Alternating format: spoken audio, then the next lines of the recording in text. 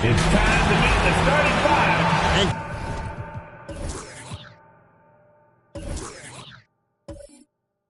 Break the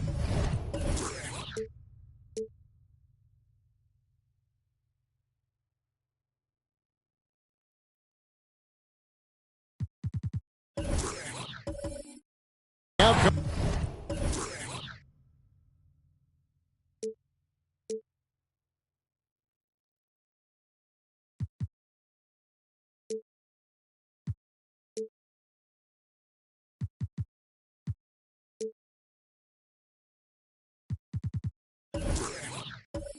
Tonight could come down to the big men up front. And versatility will be a key. The front court that can be physical but also pass it and stretch the floor, I think, will be the ones that end up on top. And checking out Utah's opening lineup. It's Anthony with the drive. It's deflected. Here's one in. And looking at his production, he averages a little more than 7 points a game. Oubre outside.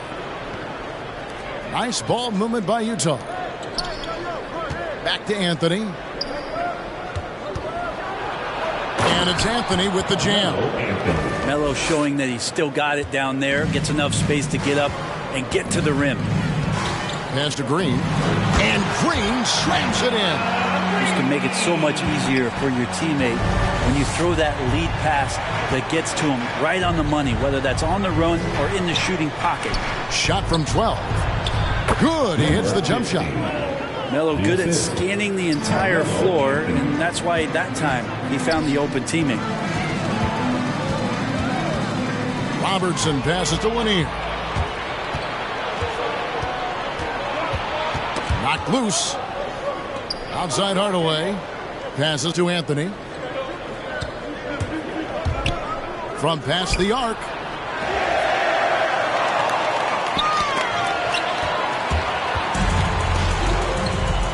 And so just over a minute and a half played. Back to Robertson. No good on the three. The New Orleans Pelicans come into this one after the win against the Timberwolves. And the difference in that one, the efficiency from range. They really focused on getting good looks. It looked like the directive in that game was that they wanted to attack, and all that work that they put in on the perimeter turned into a big night from deep. This has not been a good quarter right here. Shot has been off the mark, and now it looks, Kevin, like he's pressing a bit. Gotta love the effort there. An undersized four who can really make things happen with that leaping ability. And just under 2.5 minutes elapsed here in the first. Again, the miss by Anthony. He just doesn't look like himself this quarter. Something's missing. Well, he's missing, and it's starting to affect a little bit in his body language, and we just don't want to see that. Here's Hagan. He picked up 12 points in their last win against Minnesota. 5 to shoot. A miss that time would have put him up. Jazz have gone 2 of 6 from the field. The pass to Carmelo. teardrop shot, and the layup is up and in. For as powerful as Carmelo is at times, he also can show you the soft floater. That time, beautiful touch. Here's Hagan. He takes it in.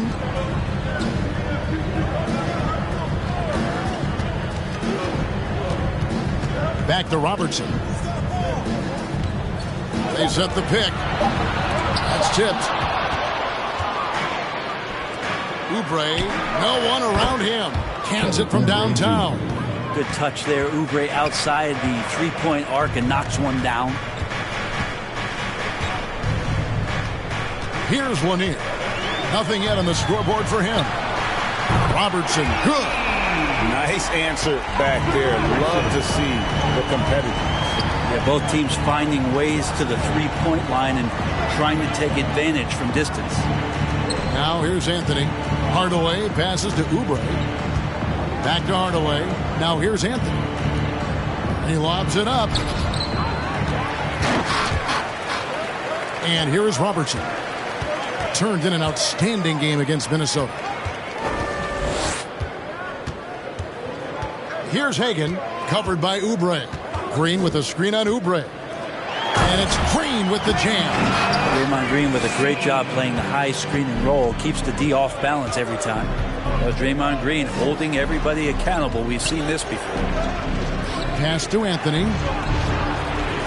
And airballs the triple. That one was way off. Lanier, the pass to Robertson. Green breaking loose. Hagan can't hit. And so often, Draymond Green is called the heart of this team. Well, he's been such a great leader since his time at Michigan State. He's out there barking directions to his offensive players.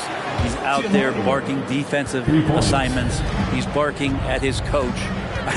The list goes on, but that energy is infectious and helps lead his team to greater heights. And so here is New Orleans after Tim Hardaway just hit the three. Not quite enough defense that time around. Just lucky he was off. Pass to Oubre from deep. And the Jazz another three. Man, the triples keep falling, guys. That's 3 in a row. To the inside. It's blocked.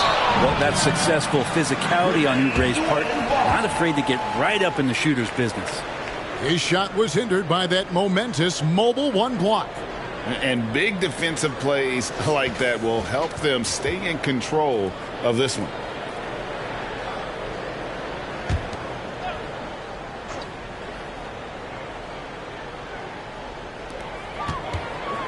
Here's Robertson, blocked again.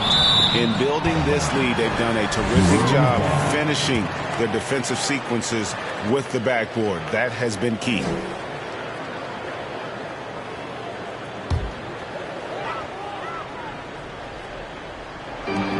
On the wing, Mullen. Green, the screen. 6 on the shot clock. Here he goes. Yeah, really like the defensive focus and intensity at the start. Now let's go to the sideline and catch up with our Hall of Famer, David Aldridge. Well, Quinn Snyder and I got a chance to talk for a bit, and he talked to his players about not letting Draymond Green get into their heads. Coach told them, no matter what Draymond pulls, don't fall into his trap. You need to stay mentally strong and focused. That means he wants his players to walk away and not try to match him taunt for taunt. Kevin? All right, David, thanks. Here's Robertson. It's tipped. And the stroke definitely lacking confidence this quarter. Nothing on target. Oubre kicks to Hardaway. Jazz passing it around. Anthony looking it over.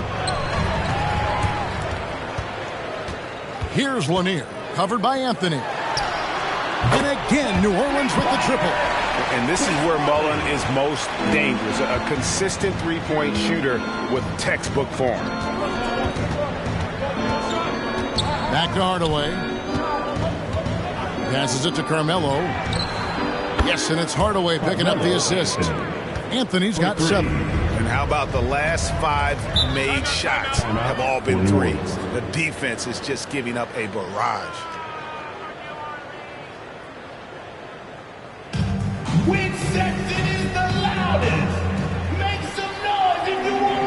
T-shirts. Come band your Pelicans dance team.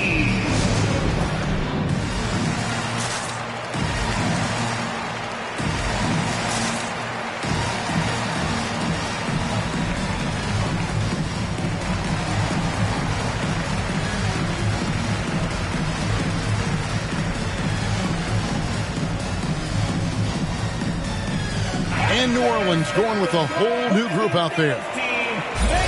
A moment here now to see the numbers for Carmelo Anthony.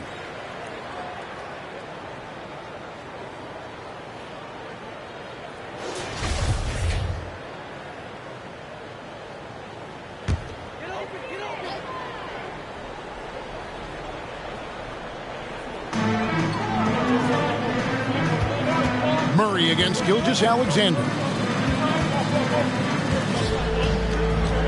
Gobert with it. Wide open look here for Murray. It's good from long range. Murray can score without dominating the ball. And that time off the catch and shoot. Outside, Gilgeous-Alexander. Gobert with the block. Well, you have to like their work on the boards, Kevin, particularly here to start the game.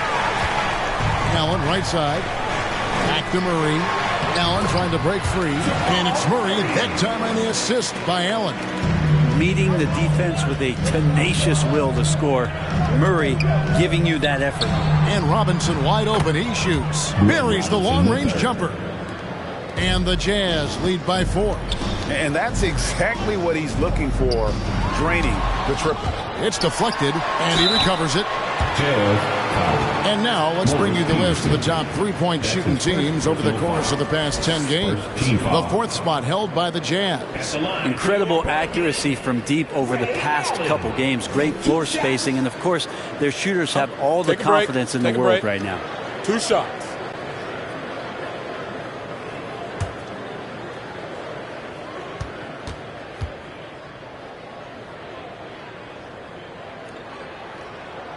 First free throw is good. And late in the season, we see playoff teams, Greg, resting their star players. Any excuse for lottery teams doing the same thing? Not as far as the league is concerned. If they're healthy, what's the goal? Throwing away games is not acceptable.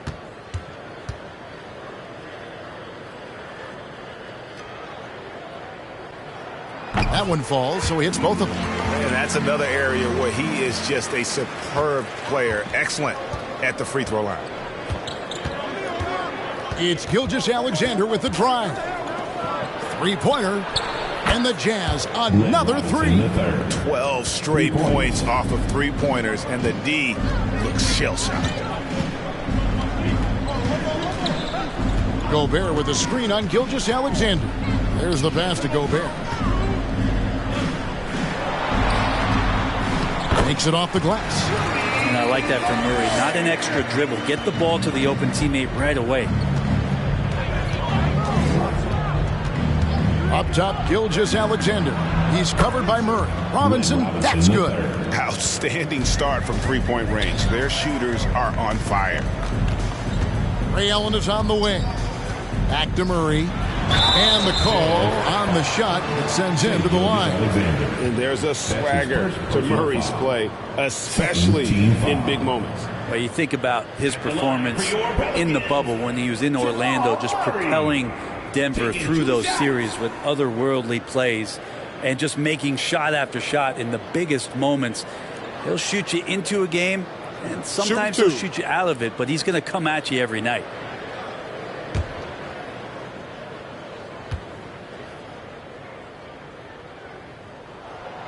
No good on the free throw. Well, it's the range that Jamal Murray has that's really impressive.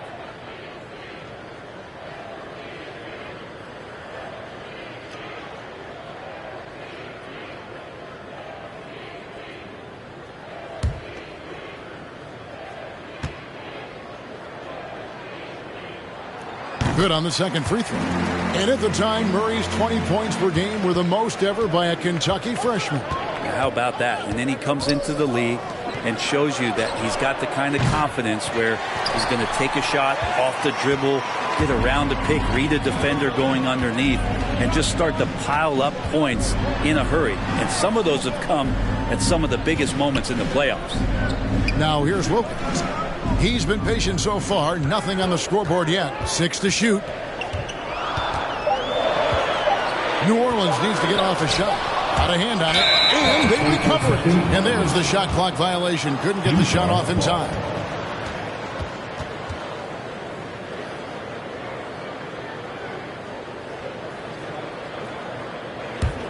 Here's Peterson, currently averaging almost 6 points a game. On the wing, Gilgeous-Alexander.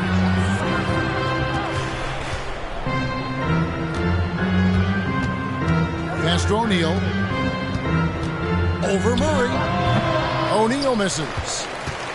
Pelicans trail by 5. Here's the dish to Murray. 2 minutes remaining in the first. And he's going up for the alley-oop. Trying to go for an alley-oop, but excellent defense and anticipation there to stop it. Takes it inside. Look at that. Wow, and that sort of showmanship is just deflating right now to a team trying to get back into a game like this. Ouch, Greg, that is definitely an emphasis jam. A big apostrophe or exclamation point, maybe even a question mark. For 3, Murray connects from three-point range. Murray's got 9. He's got a confident shot going right now as Jamal's stepping into that 3 ball. And he could not get that one to go. Out of contact, and he'll go to the line for 2. It's going to be on Jamal Murray. And a breakdown here, guys. The hustle stats for Utah. Well, in the first half of play, they're closing out aggressively, blocking shots. A key indicator of their activity on the defensive side. Well, the other thing that's impressive is the point of attack for the defense playing on the ball. They've been aggressive all night long and have a few steals to show for it.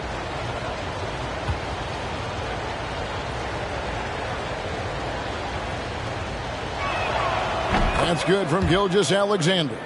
And Shai Gilgeous-Alexander, he'll attack the rim as often as you let him. That's impressive stuff, too, for a young player to just rely on the fact that they are relentlessly going to attack any opposition defensively and try to get to the free throw line and take that kind of contact. And that's what Shai does.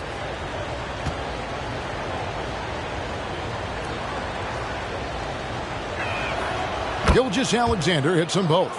There's a big European movement to get players into the NBA. Seems like recently it's come from the Great White North. Shai Gilgeous-Alexander has come down to make an impact in the NBA. And guys, he's not an easy man to stop when he's got the rim in his sights. Never has been, never will be. He is a determined finisher. 0 hesitation from Shai on that play. Gilgeous-Alexander against Murray. Over O'Neal. And that one comes up a bit short. Well, that's the only way to take him out of his comfort zone from that range. Get right up in the jersey, force him off the spot. Here's Gobert. The rebound by the Jazz. Coming into this, having notched a win against Cleveland in their last game. Mental toughness on the road. The arena was rocking, but they just got down to business and never let up. Impressive to see them on the road just step up and have that kind of offensive performance. Now here's Murray. And it's blocked by Gilgeous-Alexander. Nice job, SGA, coming in and using that long, athletic wingspan. Yeah, easy call. Rudy Gobert. That's his personal First trip to the free throw line for him in this one. At the line for the Jazz, Glenn Robinson III, taking 2 shots.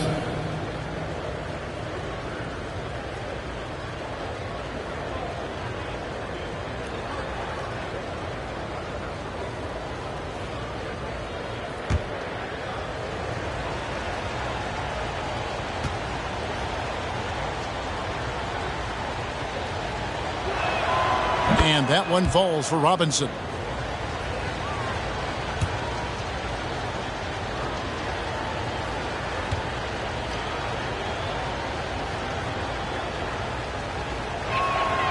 Robinson hits them both.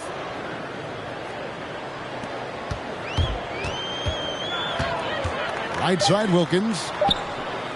over Robinson.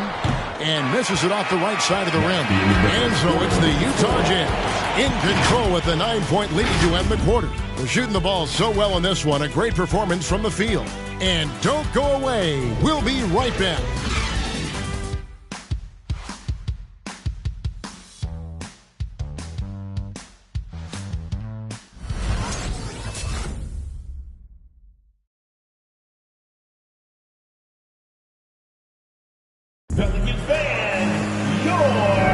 And welcome back to the second quarter of action. Plenty of basketball left to play, but this one has been one-sided so far.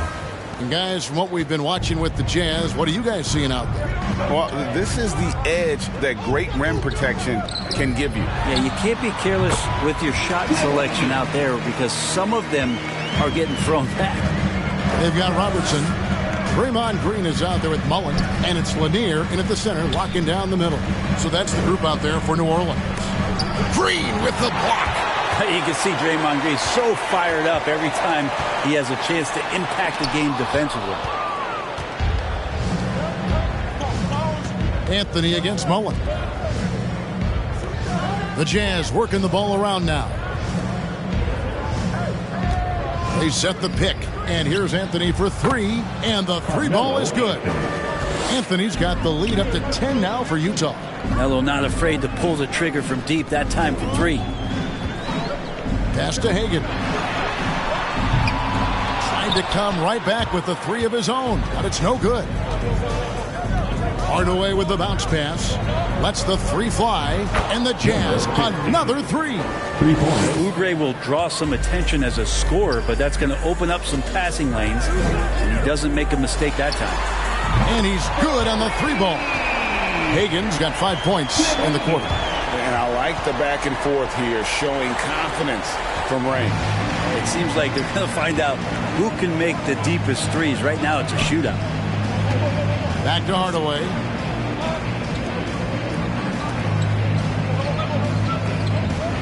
Kicks it to Oubre. 5 on the clock. Picked by Anthony with the drive.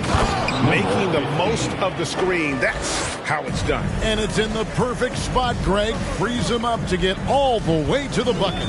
Really not enough help there. Lack of communication on the backside. Yeah, and a dangerous trend here as they're starting to live and die with outside jumpers.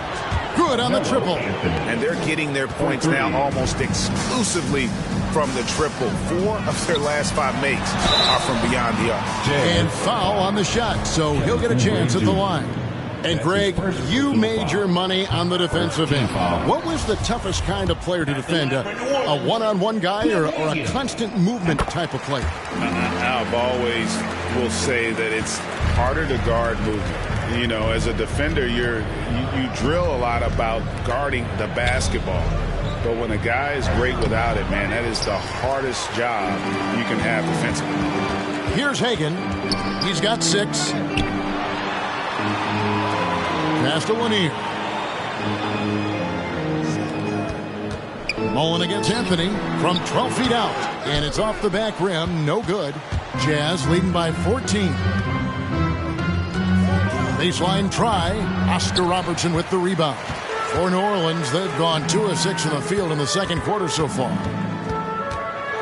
Green passes to Lanier. Second shot opportunity, and that's 2 points on the layup. Such a big part of what he does for this team. Just work and work on the boards, generate second chance opportunities, and hopefully convert. Now, here's Oubre. 17 points for him last game against Cleveland. As passing another high point in that game, he made sure it wasn't all about him. He wanted to get his teammates involved. Now Robertson after the missed 3 by Carmelo. And Brett, you played for the Spurs, who pioneered player rest. More and more teams have followed that suit over the seasons, calling it load management, even risking fines. Any concern with the way things are done? I understand the fans' complaint, you know, to think about being a 10-year-old boy or girl and LeBron James is coming to your city and it's a load management day and he's not playing. And so the league understands it. It understands it from its broadcast partners, and the way that they want the star players to be involved in every game that they play. And they've tried to adjust the schedule and moved it around a little bit, doing away with back-to-backs. I think it'll be a constant battle, but the organizations are investing in these players, and health is their #1 issue. They want them to play as many games for as long as they can at an elite level. So we'll see how it goes in the next couple of years. And the Pelicans with possession here after the missed 3 by Carmelo.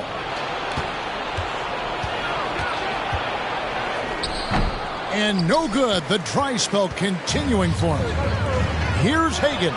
And another 3 for New Orleans. Yeah, great outside shooting, really fueling this run. And a first time out of the game called for Utah. And going against New Orleans, their first meeting of the year. And looking back to last season, they won this season series as you'd expect. Well, they were obviously the superior team a year ago, but a lot can change from one season to the next in the NBA. Let's see how this game plays out before we make any rush to judgment as to how they'll fare against each other this year.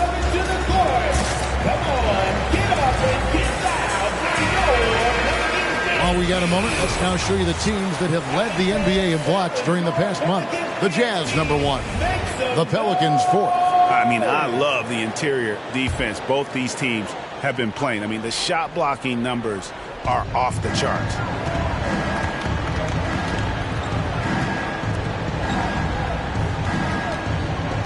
Oubre for 3. And the rebound goes to the Pelicans. Green's got rebound #5 here tonight. Down low, here's Mullen, and he makes it look easy, dunking it hard with one hand. Oh, just solid on the one-handed slam. And guys, when it's a tight ball game like this, he's the guy they want with the ball. Anthony. Second chance shot. Hits the layup after the sweet pump fake to freeze the D. 9 points in the game so far. Second chances are a great measure of what a team is doing in terms of their effort on a nightly basis, and that was some serious effort there. Oubre, good. And let's see, guys, if that triggers another little explosion from him after hitting 3 triples in that first quarter. The pass to Hagan. Oubre with the steal. Here's Hardaway. Pelicans pull it in. Green's got 6 rebounds now in the game. Pass to Robertson. There's the screen. Poke loose. Oubre with the steal. The drive by Anthony. Got a piece of it. Robertson up top. By Hardaway. 2 free throws coming up, and they call the shooting foul. And just able to score in so many ways. Robertson puts the defense there in an impossible situation. For New Orleans, they have gone 6 of 8 from the free throw line tonight. And they've had really good numbers all season from the free throw line. Shooting 2.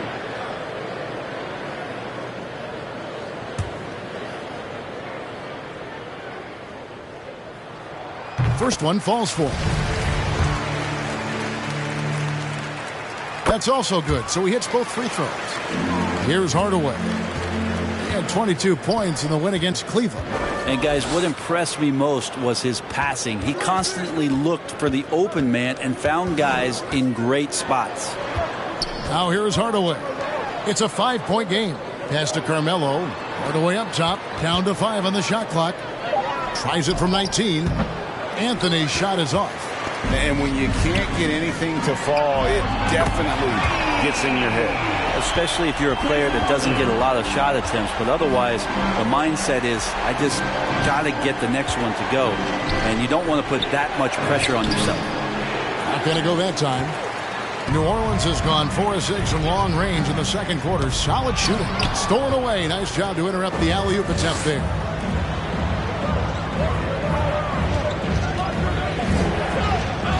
Lays it up off the glass. 0-0. And the Jazz lead by 4. Yeah, here's a list of things I don't want to do, and right at the top is guard that guy. Here's Hagan. 9 points in the game so far. It's deflected. Green against Oubre. Jazz passing it around. passes it to Carmelo. The three, and the Jazz another three. Can't allow that much separation, even as the pass is coming his way. Try and crowd Carmelo as best you can. Several teams changing it up here. And looking now at some numbers for Allen. His last 10 games, he's averaging 11 points a game, 3 assists, and 3 rebounds. And he does a great job of just attacking the glass, really determined to track it down. Anticipation when it comes to rebounding, that can separate elite ones from average ones. Utah with the ball, following the miss by Jamal Murray. And a moment to check out now what Utah has coming up.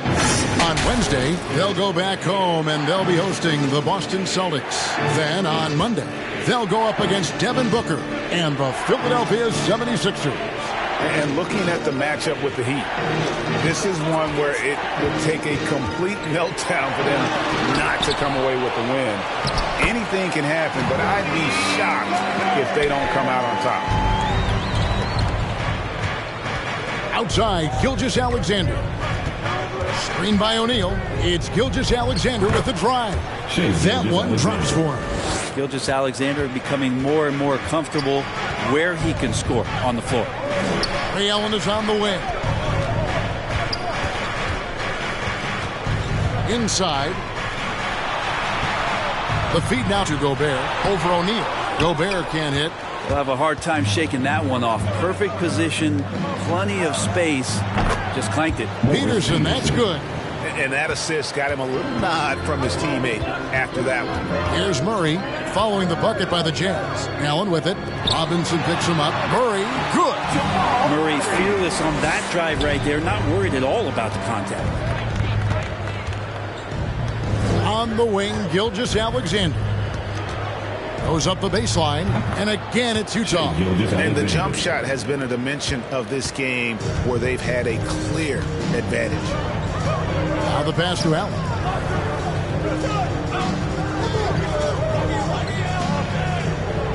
To the middle. Here's Murray. It's hauled in by Achua. Achua's got his 4th rebound with that last one here tonight. Pass to Gilgeous-Alexander. Right side Robinson for 3. Rudy Gobert with the rebound. Pelicans trail by 9. Now Wilkins. And Jermaine O'Neal pulls it down. Man, I thought he was making that in so close. That's some aggressive defense.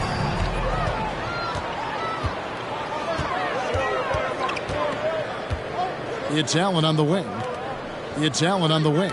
Poked away.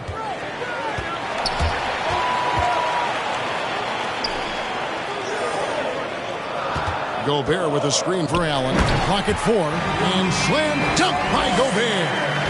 And sometimes it's as simple as this. Throw it up anywhere near Gobert, and he's going to finish it. 2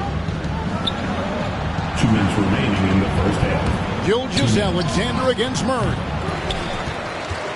New Orleans has gone 4 of 6 from long range in the second quarter. Solid shooting. 1:46 left in the first half. Robinson with it. Wilkins picks him up. O'Neal misses. The Pelicans trail. Shooting foul as the whistle blows. He'll shoot 2 free throws. That's his first personal foul. 4th team. The Pelicans have shot 8 of 10 from the line. That's an even 80% free throw shooting here. Number 24. Taking 2 shots.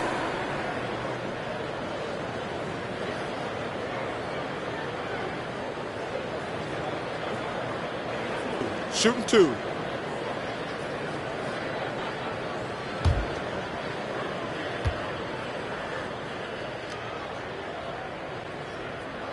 And he makes the first.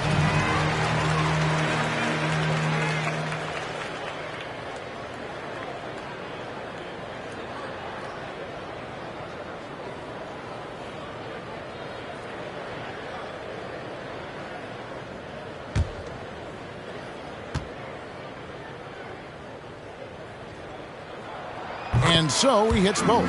Makes it pretty tough on the defense. Who you're going to pick to send to the free throw line. And he's hitting the free throws right now. Form looks good. It's stolen by Gobert.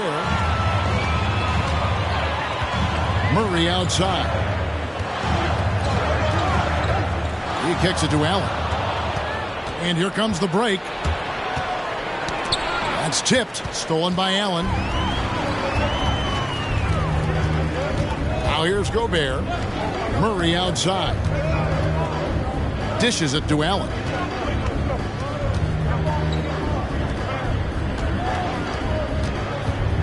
To the paint. Here's Murray. No good that time. Good D by Gilgeous-Alexander. He's been off the mark, and that hasn't helped them chip away at the lead. It's been a theme here this quarter. Here's Achua. Outside for Gilgeous-Alexander. Double team on Gilgeous-Alexander. Shot clock at 5. Here's Peterson. Pelicans pull it in. More good work on the glass there. When it's all said and done, I think rebounding might tell the story in this game. Left side, Wilkins.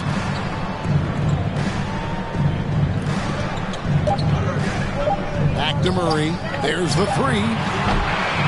Carmelo Anthony getting it done for Utah. He delivered 9 points from three-point range that quarter. Terrific work from distance. Got a chance now to send it over to David Aldridge, standing by courtside. David. Thanks very much. Here with Quinn Snyder. Coach, are you getting the kind of shots that you want offensively? Thank you, David, for that interview, and we'll see you back here after the break for third quarter basketball.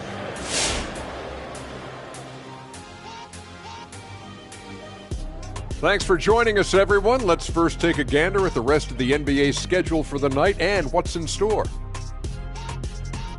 The Nuggets will face off against the Rockets out in Houston. That one gets going 7:30 Eastern Time. I prefer an even fight. Should be a good one. All right, now let's get into our game. It ended up being a strong first half for the Jazz. The bench scoring has been a big key for them. They came in with energy, and they were able to give the starters a real break because of the way they perform. That's the kind of production every team hopes to have from their second unit. And that'll do it for halftime. We send you back to Kevin Harlan, who has the second half call.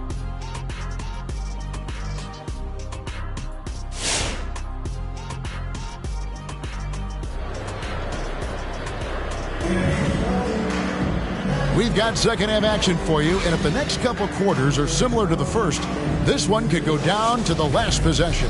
Carmelo Anthony really has his fingerprints all over this one. What a menace he was on defense through the first 2 quarters, just disrupting everything. Yeah, and that's exactly what he wanted to do out there. Everyone he guarded looked uncomfortable. Taking a look at the Jazz. Hardaway kicks to Oubre. And it's Anthony, top of the key. And they come right back with their own three-pointer. Anthony's got 19 points. And guys, he's been a one-man air raid coming at them time and time again. Kind of like he's in his living room right now. He's found the comfort zone. Once he gets that, the defense knows they're in trouble. Now here's Oubre after the miss by Oscar Robertson. There's a screen. Anthony's shot is off. He's tried to get it going, but the shots simply have not been there. Nothing seems to be falling. Here's Mullen. Drains the 19-footer. Mullen's got 13. And boy, he's really in a groove. Dominant performance last game. Same thing this time out. Seems to be nobody standing in his way. No roadblocks for him to get to his spot, capitalize, and continue to be aggressive. Hardaway from outside. It's rebounded by New Orleans. Lanier's got his 7th rebound here tonight. Hagan passes to Lanier. And it is flushed down with a nice jam. He does that so well. At his size, he's always a threat to throw it down. Oubre outside. Third quarter of play with just over a minute and a half gone by. Pass to Anthony. There's the triple. Buries it from three-point range. Anthony's got 6 points in the quarter. Well, he hunts them down, but it will take Melo just a few shots to catch fire, and the defense better be aware of it. And that's a foul called on Kelly Oubre. That'll be his second foul of the game. And now let's revisit that exceptional Mobile One block. And this is why coaches stress the importance of defense. Big block there in this close game. And so here is New Orleans. 4-point game. Lobbed up there for Green. Great job preventing that ball from coming into the post. Might have been an easy two if the defense wasn't there. Outside Anthony. Shot clock at 6. Very pretty alley-oop layup. Now it's a 6-point Utah lead.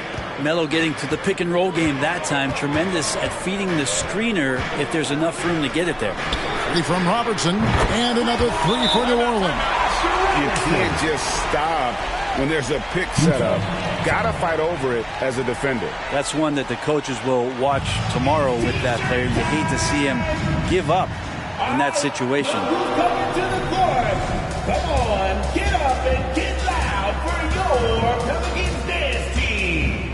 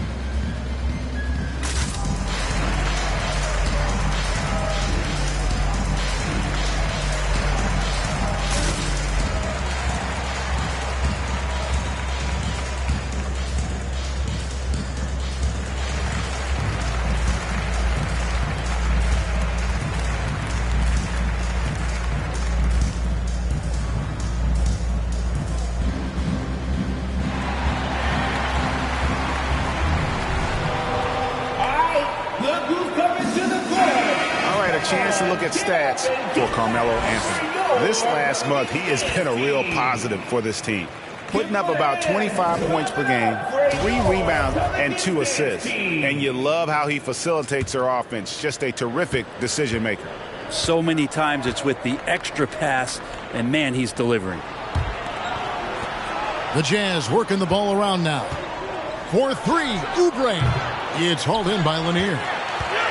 Lanier's got 8 rebounds in this game. Passes it to Hagan. Can't tie it up as that one misses. Jazz leading by 3. Kicks to Anthony. The 3. Another miss by Utah. And he didn't punish them for the weak coverage there, but they can't count on him to continue missing. Here's Robertson. Oh, that's blocked. Maybe there are ways to contribute that don't involve shooting the basketball. That's the best way that maybe he can help them out in trying to win this game. Now here's Anthony. 22 points for him. Releases from 15. Here's Oubre. Scored the bucket. He's made 5 so far, shooting a very clean 5 of 7. And at the offensive end, he's done about as much as they could have hoped for today. Out to the right wing for the 3. Hagan can't hit. And so it's Anthony bringing it up for the Utah Jazz. Hardaway dishes to Oubre. And there's the pass to Anthony. It's good from about 19 feet. And now a 7-point Utah lead. And kind of par for the course here, right? Coming through with a solid offensive game to help them get this lead. Here's Robertson. Uses the glass to finish the layup. Robertson's got 13 points. And the painted area is where Robertson can destroy you. He's just too strong and too skilled. Oubre outside. Pass to Anthony. From deep. And no good. And New Orleans will come the other way. Fires the 3. Lanier, no good. Jazz leading by 5. And here's Oubre.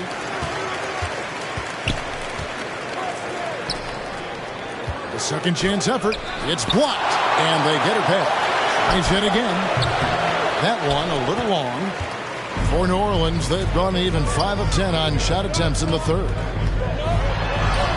A nice shot by Hagan. And now just a 3-point Jazz lead. And guys, the D has to show a little more fight on the interior than they did on that trip. It's about to be a t-shirt bonanza. Make some noise. All right, look who's coming to the court. Come on, get up and get loud for your Pelicans dance team.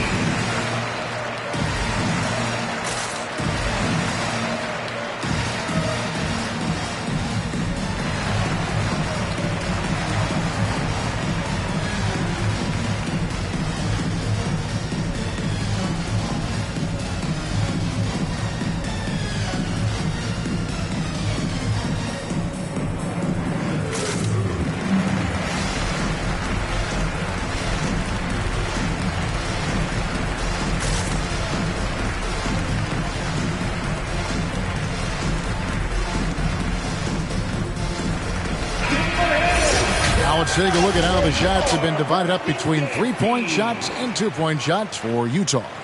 And the three ball has been in the game plan, and it's been working for them. Having that distance shot in the arsenal, very effective way to spread out the defense. Now here is Hardaway. He's been playing a big part of their offensive scheme, averaging around 15.5 points a game. Fires for three. Cranes it from beyond the arc.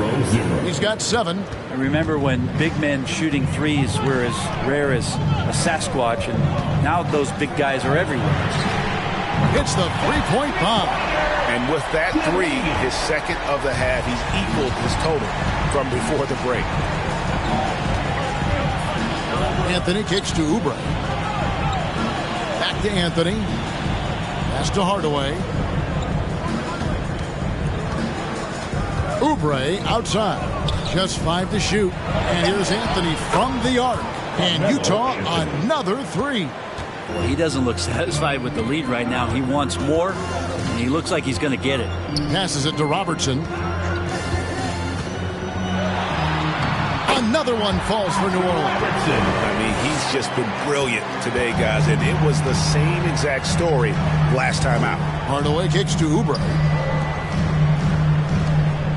Jazz passing it around. Outside Anthony. Beyond the arc. It's rebounded by New Orleans. Green's got rebound number 8 here tonight in the game. And the pass to Robertson. The rim-rattling two-handed jam. And how about the vision there from the Big O, guys? Beautiful. Back to Hardaway. Pass to Anthony. Over Green. The shot by Anthony, no good. You know, the right thing there to try to fade away with the D all over him, but that is a difficult shot to sink. And he'll shoot free throws here. Clearly fouled on that shot that time. The whistle blowing. And you don't ever want to get into the habit of letting the offense get to the rim. And let's quickly check out the scoring breakdown here for Utah. And they've made the long range look like a layup at times in this one, guys. And something else that's sticking out tonight is their assist total. A high percentage of their baskets have been the product of good, crisp ball movement, a good sign for an offense. And the first one drops. So Utah ends up going with the new group. And it's tied up with that one. Jazz shooting at 44%, pretty reasonable. Pass to Gilgeous-Alexander. To the inside, Robinson. And it's Robinson with the jam. Oh, an aggressive move and fantastic finish. Trying to send a message with that slam, I think. Murray with it. He's picked up by Gilgeous-Alexander. And Mullen gets it to go on the assist by Murray. Mullen's got the lead up to 1 now for the Pelicans. Double team on Gilgeous-Alexander. Murray looking around. Fires from the wing. And that one hits back iron. And it's another just bad decision on a night full of those. His shot selection tonight has been questionable at best. And you could see him give a little nod and then just burst to the rim for the alley-oop slam. A pair of teammates, Greg, with a terrific feel for each other. The shot's good from Mullen. You've got to give them a lot of credit for just battling back into this game. Well, there's an ebb and a flow. They had a hard time earlier, but now, flow. And then Robinson slams it in. And guys, I don't know that this is the time for that kind of flair. In a close game, the important thing is to get the 2 points, not necessarily the dramatics. Oh, come on. He had to go for that, didn't he? My goodness. And the great shooters know when they've got enough opening to go for the three. I didn't think it was a bad choice on that possession. Very dangerous to leave a guy like that open. Lucky break there for the D. To the left side wing. Open shot by Murray with nobody on him. He buries the jumper. Murray's got 13 points. Murray finding himself in that mid-range position. He doesn't pull a lot from there, but he's capable. Robinson for three, and a great assist by Gilgeous-Alexander as that one goes in. Gilgeous-Alexander's got 9 assists in the game. Great passing. Now here's Gobert. He's got 6. Here's O'Neal. Rudy Gobert with the rebound. Gobert's got rebound number 5 here tonight. And he gets the whistle. 2 free throws coming up. That's his first personal foul. Playing as a team, so crucial. Let's see the NBA's best. 5th, the Jazz. And contrary to what we see from other teams, this squad has no interest in playing strictly as individuals. Their assist numbers show what a cohesive bunch they are.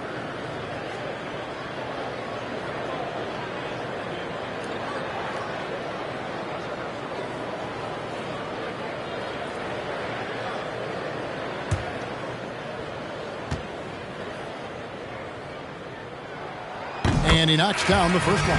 Wilkins is checked in for Mullen. He hits both from the stripe. Here's Gilgeous-Alexander. He's got 6. Robinson on the wing. Over Wilkins. It's rebounded by New Orleans. Allen surveying the D.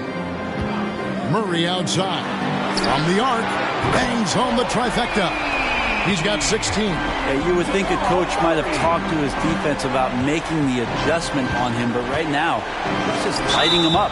And foul on the shot. He'll shoot 2 at the free throw line. All right, a chance to take a look at some stats for Murray. How last month turned out for him, averaging about 7 points, 4 assists, and 2 rebounds. And he really anchors them defensively with that tenacious play on that side of the ball. He loves to get up into the uniform of his opposition and make you work for everything that you get offensively.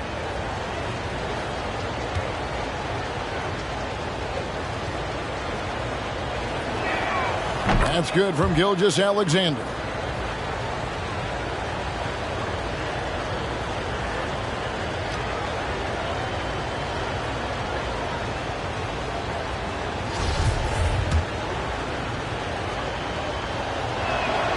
Gilgeous-Alexander hits them both. New Orleans in the lead. Murray the pass to Gobert. 1:44 left to play here in the third. Deep 2 from Murray. Another one falls for New Orleans. And with their hot shooting here in the second half, their field goal percentage over 50% now for the game. New Orleans 5. Jamal Murray. That's his second personal Utah foul. shooting their 7th and 8th attempts at the foul line tonight. And they've had really good numbers all season from the free throw line. At the line for 2.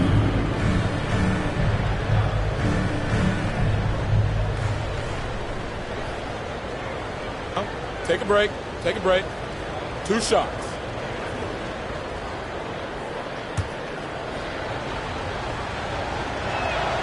That's good from O'Neal.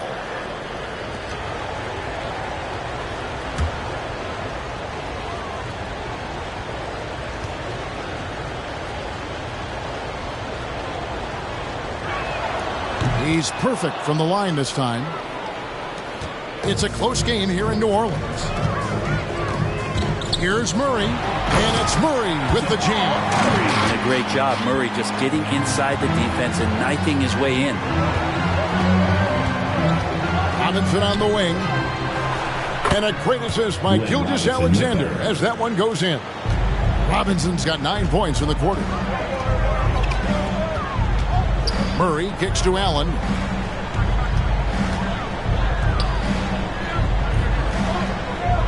Inside, here's Murray. That shot misses. O'Neal with the defensive effort. Passes it to Gilgeous-Alexander. Nice ball movement by Utah. Fades back. That shot off the mark. And it's the Pelicans taking it the other way. Robinson against Allen. Murray left side. And Gobert kicks to Allen. Clock at 6. Lets it go from deep. They get it again. The layup off target. Utah trailing here. Yeah, take your time. You don't give them another possession. Yeah, hopefully that's what they'll do here. It's what most teams try to execute at this time in the game. Stolen by O'Neal. And we've reached the end of the third quarter. Just a terrific game so far. Pelicans lead by 1. All right, look who's coming to the court. How about a look at today's State Farm assist of the game? It's just true artistry right there. I mean, great decision on where to go with the ball, and how about the perfect delivery? Yeah, those are the kind of plays that you want to put on a canvas. Just beautiful basketball. Well, this has been a great contest so far, and I imagine the fourth quarter could have even more action in store for us. Holland is out there with Draymond Green. Then there's Robertson. And it's Hagan in at the shooting guard.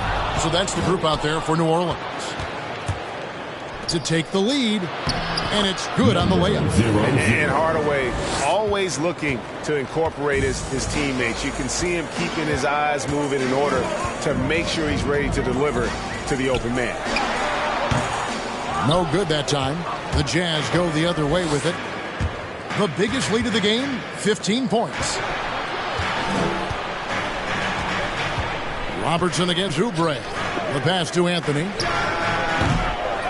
Another shot, and it's blocked right out of the air and controls it. To the middle, got a piece of it. Hardaway with the steal. Just over a minute played here in the fourth.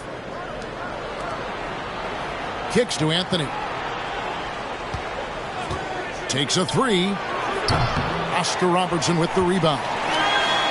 Robertson's got his 7th rebound here tonight. Pass to Hagan. Jacks up a three. Good on the three-point shot. Hagan's got 11 in the second half. Boy, right down to the wire here. Still anyone's ball game. Yeah, and after all the energy both sides have expended, both teams still hungry for the win. Robertson against Hardaway. Great D that time from Hardaway. Utah has gone 0-3 so far in the fourth quarter from long range. Here's Anthony. Great touch on the 16-footer. Anthony's got the game tied up here for Utah. A Melo special right there, playing in the mid-range. It's pretty much been his home his entire career. Hagan passes to Robertson. Here's the screen to the right side.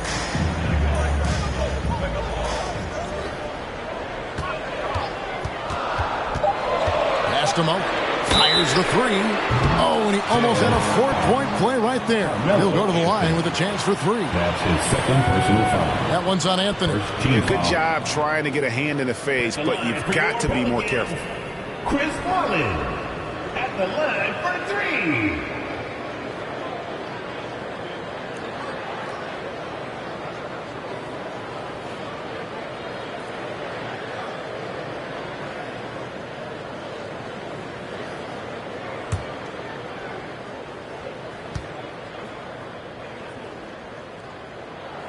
And he hits the first of three.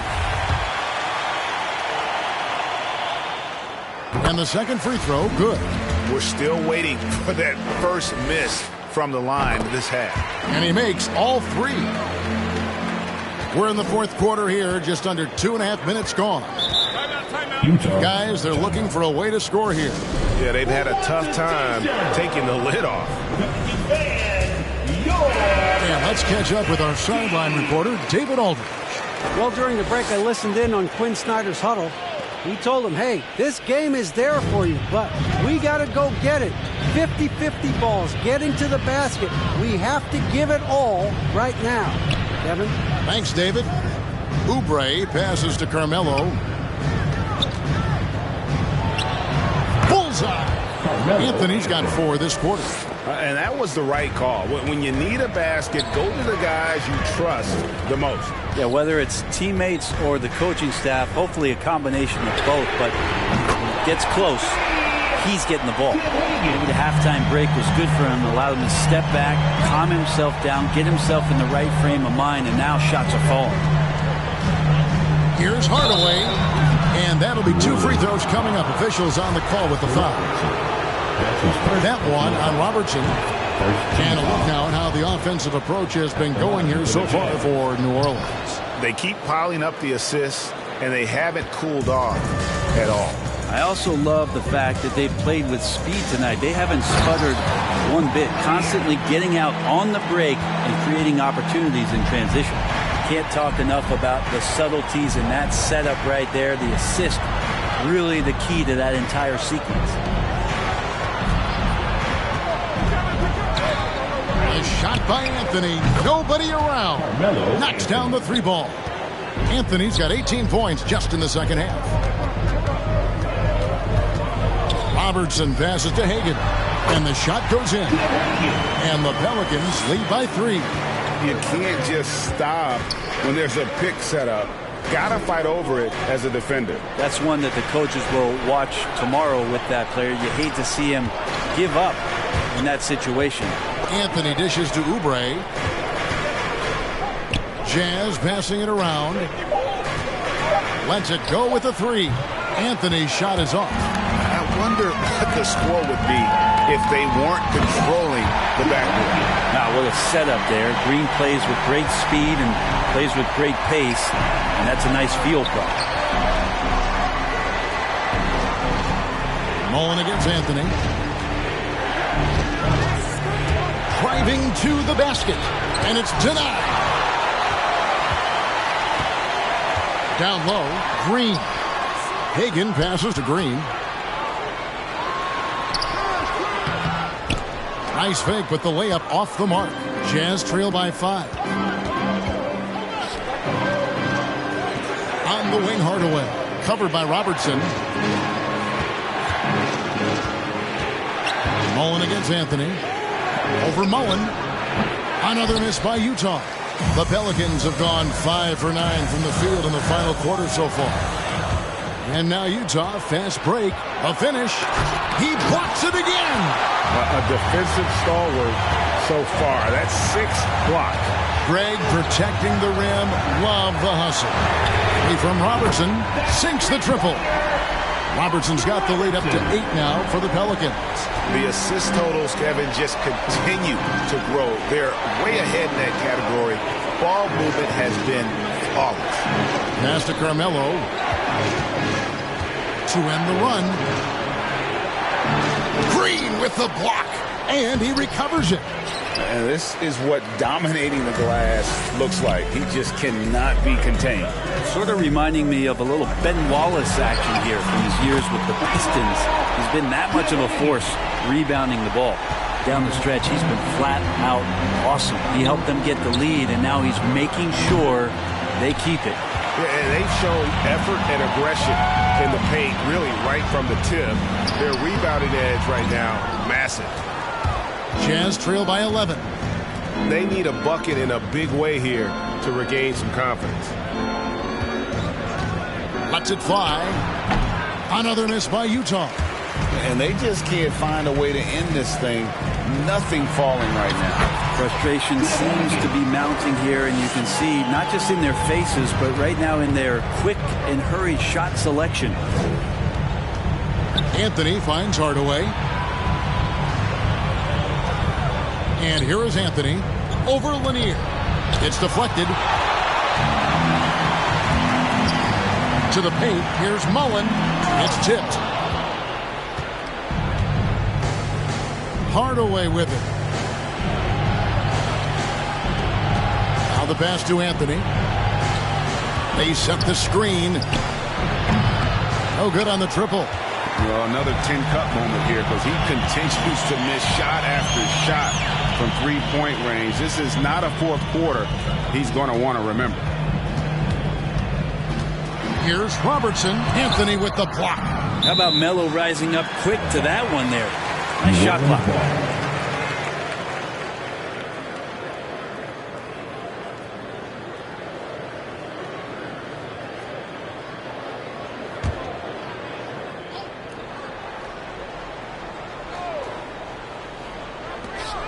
Shot clock at 6. Blocked again. And that's out of bounds. New Orleans will retain possession.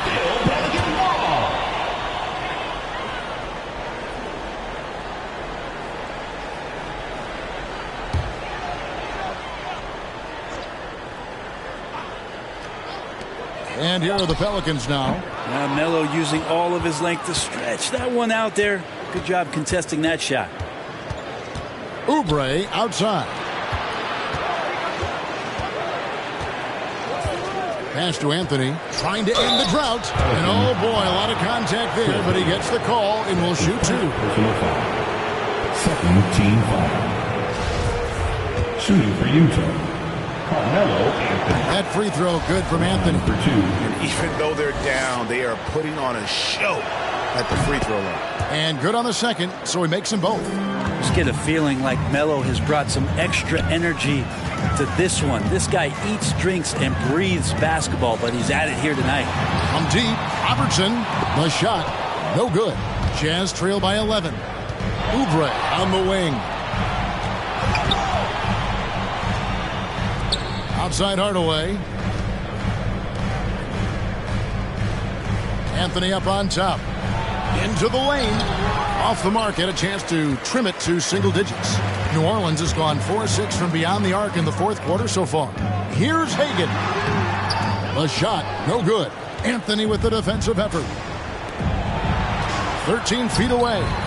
And the shot is long. Well, that's a shot they want just about on every possession if they can get it. He doesn't make them all, but still very much a high percentage look.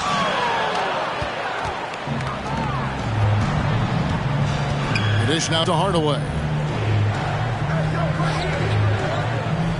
Outside Anthony. In the corner, Hardaway with it. The Jazz working the ball around now. Pelicans leading by 11. Lanier, the pass to Robertson. And Oscar Robertson with the slam. Love seeing a point guard who can explode to the rim like that. Oh, great attitude and even a better finish. Well, just seeking out weaknesses in the defense and then exploiting it. It's been about the rebounding. Really, that's the dividing line in this game. And it's Green missing. Jazz trail by 13. Some tough offensive sets. They want to turn it around. Yeah, right now you just need a bucket to get some momentum. Controls the rebound and puts it back up and in. Oh, a nice tip in to salvage the points from that missed shot. And those second chance points can add up. And he's easily been their best rebounder tonight. Well, he's been everywhere, and collecting those rebounds, that ends any kind of offensive possession and gets them started. 2 minutes remaining in the game. Anthony against Mullen. And that one's good, Anthony. Anthony's got it back down to within single digits for the Jazz. Carmelo really has great footwork down low, showing off the feel right there when he gets near the paint. They get it back. Hagan. Great D that time from Oubre. The Jazz shooting under 40% all in all for the game. Elbow shot is on the way. He squares up and sinks it. Loving the confidence. Just rise and be free. And you know you can do this. There's something to be said about knowing yourself. It allows him to shoot and shoot comfortably, even with taller defenders out there. Robertson passes to Lanier.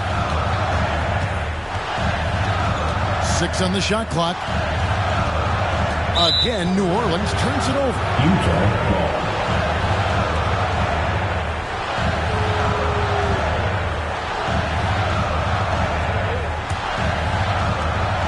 1:16 left in the fourth quarter of this one. Anthony with it. Now Green defending. And Draymond Green picks up the foul. That is his first foul of the game. I mean, that's a tough break for the D. I mean, he took the hit and drew the whistle. And Utah has possession.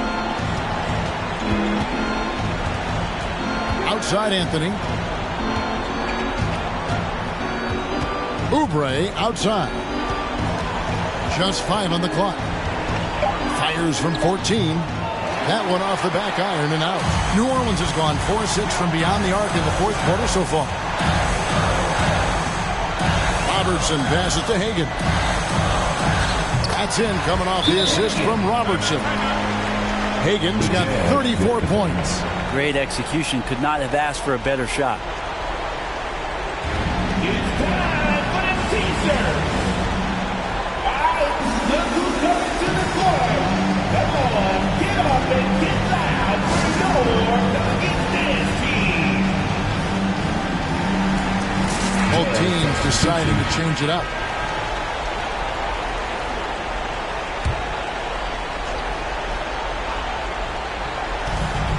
.43 seconds left to play here in the fourth. Here's Gilgeous-Alexander. Another miss by Utah. Oubre against Murray. He dishes it to Robertson. Offline with his 3. And here's Utah. They trail by 9 points. It's intercepted. And a fast break now for the Pelicans. And it's blocked. And so it looks like the Pelicans will retain possession here.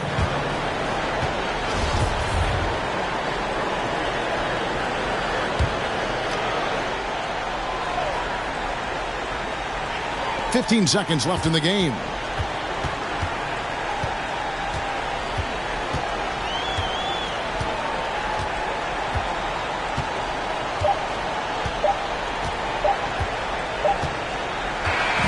So we see the Pelicans get the win here. Some good moments throughout this one, but they had the clear advantage down the stretch. Yeah, I mean, I love the way they executed on both ends of the floor. All right, David, great job. Thanks so much. Thank you for joining us. That'll do it for now. For Greg Anthony, Brett Barry.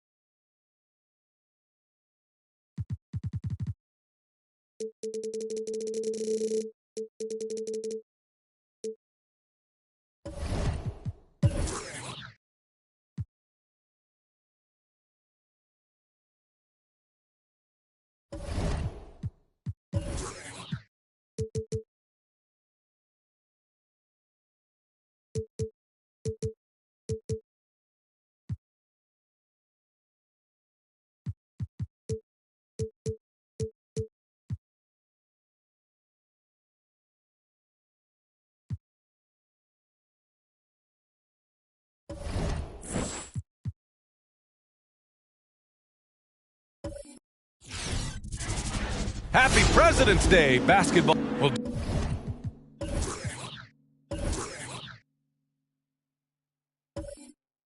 Dorsick.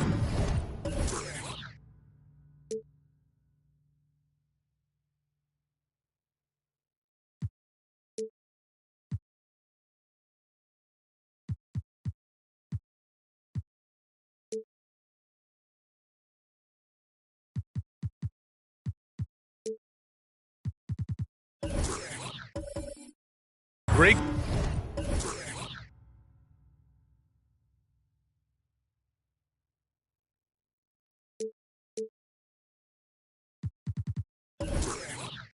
Collection of guard talent on the floor here. Both these teams driven by their backcourt play. Boy, BA, a lot of pace, a lot of skill out there in the respective backcourts. This game probably will be won or lost based on the perimeter play. Let's take a look at our starters for the Golden State Warriors. We've got Ball, and it's O'Neal in at the 5. Nice passing instincts from Young. Quickly moving the ball to a guy with a wide open look. Now here's Ball. Checking his numbers, he's put up a little over 9 points a game. Both teams are starting to find a rhythm here. And this is partly what the game has become, right? A matter of dueling three-point opportunities. Here's Young. It's tipped. Smith passes to Ball. Here's Ginobili. Down low. Here's O'Neal. Uses the glass on the layup. Just taking it right to the rim, and no one was there to greet him. And I think defensively, that is not the way you want to start. Giving up high percentage looks, that doesn't typically end well. Now here's Young. Last game he had 34 points. You will not see this guy miss many of those. He's one of the keys to their floor spacing. Here's O'Neal. No good that time. And it's Dallas the other way. Well, they put up a nice win against Chicago last time out. And the main takeaway was their accuracy from beyond the arc. An impressive performance indeed. And that explains their three-point percentage. They had more than a few players giving the defense absolute fits from range. The 3 from Ball. Jokic grabs the board. That's how you stay connected to a shooter. Was right in his jersey. You got to applaud Trae Young's hustle out there on the floor. I mean, he plays a lot of minutes, but he maintains a high energy level all game long. Now here's Ball. 11 points for him last game against Toronto. Ooh, excellent D there from Smith. And he lobs it up top. To the middle. Here's Young. It's deflected. And around 2 minutes played here in the first quarter. Ginobili.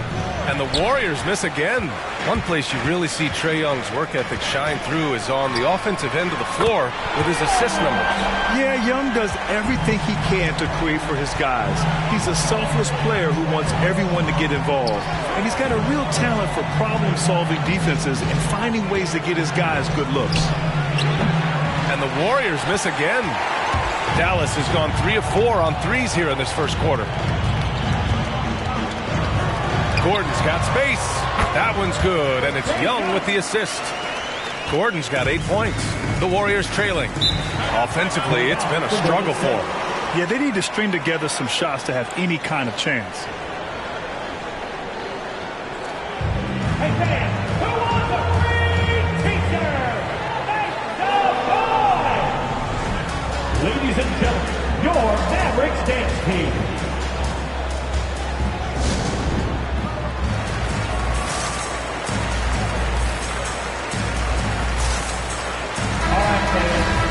Let's check in on the Western Conference standings as the race to the playoffs continues.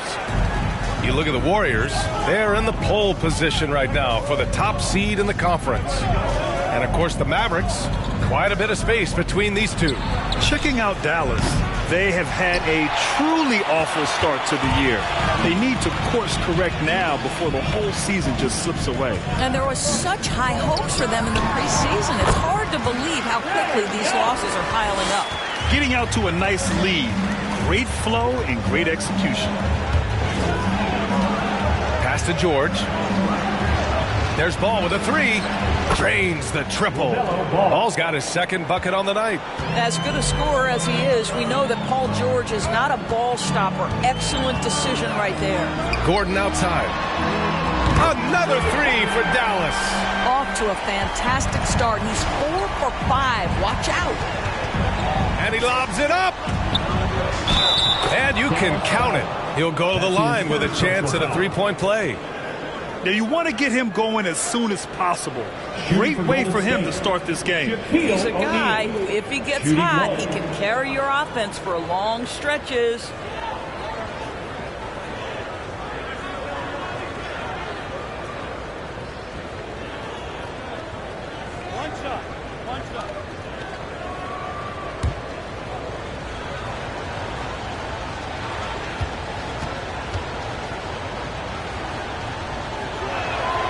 And Grant, for the super teams that are managing their stars' minutes right now, it seems like home court advantage is less of a priority than being fresh for the postseason. You know what, BA? It really does seem that way. It's like you'd rather play with a stacked hand on someone else's table than play with a weaker hand at home. Championship teams know how to win on the road. The most important thing is being healthy and being together as a group going into the postseason.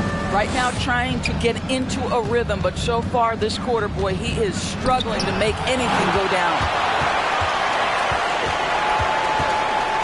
Gordon outside. Young, the pass to Gordon from behind the arc. That one's good, and it's Young with the assist. Young's got 4 assists in the game. Yeah, he's in his bag from beyond the arc right now. You see his confidence. And I think the defender knows once he gets cooking, look out. The bucket looks awfully big to him right now. That's how you up the ante. Come right back at him. And you would expect nothing less from these two, taking pride and making plays. And the Mavericks going with a whole new group out there. Okay, a chance to look at some numbers for Paul George. And he's been outstanding offensively as of late. These last 5 games, he's been a beast at the offensive end. A different level score than he had been earlier in the season. Let's see if he can keep it up. Pass to Dumars. Here's Wilkes. Here's Portis. Robinson defending. Shot from 16.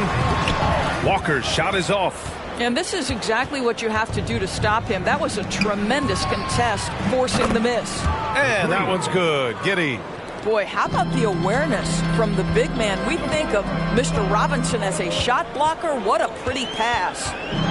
Now here's Walker. Right now he's contributing about 15.5 points a game. All right, let's look back over the last 10 games now. See which teams were topping the charts in three-point shooting. The Warriors, 4th. You know, they've certainly been knocking down threes at a high rate. You can just see their confidence growing. Shooting 2.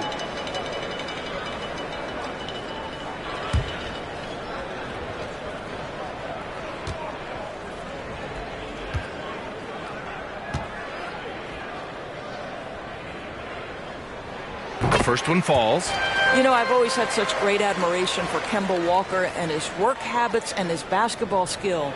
But there's also this infectious joy he plays with that makes him one of my favorite players.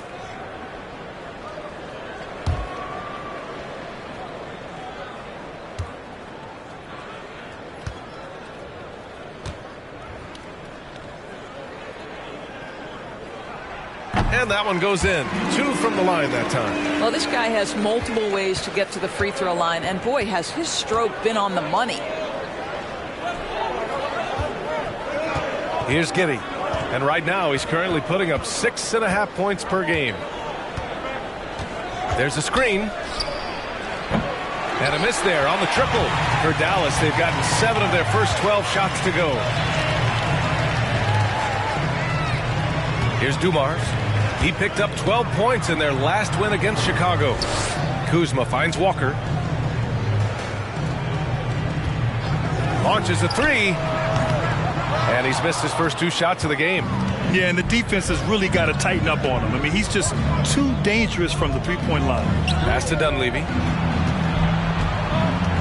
2 minutes remaining in the first. Robinson on the wing.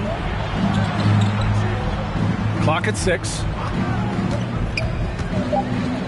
Here's Giddey, and it's blocked right out of the air and controls it. Portis outside. And there's 1:38 left to play in the first quarter. Here's Dumars.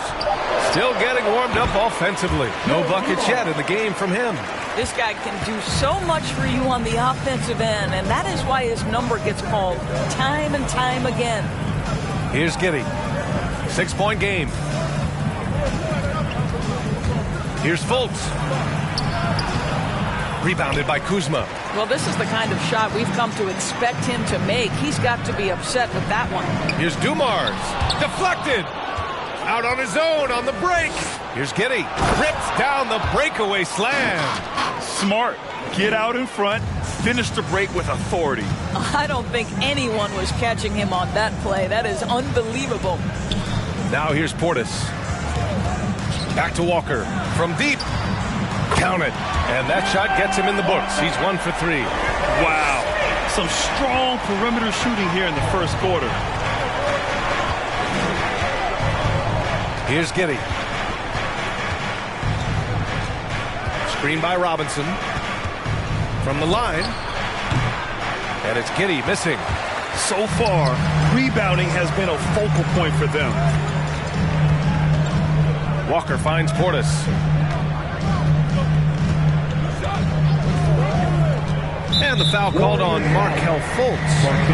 That's his first foul. Ref's calling it close already as he picks up a quick early foul.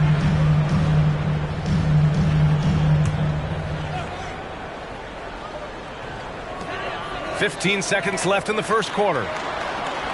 Portis, the pass to Walker. Portis with it. Just 5 on the clock. Here's Dumars. A chance to extend the lead to double digits, but it's no good. Well, offense is the order of the day as the first quarter comes to a close. Mavericks ahead. They lead by 7. Let's take a quick break, and then it's on to the second quarter after this.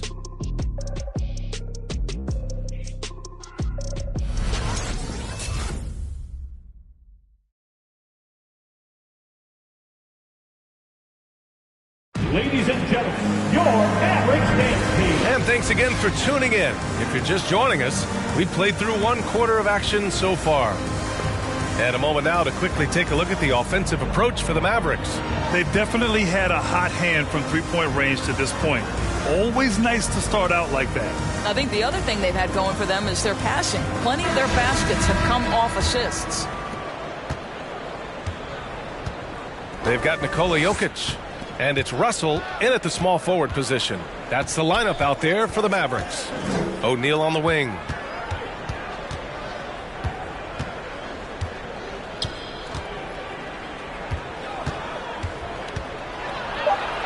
And he lays it up and in. O'Neal's got 7 points in the game. And they had early success from the perimeter, but I don't understand how they've gotten away from that here in the second. Unloads from 13. Got a hand on it.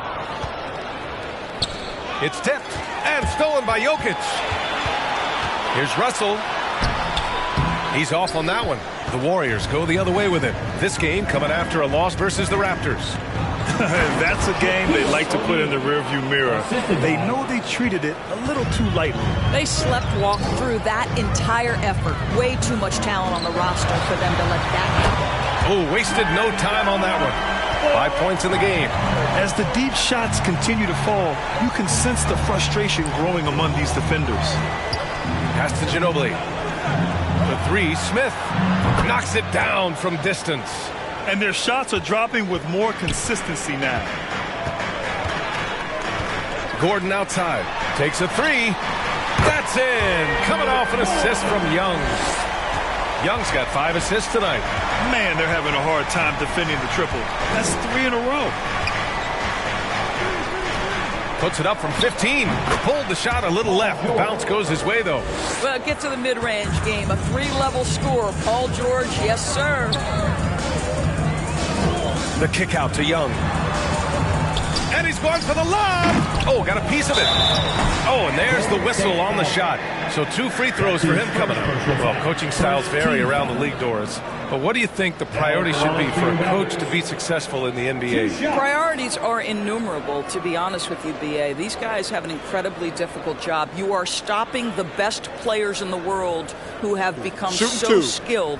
And so, number one, can you motivate players? Number two, what is your philosophy on both ends of the floor? Can you stop the opponent's best guys? Can you put your best guys in their most advantageous positions? Listen, coaching in the modern NBA is brutal. It is hard, and it takes an all-consuming effort to be great.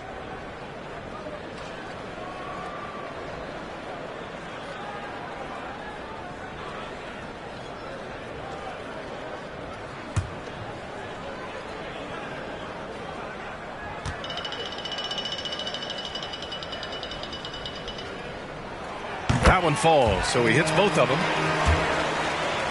And here in the second, 2 minutes gone by. Young against Ball. Pass to Ginobili. 4-3. Tips it up. It's good on the putback. O'Neal's got 6 points in the quarter. The battle of the boards has been something to watch. And Ball's over to help. Warriors foul. Ginobili. That's his first personal foul. Second team foul.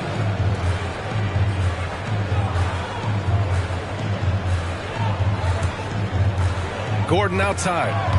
Ooh, anticipated the pass. It's a turnover. Well, for the most part, they've taken care of the ball. I mean, that's one of the few mistakes they've made in what has been a good half. And Young draws the double. Jokic passes to Young. And he gets it back. Inside, here's Smith. Second shot opportunity, and it's Ginobili with a rebound. Golden State has gone 1 of 2 from downtown here in the second. George against Gordon. Pass to Smith. Here's O'Neal, stolen by Russell. Smith outside. Dallas, no good that time either. And he probably thought he was going to bury that one. Here's Ginobili. Back to George. The turnaround Jay. And it falls. 2 for 3 from the field so far. Now, Paul George, a tremendous jump shooter. Squares up, knocks it down. The defense has got to be better. Here's the floater. He got a piece of it. And he's able to get it back. And that'll be Dallas's ball as it goes out of bounds. Mavericks able to keep the possession. And we've got to see that sensational mobile one block again. Oh, my. And that was textbook defense. Positioning himself well to send it back.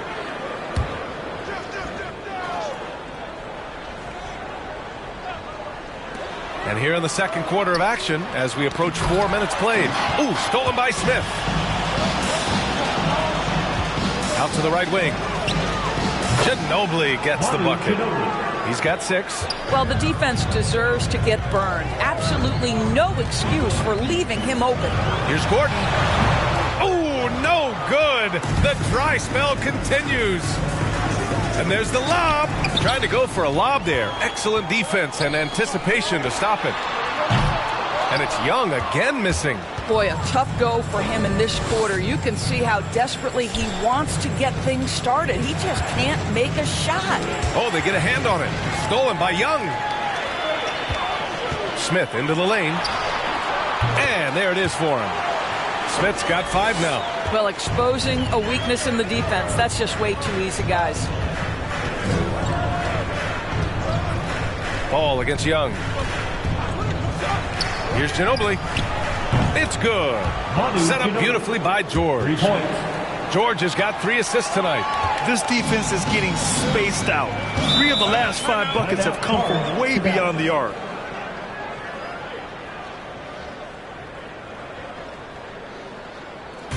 All right, fans, get on your feet and make some noise for T-shirt time. Ladies and gentlemen, your Mavericks dance team.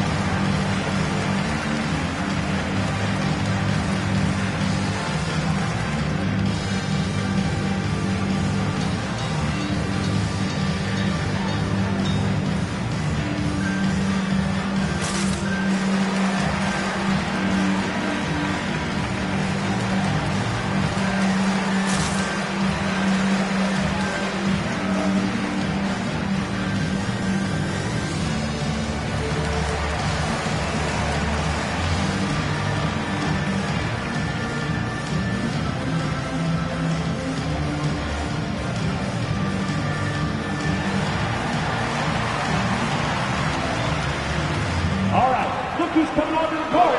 Come on and get loud for your Mavericks dance team.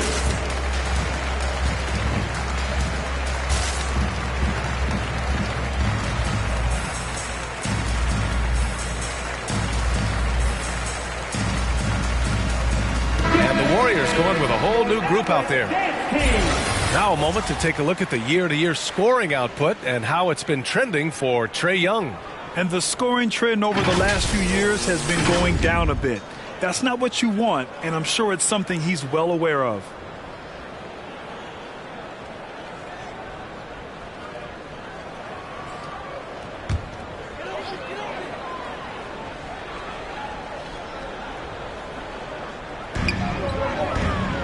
Walker passes to Portis.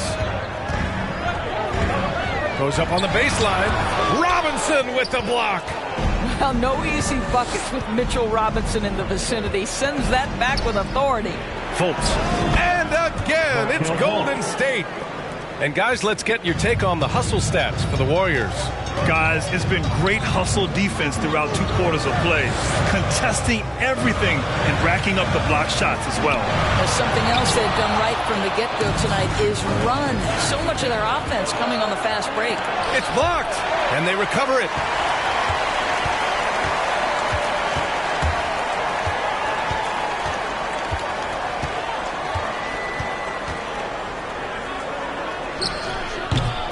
And it's Wilkes with a rebound.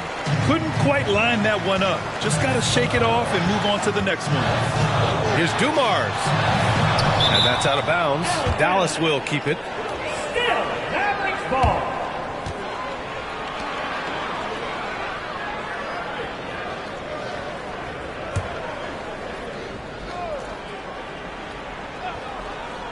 Golden State on D. They lead by 4. Here's Giddey. He's got 5. Ooh, poked away. 2 minutes remaining. Portis against Fultz. 2 minutes. To the paint. Tipped. 1:51 left in the second.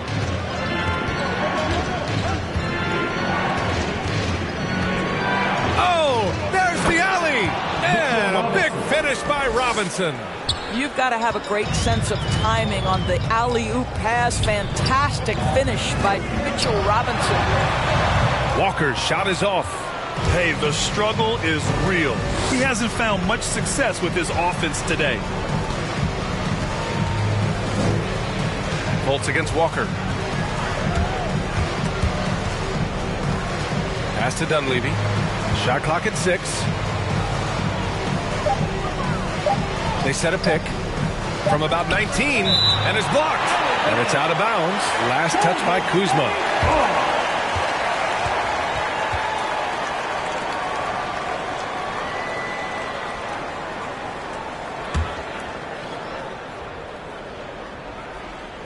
Here's Fultz, and they force the shot clock violation. Great D.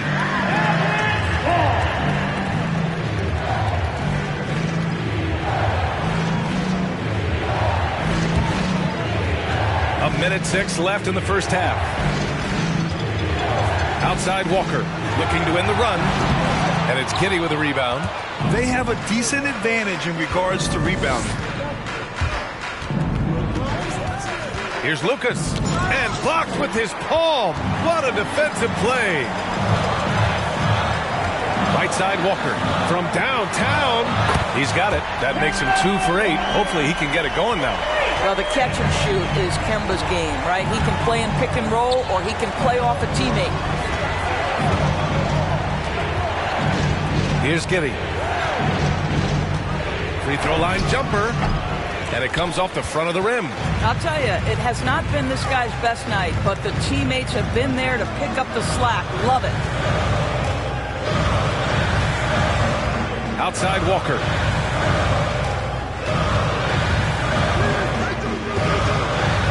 Down to 5 on the shot clock.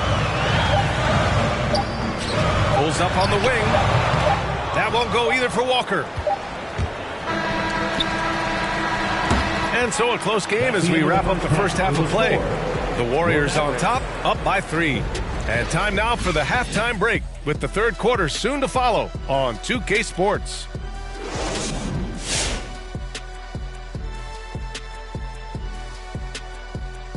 Hey, everybody. Psst. I got a secret. We're approaching the playoffs, and we are starting the show with a breakdown of the Western Conference standings.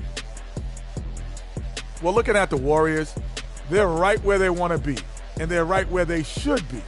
Now it's a matter of getting everything in place for the title run. These guys will be tough to beat in a 7-game series. And now, fellas, you talk about Golden State. They find themselves in a hard-fought battle.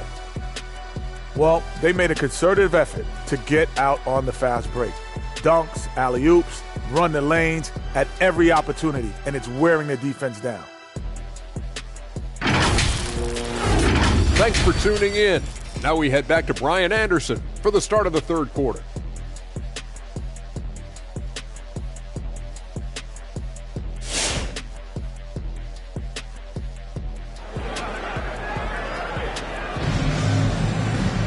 Second half of basketball is upon us, and we may be in for an exciting finish based on how close of a game we've seen so far.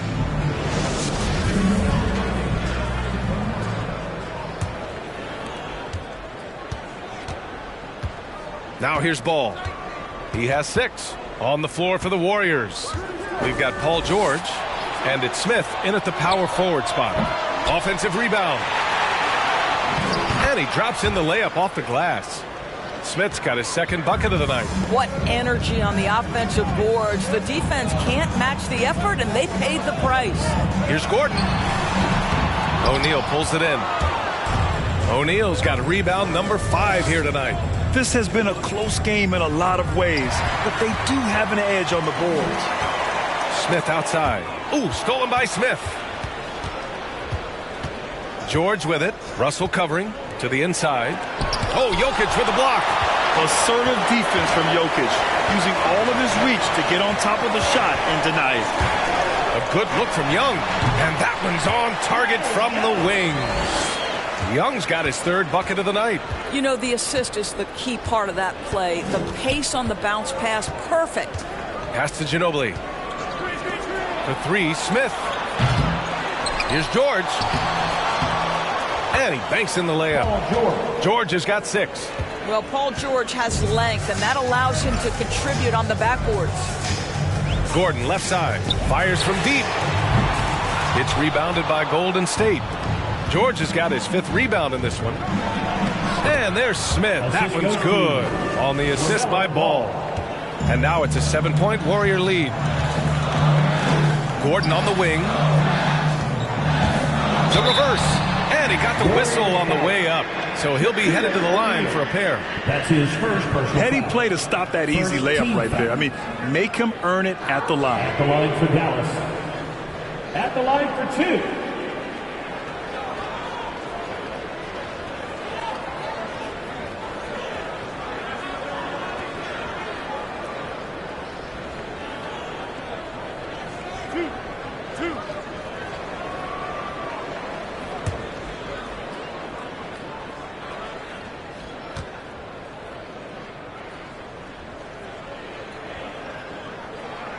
First free throw is good.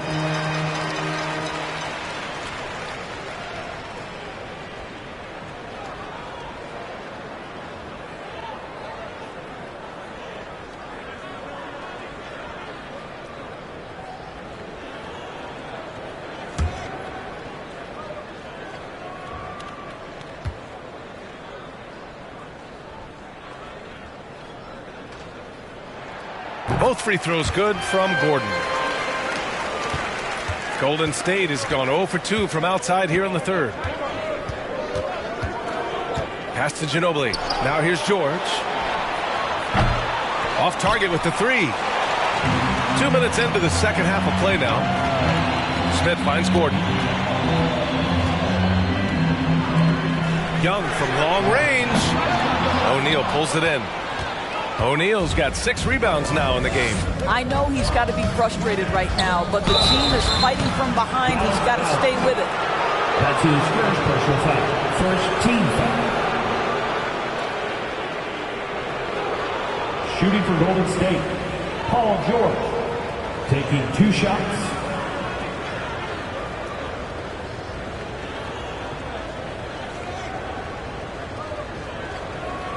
Shooting 2.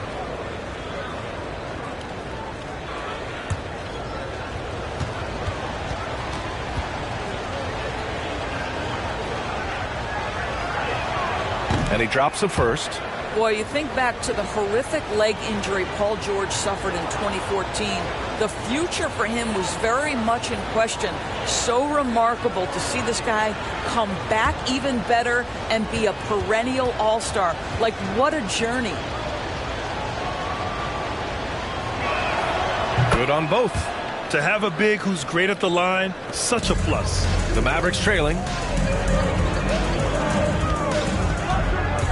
Not quite 2.5 minutes played here in the second half. I'll tell you what, they've been aggressive and they've been physical. Here's Ball. And the Warriors miss again.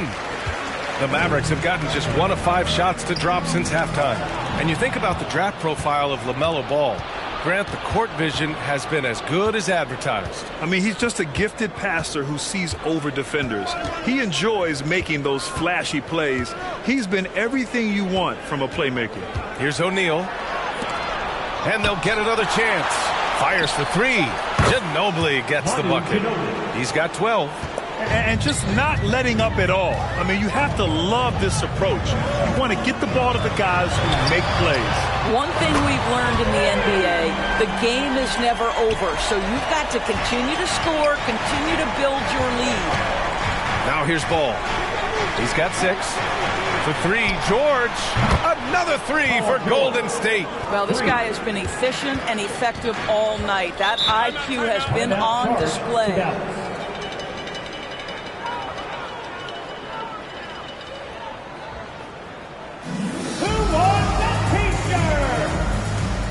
Ladies and gentlemen, your Mavericks dance team.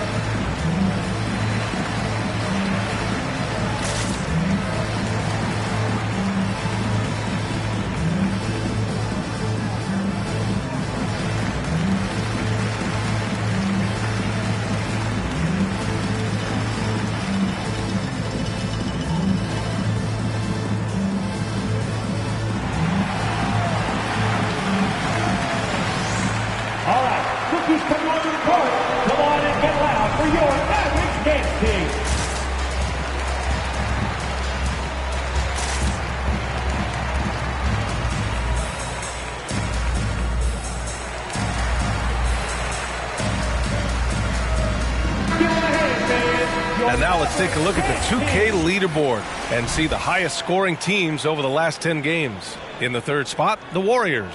This team has been on an absolute tear offensively. It seems like they're able to find a shot every trip down.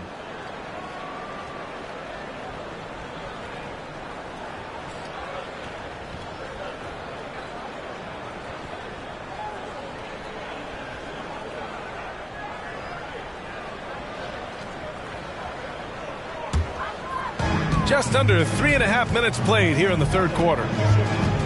To the wing, right side. Russell from outside. That one's good, and it's Young with the assist. Young's got his 7th assist of the game with that last one. Jokic on the double team. Up again. He's pouring it on at a nice clip, and the rest of the team is stepping up as well. Gordon outside. There's Young with the 3. It's deflected. Pass to Ginobili. Over Gordon. The shot no good. So the Mavericks will take it the other way. Russell, the pass to Young. Gordon on the wing. Counted. Now 8 for 13 with that basket. Gotta fight harder to get over those screens. You know, we see this all the time. You're basically, as a defender, hoping the man misses rather than putting in the work to get over screens. Ginobili. Another 3 for Golden State. You simply have to respect the passing ability of Paul George, his ability to read and react and make the right choice. So good. Now here's Young. He's got 7. Nice fake there to create the shot, but it's no good. Gordon brings the double team. Here's O'Neal, and he takes that one up and powers it through. Slams it down with 2 hands. Man, they're really getting aggressive now. Smith outside. Out to the right wing. Young, the pass to Gordon. 5 on the clock. Pass to Young. Beyond the arc. The Warriors pull it in. I'll tell you, this has not been his game, and he's making it worse with shot selection like that. Young against ball. Dallas foul. That's his second personal Time foul. called here. The Warriors decide to talk it over. I don't think this timeout is just to give the guys a breather. Coach is looking to switch things up. And as you know, it's what comes after that gives you some sense of what has changed. Ladies and gentlemen, your Maverick dance team.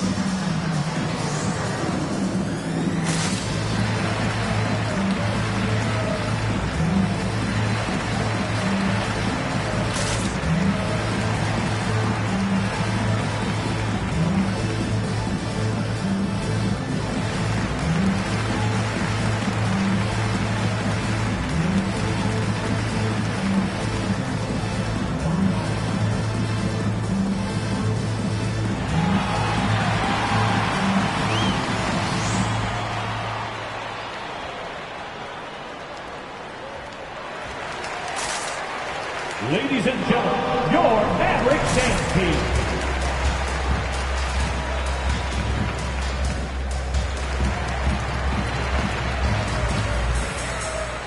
Substitution for the Warriors.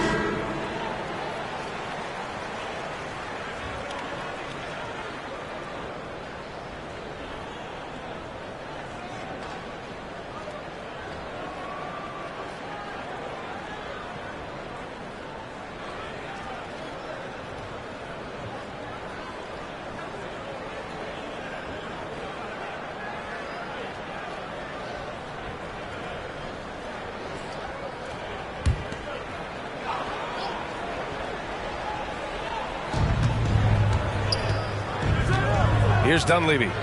Well, he hasn't put up any points yet in this one. Portis with the steal. And now the Mavs on the run. He launches a three. Sends it home from three-point land. Opportunistic basketball. Gets a great look at the three in transition. Pass to Giddey. Back to Fultz. Over Walker. And the shot is good. Dropping it off the front of the rim. And the Warriors lead by 11. Let's check in with our reporter, Allie LaForce. In 2016, the NBA Players Association made history, voting to extend health insurance to retired players with at least 3 years of service. Chris Paul said, quote, "They paved the way for our game. This is just the little that we could do. Whenever my tenure is up as president of the union, that will be easily the greatest achievement." Brian? Boy, that is big time, Allie. Good stuff there. Thank you for that. Here's Dumars. Taking a look at his production, averaging just over 8 points a game. Robinson with the block. Walker's shot is off. Golden State has gotten 3 of 6 threes to fall in the third quarter. There's a minute 17 left in the third quarter. And a solid pick to free him up for the dunk. Boy, the timing there couldn't be any better. The execution was simply flawless. That, ladies and gentlemen, is how you run that play. That won't go either for Walker. You have to credit their effort. I mean, they've done an amazing job on the glass. Here's Giddey. 7 points in the game. Throws it up high. And a big finish by Robinson.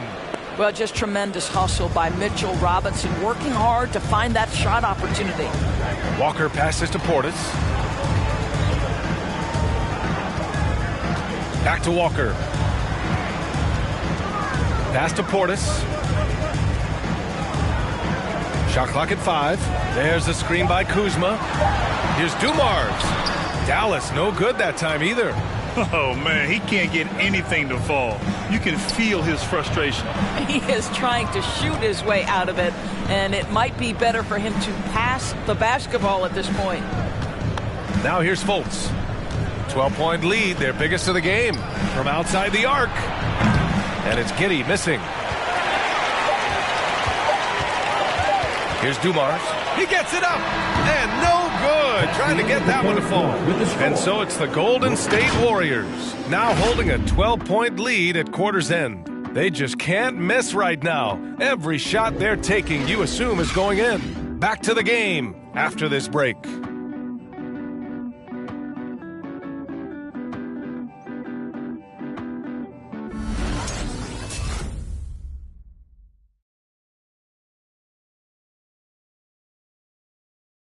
And let's take this opportunity to show you our State Farm assist to the game. Just a selfless decision from your two-guard, showing his ability to get his teammates good looks. How about the secondary playmaking you are getting? Great to have that from the shooting guard spot. And with the fourth quarter upon us, time is running out for this game to become competitive. We've got Trae Young. And it's Russell in at the 3. That's the lineup out there for the Mavericks. Knocks down the long J. Putting on a shooting clinic from deep. He had that huge first half, and he's still rolling. Here's Ginobili for 3. George. And his 5th basket. Now 5 for 8. Looking comfortable out there. After an ice-cold start to this game, he is pouring it on here in the second half. From 18 feet away, they grab their own miss. And their physical dominance has been on display. A 10-rebound advantage is a good indicator of how this game has gone. Soft touch off the glass. And the Warriors lead by 14. Their interior D continues to look shaky. Not a good matchup for them right now. Right side Young. Fourth quarter just getting started. 1 minute in the books. Jokic with a screen on ball. It's tipped. Now Smith. Pass to O'Neal. It's good. And the assist that time from Ball. O'Neal's got 19. And an important part of every team's game, a look at the hustle stats for the Warriors. We've seen them make the extra effort defensively, rotating, closing out airspace, and sending shots back. Yeah, and I think something they've also worked hard at tonight is crashing the boards. The second chance points have been coming in bunches. Now here's ball. And stolen by Jokic. Smith passes to Young. Gordon on the wing. Can they get it? Again, the miss by the Mavericks. That's his shot, and one I'm sure he wants back. Stolen by Young. Pass to Gordon. Young against Ball from 13. Got a hand on it. Now George. Ball outside. Back to George. Here's the pick. The 3-ball. It's rebounded by Dallas. Jokic has got 5 rebounds tonight. Smith finds Young. And he lobs it up to the rim. A nice shot by Smith. Oh, what a crafty move. Causing the defender to pause right there. Ball outside. For 3, George drops in the 3. George has got 13 in the second half. And what's working here? Each guy is willing to make the next pass. To Dallas.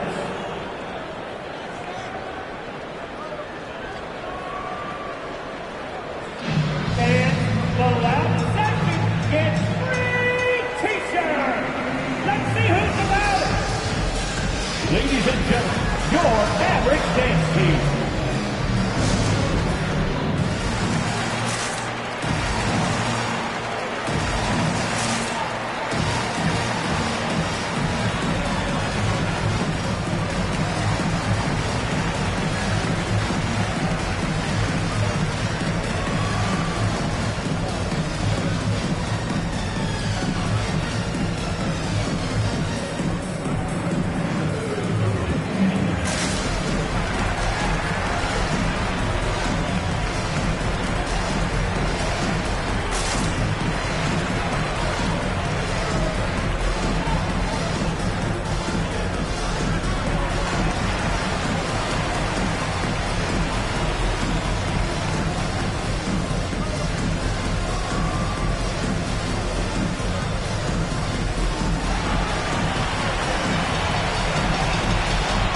Ladies and gentlemen, your Mavericks dance team.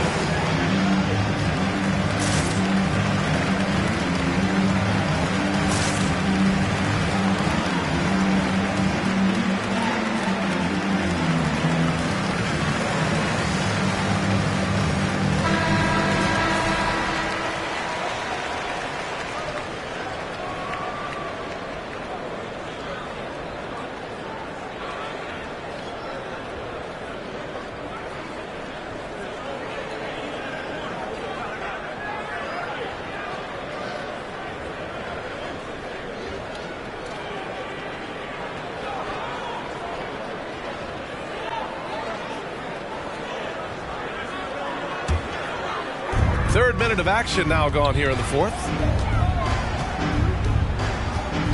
Back to Young. Stolen by Ball. And he's going for the oop here. Stolen away. Nice job to interrupt the alley-oop attempt. Jokic passes to Gordon. Young from long range. On target from range. Well, after netting one in the first half, that's the second deep ball to go down for this guy. Down low. Here's O'Neal. Nice pass, nice catch, and a resounding dunk. There is an imagination, a creativity. This guy's passing drives the offense. There's Young with the 3, and the Mavericks, another 3. Known for his long-range shooting, when Young gets some wiggle room, he fires with confidence. Pass to Ginobili.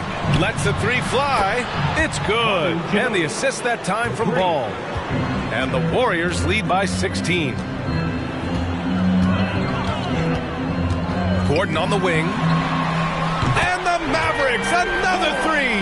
Well, offensively, this guy has been cooking. They're definitely not losing because of him. Ball outside. They set the pick. Driving inside. Smith with the rebound.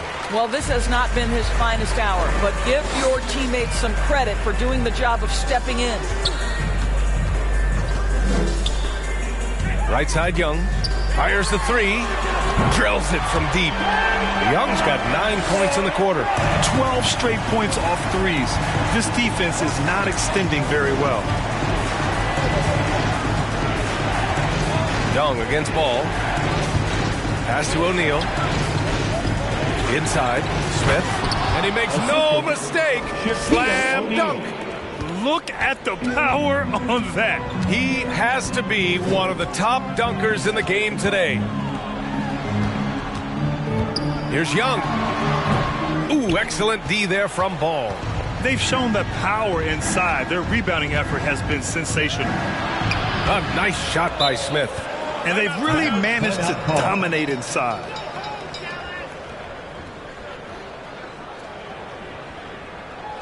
The loudest and crazy fans get a free T-shirt. Let's hear it, fans. Ladies and gentlemen, your Mavericks dance team.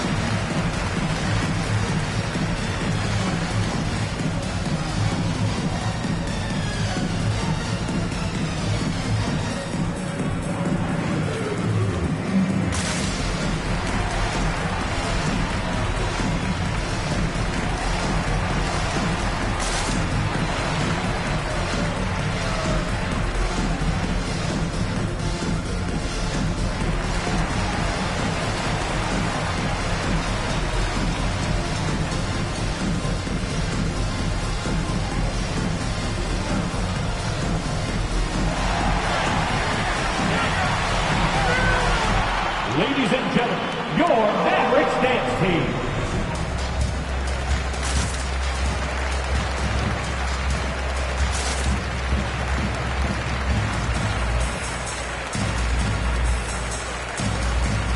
And now let's take a look at the New Balance Player of the Game. And tonight he served as the anchor on the defensive end. The opposition didn't get the memo about his defensive skills clearly, and he made them pay for it. He was just blocking shots away left and right out there. You know, I got to applaud his incredible energy out there tonight. Losing again was not an option for him. He wouldn't settle for anything other than a win. All right, let's get a report from Allie. Over that last break, guys, I got a chance to hear what the head coach of the Mavericks said to the team. He stressed the need to protect the ball. He said, quote, "Turnovers are killing us. We can't keep giving away possessions." It's a great way to agitate a coach. Let's send it back to the broadcast table now. Allie, thank you. Outside Young. Deflected. I love their work on the glass. They hold a nice rebounding advantage. And here's Fultz.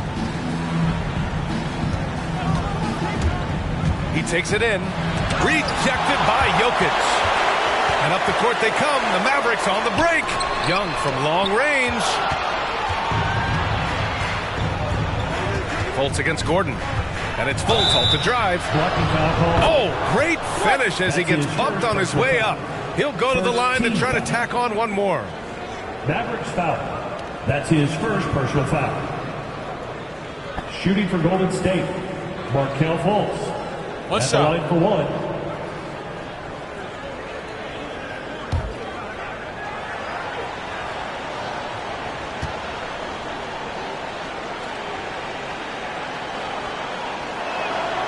Well, think back to the 2017 draft, guys. Some were surprised to see Markelle Fultz be the first pick. And when you think back on that draft, there's certainly a lot of what-ifs. 2 minutes. And he's going for the lob. Oh, and a nice defensive play to disrupt the lob. To the middle. Deflects the pass. Gordon, the pass to Smith. Ooh, stolen by Smith. Young against Fultz. Pass to Ginobili. George with it. Fultz with it. 6 to shoot. Smith with it. Rejected by Jokic. It looks like it'll be a big win for them here. Time to just cruise to the end of the game and chalk up the victory for the Warriors. What would you say the deciding factor in this game was, Grant? Yeah, B.A., ultimately you have to look at their field goal percentage. They were the more efficient team because they found clean looks all night. And a good performance to bring them their 18th win of the year. Well, there is a display of fearlessness. We see this from Markelle Fultz. This guy wants to penetrate and draw the foul.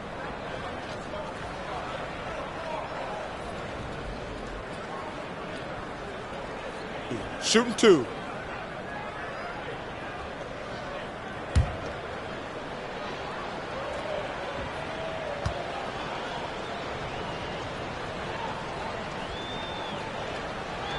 The first free throw is good. You know, Doris, last season was the Ignite's inaugural run in the G League. You think those elite recruits got the extra seasoning they needed playing on that team? Boy, B.A., what an amazing opportunity for young men. They got to play with real NBA talent. I think it's a system that really could spur the development of young players. And the Mavericks going with a whole new group out there.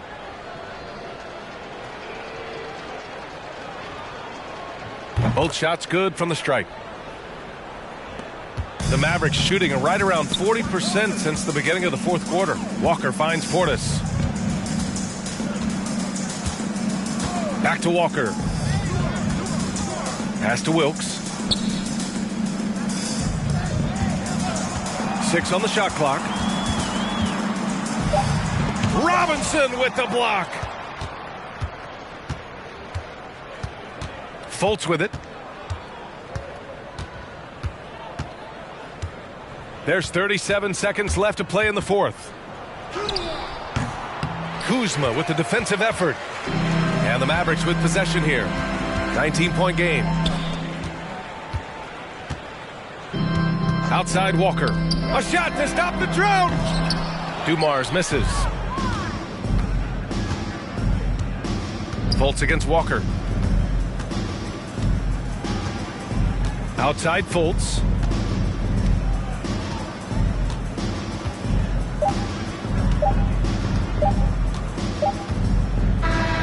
And so it's the Warriors taking care of business in this one. This one wasn't even close. The hometown crowd was waiting for a miracle that never came. Yeah, and this team was consistent throughout. They met every challenge, and they earned this dub. Well, folks, that's going to do it for now. For Allie LaForce, Grant Hill, and Doris Burke, this is Brian Anderson. Thank you for watching tonight's game. So long, everybody.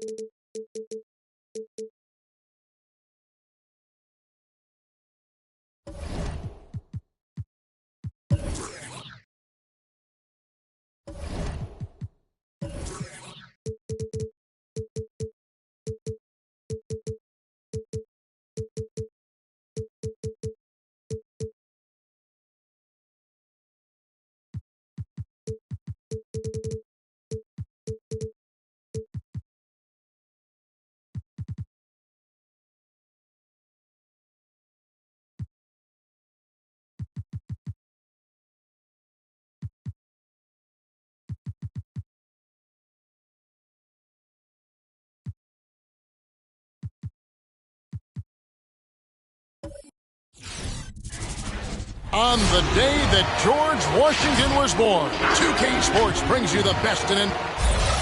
And here we can a couple of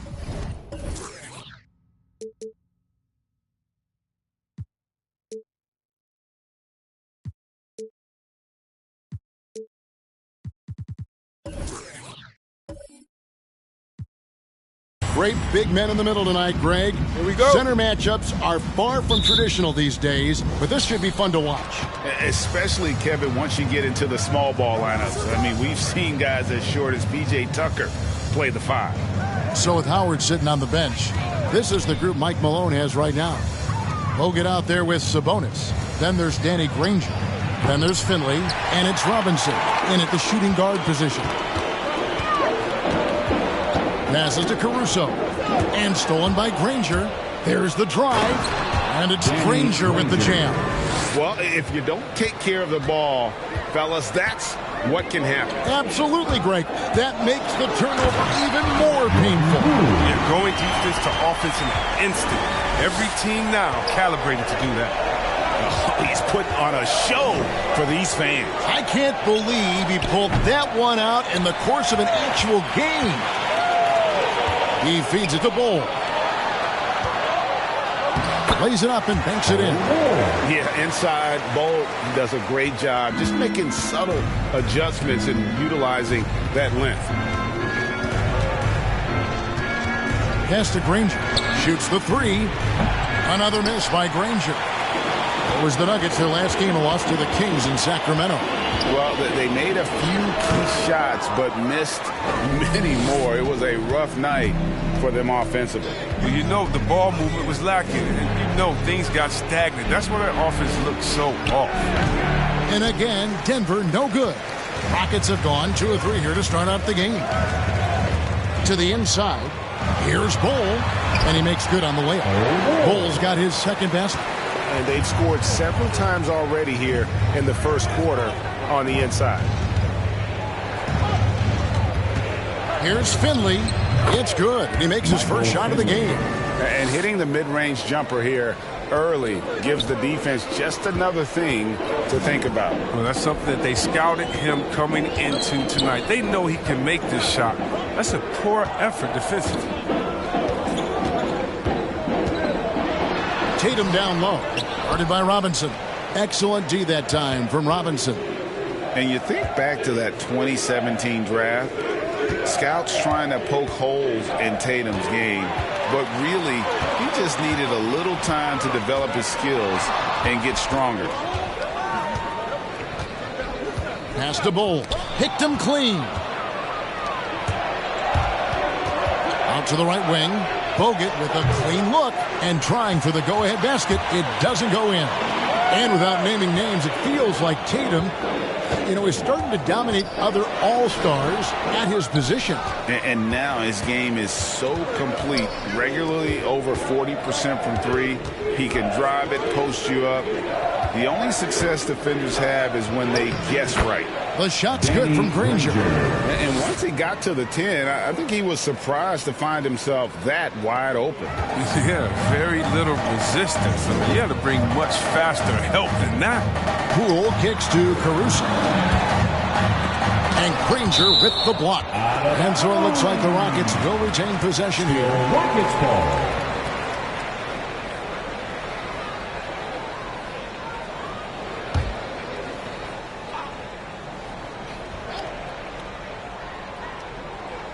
Just under 3.5 minutes gone here in the first quarter.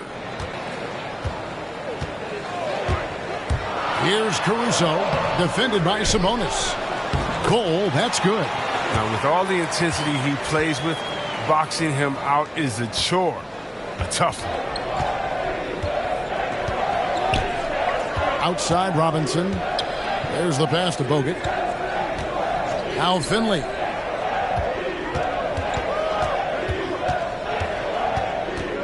Six to shoot. Granger outside. Pulls up. High post. Again, the Nuggets score. Boy, he is looking confident. Love how they're using him so far. Yeah, that's because he's getting his number called early. I mean, he's doing his part to help carry the offensive load. Here's Ball, and the dunk by Ball. That's just too easy for Ball. Once he gets the right position, his focus there is on the finish. Here's Finley, and Ball pulls it down. Rockets have gotten 5 of 10 shots to drop in this game so far, right at the 50% mark. Over in the corner, Poole. Here's Ball. He's got 6. Ball setting the pick for Tatum. No good with the triple. Nuggets have gone 4 of 10 shooting the ball here in the first quarter. It's deflected. And so it looks like Denver will retain possession here. Great instincts from him to get a hand on that pass and tip it out. We're just trying to prevent the opposition from getting comfortable. Next time, that one might get picked.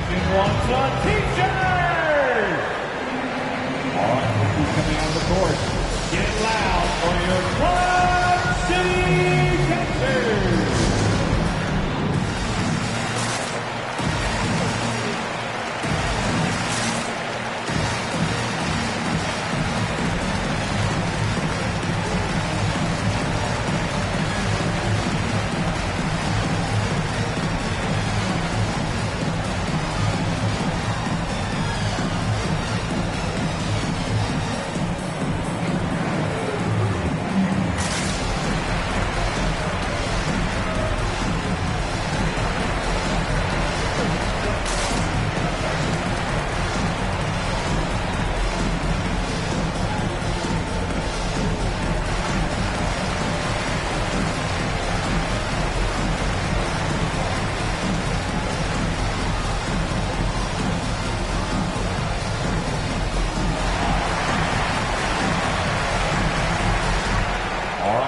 coming out of the court.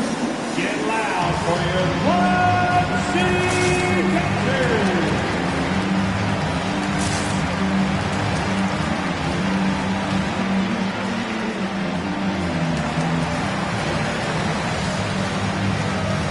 So the Rockets end up going with a whole new group. Give them a hand, fans. Well, it's a big bonus when you get effective outside shooting from your big men like these guys over the past 10 games.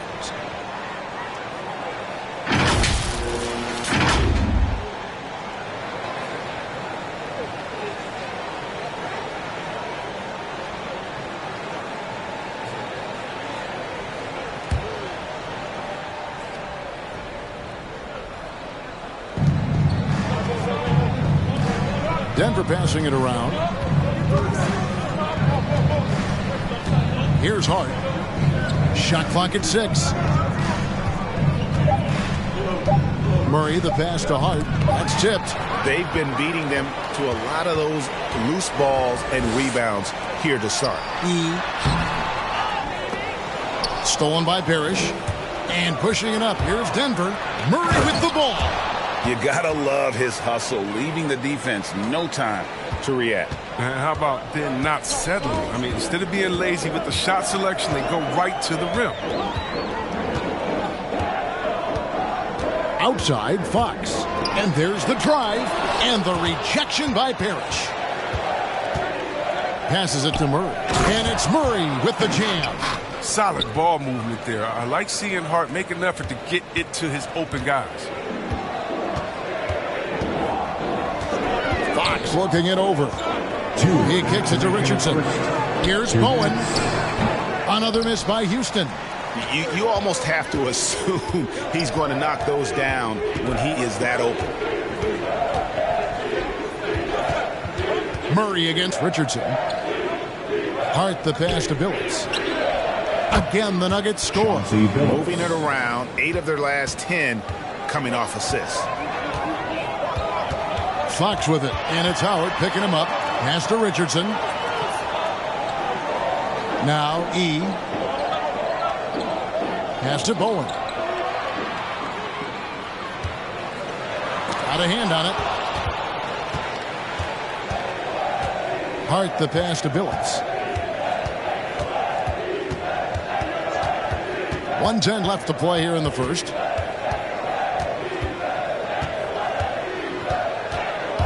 Driving the lane, and then Billups with the jam. Puts the D in a tough spot when you have a point guard who can throw it down. He really does, GA. He really does put pressure on him. And guys, it's clear, though, he enjoys showing off his athleticism. The D can't give him these opportunities. The pass to Richardson. At the elbow, Fox. There's the dish to E. And they get it. And the rejection by Parrish. Now, here's Howard. Still getting warmed up offensively. No scoring yet from him. Screen by Parrish. Here's Billups. Rebounded by E. Rockets trail by 6. Richardson outside.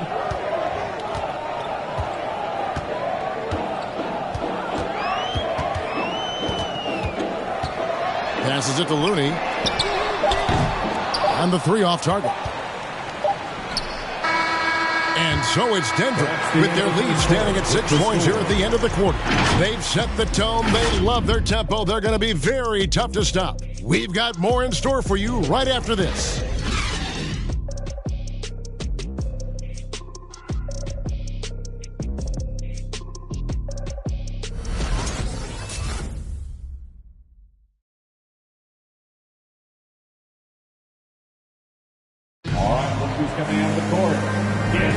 And for those of you just tuning in, the second quarter of action is where we're at right now. And guys, what do you think about the hustle stance for the Nuggets? They deserve a lot of credit for the defense they've played in the paint here early. Contesting shots, blocking shots, just making life difficult on the opposing shooters in general. And also defensively, they've been able to cause some turnovers tonight, and that also builds confidence and gives you momentum. And Caruso's got the ball here for the Houston Rockets. They trail by 6. They come into this having outplayed the Clippers last game. Well, you look at the points they produced in that game. Great adjustments on the offensive end. In-game adjustments are critical. They did an awesome job taking what the defense gave them. And a moment now to reset the lineups, courtesy of Gatorade, all fueled up for the second quarter of basketball. So on the floor for Houston, they've got Bowles. Tatum out there with Bowles. Then there's Jordan Poole. And it's Caruso in at the 1 spot. Let's go now to the sideline and catch up with David Aldridge. Thank you, Kevin. The Houston Rockets are rebuilding. And that's a hard pivot for a team that, until last season, was pursuing titles. The new front office has been candid. It's presented challenges as they look to go young and stack up draft picks. They plan to make constant bets on unproven talent as they build for the future. Kevin? All right, David, thank you. And here's Poole for 3. And another 3 for Houston. And at 7'2", Bol has incredible vision, including noticing when his teammates are open. That's size winning out. I mean, he needed every single inch to halt in that one. Oh, and they get in the way of the alley-oop. Not to be. Good play defensively.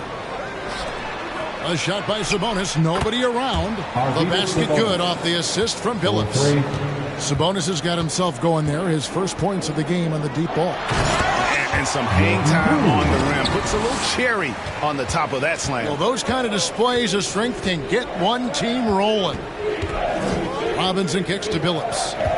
Logan sets a screen for Billups. And you look at the 2021 draft class, just some unbelievable talent at the top. I mean, Cade Cunningham, for me, probably is the consensus best player, but man, you got guys like Suggs and Green and Kuminga with that rare athleticism. And how about Mobley? He really defines what a modern-day big is supposed to be. I mean, what more could you want? The loudest and craziest fans get a free t-shirt. That's the advance. Then your Clutch City t-shirt.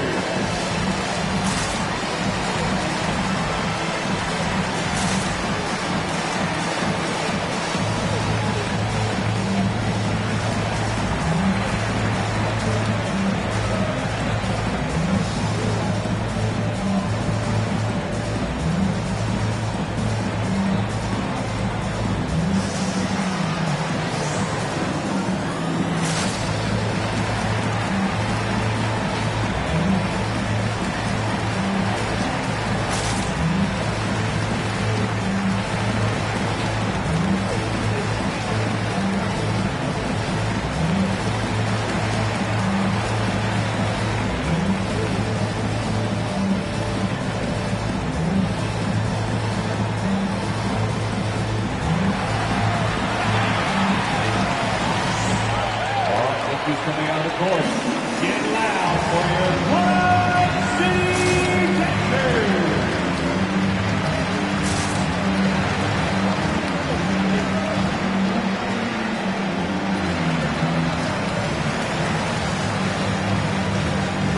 Danny Granger is checked in for Chauncey Billups. As the playoffs near, let's take a look at the Western Conference standings. You look at the Rockets, winding things down this season. They're in that all-important 9th position within striking distance of a playoff spot.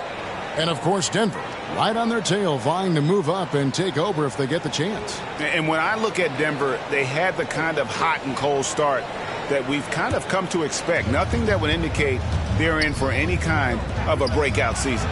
They do look like they're the same kind of team they were last year. Good, but not special. He doesn't play around. If the buck is there for him, he's going to get it. Throws down the alley-oop slam.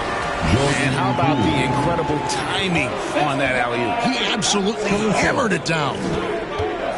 Robinson kicks to Granger. Good, and the assist goes to Robinson. Granger's got 8. The assist is the key to that sequence. I mean, a great look to set him up. Pass to Caruso. And again, it's the Rockets from deep. They're getting a lot of their points outside the paint. 3 of their last 5 baskets are from three-point range. Well, every team needs those energy players, Chris, who set the tone defensively. And Alex Caruso is definitely in that mold. Absolutely. He's disruptive, gets a lot of steals, and he's athletic. He needs some highlights, too.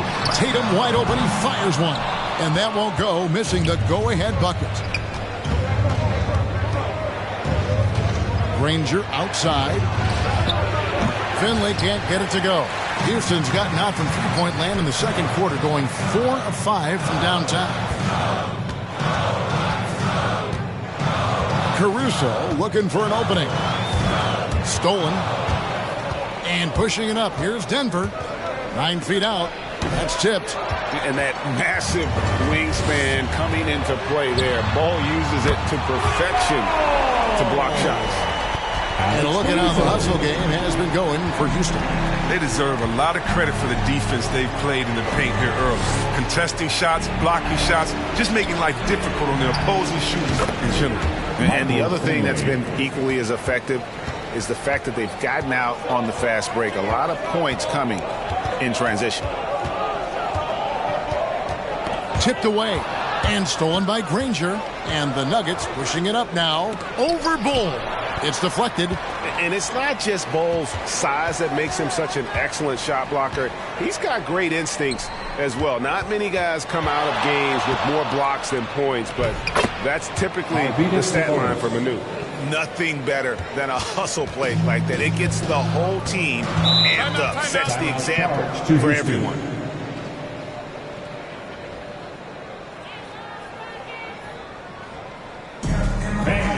The allotted section gets free T-shirts. Let's see who's the loudest. All right, look who's coming out of the court. Get loud for your Club City Texans.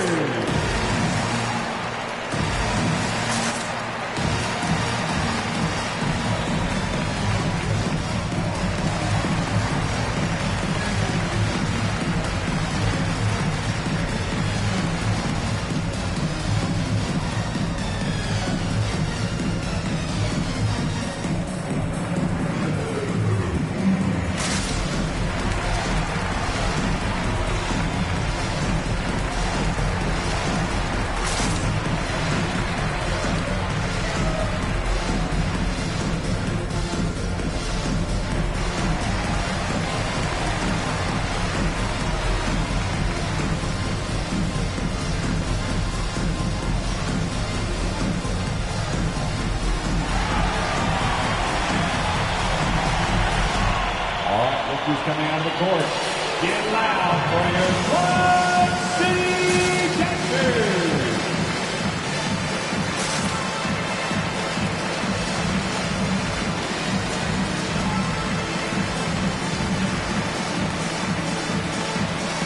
Big group substitution here for Denver. Robert Parrish is checked in for Sabonis. Juwan Howard comes in for Andrew Bogut. Hart, he's checked in for Michael Finley. And Murray's subbed in for Duncan Robinson.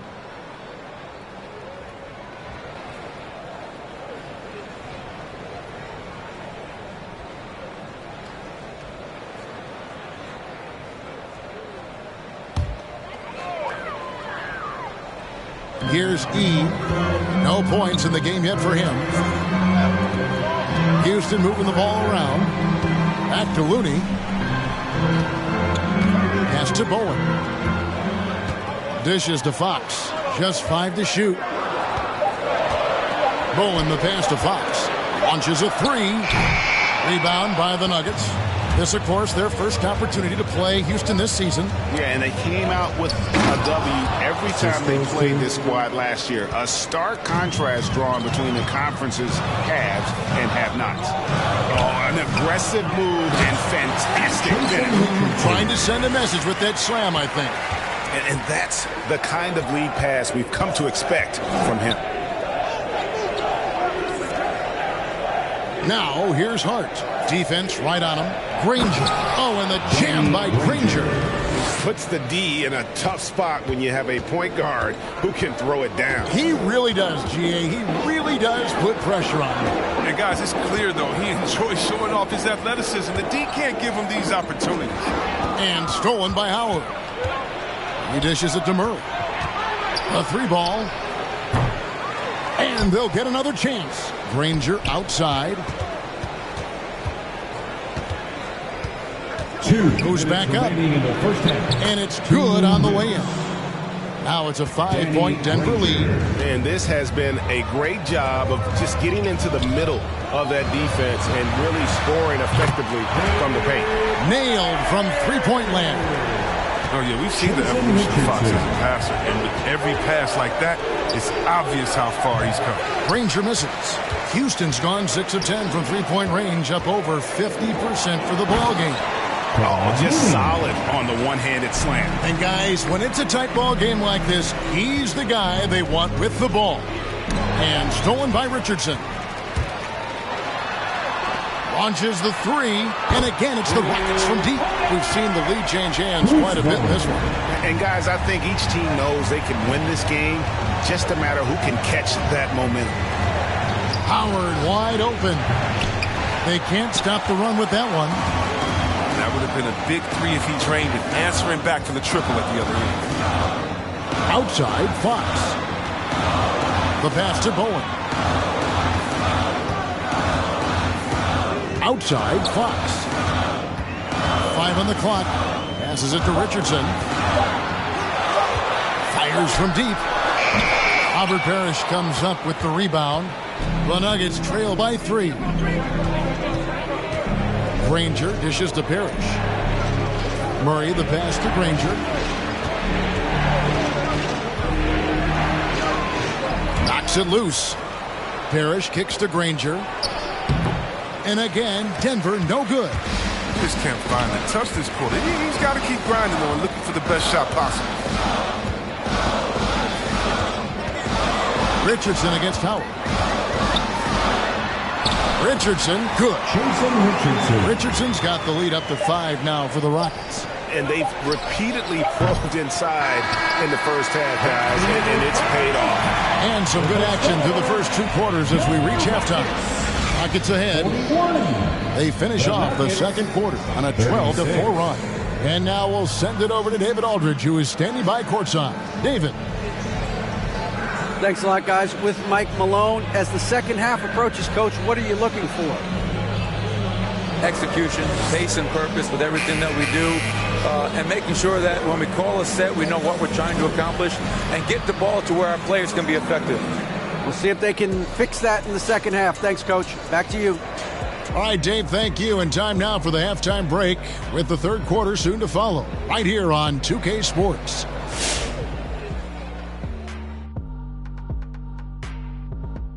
Welcome, everyone, as we dig into the details. Things working out so far for the Houston Rockets. They've been knocking it down from 3. You have to give the playmakers credit for consistently finding the open guy. And then, of course, their shooters have delivered. If they keep it up, they're going to be tough to beat. And now, as the regular season marches on, here's how things look in the West as we near the final stretch. You know, for the Rockets, they're right around where we expected them to be at this point. Nothing to be ashamed of. They've had some great wins. And now they know exactly what they need to work on to become contenders next year. And that's a halftime wrap. Let's get back to the second half with the call by Kevin Harlan and the crew.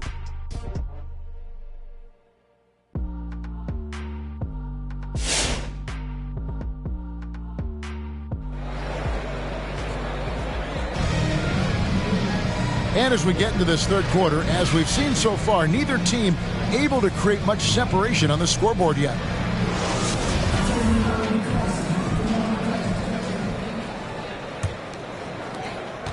Rockets leading by 5. So with Howard sitting on the bench, this is the group Mike Malone has right now. They'll get out there with Finley, then it's Robinson, then there's Danny Granger, and it's Sabonis in at the center, filling out the middle. Houston's gone downtown 13 times in this game, and they're just over 50%, 7 of 13 on threes. Tatum kicks to Caruso.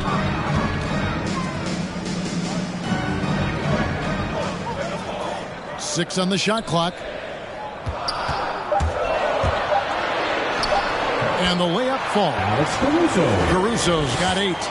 And despite the size disadvantage, attacking the heart of that defense. Yeah, very aggressive. I mean, he takes on the challenge with no hesitation. And here's Tatum. He'll bring it up for Houston. We talk so much about Tatum's influence, Chris, at the offensive end. But he's become an impact defender as well. Instincts, length. You see he's got added muscle. I mean, Kevin, that's what the best players do at this position. Think about it. LeBron, Kawhi, KD. All lockdown defenders when they put their minds to it. And the well is running dry for him right now. Nothing falling. Yeah, he just hit a rough patch. He's trying to climb out of it, but he hasn't been successful. Up high to stuff the alley-oop. Oh, and the lead gets bigger on a ridiculous offensive sequence. That dunk alone would have been spectacular. Never mind it coming at the end of an alley-oop. Finley can't get it to go. Well, he's got a great stroke. That one almost dropped. And Tatum with the basket on the assist by Bowles. Bowles got his third assist on the night. Pass to Bogut.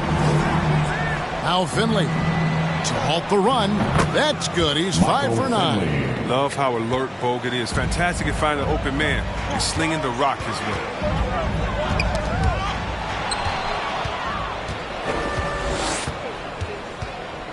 Granger outside.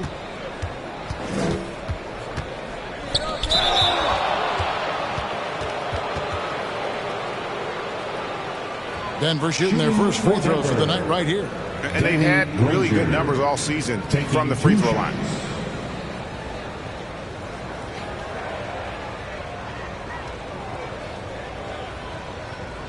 Shooting 2.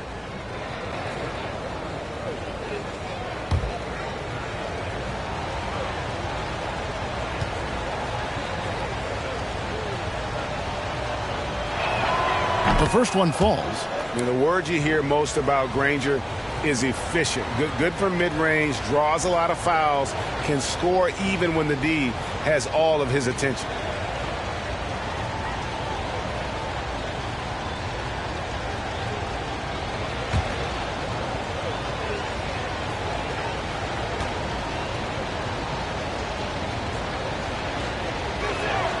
And Danny Granger drops them both. Oh, this is a big fella who has no problems at the foul line. I mean, a very smooth touch on the stroke. Cool.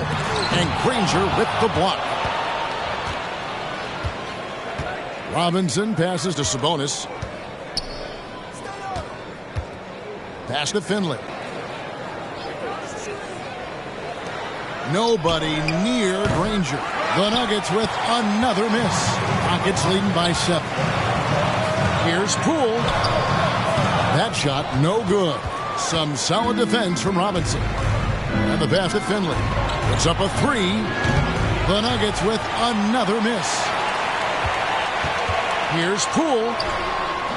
And it's Denver with the rebound. Bogut's got his 5th rebound right now in the game. Bogut sets a screen for Robinson. Pass to Finley. Bogut with it. Lets it go. Busts the J after the cagey pass fake. And really aggressive inside. Bogut making a strong move. Now a timeout called by Houston. Their goal was to limit their turnovers, and they've wasted way too many possessions with giveaways.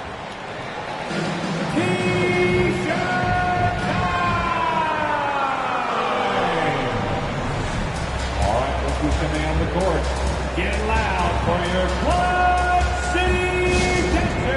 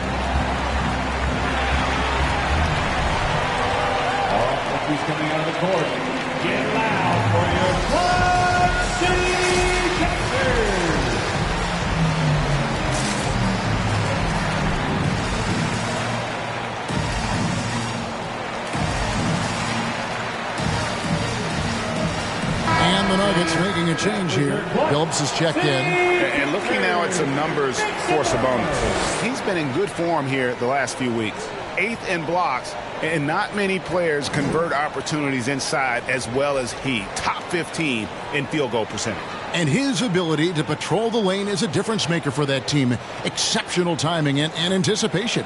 That's why he's a top 10 shot blocker.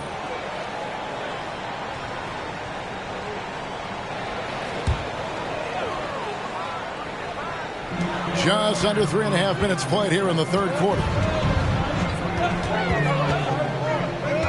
Now, here's Poole, guarded by Robinson. On the wing, and it's sent back by Bogut. And with that condor-like wingspan, Bogut says, And the dunk by Robinson. Now that's some hang time. What a pretty double clutch move. Agreed, Greg. You can afford to get fancy on your way up when you've got that kind of space. Here's Bogut. It's deflected. Here's Caruso, defended by Sabonis. It's stolen by Bogut. Robinson passes to Phillips.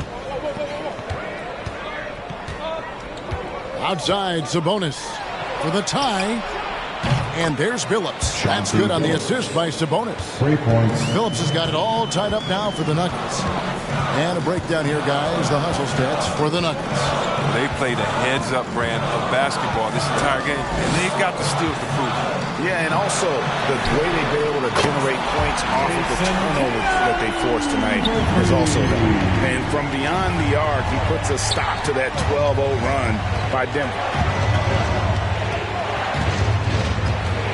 Robinson down low, guarded by Poole. Outside, Phillips. Pass to Finley. Trying to answer back, but that three is off the mark. Caruso, the pass to Tatum, and it's sent back by Bogut. Phillips with the ball. 7 points in the game. Robinson finds Bogut. Now the fast break. Tatum with the ball. Oh, impressive ball handling from Tatum. He attracts the other team's focus and then finds.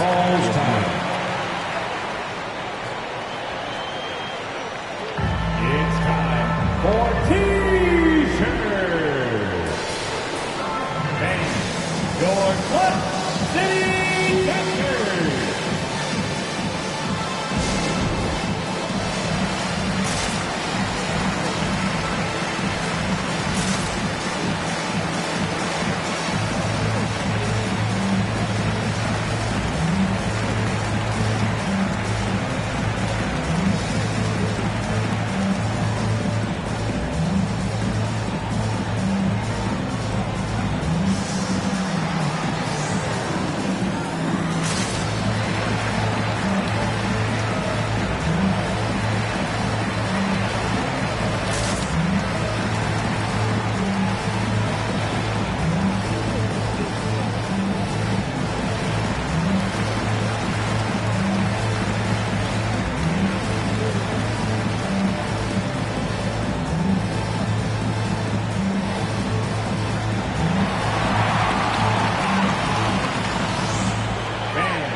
Your Clutch City Captors.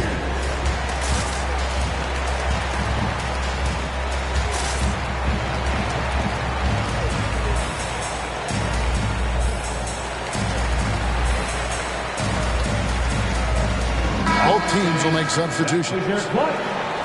Now that we have the chance to show you the teams in the top of the NBA in steals this year. In second, the Rockets. You can't get careless with the basketball against this group. I mean, they'll pick your pocket, and no surprise to see them in the upper echelon as far as steals.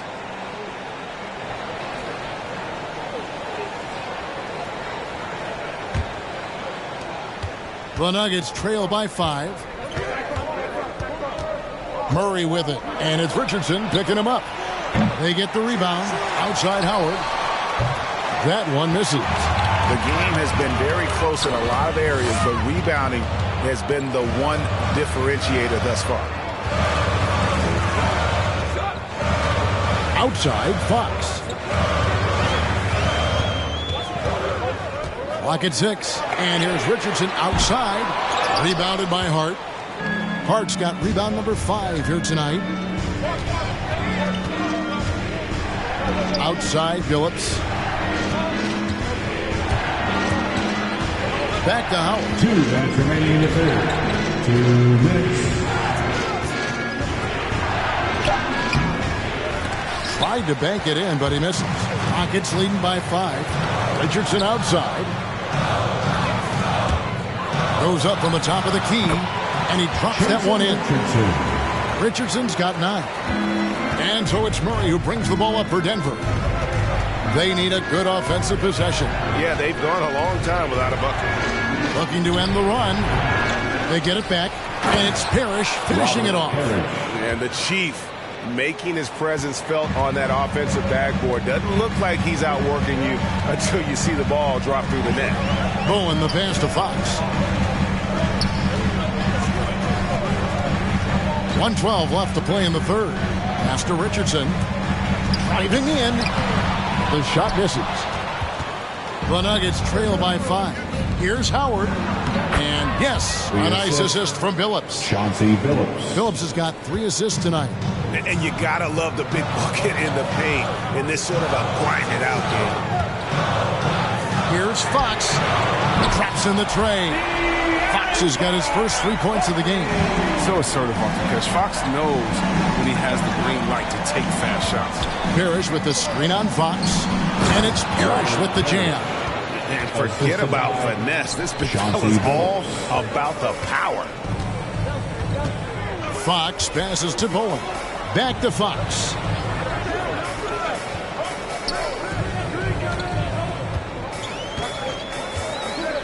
And there's the pass to Richardson. And it's off from 3-point range. The Nuggets shooting 41% for the game. Passes it to Howard. Parrish kicks to Howard. Fox against Phillips. Pass to Parrish. That misses off the backboard. And that's going to do it for the third quarter. The Rockets lead by 4. We've got more NBA basketball coming your way in just a minute.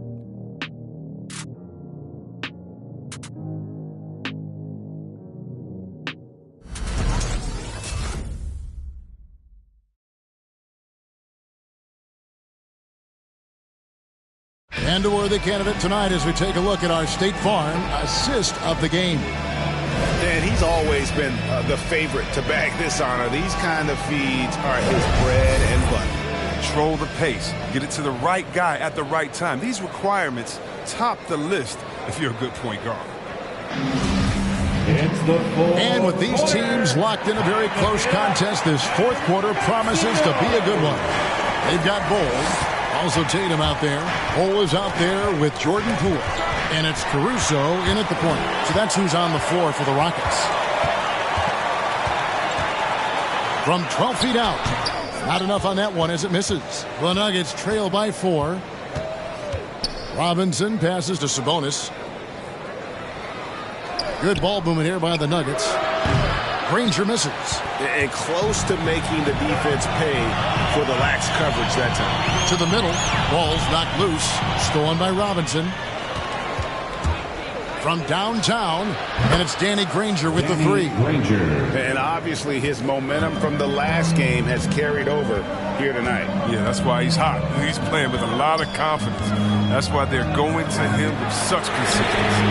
A nice shot by Tatum. And now he's starting to get it going. 4 3-pointers in the game for him, and 3 have come in this half. Granger right side.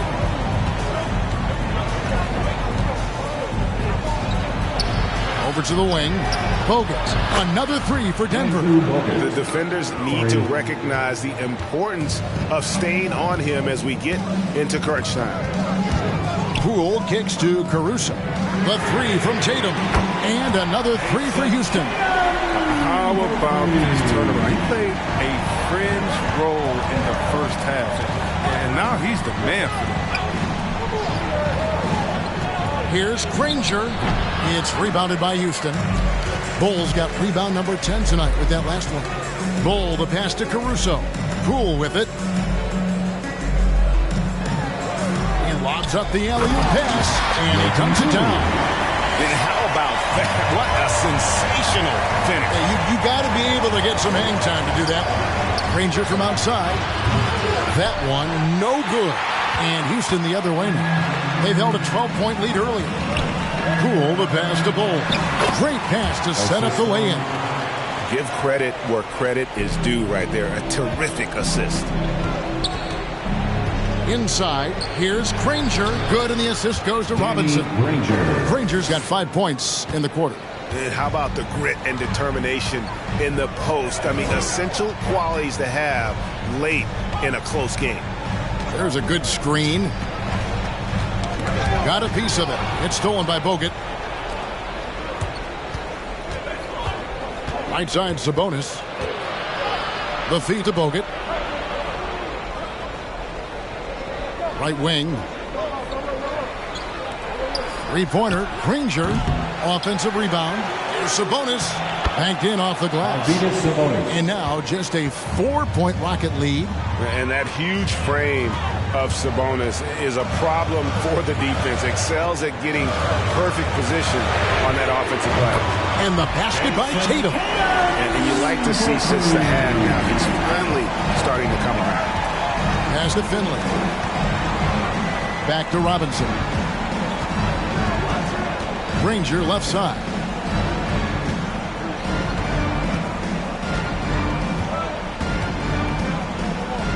Bogut sets a screen for Granger.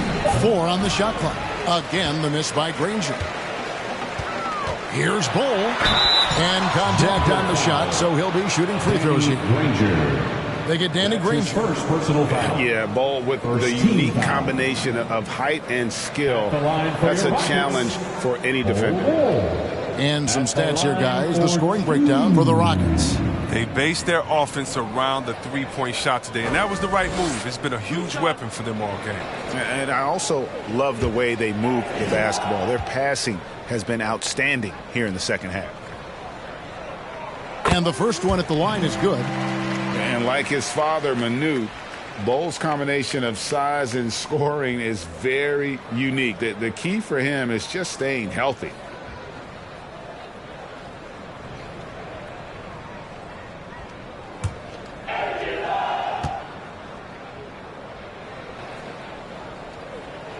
And that's good as he hits both of his shots. Oh, not many players with a more steady hand at the free throw line than this fella. Granger outside.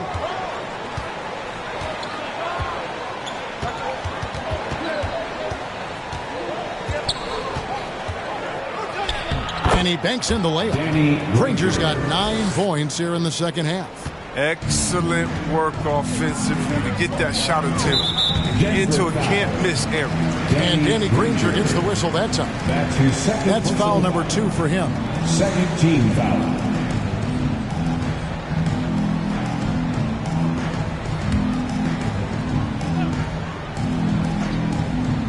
Here's Caruso. The pass to Poole. Now here's Tatum. Three-pointer. The Rockets again can't hit.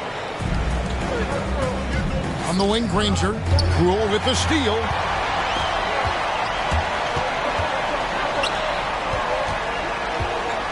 Passes to Caruso.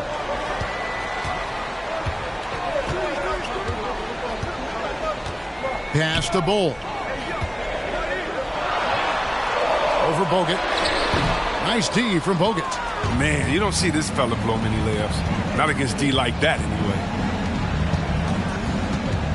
Granger passes to Robinson. Knocked away. 6 to shoot. Poole with the steal. Going inside. That's a double whammy, guys. That's right. A great defensive play. Then the emphatic stuff. Oh, yeah, bang, bang. An impressive sequence that has them fired up. Get on your feet and make some noise for T-shirt time. And your Clutch City Texans.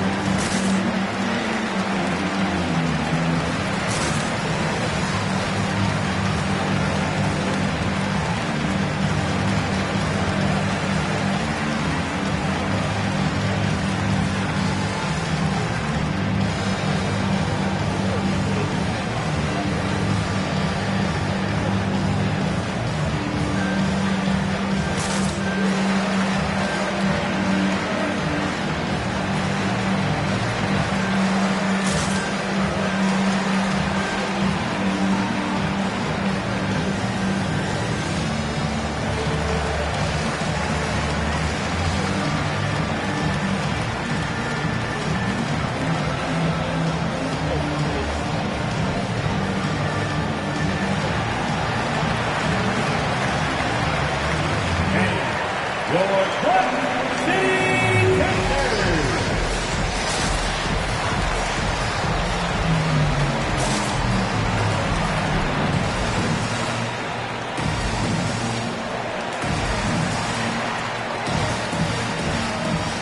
Fox, he's checked in for Houston. And we've got an update here, so let's catch up with David Aldridge. Hey, guys, well, Mike Malone talked to his team during that last timeout.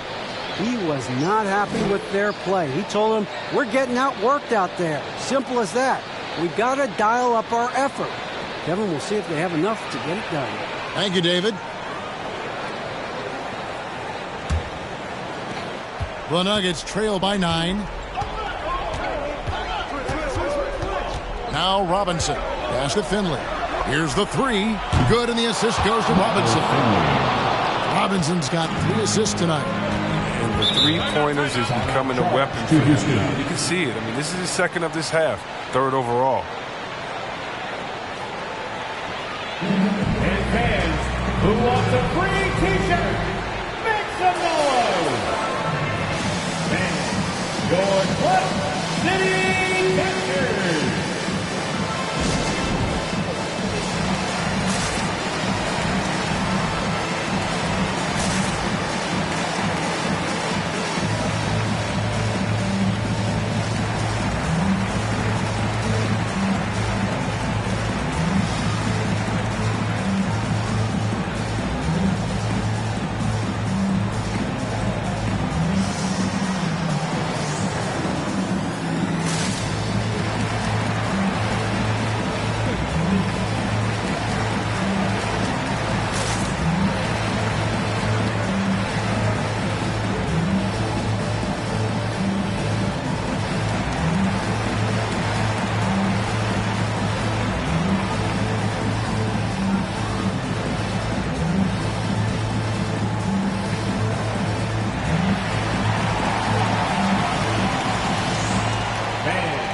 Your Clutch City Captors.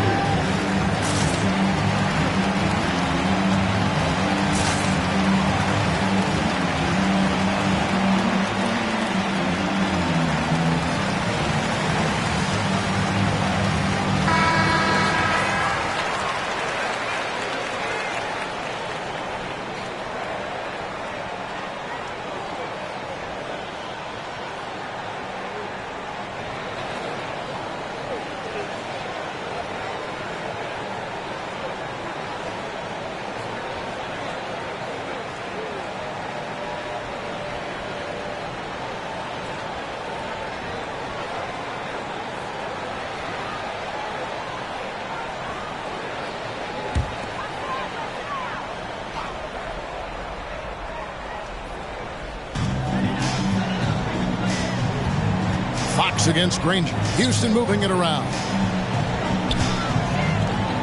Ball kicks to Tatum. Now here's Bull. Covered by Bogut. Bull can't hit. And so it's Sabonis who brings up the ball for Denver. Granger with the ball. Now guarded by Fox. Launches it. And they get it back. And it's blocked. And that'll be Denver as it goes out of bounds. Nuggets retain possession. An outstanding defensive play to earn the Mobile One block. And this is how you protect and grow a lead, by making a huge effort on that end of the floor.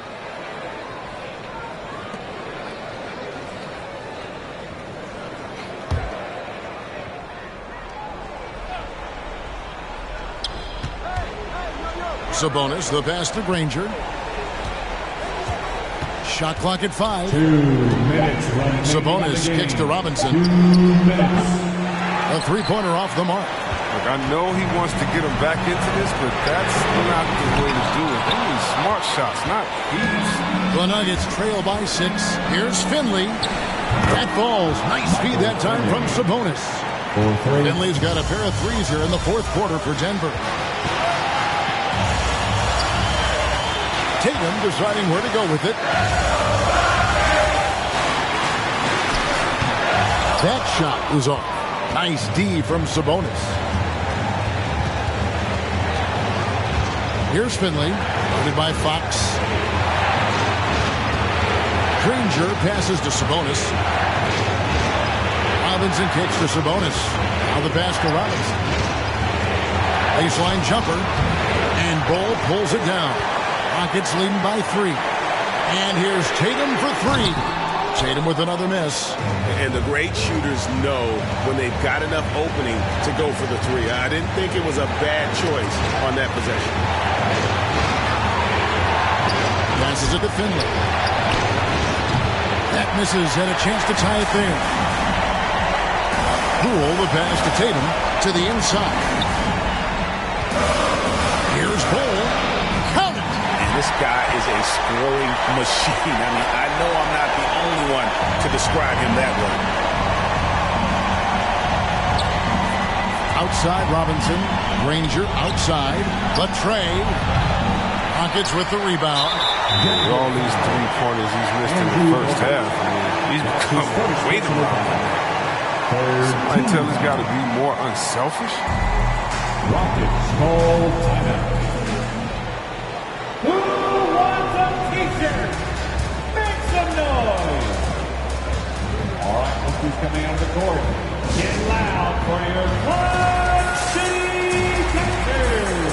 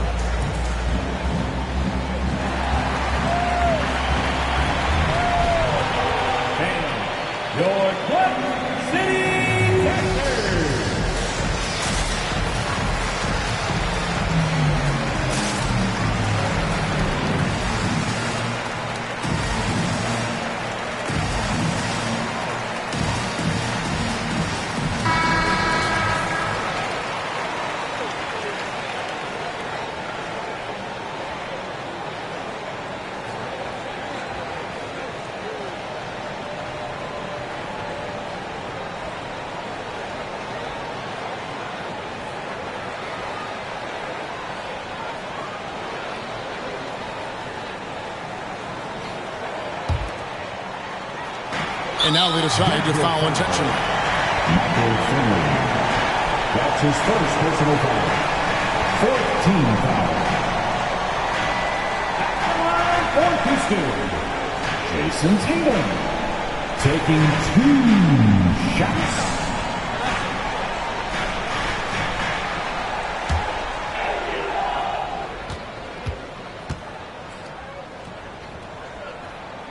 So the first one drops, and that increases their lead to 6.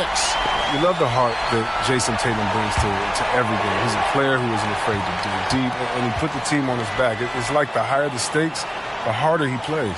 Second one is good, hitting both at the line, and it's a 7-point game. Those free throws helping them to make the lead even safer. It's T-shirt bonanza. Make some noise. And your Club City Texans.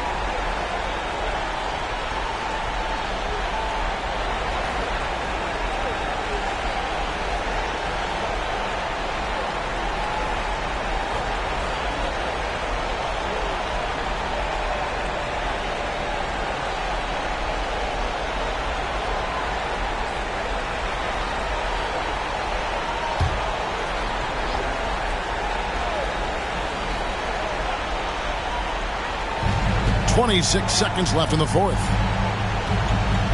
Granger from outside. It's rebounded by Poole. And here's Houston. They've held a 12-point lead earlier. Robinson against Fox.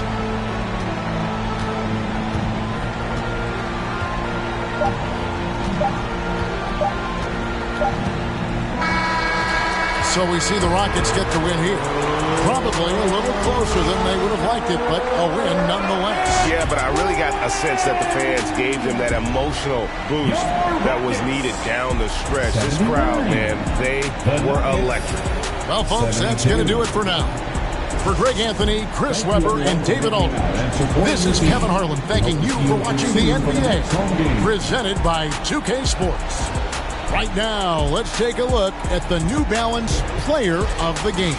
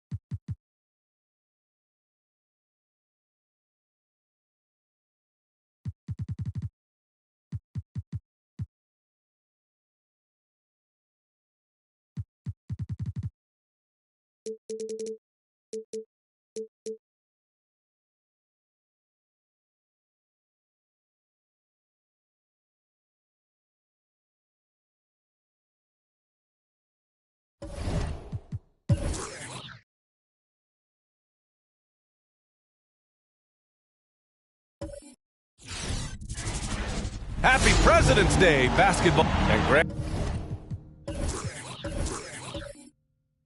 These two.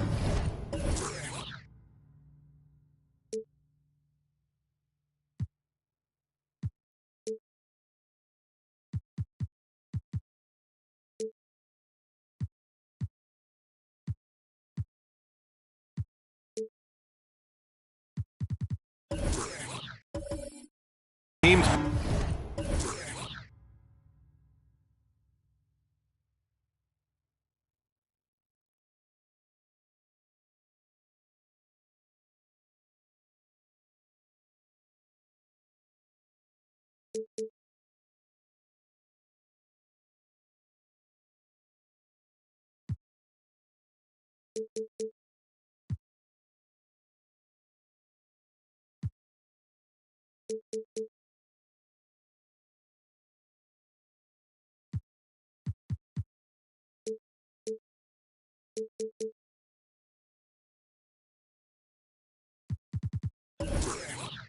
Both stacked in the front court. Stacked indeed, B.A.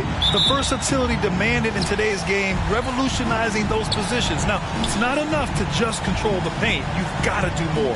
Now let's take a look at the Bucks' opening lineup.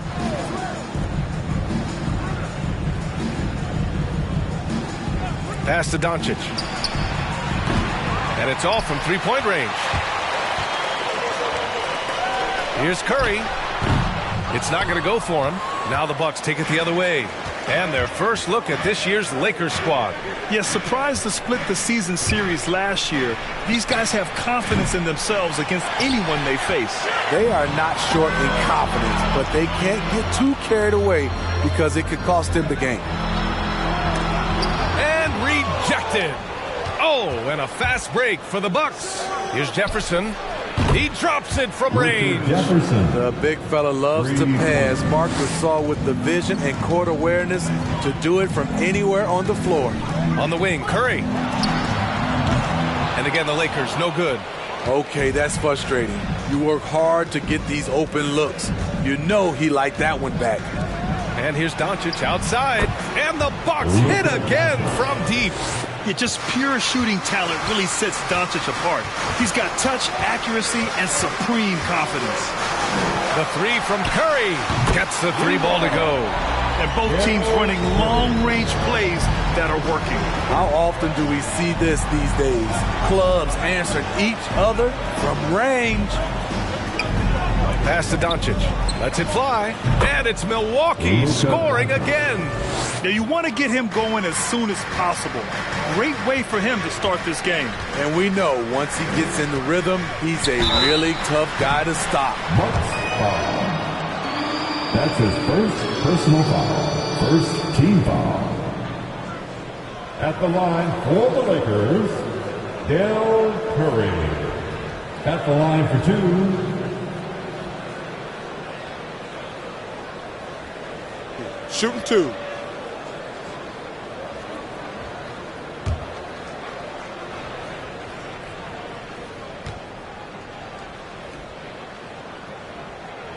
And he knocks down the first one.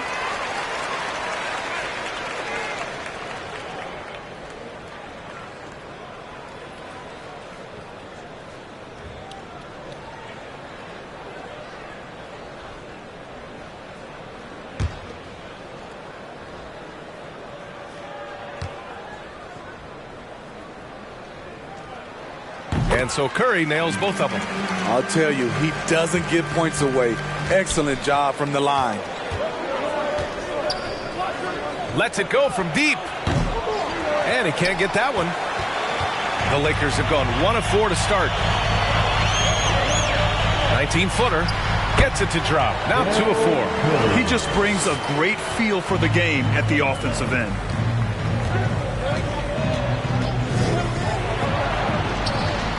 Fires in the triple. Trust Doncic to make smart moves with the ball. He puts it in the hands of a guy with a wide open shot. Outside Curry. The three is up. Drains it. Now he's 3 for 5. He's hot this quarter, getting the shots he wants, and he's delivering. Fires the three. Mutombo with a rebound. And you never want to give a shooter like him a clean look. Here's Elliott. And a foul called on the way up. So he'll take 2 from the free throw line. That's his first. No debate there. He got hammered. Team foul. A chance to catch up on some numbers here. The scoring breakdown for the Bucks. They didn't need any time to warm up from long range today. Their three-point shooting has been terrific in the first half. Also, their passing has been terrific in the first half. They'll be happy with all those assists. Ties it up, and his next one could give him the lead.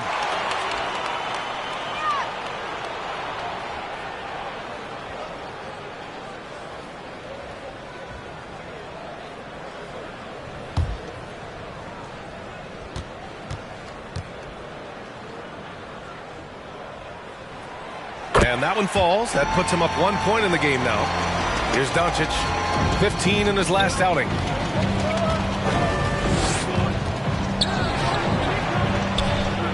From beyond the arc and then some. 6 points for him. He's consistent from out there, especially when you give him that kind of room. And he says he needs to improve his game in a lot of areas. But you ask me, Luka Doncic is one of the most complete players you'll find. Here's Okoro. He's averaging about 6 points per game.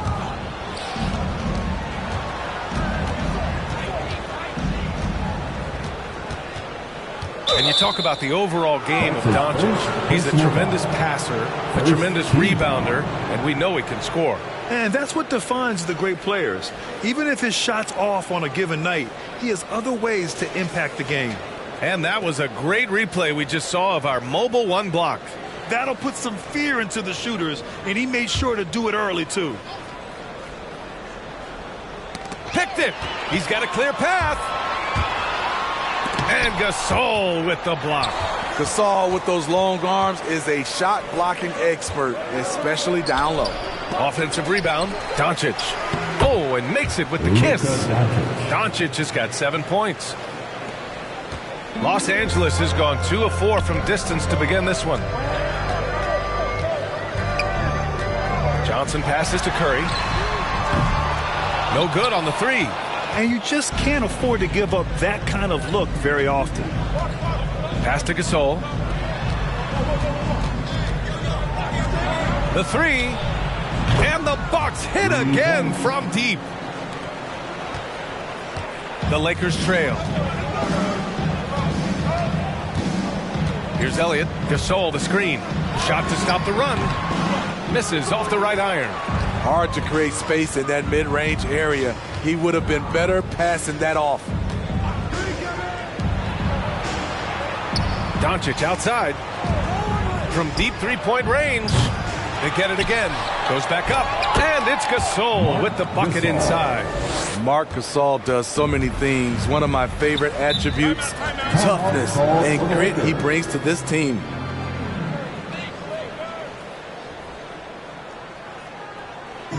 It's T-shirt bonanza.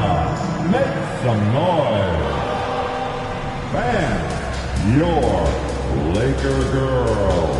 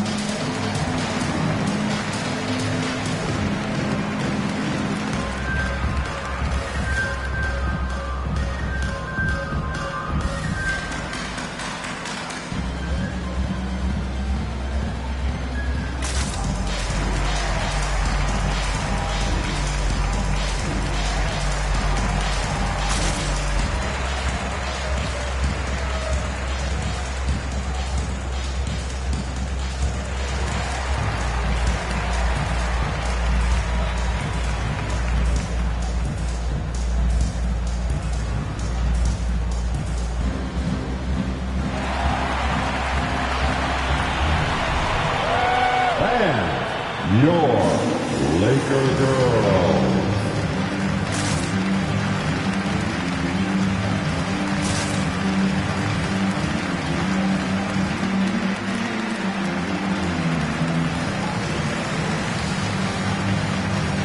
And it's a completely new group for the Lakers. And some changes here for the Bucks.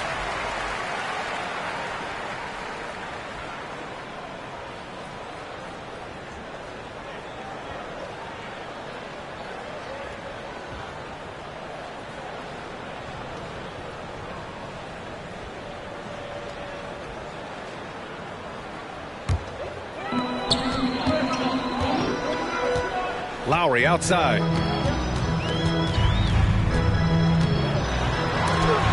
piece of it. And they've come out with a fearless approach on the boards. Puts up a three. Wallace's shot is good.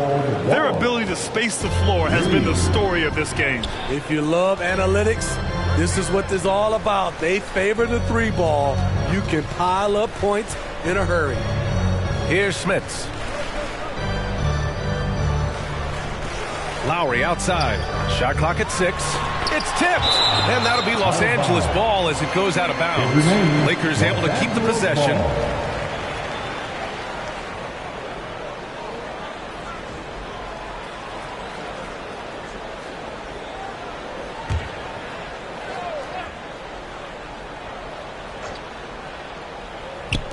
And the Lakers have possession. Down by 12. Blocked again! And he gets it back. And there's the shot clock violation. Couldn't get the shot off in time. And for the Bucks, they're shooting a phenomenal 60% on the first.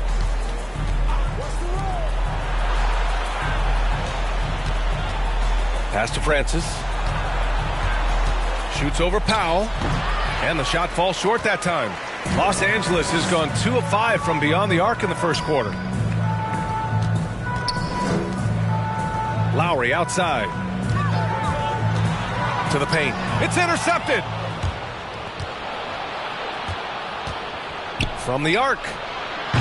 And it's Smits with a rebound. Well, Los Angeles shooting 23%. Not great so far. Deflected. Pass to Francis. Tipped.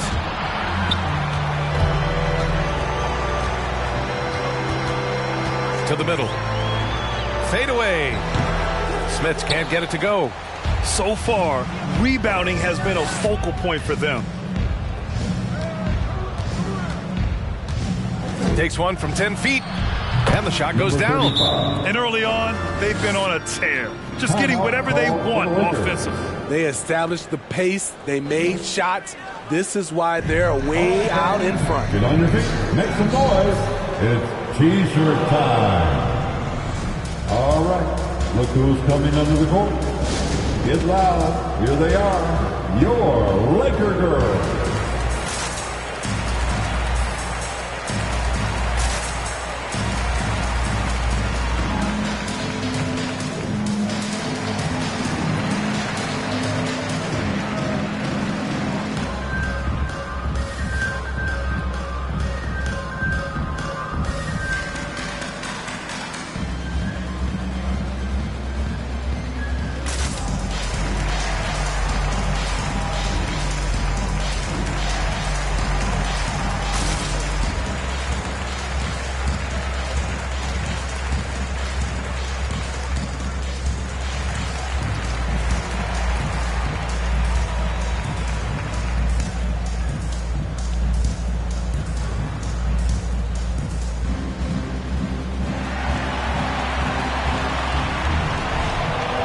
And your Laker girls.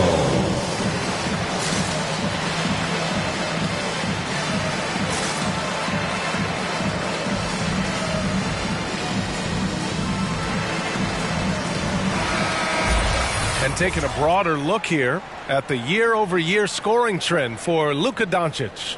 And when you look at his offensive output over the past 2 years, it seems like other teams have figured him out and have his number now.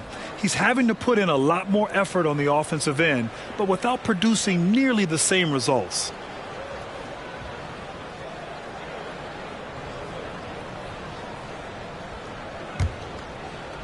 A minute 29 left in the first quarter of the game. Pass to Smits. Lowry outside. To end the drought. Good on the shot. And there is that patience of Lowry with the pick and roll. Took what the defense gave him. Here's the three. Sinks it from distance. 5 points in the game. They're getting torched on the perimeter. 4 of the last 5 buckets have been threes. It's deflected. He's kind of lost his way this period, having a hard time getting anything to go down. Wallace's shot is good. Lackluster defense, showing no desire to chase shooters off that line. Now here's Lowry. 10 points in his last outing. Got a hand on it. Hard to catch up when you can't hit shots. This is a quarter he liked to forget. 30 seconds left in the first quarter. Lays it up and banks it in. I like the efficiency here. 3 out of 4 shooting, just taking what the defense gives him. 17 seconds left to play in the first quarter. Now Lowry. Just 5 to shoot. That won't go for Lowry. And so it's the Milwaukee Bucks. They have a confident 20-point lead right now. They've had incredible success defensively, taking away good looks and pressuring shooters. Back after this.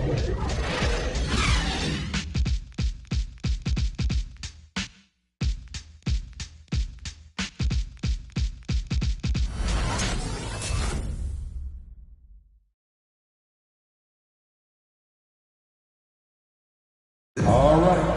Look who's coming under the goal. Great to have you with us. Second quarter of basketball. This game has not exactly been neck and neck, but plenty of time left in this one. And guys, we've seen the Bucks really take control here. Well, it looks like hitting the boards hard was an emphasis of their attack. They knew how valuable it was to do so. And they have the guys to do it. Play to your strengths, and they can make up for some of your weaknesses. And this time of year, Grant, the evolution of strength and conditioning programs really shows its value. It really does. I mean, this is a great time to be an NBA player for so many reasons, including the ones that you mentioned. Curry with a steal. And from Milwaukee, some solid defense from Gasol. I'll tell you what, they've rebounded the ball tremendously well. Okoro, no good. Los Angeles has gone 3 of 6 from deep so far. Curry passes to Johnson. Back to Curry.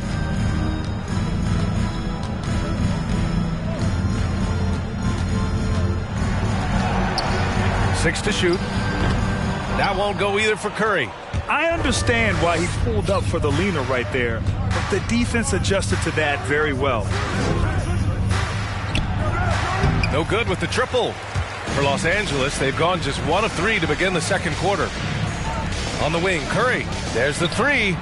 Count it. Now 5 of 11 for the game. They're going to have to pay more attention to him on the perimeter. He's hit 4 3-pointers already today.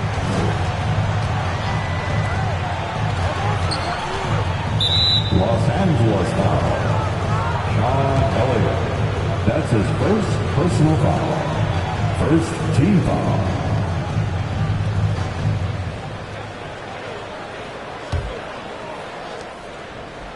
Out to the wing. Here's Jefferson with a 9-footer. Oh, sent away with authority.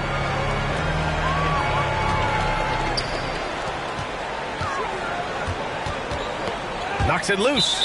And the ball goes out of bounds. Last touch by Doncic.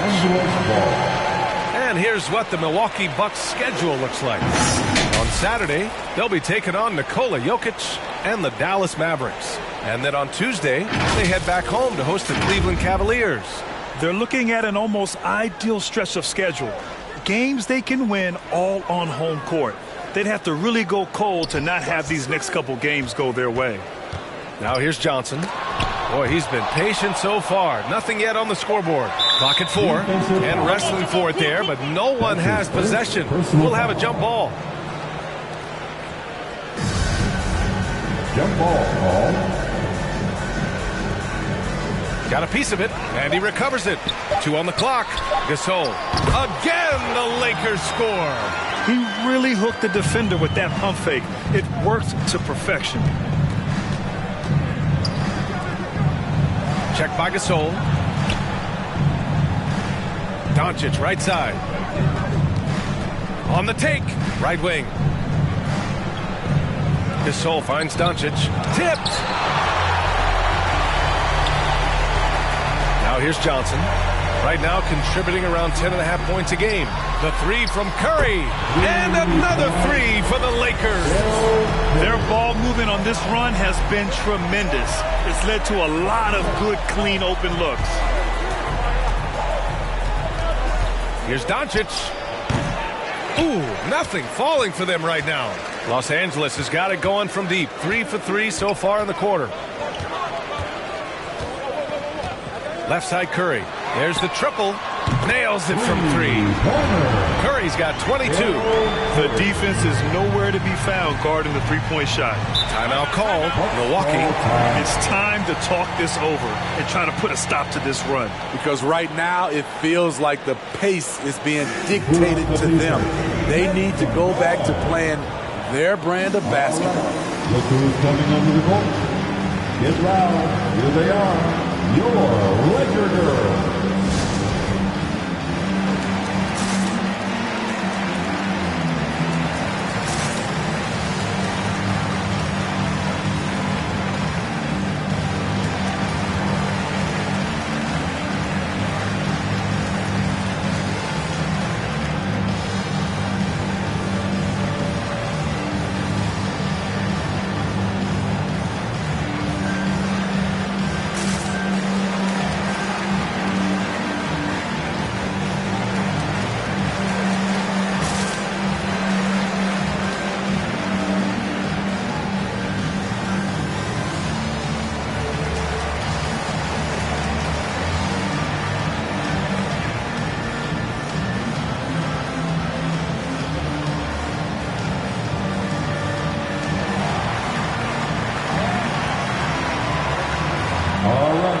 Look who's coming under the court.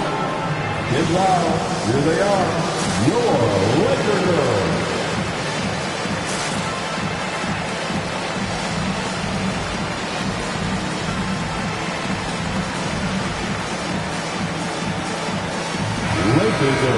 And here are the top playmakers over the last 10 games as shown on the 2K leaderboard.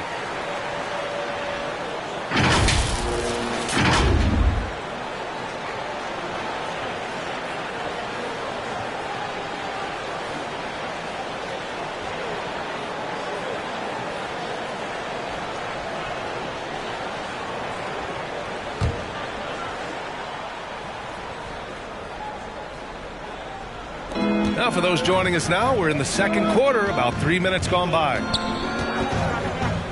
Pass to Jefferson. Shot to end the cold streak. That one falls. Great setup by Doncic. Doncic has got 3 assists now in this one. They're not rolling like they were earlier. The bucket's a little harder to come by. And the shot goes in.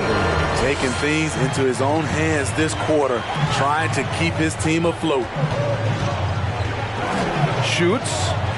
Oh, and that one had the right spin on it. It's good. He's got 11. And he's been an ideal teammate tonight. He's really creating plenty of looks with his passing. There's been an emphasis on ball movement, and he's been a major catalyst. And let's swing it over to the sideline and hear from Allie. So, Brian, the NBA tests out different rules in the G League, including shooting 1 free throw for all the possible points to speed things up. How much did it hurt players' free throw percentages, not getting the multiple tries? Well, averages dropped a percentage point or 2. Is that a deal breaker or something to consider? Yeah, those are good questions. We'll see, Allie. Thank you. Now here's Curry. Had a career game his last time out. Bucket after bucket. Pass to Elliott. With some arc. And Gasol with the block. Curry, no good. For Milwaukee, they've gotten only 2 of 8 field goals to go in the second. Doncic with it, and Johnson picks him up defensively. Took the opportunity when he saw it. And the Bucks lead by 9. Another triple for him. His 4th of the night after that monster first quarter where he hit 3 of them. The loudest and craziest fans get a free T-shirt. Let's hear it, fans. Fans, your Laker Girls.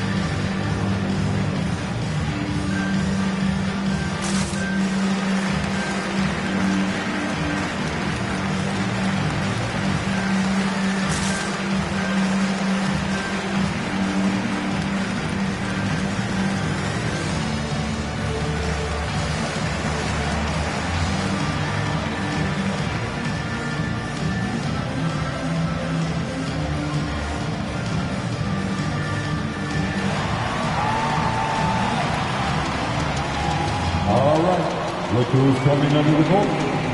Get loud. Here they are. Your Laker girls.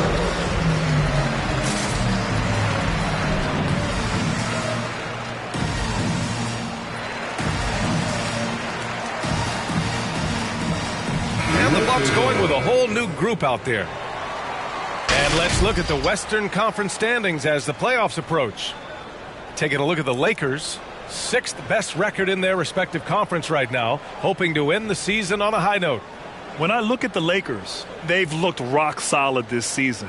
They just need to stay on target and prepare for the postseason. I don't think they've played their best basketball, so if things do come together for them before the end of the regular season, look out. The Lakers have gotten 7 of 12 shots to go here in the second. Pass to Lowry.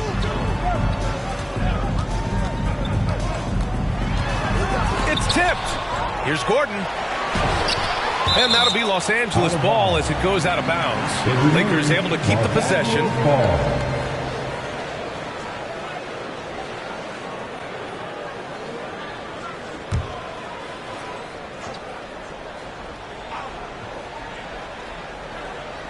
And the Lakers with possession here.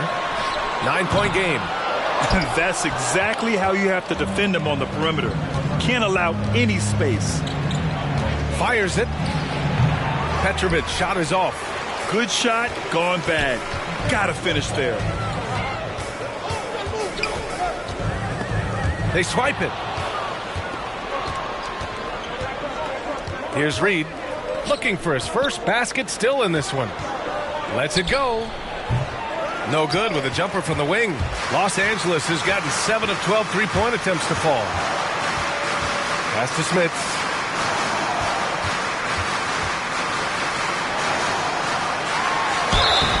And so he draws the foul, headed to the line to shoot a pair. Well, Grant, starting your career in the 50s. Oh, you know, actually 90s. Back then, we'd see teams usually score in the 80s and 90s. What do you think of the current scoring? Really, BA, the 50s? Wow.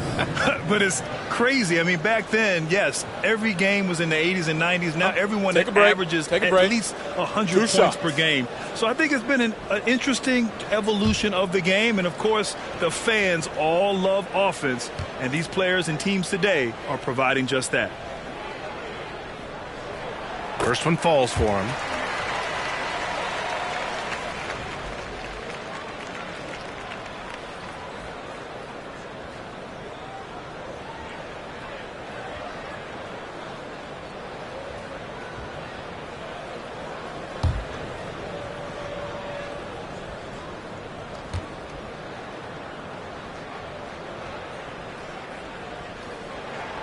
And so he hits both.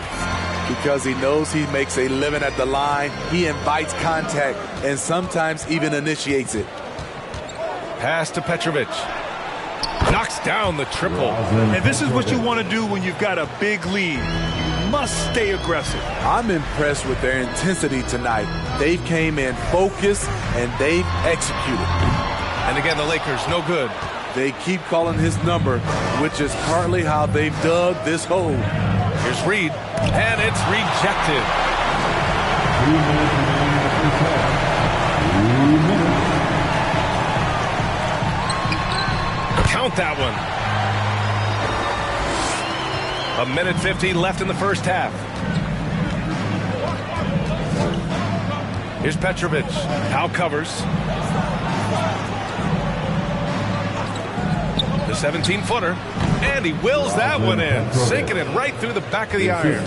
He's got 5. The assist numbers certainly stand out. They've really emphasized ball movement here today. Lowry, the pass to Powell. Back to Lowry. There's the screen. Clock at 6. Here's Smits. Pass to Gordon. Up top, Lowry. Right now averaging 5.5 a game. Yeah, just a little off his game this quarter. He's trying to work his way into a rhythm. Blocked! 51 seconds left in the half. Gordon, the pass to Powell.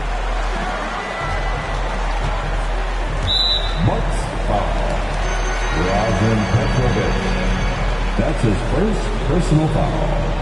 Second team foul.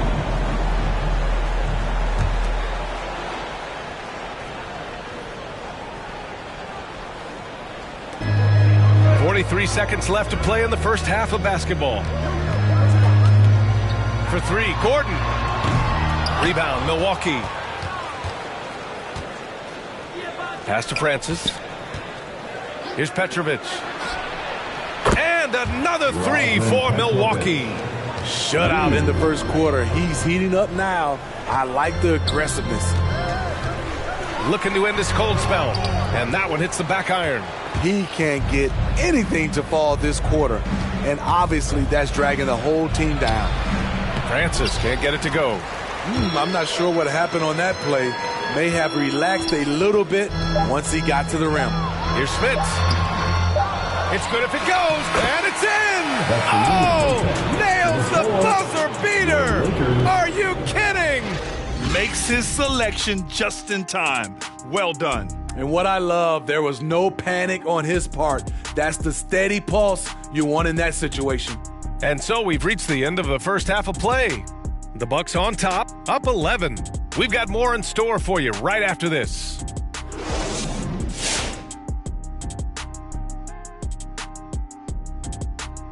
Hello, everybody. Maybe a bit of a surprise in this one, but what a fantastic first half we witnessed for the Milwaukee Bucks. They're getting everything they could ask for at the perimeter. Finding open shots, making the defense look foolish, honestly. You don't like to say that, but that's what they're doing. But that defense has to adapt. The threes will just keep coming down if they don't. And getting back to the game at hand, a nod to two guys who have really brought it for their respective teams. I mean, who doesn't love a five-star matchup like this? Both players showing their competitive nature, igniting their teammates' fire with these performances. Expect this level of play to continue in the second half. Appreciate you joining us. It's been our distinct pleasure, and I mean that. Let's now take you back over to the third quarter with Brian Anderson.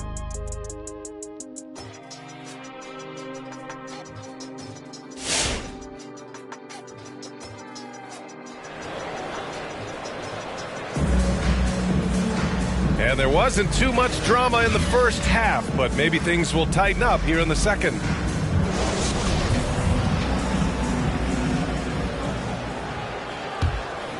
Here's Johnson. They've got plenty of time to get back into this. Yeah, I'm sure they feel pressed, but this is when you have to stay calm and execute. Curry's shot is off. The Bucks shooting at 49% so far in the game. And for Milwaukee, Curry with the block.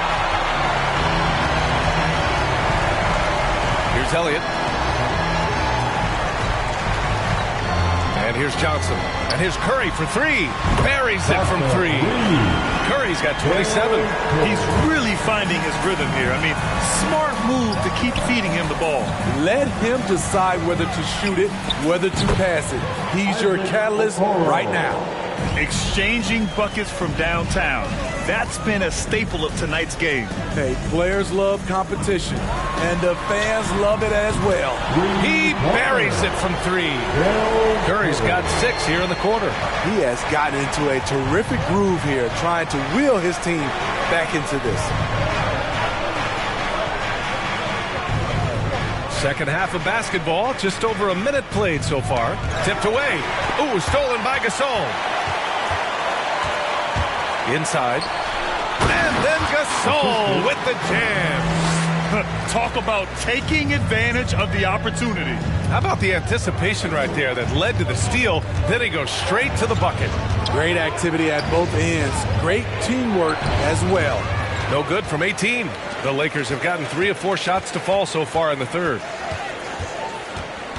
Poked loose from 13. Oh, and he got fouled on his way up. He'll head to the line to shoot 2. The officials were right on top of that one. First team foul.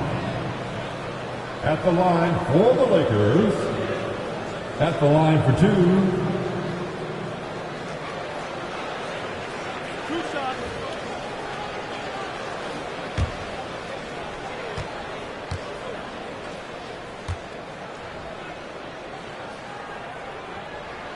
And the first one at the line is good.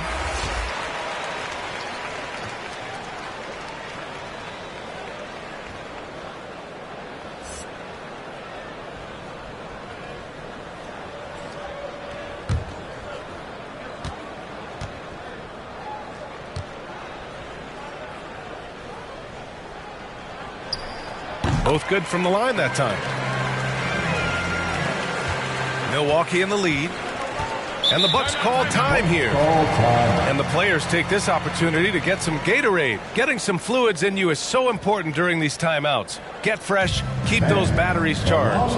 Yeah, without proper hydration, a player can completely run out of gas down the stretch of a ball game. And that's something that none of these guys could afford to have happen. If you're going to battle all the way to the finish, you have to be hydrated.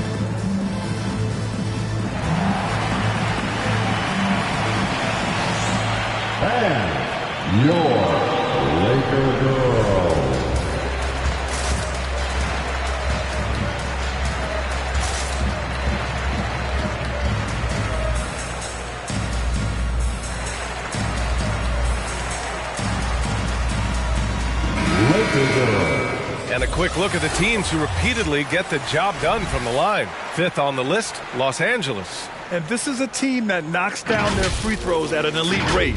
Whoever they go up against should always try to avoid fouling them at all costs.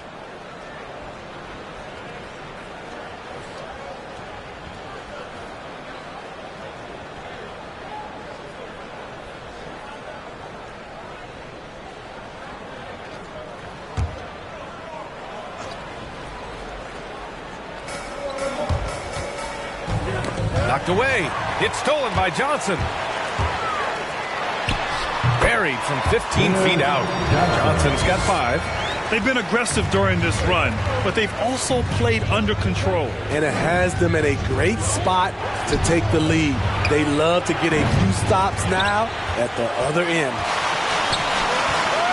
Down low. This for the tie. There's the block. Pass to Okuro. Jacks up a 3. Nails it from beyond the arc. He's got 17. Defensively, gotta close out a little faster. That's a look he'll make with regularity. Outside Curry. Gasol the screen. Here's Elliott. Let's go with a 3. Jefferson grabs the miss. He didn't make them pay for that weak defense, but they just can't rely on him to miss those kind of shots. Oh, my. Came close to a 4-point play. He'll head to the line for 3 free throws. That's his first personal foul. Hey, nice work attracting the foul from deep. He'll shoot 3. Shooting for Milwaukee, Richard Jefferson at the line for 3.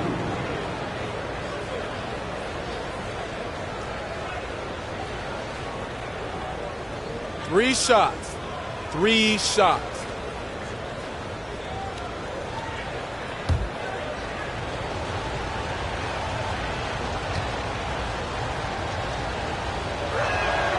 And he's good on the first of 3.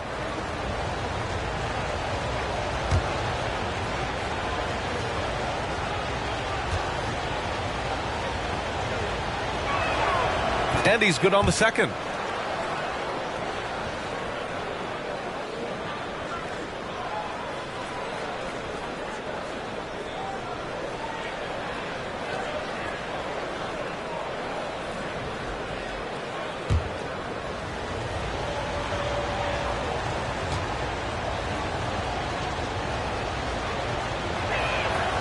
And he makes all three.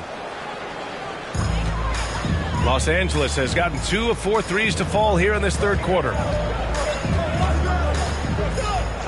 On the wing, Curry. And again, the Lakers, no good. And the defense got away with one there. I mean, that's a shot he typically makes. Pass to Doncic. Takes it inside. And Doncic with the jam. What energy on the drive from Doncic. Charging in before the defense can seal up the gaps. Now here's Curry to win the run. The Lakers with another miss. Just over 3.5 minutes through the third. That one doesn't drop. Now the Lakers take it the other way. Pass to Johnson. The three is up. That's good from Curry on the assist by Johnson. Johnson's got assist number 10 tonight with that last one.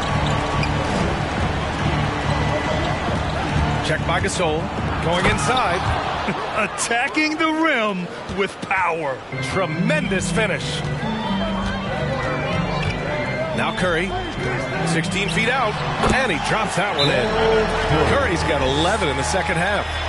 Rock solid screen right there. The defender got completely lost. Hey, if you're not going to fight over, you're essentially giving the shooter the look he wants. And your Laker girl.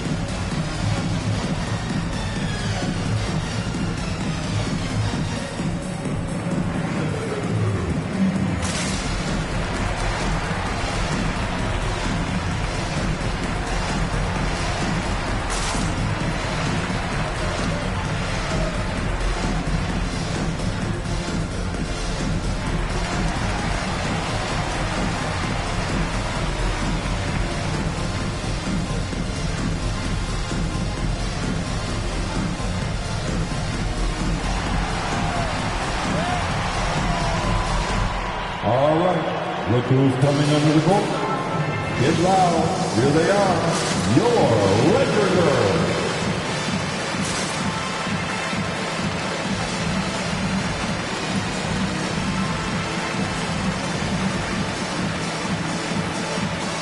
Laker girls. And while we can, let's bring up a list of the top scorers across the NBA in the past month.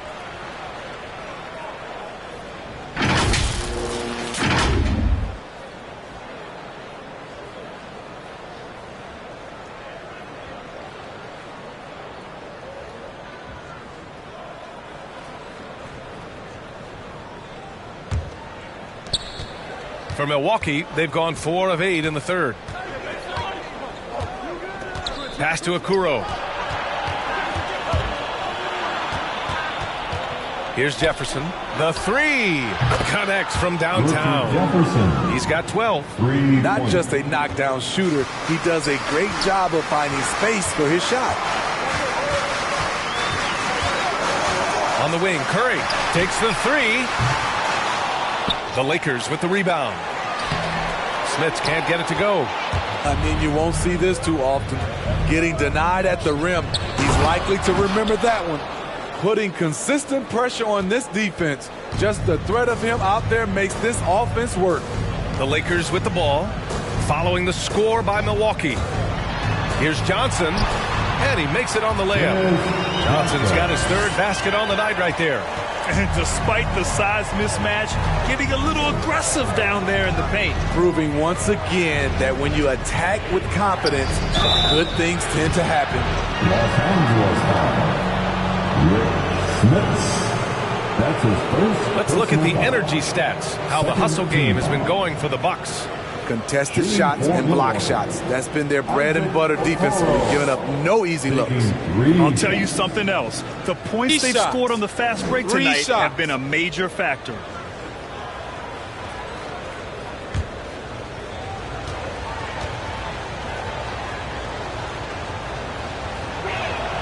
And he makes a first.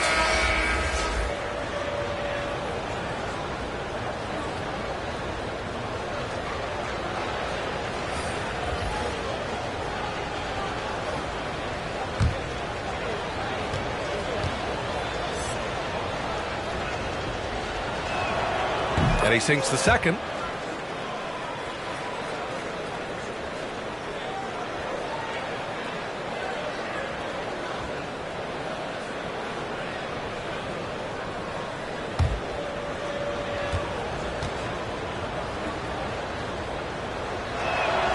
And he nails the third. Yeah, they've really made a concerted effort to get to the line here in the second half. That's tipped. Here's Francis. Now quiet so far offensively, searching for his first points of the game. Talk about taking advantage of the opportunity. How about the anticipation right there that led to the steal, then he goes straight to the bucket. Great activity at both ends. Great teamwork as well. The three from Curry, rebounded by the Bucks. They led the game at 1 point by 20. Pass to Reed. Here's Okoro. Gordon brings the double team. 2 minutes remaining in the third. 6 to shoot. 2 minutes. Here's Francis. It's deflected.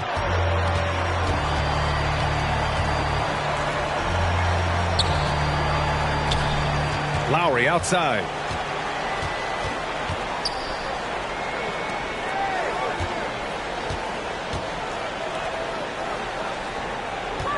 Here's Smits. Puts it up from 12. And he comes up with a bucket. He's got 6. Yeah, he has a really nice feel from that spot. And the size gives him a clear advantage. And with that height, he can get a clean look on any shot at any time. That shot wide open.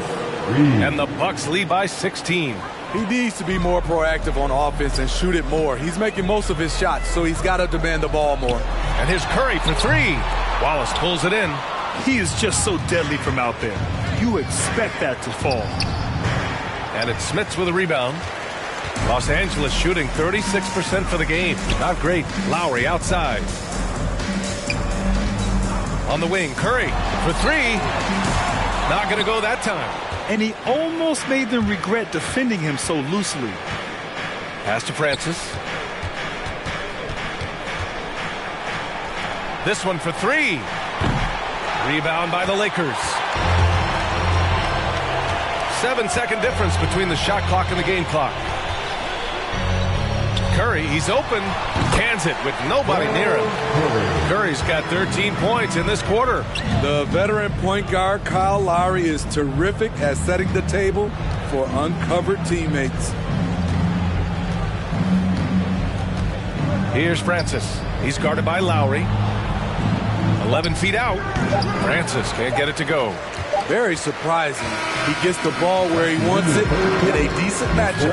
And as we end the third quarter, a double-digit deficit will make it tough to come back. Bucks ahead, leading by 14. And we'll have the start of the fourth quarter for you as soon as we get back from this short break.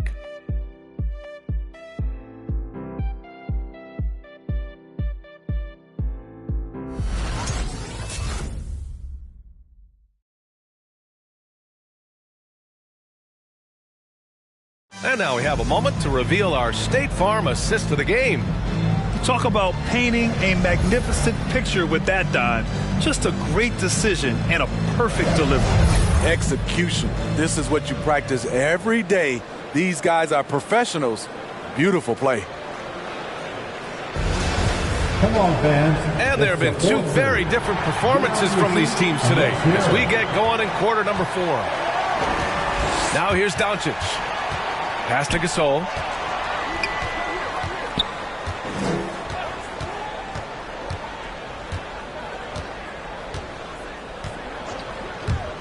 Drives to the hoop. Oh, throw it down. Can you say elevation?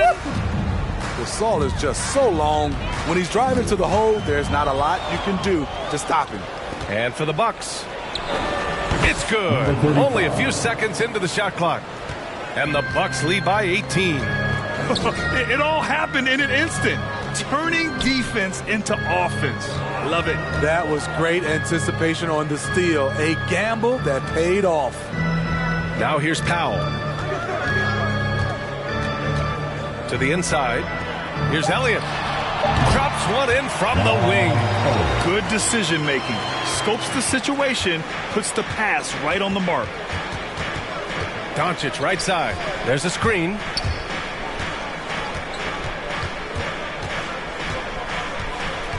Shoots from 12, and he stays with it. Pass to Jefferson. And it's the Lakers on the break.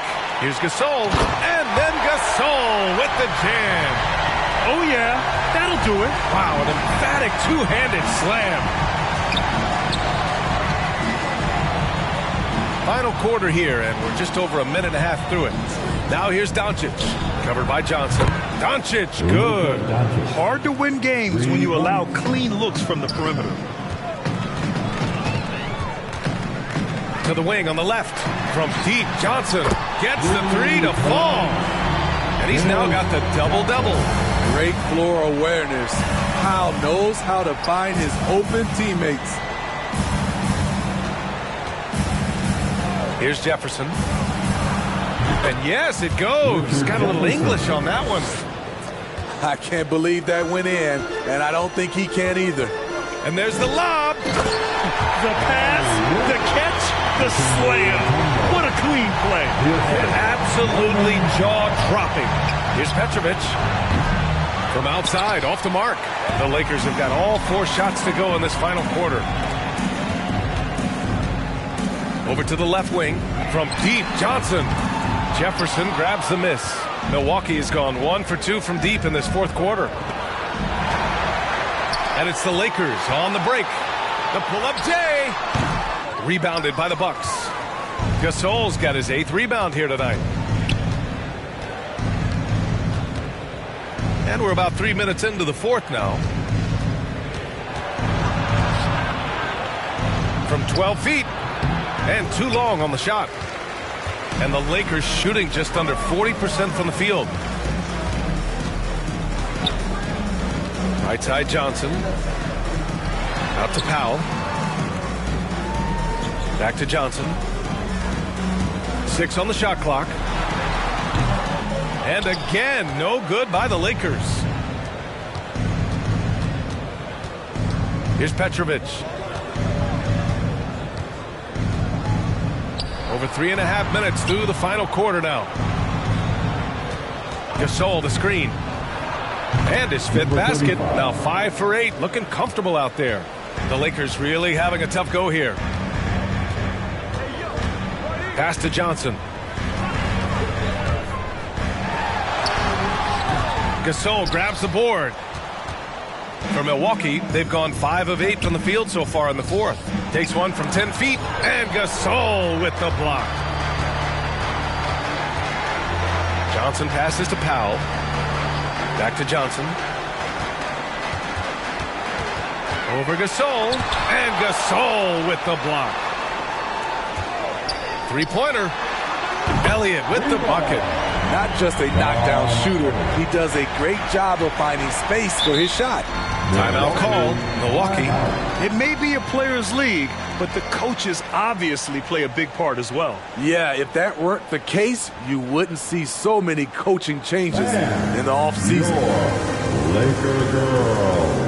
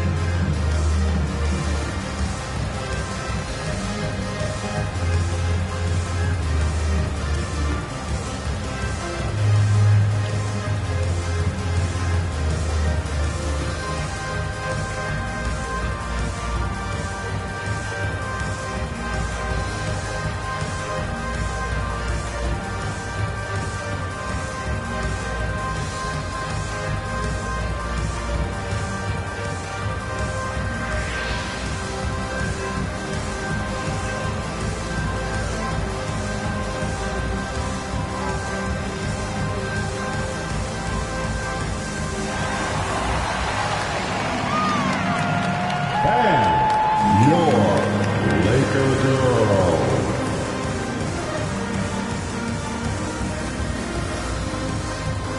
And now let's present our New Balance Player of the Game. Yeah, he attacked the block all game and has been rewarded for it. The fundamentals that he displayed are why he got whatever he wanted out there on the floor. Hey, let's face it, the defense had no answer for him. You know, some guys aren't the same player on the road. Not this guy. He loves sticking it to an opposing crowd, and it only adds fuel to his fire. And keeping us updated from the sideline, Allie LaForce.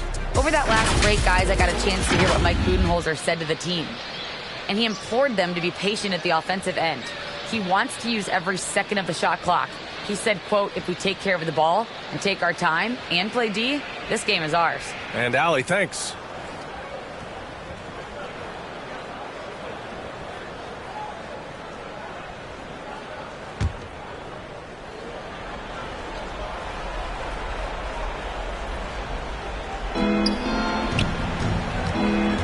Johnson against Doncic. Pass to Okoro. Gasol the screen. And Doncic launches from deep. And the three-pointer goes. And the Bucks lead by 16. All about converting your opportunities. He just hit his second three of this half. Third of the night. Curry, no good. The Bucks have gotten 6 of 10 attempts to drop in the fourth quarter. Here's Jefferson. Doncic with it. Now guarded by Curry. Jefferson. The shot is good. Doncic making the play. Doncic has got 8 assists in the game. Pass to Curry. Three-pointer. No luck on that one. Now the Bucks take it the other way. Here's Okoro. He's covered by Curry. Here's Okoro. Shoots over Curry. Oh, plenty of contact on that shot. Officials call the foul, and he'll take 2 free throws now. Everyone in the building saw the obvious contact. Team foul. Shooting for Milwaukee, Isaac Okoro. 2 shots.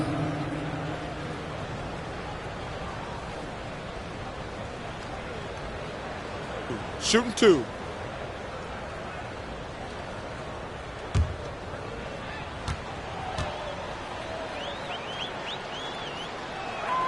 And he knocks down the first one. Boy, we've seen a lot of effective signature moves, including yours, the Smitty. Is there a signature move that sticks out to you in today's NBA? You know, BA, it is. It's the logo 3.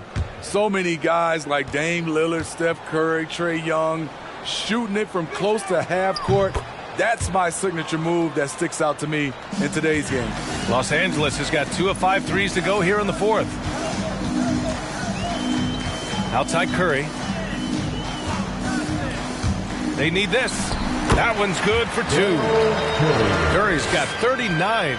He picks the exact right moment to get himself a clear line to the basket. Pass to Okoro.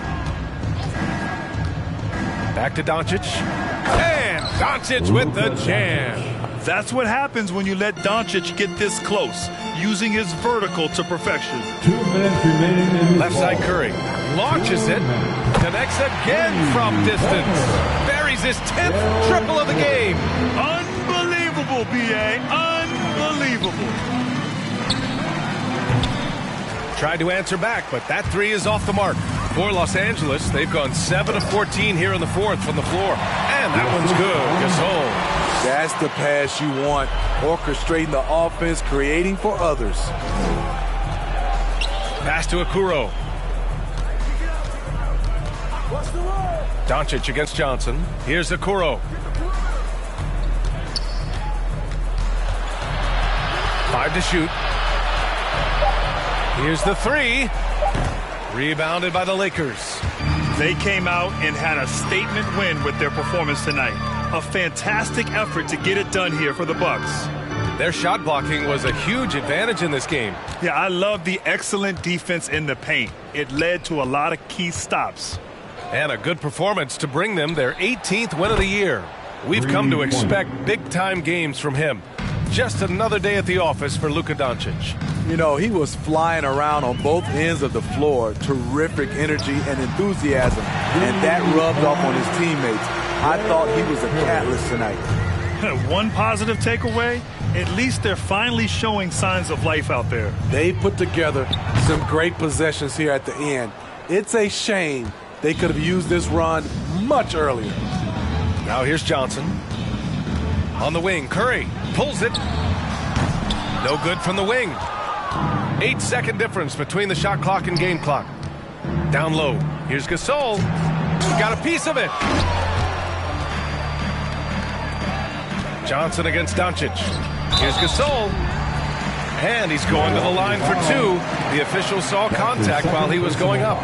First team. Man, good whistle there. At the line for the Lakers, 2 shots.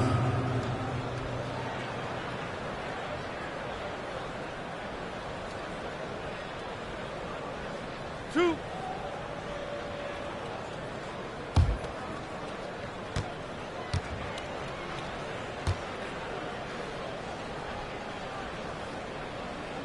First one falls for him.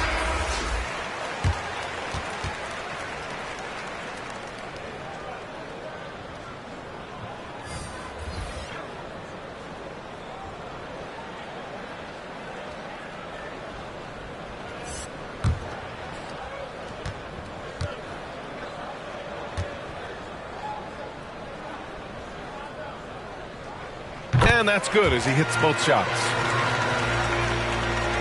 There's 18 seconds left in the game.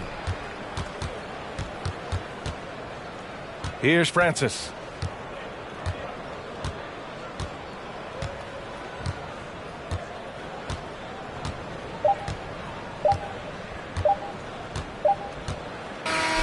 And so it's Milwaukee easily grabbing this one.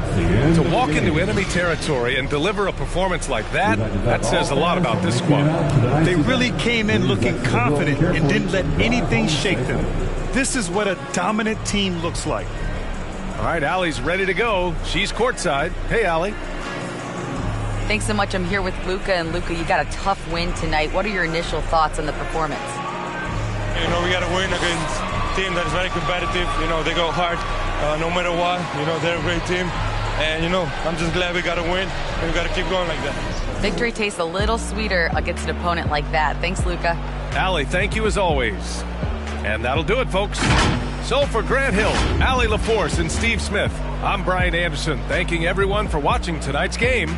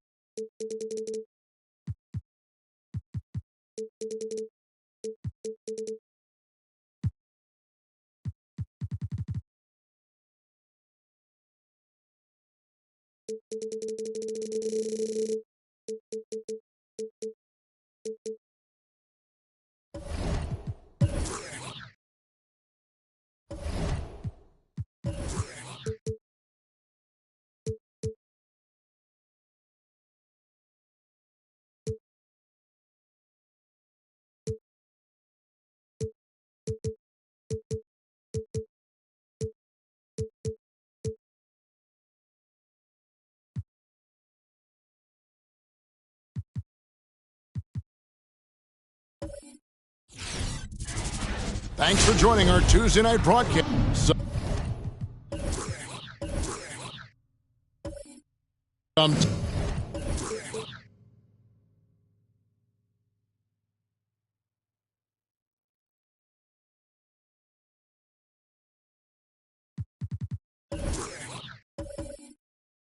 Talent.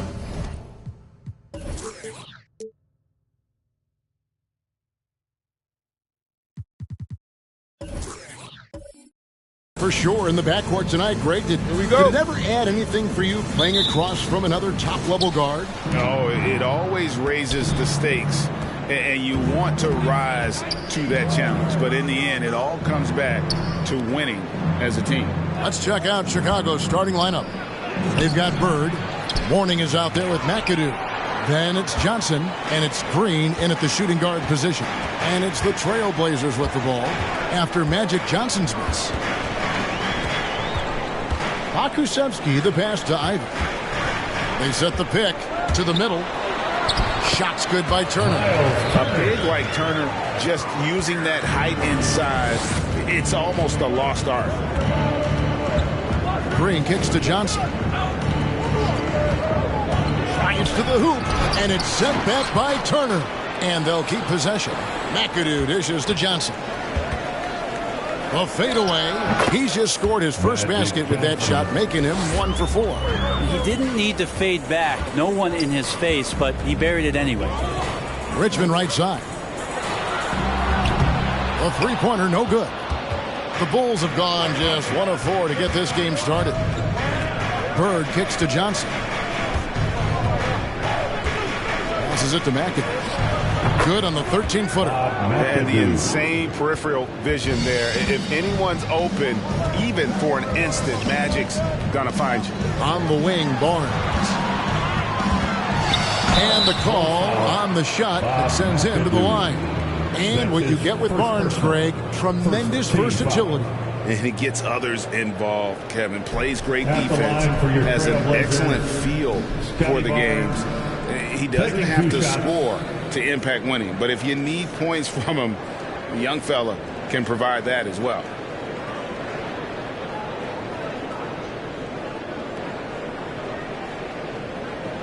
Take a break.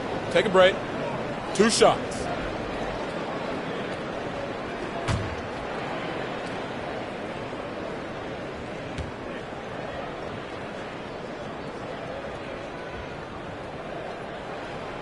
That free throw, no good. Well, probably a little draft in the arena tonight. He's the last guy you expect to miss the mark by that much. Absolutely.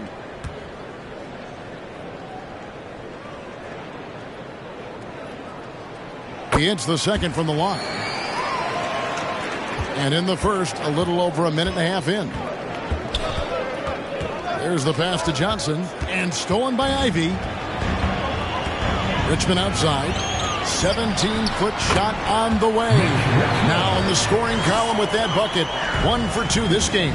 And hitting the mid-range jumper here early gives the defense just another thing to think about. Yeah, he's got to be a little bit more on their radar after knocking down something like that. And now another look at that mobile one-block defensive performance. And making a statement right away, letting them know they won't get any easy ones when he's around.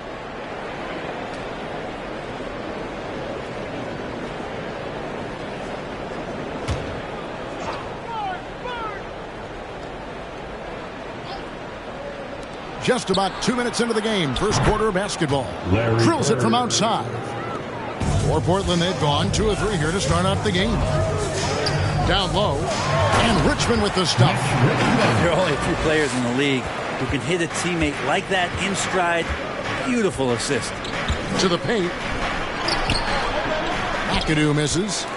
The Trailblazers have gone 3 of 4 from the field to start out the game. And that one's good. Barnes. Just setting the tone with an aggressive move to the rack. And where's the help defensively? Yeah, APB sent out to try to find out where the defense is. Inexcusable. Drains the 3 while he's being fouled, and he might be able to make this a 4-point play. You're trying to space the floor. Green's the guy you want out there. The defense is forced to respect him from range. Chicago shooting their first free throw of the game right now. And they've had really good numbers all season from the free throw line.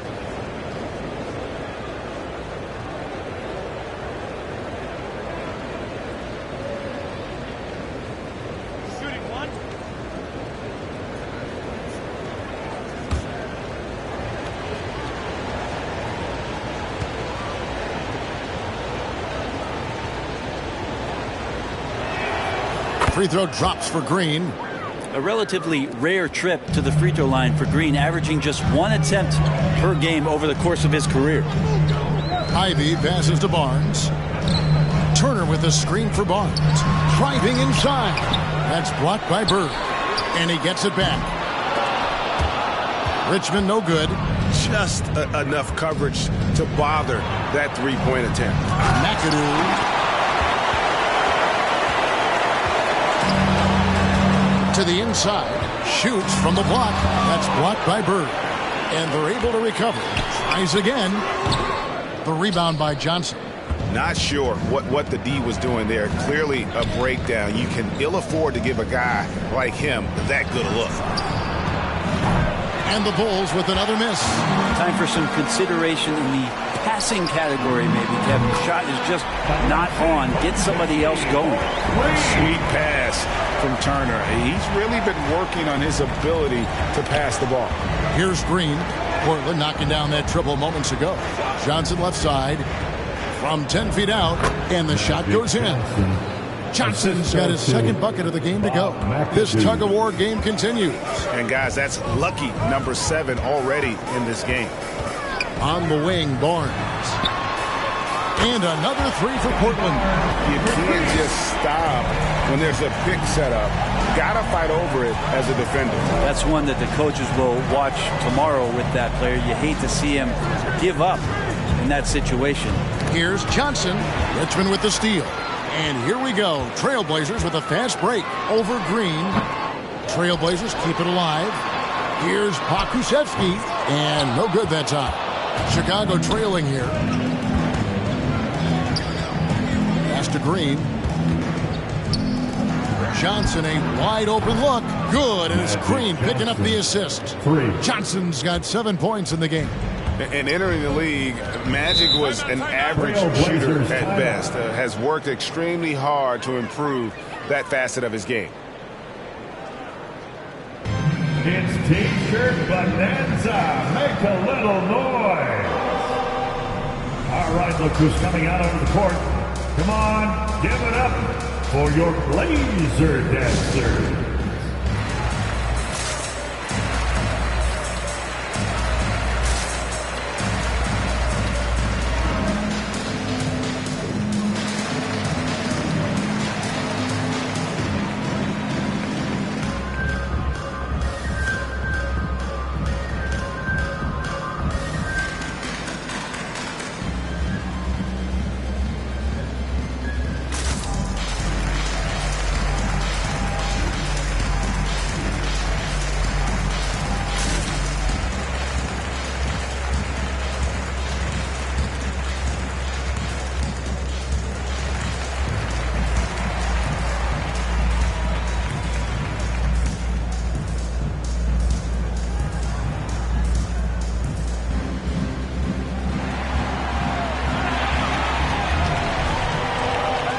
Look who's coming out on the court. Come on, give it up for your Blazer dancers.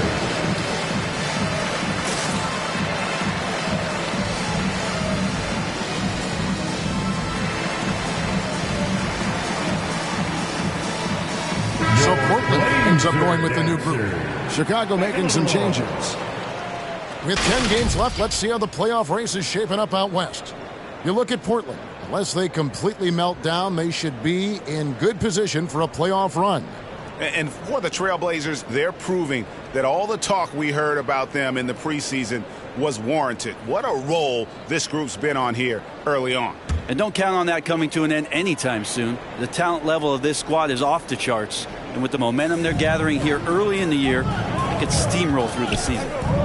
Now here's Lynn.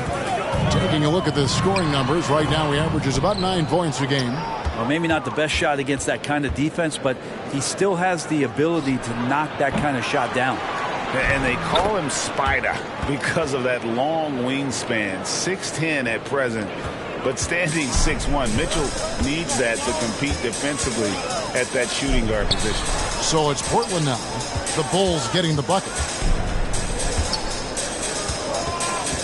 Outside, Walker. Oh, he blocked it and deflects off the backboard. Sanders passes to Pettit. Portland grabs the miss. And we know what Mitchell can do offensively. But, Greg, how do you evaluate his defensive game? And, Kevin, without question, there's room for improvement. I'd say he's probably below average, but he has the tools that if he tightens up that part of his game, look out. Walker at the elbow. Here's Curry, and the layup's good off the glass. And a nice job here early of establishing an inside presence. 2 minutes. Pass to Mitchell. This one for 3. He can't get that one. And the Trailblazers going the other way. Well, in that one, they just had everything working offensively. It's a lot of fun when you get into that kind of a group. Yeah, I love watching that game, and in particular, their demeanor in their destruction in that game. So it's Chicago now. The Trailblazers knocking down the tray. Here's Mitchell. Got a piece of it. Outside, Walker. Down low. And there's the slam dunk to finish it off. Yeah, just solid work on the back end of that play. Yep, you're right. Finished hard with 2 hands on that stuff. Here's Mitchell. Fouled in the act of shooting. Gets the bucket anyway, so a 3-point play chance for him. Oh, a fearless play by Mitchell. Sinks his shot while being fouled, and now he'll get to the line. And taking a quick look here at the hustle stats for the Trailblazers. Great hustle defensively through the first half, contesting everything and racking up the block shots. They've also racked up a ton of points off of turnovers so far in tonight's game.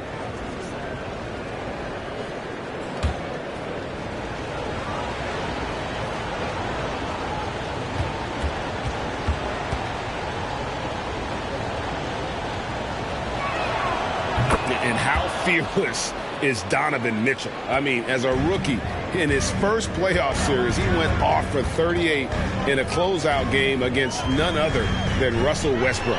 And a wide open look for Lynn. No good from outside. He's not the guy that you want to give a wide open look from three-point range. They're lucky that that one doesn't cost them. Mitchell against Walker. Jones looking for an opening. Just 4 to shoot. Passes it to Pettit. And now Portland on the break. Puts it up from 17. And Portland again with the bucket. And that's how to make an impact with defense. Once the steal is made, you know they're going to be scattered. And that one is good from Suggs. And how about the awareness of Mitchell?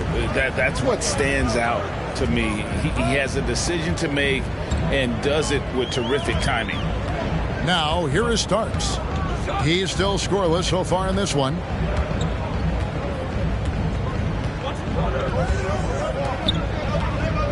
The pass to Curry.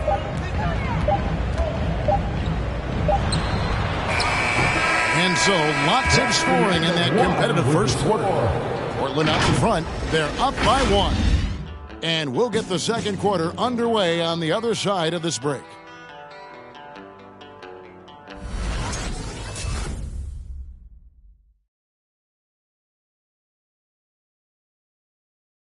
All right, look who's coming out on the court. Come on. And some good action in the books as we get back to the game that's been pretty close here so far. And for Portland guys, what jumps out to you stat-wise?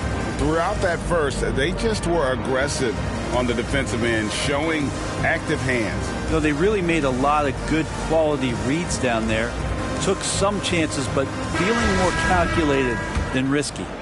And so many teams looking to space the floor. Greg, how many non-shooters can you play and still have a good offense? Well, I think most teams go 4 out, meaning you got to have at least 4 guys that are a threat on the perimeter, keeping a vertical spacer at that dunker spot. But if your dunker can also shoot, man, that puts even more pressure on the defense. Barnes out there with Turner. Then it's Richmond. And it's Ivy in at the point. That's the group on the floor for Portland. Here's Johnson. Mitch Richmond picking up that last basket. Johnson can't hit. 3-on-3. From outside the arc. Gets the three-pointer to fall. Makusevski's got the lead up to 6 now for Portland. They've settled into a nice groove offensively here in the second. Johnson outside. For just the 4th time today, it is good. That one makes him 4 for 10. And Kevin, they started the game shooting it so well. I'm surprised they haven't continued. They've got to get back to their strength. Yeah, that first quarter was a bit shaky. Good to see a player who doesn't let a slow start get to him. Barnes against Johnson. Inside, here's McAdoo, and he takes that one up and powers it through. That's just an unfair advantage. Magic standing at 6'9", with the way he handles the basketball, creates huge matchup problems in that pick and roll. Sinks the three-pointer. Defensively, they just look out of sync, not closing out on the threes in time. Johnson outside. There's the lob to the hoop. An emphatic LU jam. And maybe that'll trigger them. Impossible not to get pumped up after that. Yeah, well, you can see the immediate reaction of the guys on the bench. They are pumped up. Richmond no good. Bulls trail by 6. Pass to Bird. It's tipped. And so it looks like the Bulls will retain possession here. Let's see some of the numbers here for him.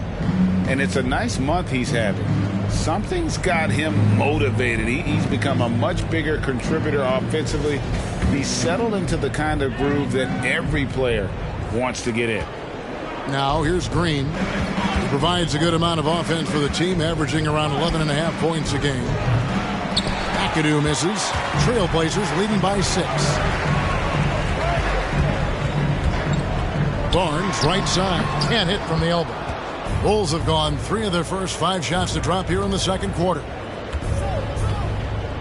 Feeds to McAdoo. And here's Green outside. Score the basket. His second of 2 attempts. Well, good balance and squared up shoulders. If there's one thing Green does better than anything else, it's nailing catch-and-shoot Jays. Ivy kicks to Richmond. And right away, they match it with a three-pointer of their own. Richmond's got 11 here in this quarter alone. They get a hand on it. Johnson dishes to Green. Here's Bird. And it's Bird with the jam. Danny Green is such a fantastic system player, and this is a pretty fantastic system, so it's working out well. On the sideline, let's catch up with Hall of Famer David Aldridge. Thank you, Kevin. Well, Donovan Mitchell is a force offensively, of course, but he knows there's room for work at the other end. He said, I feel the need to really get after it defensively and show that. I watch film on every person I'm guarding. Defense travels. Offense comes and goes. Guys, back to you. He's never satisfied, and I love that about him, D.A. Thanks. Here's Ivy. He's gotten some minutes, but nothing on the board yet. Back to Barnes. Turner with a screen on Green. Barnes with it. He's against McAdoo. And Portland making a change here. Walker's checked in. And Chicago also making a switch. Suggs, he's checked in for Johnson.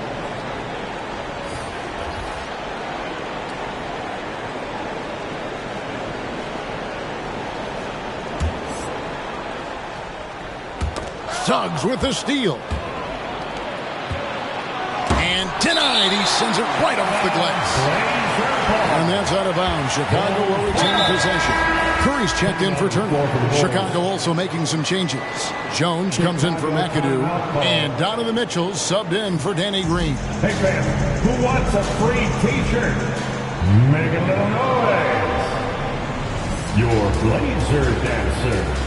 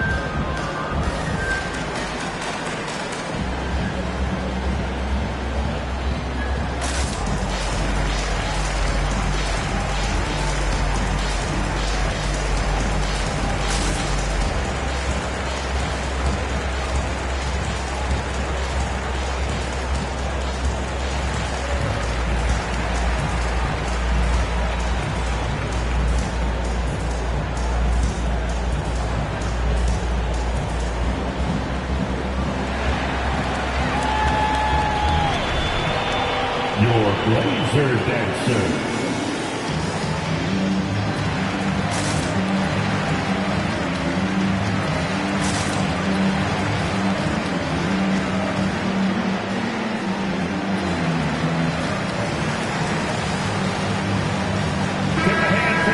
Here's our 2K leaderboard with the list of the teams that have been on fire from beyond the arc over the past month.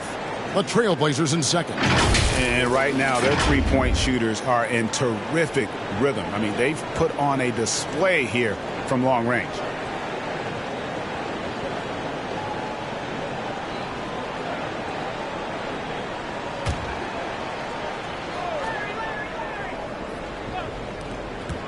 Off the inbound, and it's Suggs missing. Trailblazers leading by 4. Greg, talk about a guy who plays with competitive fire. Suggs is a powerful leader, but by example. Yeah, I mean, this guy plays with such great strength and energy, and he makes great decisions. Really has an advanced understanding of the game for his age. Stolen by Bird. Richmond with the steal. And he drives in, and it's blocked. Now here's Jones. He's been quiet so far. Still no points in the game. And the foul on Pokashevsky. That is his first foul of the game. Team foul. Coming out of the floor for the Bulls.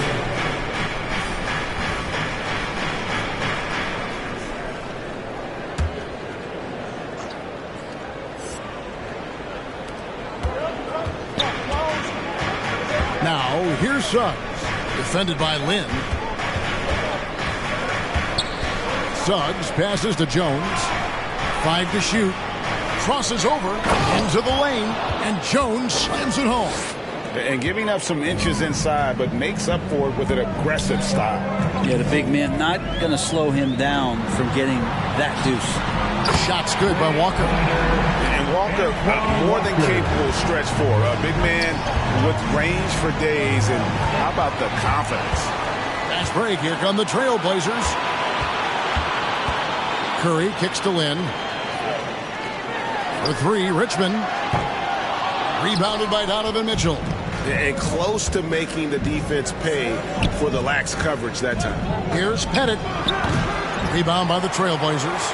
And going against Chicago, their first meeting of the season. And just couldn't make the most of their meetings last year. Ended up splitting the season series. Sanders dishes to Suggs. Sanders passes to Pettit. Back to Sanders.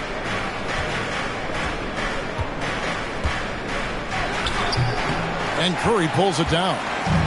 And it's Curry with the ball, bringing it up for the Trailblazers. It's a 5-point game.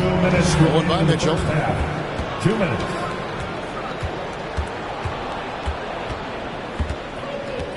On the wing, Jones. There's 1:47 left in the first half of basketball. He feeds it to Sanders. Down to 5 on the shot clock. And here's Mitchell from the arc. Walker with the rebound. There's some defense for you. For someone who's as good at shooting the three ball as he is, you need a defender who's equally good at guarding against him. Oh, phenomenal alley-oop slam there. They are taking advantage of a team that looks lost out there. Here's Abdul Rahim, defended by Jones. Richmond right side. A chance there to push it to double digits, but it's off the mark. Teammates right now covering up for the type of off performance he's having. In terms of scoring, this has not been his best night. Portland leading by 7. 51 seconds left in the first half. The offensive rebound, and the basket is good, and he's got a chance here for one more at the line. And he's starting to show that killer instinct this quarter, looking to extend the lead. And this is his first trip to the line tonight. Team foul. At the line for Portland, Mitch Richmond, shooting 1. One shot.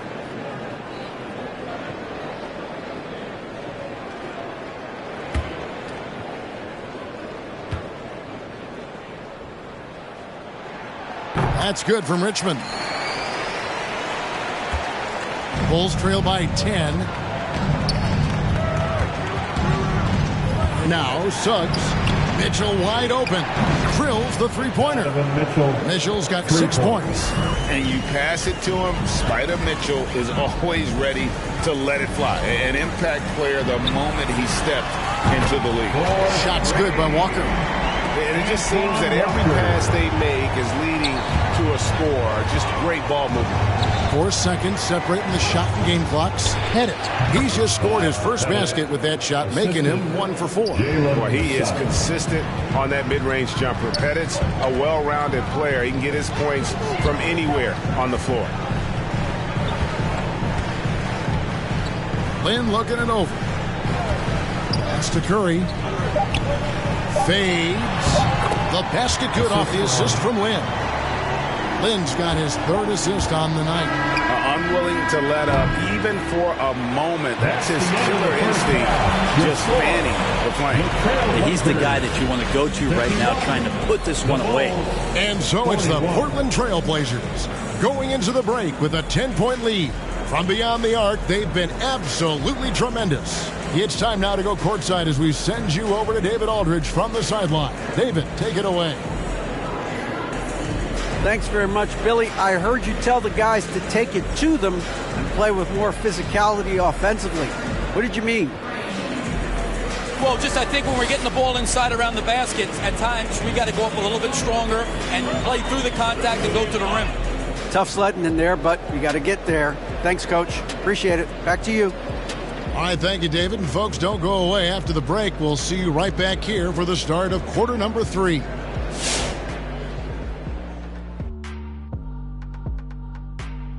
Welcome, everybody. The story at the half could be summed up as a dominating performance for the Portland Trail Blazers.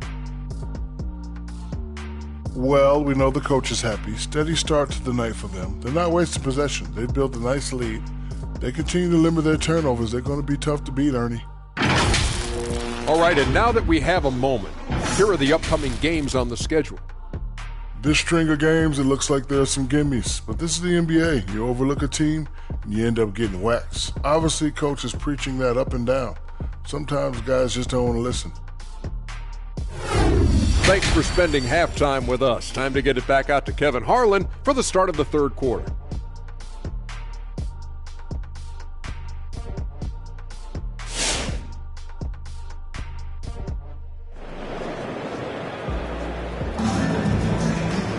And happy you could join us. We've got 2 quarters left to go in regulation. You look at Mitch Richmond in this game, he has been everywhere. Definitely been challenging the defense here early on, not settling for anything outside. Yeah, you want these kind of nights where you can start to see those openings before they happen. And if you're just joining us in this one, first half is in the books, 1 half to go. So for Chicago right now, we've got Green, McAdoo out there with Mourning. And it's Bird, and it's Johnson in at the point. That's just tremendous scoring instinct. So fun to watch him work in the half court. On the wing, Green. Johnson left side. Over Ivy. It's hauled in by the Trailblazers. Pakusevski's got 4 rebounds in this game. He kicks to Ivy. On the wing, Barnes. And Portland again with the bucket. And obviously his momentum from the last game has carried over here tonight. Yeah, and the coach pretty smart for zoning in on him and giving him opportunities to stay with that confident play. And with Chris Paul, he makes this team work. Gets the most out of his teammates and has done that wherever he's played. No problems knocking that one down. Pakusevski's got his 3rd basket of the night. Yeah, those are starting to add up, guys. Of their last 5 baskets, 3 have been triples. Nice shot by McAdoo. As you said, Paul's teams often overachieve in the standings. People still underestimate his impact. Sets up and improves his guys as well as anyone. And he's the engine to this whole operation. All these threes they're giving up have really been the driving force on this run. Richmond with the steal. Pass to Turner. From 12 feet out. Connects the jumper drop. Turner's got his 2nd bucket tonight. An even stronger second half. Tremendous efficiency at the offensive end of the floor. McAdoo, the pass to Green. And some nice ball movement here by Chicago. A shot by Johnson, no good. The defense better tighten up on the mid-range. They're much, much tighter. You expect him to make every single one of those. That's blocked by Bird. Shoots from the elbow. Shot by Johnson, no good. Well, his poor shooting is a big reason that they're staring at this deficit right now. He needs to get on track if they're going to find a way to win. Richmond, no good. And so it's Johnson who brings the ball up for the Chicago Bulls. And again, Chicago, no good. I'd love to see them impose themselves a little more on the backcourt. That's a great way to find confidence. Always a surefire way to get back in the game. Now Johnson, following Mitch Richmond's 3-point attempt. Outside, Green. The feed to Bird. Good, and it's Green picking up the assist. Green's got 3 assists tonight. Just such great consistency on that jump shot. Even though he's not always squared up, Bird terrific in the catch and shoot. He's building off that strong first half he had. I'm not sure the defense will be able to figure him out in the second. For the Bulls. Which loudest section wants a t-shirt? All right, look who's coming out of the court. Come on, give it up for your Blazer dancer.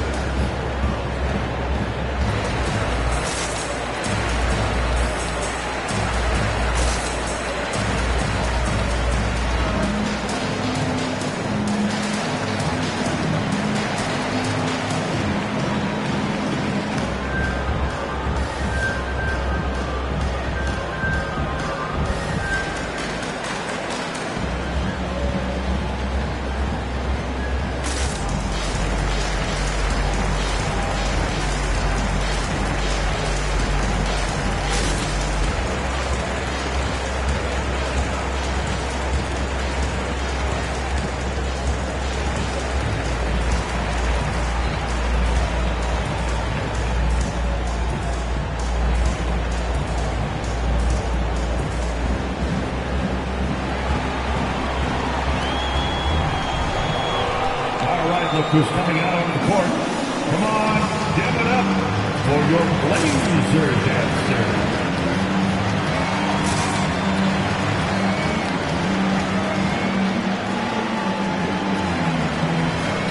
John Starks checked in for Portland. With 10 games left, let's see how the playoff race is shaping up out east. You look at the Bulls. Their season nearly over unless a form of miracle happens.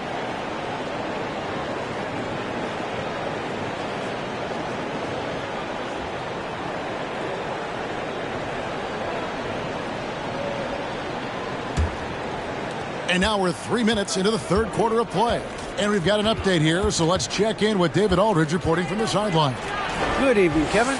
Now, the NBA does get high marks for its diversity, but there is some frustration on the front when you look at head coaches and front office positions. All-star Carl Anthony Towns said, men of color deserve a chance to lead a team, run an organization, and make their mark, not just with a jersey on, but with a suit on. Guys? Thank you, David. Here's Pokusevski. They lead by 24, their biggest margin. Johnson outside. The pass to McAdoo. Here's Green. Takes the three. Cranes the three-pointer. Green's got 10 points in the game. Green shooting the ball has such a quick release. Just got to stay confident. Over to the left wing. Turner with a screen on Mourning. Ivy with the bucket. They ran that play exactly as it was drawn up. Nice job. Now Chicago's gotten a positive outcome on 7 of their 14 three-pointers in this game. Not bad at all. McAdoo, the pass to Green. A floater. Basket good. Green's got 5 points now this quarter. No doubt he's got the feels in this one. Green isn't always the most consistent shooter, but he's locked in tonight. Johnson over to help. Here's Pokusevski and the Trailblazers another three. And really, as the three-pointers keep dropping, you get the sense that the frustration is mounting for the defense. And there's Green on the assist by Johnson. Assisted by Johnson's got 5 assists in the game. Portland leading by 22. Pass to Ivy. Again, the Trailblazers good for 2. Yeah, he's got to knock that down if you give it to him. Uncompetitive there defensively. The defense also looking defeated. The lack of hustle is driving the coaching staff a little bit batty right now. That's tipped. Barnes with it. 11 points in the game. Starks kicks to Ivy. Bulls foul. Magic Johnson. Time called here. The Blazers decide to talk it over. And Chris Paul still a great defender. Fantastic positioning. Well, not only the positioning, but if you watch Chris Paul, he's calling out every option of every play that every offense is running in the NBA. That kind of intelligence gives the rest of his group incredible confidence. And from the very beginning, Chris Paul has been one of the most disruptive point guards defensively the league has ever seen.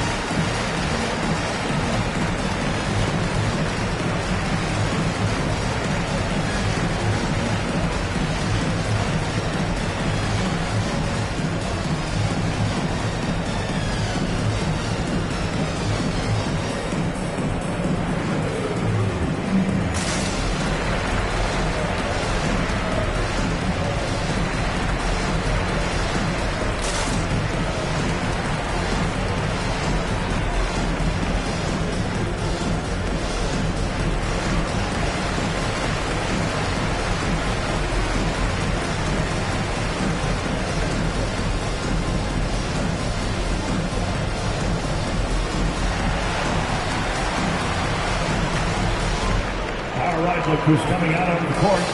Come on, give it up for your Blazer dancer.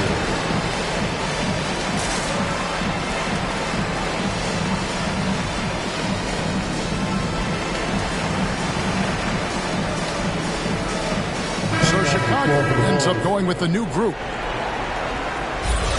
With a break in the action, let's see which teams have come away with the most steals in the NBA this season. The Bulls third.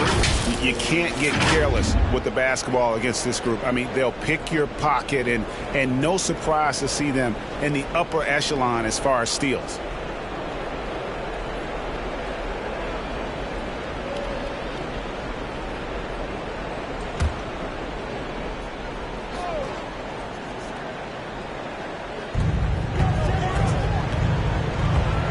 Walker against Jones.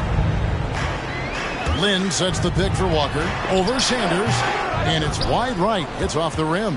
Bulls have gone 5 of 12 from the field since the third quarter got underway. Here's Mitchell. It's tipped. Abdul-Rahim passes to Starks. 2 minutes remaining in the third. 2 minutes. And there's the whistle. 3-second violation. Let's take another look at the staunch defense during that mobile one block. Sharp instincts on D there. Just timing when to rise up and swat that one away. Chicago's gone 2 of 5 with the three-point shot since coming out of the break. Suggs passes to Pettit. A three-pointer is right on target. Pettit's got his second bucket of the night. That's just a lapse right there. No matter what, somebody has to be there and get a hand up in the shooter's face. A shot by Starks, no good. Definitely a situation you want to make sure you don't give him too good of a look.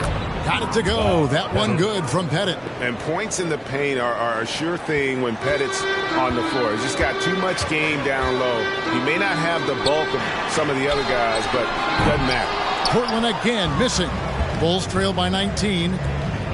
Sanders passes to Pettit, and it's thrown down hard with both hands.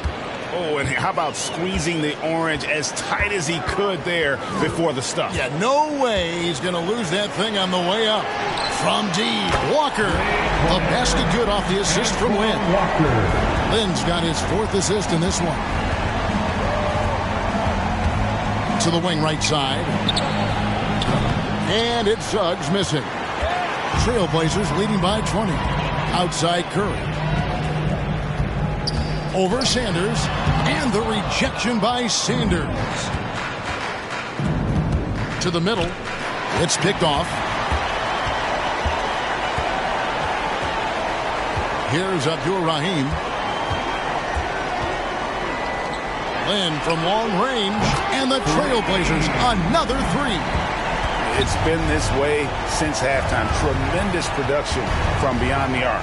Yeah, pretty infectious right here. Guys in good spirits and percentages from downtown on the rise in the second half. 2 free throws coming up, and they call the shooting foul. He doesn't care at all if he has to take a little punishment to get his points. You can say that for sure about Abdul-Rahim. He's not going to shy away from the contact. This is his first trip to the line tonight. And he has grooved his stroke at the line this season and been able to maintain it with an average of 90%.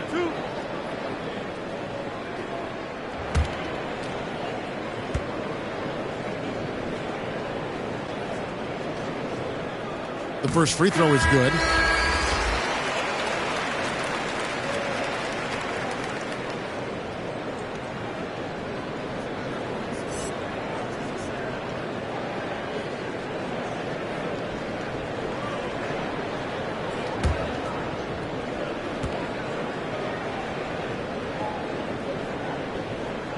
Good on both.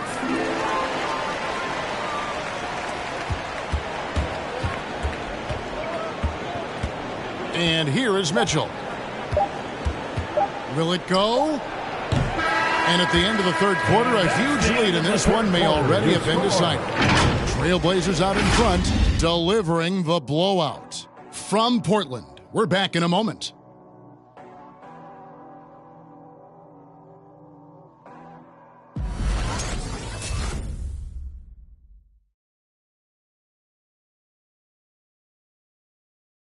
And while we can now, let's take a look at today's State Farm assist of the game.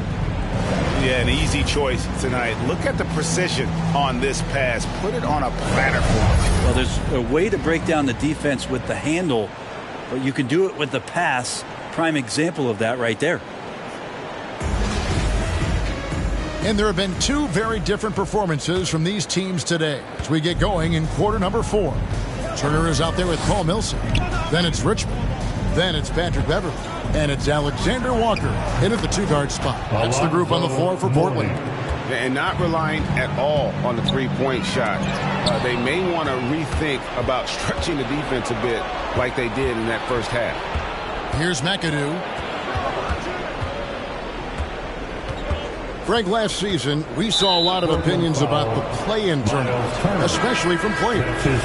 Where did you fall on that thinking? Well, I'm going to put on my fan hat right now, Kevin, and I thought it was exciting. I mean, seeing the stakes get raised for those teams that are right on the edge, I think it brings more interest for teams. But if I was still playing, I probably wouldn't like it if I had locked up the playoffs and still had to go play to earn a berth. It's stolen by Green. Pass to McAdoo. And here is Johnson on the wing. Green kicks it to McAdoo. Johnson surveying the floor. Shot clock at 6. Looking to get it going. And Magic Johnson with the slam. Gives the team such a great element having a one guard who can get to the 10. Certainly something every team wants to have. Like to see that assertiveness, especially from the guy who's going to orchestrate your offense. Hard to stop Turner in close. As soon as he has prime positioning, he is going for the slam. And here's Green outside, and it's Portland with the rebound. Richmond's got 4 rebounds now tonight. Passes to Turner. Portland moving the ball around. Richmond against Johnson. Richmond no good. The Bulls have gone 2 of 4 from the field since we started the final quarter of play. Richmond with the steal. Here's Barnes. Green with the block. Well, if you're going to make that offensive move, it's important to know where Danny Green is. One of the better shot blocking guards you're going to find.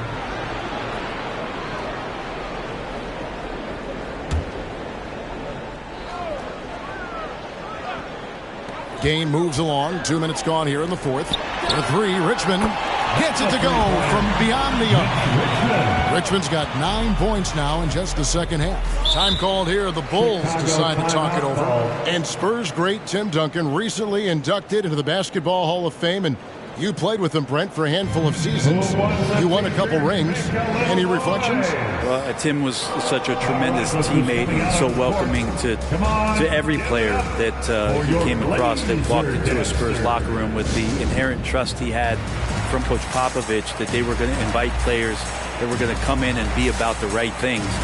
I just remember my first time visiting San Antonio, signing as a free agent, and the first person that I saw in the summer in the gym by himself shooting bank shots on the practice floor was one Tim Duncan. What a leader and what an all-time great.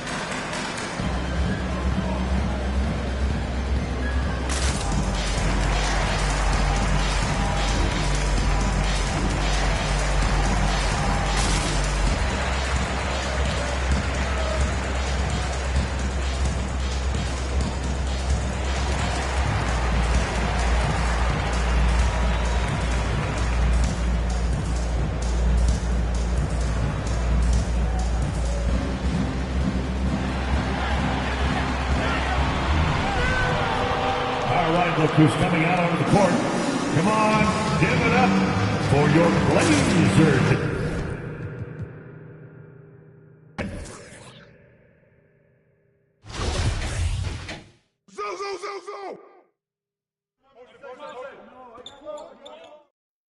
Magic, magic, magic! Close in. Paul! Switch! Yeah, way to go!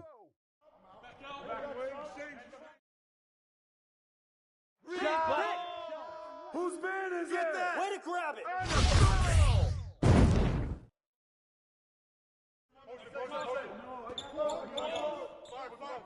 Yo, this side. Come this side. I got your help. That's all you, man. Hey, snap Good that, board, Marty. good board. Screen. Out. Watch the screen. Way to finish that. Woo!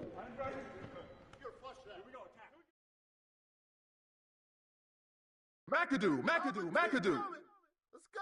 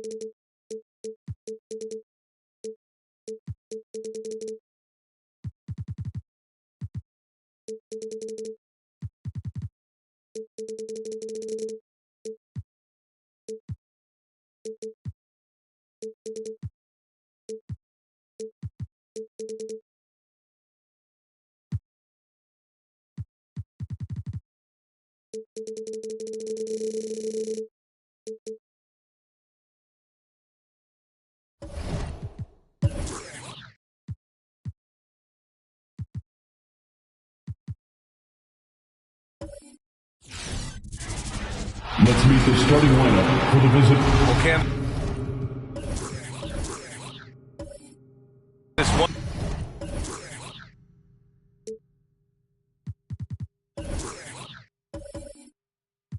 thing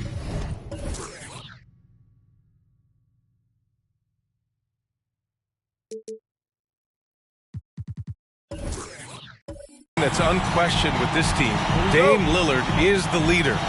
Do you think he's one of the best in that regard? Yes, and Dame, his gift is his ability to stay even-keeled. He hits big shots and is able to stay under control. It seems like everybody in the arena knows he's going to hit a shot from the logo. He's still able to get open and knock that shot down. Dame time, always there. And the starting lineup for the Nets. We've got Andre Iguodala, and it's Jordan in at the 2. Here's Duncan. His offense has been solid, scoring around 11.5 points a game. The 3 is up, and Jordan is good for 3. Boy, the unselfishness of Iguodala is really admirable. A forward with excellent vision. He has a feel for when one of his guys is open. Harden from outside. Yes, great play by Lillard to set it up. That's how you up the ante. Come right back at him. A little back and forth from long range. I love it. That's a terrific answer there. Lillard outside. Pass to Olajuwon. Up and over Russell. Second chance shot. Shot's good by Olajuwon. Boy, you got to admire the muscle of Olajuwon, easily pushing through the defense and converting in his unique style. Jordan against Bridges. Jordan misses. Boy, great effort on defense there against a guy who typically makes that. Well, people talk about the particular challenges of being a WNBA player. Travel comes up a lot, Candace. How much of those conditions improved since you came into the league? Well, B.I., are we talking about traveling? Because they allow the NBA to travel. Or are we talking about traveling on an airplane? I'm a little confused. We're talking about travel from one city to the next. Okay, I mean, it could be better. But, the NBA in the 80s, early 90s, they flew commercial. It was a part of it. We got to continue to grow our game, and hopefully at some point we'll be able to get those private PJs. Now here's Iguodala. In his last outing, 8 points for him. And Jordan is good for 3. Jordan's got 6. Jordan getting quickly into the shot. No hesitation. Supreme confidence shooting off the pass. Right side, Harden. Shoots. 2 shots, 2 makes. Off to a good start. Starting to find his rhythm. He's cooking, and he knows it. And you know what? They're going to keep using him. I mean, he'll be the centerpiece of their offense today. You can bank on that. From deep, Jordan. And the Nets, another 3. Jordan really confident rising up from deep. When he's in rhythm, he sinks these outside jumpers. And it's good. 2 points. And you got to defend better than that. I mean, that's a good look for him. And you do not want to let him get going early because that can get you cooked. Now here's Jordan. 23 points his last outing. He's putting on a show this quarter, and the team's feeding off his energy. Pass to Olajuwon.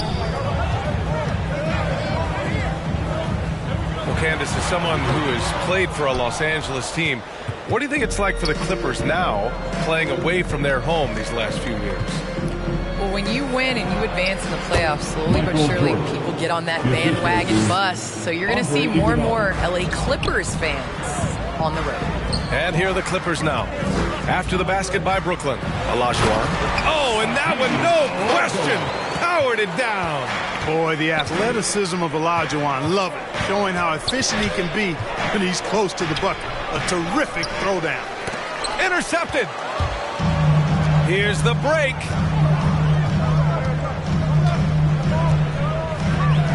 Lillard outside. Bridges outside. Yes, great play by Lillard to set it up. Lillard's got his 4th assist with that last one.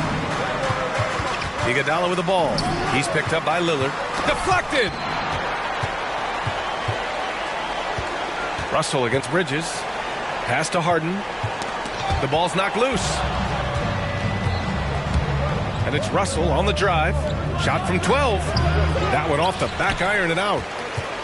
Los Angeles has gone 2 of 3 from three-point land so far. Ooh, costly foul there. That'll send him to the line for 3 free throws. Hakeem Olajuwon, a transcendent talent. Late to the game, but my, oh my, what a beast of a big man. He's certainly a guy you can build a team around. All right, guys, let's get your take on the scoring breakdown for the Clippers. You know, guys, we've really seen them do a lot of damage in the paint so far. Another aspect of their game that's been super so far tonight is how they've been sharing the ball and piling up the assist.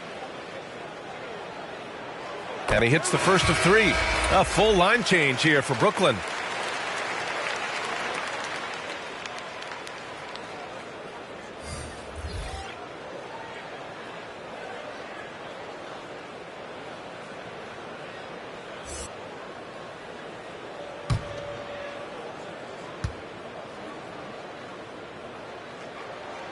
He hits the second from the line. And the WNBA continues to gain mainstream visibility.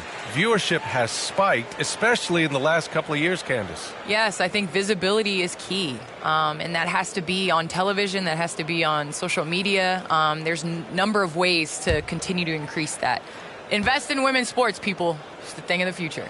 Amen. And he nails the third. Already a very confident player. Knocking down those free throws only fuels that.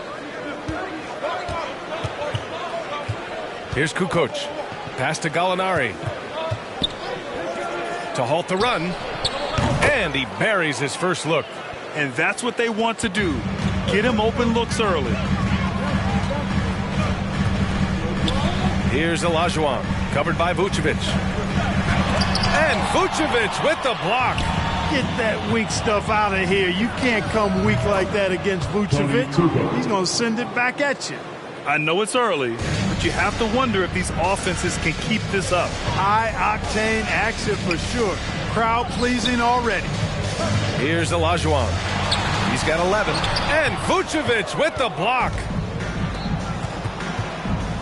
To the middle. And he throws it down. What a terrific lead pass. Put your head down and go to work. That's what they need to do. Yeah, these teams trading punches right now. I mean, it's table tennis. Back and forth we go. The fader, 2 points. That one goes. He's got 13. Yep, whenever Olajuwon has the ball now, he wants to take the defense to school, and I like his aggressiveness. Here's Green. And it's cleared by Vucevic. Boy, that's got to be terribly frustrating there. I mean, with the defense not hustling and he still misses, boy, he wishes he had that one back.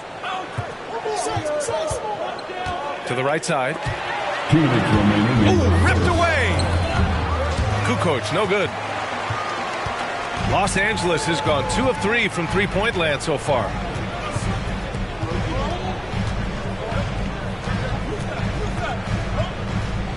Here's Olajuwon, and the layup is good off the glass. Very consistent tonight at the offensive end. Right there, he helps fuel the fire. And Candace, we've seen a lot of rules changed in basketball recently. What do you think's made the most difference? I think the biggest difference, especially within the NBA and the WNBA, is the defensive 3 seconds. You know, and it really speeds up the game. It's important to be able to continue to stretch the defense. You can't set your big in the lane. They have to come out. So I think that's made the biggest change in what we're seeing the game being played as today. No good with a fallback jumper. Great contest of the shot. Kind of forced him to fade back more than he'd like. Pass to Kukoc. Gallinari with it. Lets it fly. And again no good by Brooklyn. The Clippers in the lead. Here's Alston. Here's Olajuwon. He's covered by Gallinari. It's deflected. Here's Kukoc.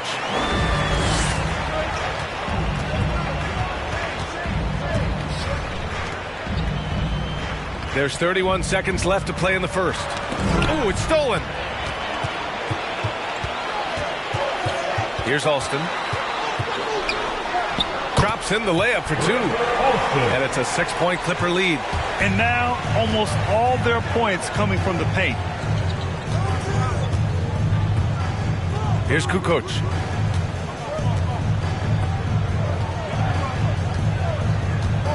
To the paint. To stop the drought. Shots blocked.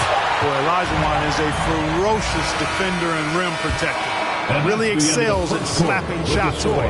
And so it's Los Angeles leading by 6 as we wrap up the quarter. And it's mostly due to their superb shooting. They've wasted very few possessions. All right, stick around. We'll be right back after this.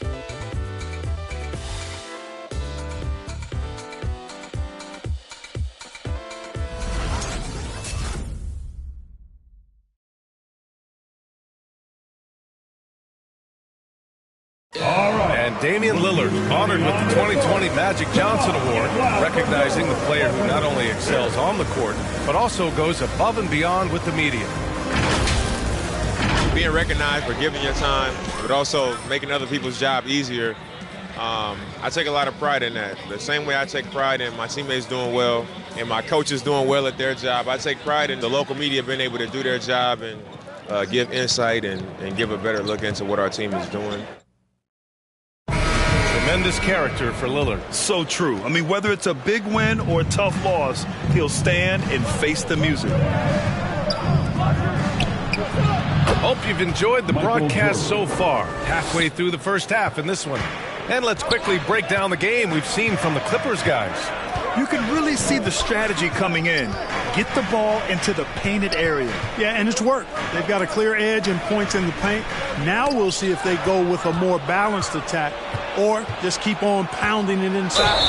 On the floor for Brooklyn, we've got Andre Iguodala, and it's Russell in at the 5. You know, individually, Russell affects the game in so many ways, but as a teammate, I just think he elevates everybody else's play, makes them better. That's his first personal foul. First team foul. At the line for the Nets, Bill Russell. 2 shots. 2 shots. Last on the first.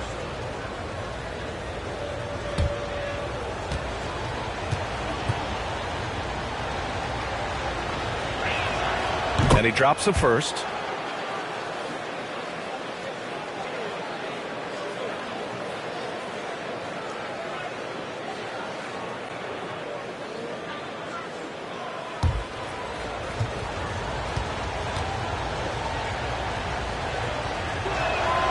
He's perfect from the line this time.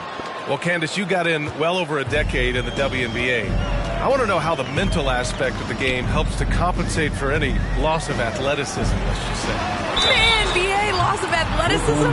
Man, I'll take it. I'll take it. I'm seasoned. That's what I call myself, a seasoned vet. But, you know, honestly, I think it is. The game slows down as you get older. And it doesn't just slow down for you. You can control the game. And change of speed is important. It doesn't matter how unathletic you get.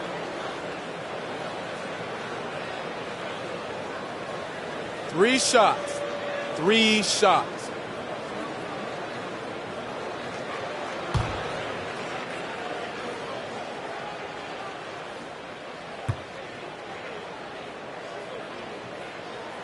That's good from Harden. You know, right after making the finals in 2012 with OKC, James Harden was traded to the Rockets and transforming from 6th Man of the Year to MVP and blossoming into a megastar in the NBA.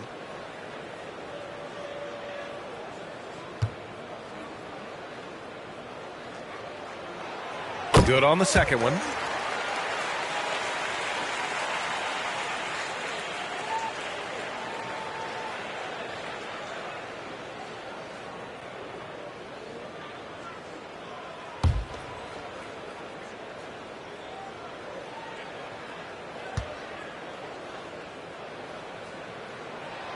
And he makes all 3. Well, Candace, you're one of the most prolific scorers in league history. Someone has to get you the ball, though. What do you like in a point guard? I love a point guard that is in control of the game, that knows when to push, knows when to get back, and knows the position that players like the ball in. The point guards that have been the best that I've played with at the beginning of the season have asked me, where do you want the ball? And when you ask those questions, you get solid answers, and it makes the team better. I'm honored to be your TV point guard. Man, you throw no-looks, and they're so... Man, I'm ready, BA. I'm ready to catch those no-looks. A moment to hear from Allie LaForce.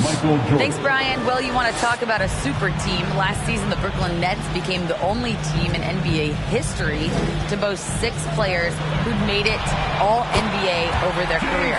Guys, the roster has changed just a bit, but make no mistake, this team remains loaded in a way we don't see too often. No question, Allie. Good stuff there. Thanks. Ooh, this guy is as hot as they come from distance. Defensively, you almost have to pick him up once he crosses half court. Here's Cowens. Well, he hasn't scored yet, but I'm sure that'll change. Back to Harden. Fires for 3. And the Clippers hit again from deep. Slowly building up steam. Hit 1 from range in the first. He's hit 2 here in the second.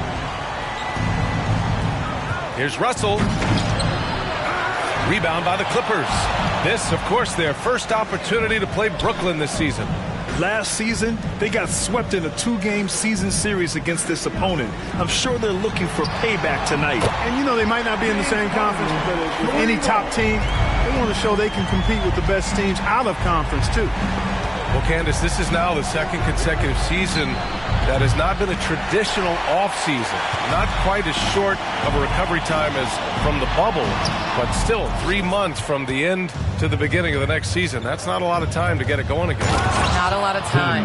You have guys that will learn from past years. You know, basketball now is a year-round sport. You're going to have to continue to take care of your body. That's your investment. That's the way that you get out there and play. So I think you're going to see more guys not necessarily taking complete time off, but still getting in the weight room and working on their bodies. Now here's Jordan. 22 points for him. Jones, his shot is good. Yeah, and Jordan sees the floor so nicely. I mean, one of his guys has a clean look. He gets the ball to him in whip-like fashion. Lillard. And again, no good by the Clippers. The Nets have gotten 5 of 7 shots to fall in the second. Here's Iguodala. And he was fouled while in the act of shooting, so he'll take 2 free throws. That's his first personal foul. 2nd team foul.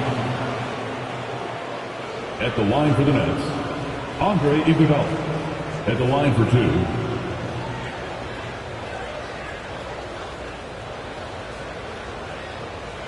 Shot.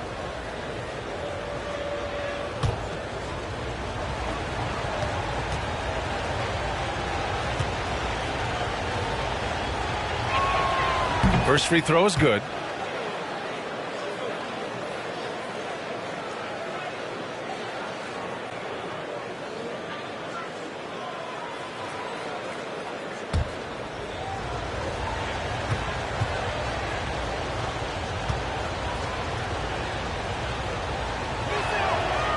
he gets them both. And they seem to have taken a more heads-on approach this quarter, and it's getting them to the free throw line. Yeah, I don't think it's an accident that aggressiveness correlates with playing better. So the aggressiveness is starting to pay off. All 5 of the last buckets they've given up have been from downtown. Well, the defense just hasn't pressed up to deny any of those looks, guys. I mean, they're hanging back and getting picked apart. That's how you up the ante. Come right back at it. A little back and forth from long range. I love it. That's a terrific answer there. Now here's Lillard, coming in off 21 points in his last outing. Shot clock at 6. The 3 is up. And the Clippers hit again from deep. 12 straight points off threes. This defense is not extending very well. You know, they're having free reign from beyond the arc. The defense is just not there. The loudest section gets free T-shirts. Let's see who's the loudest. All right, look who's coming onto the court. Come on, get loud for your Clippers.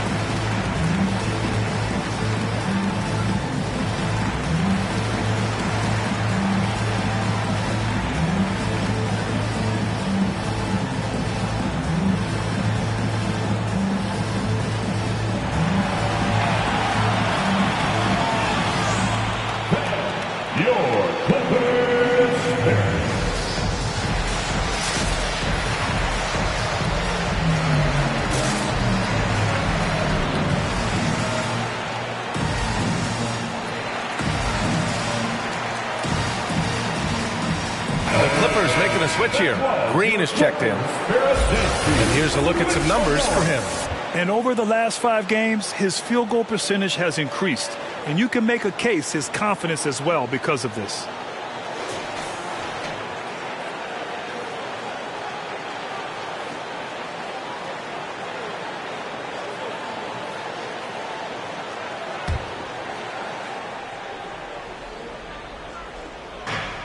Brooklyn with the ball.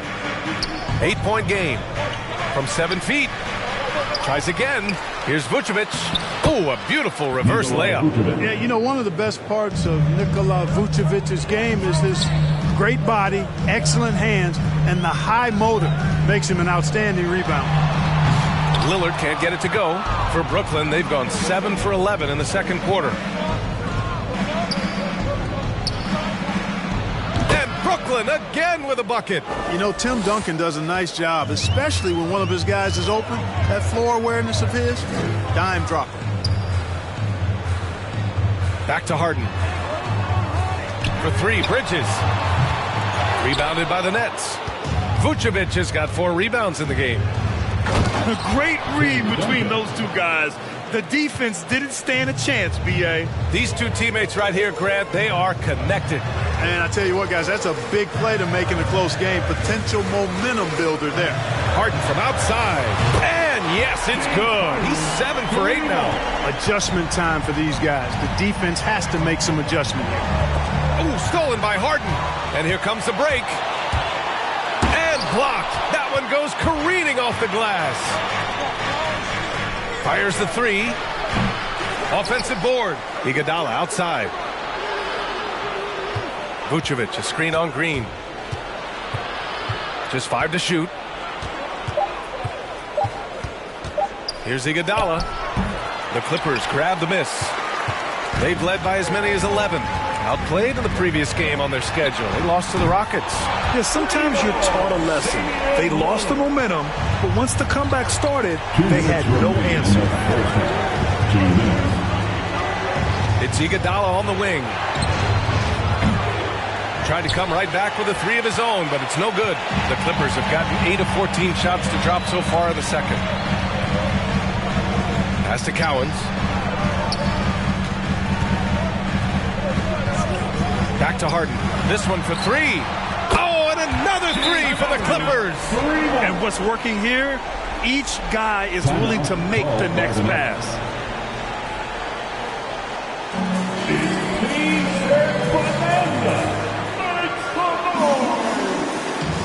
All right, look who's coming onto the court. Come on, get loud for your Clippers Spirit.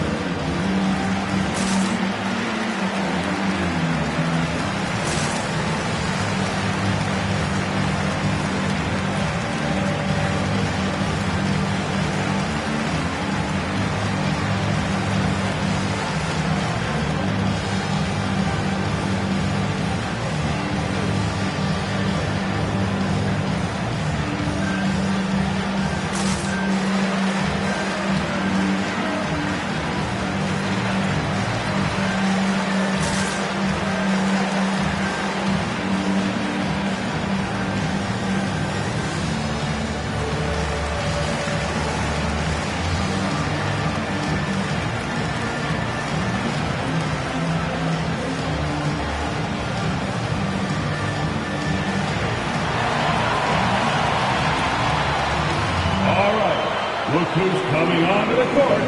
Come on, get loud for your Clippers Spirit.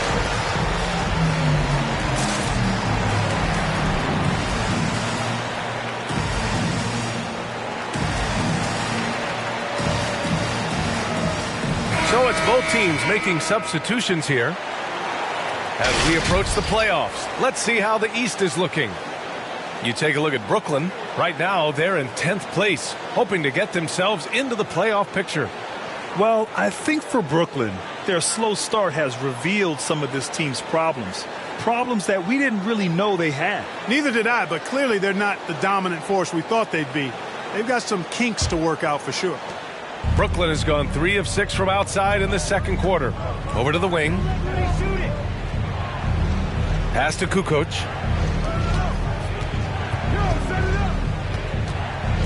To stop the run. Tipped. Well, Candace, so happy you could be with us tonight. Thanks as always for your insights. Thanks so much, Brian. This is great. I'm looking forward to the next one. What impresses you about Candace? She's so invested in helping the game grow in a positive direction. Well, you know, I think in an interview she was quoted as saying, do good, be good, give back. Well, she walks that talk, boy, and walks it well. Here's Gallinari, following the score by the Clippers. Over Green. Gallinari's shot is off. Yeah, they just can't seem to end the drought no matter where they shoot it from. And, you know, they've got to be careful because this is when the team concept breaks down and guys start playing hero ball. Here's Olajuwon. This is the most they've led, 13 points, and he gets it to go. Are you serious? I mean, he made the defender look silly right there. Just an epic move. 8-second difference between the shot clock and game clock. And again, no good by Brooklyn. The Clippers shooting 59% on this one, a good average. Here's Alston.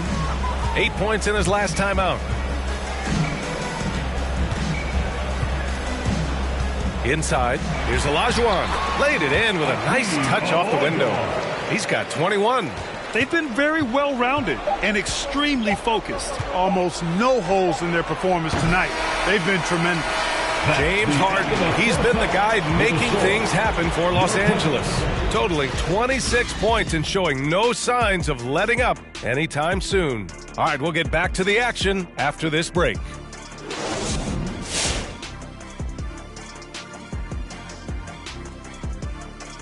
Hey, everybody. I got a secret. We're approaching the playoffs, and we are starting the show with a breakdown of the Western Conference standings. Taking a look at the Clippers. They haven't played their best ball, it's an understatement. Looking a little lost and flustered right now. It's almost like they don't have any confidence in themselves. And now let's talk about that first half. Everything falling into place for the Los Angeles Clippers.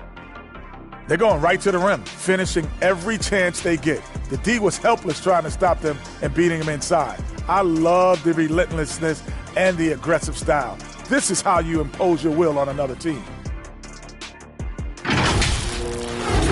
Thanks, as always, for watching. Let's head back to Brian Anderson and crew for the start of the second half.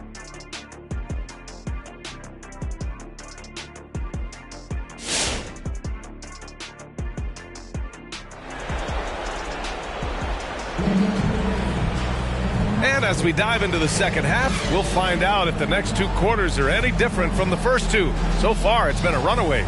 We are seeing an outstanding game from James Harden. He's hit shot after shot from deep. He's so locked in right now. Well, you know, the stroke looks fantastic. Even when he's had a hand in his face, it hasn't affected him at all.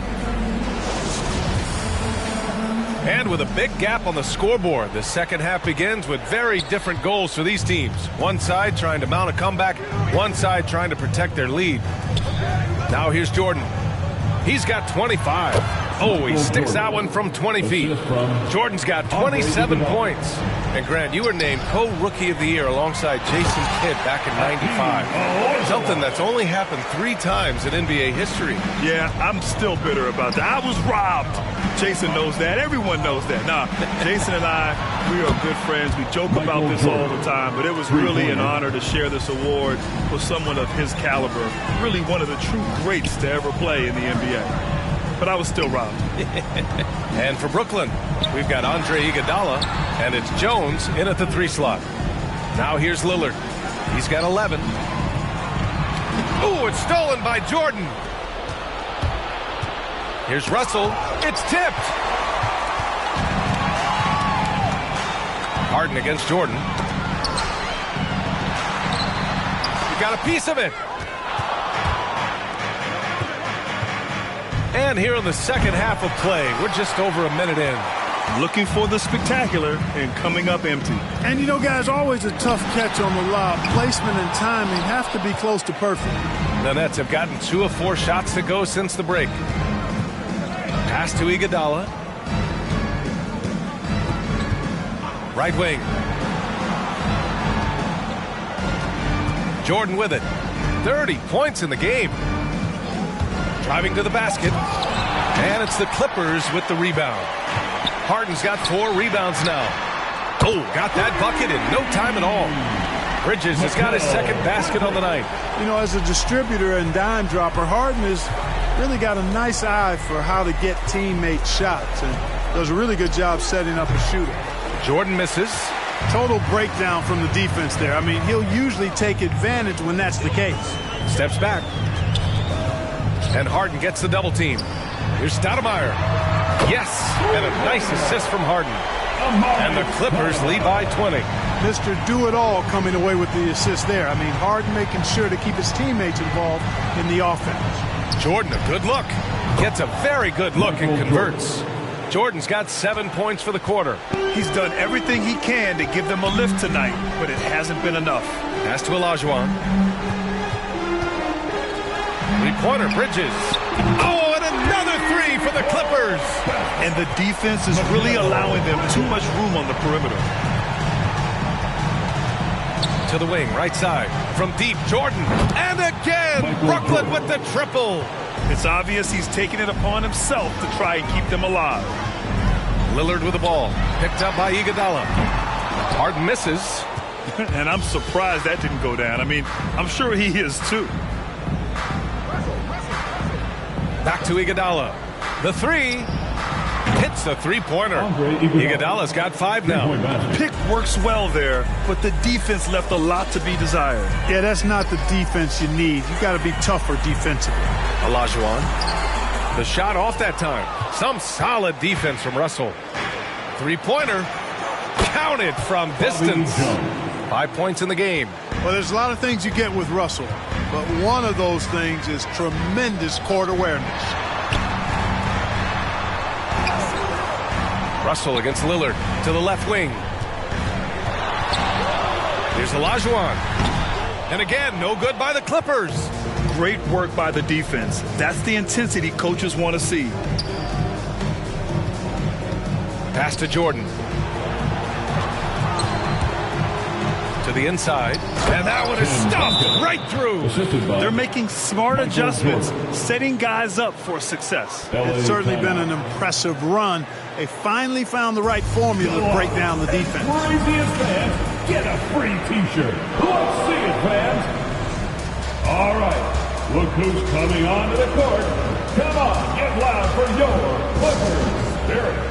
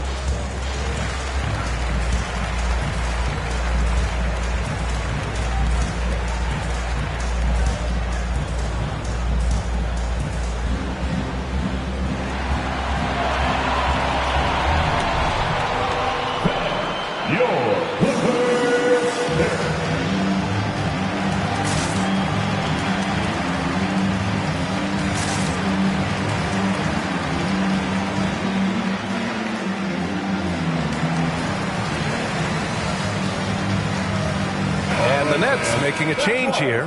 Third in opponent field goal percentage, sixth in blocks, and they're one of the better rebounding teams in the league. Top 10 in the NBA on the boards. Their bigs have used their length to seal the glass.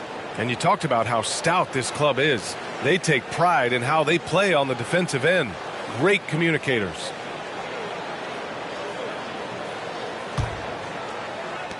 Los Angeles has gone 3 of 5 from downtown here in the second half. Pass to Harden. Here's Cowens, guarded by Russell. Puts it up from 12. The rebound by Kukoc. Brooklyn has got it going from the perimeter in the third. 4 for 4 so far. Now Jordan. Give him 35. And slam dunk by Jordan. And the high-flying antics of Jordan, simply awesome. One of the best dunkers this game has ever seen. Three-pointer, Harden. Pure from three-point range. Harden's got 29 points. And he's coming off a huge performance, and his confidence couldn't be any higher. And his coach knows that, too. Showing no signs of slowing or cooling down. They're going to ride him as far as he can take him. Jordan misses. The Clippers have gone 5 of 11 in this third quarter. Pass to Alston. On the wing, Harden. There's the three. Hits the trifecta. Harden's got 6 points in the quarter. Well, he's demanding the ball. He wants it, and he's coming through. I mean, you can see why his teammates trust him down the stretch, guys. And again for three. Buries his 10th triple of the game. Unbelievable, B.A. Unbelievable. Out to the right wing. Here's Alston. Yes, and a nice assist from Harden. Harden's got his 5th assist in this one. And just not letting up at all. I mean, you have to love this approach. You want to get the ball to the guys who will make plays. If it's working, keep working it. That's what I say. Keep the pressure on him. We've been watching him hold court out of the arc. Just an unforgettable performance tonight. And there's the drive.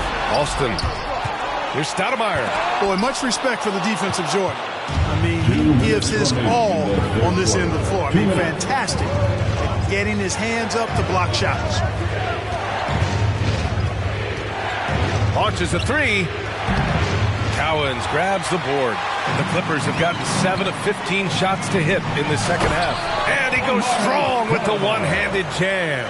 Great admiration for Stoudemire's athleticism. You got to be aware of it now, because he'll get to the air and throw it down in a hurry.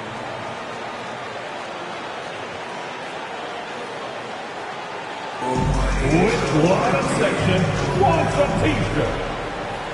All right, look who's coming onto the court. Come on, get loud for your Clippers Spirit.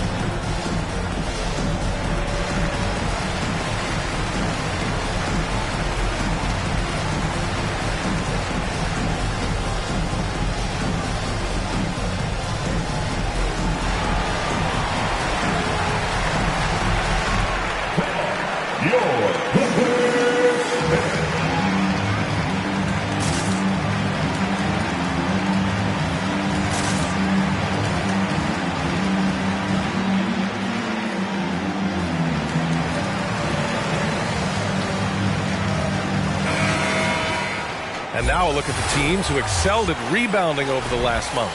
The 4th spot held by Brooklyn. And last month, this team was active on the glass. Really put forth an effort to box out and track down misses.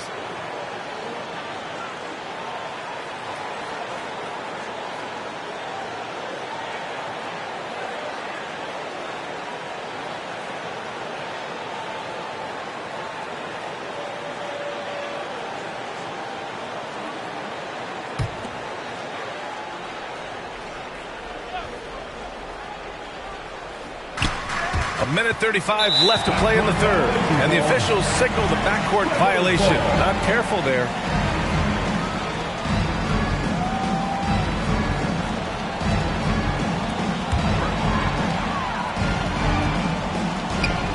Now here's Allen. Well, no scoring yet from him, but that's likely to change. From the arc. And the Clippers hit again from deep. One of the things you've got to admire and respect about him is his aggressiveness at the offensive end, always in attack mode. Gallinari for 3. Sinks the tray. Gallinari's gotten himself going here. His first points of the game on the deep ball.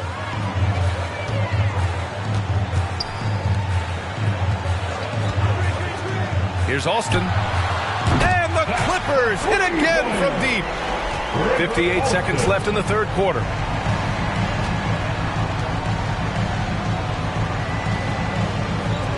Pass to Gallinari. And the 3 off target. Well, guys, they need to do something to reduce this deficit. We'll see if that's the answer. Now here's Allen. Tight defense on him. And there's another one for the Clippers. Well, I think he shot the ball well, guys, but I don't think he shot it enough.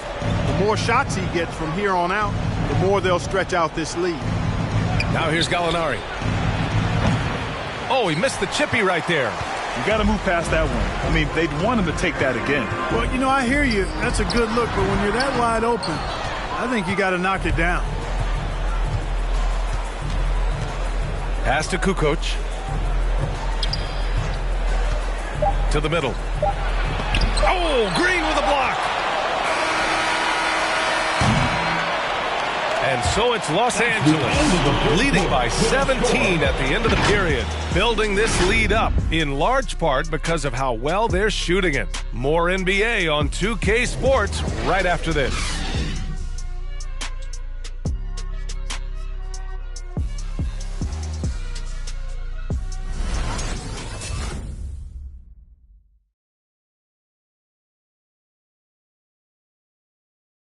And a worthy candidate tonight as we take a look at our State Farm assist of the game. You know, I'm kind of stoked that this was a choice because I love this pass. A remarkable find. He put his court vision on full display. Yeah, and with the accuracy to go along with that vision. I mean, he put the ball in the absolute perfect spot. That's how you orchestrate it. And 1 quarter to go in a game that, to this point, has not been an evenly fought contest. Pass to Lillard. Takes a 3. The shot no good. And Brooklyn will go the other way with it. And for the Nets. To the left side wing. Here's Jordan. It's wide right. Hits off the rim. The Clippers' shooting has been great. 57% and finding ways to score consistently. That 3's off the mark. Can't seem to find the range here in the second. He did a great job in the first, hitting 3 from outside. Allen on the wing. Fires the 3. Good. And it's Lillard who picks up the assist. Lillard's got 8 assists here tonight. And a moment here to take a look at some hustle stats for the Clippers. Their activity at the defensive end has been impressive. Attacking and coming away with steals. They've repeatedly gotten out on the break tonight as well and scored a lot of baskets in transition. Pass to Lillard. Fires from deep. Oh, and another 3 for the Clippers. They're getting torched on the perimeter. 4 of the last 5 buckets have been 3s. It's hard for me to watch this. I mean, the defense practically giving them those shots. For Los Angeles, they've gotten half of their attempts to fall in the 4th. 2 for 4 now. Here's Olajuwon. Brooklyn with the board. Probably should have scored there. He usually does. From deep, Jordan drops in the 3. Jordan's got 49 in the game. Hey, he's doing everything he can to keep them afloat. On the wing, Green. Ooh, rejected by Jordan. And he recovers it. 6 to shoot. Pass to Olajuwon. Another shot. And he lays it in. 25 points in the game. Well, I tell you what, you can't let Olajuwon get this kind of positioning. I mean, he is a master at knowing how to score close inside. You know, at the end of the day, size does matter, especially on the glass. Picked it out of midair.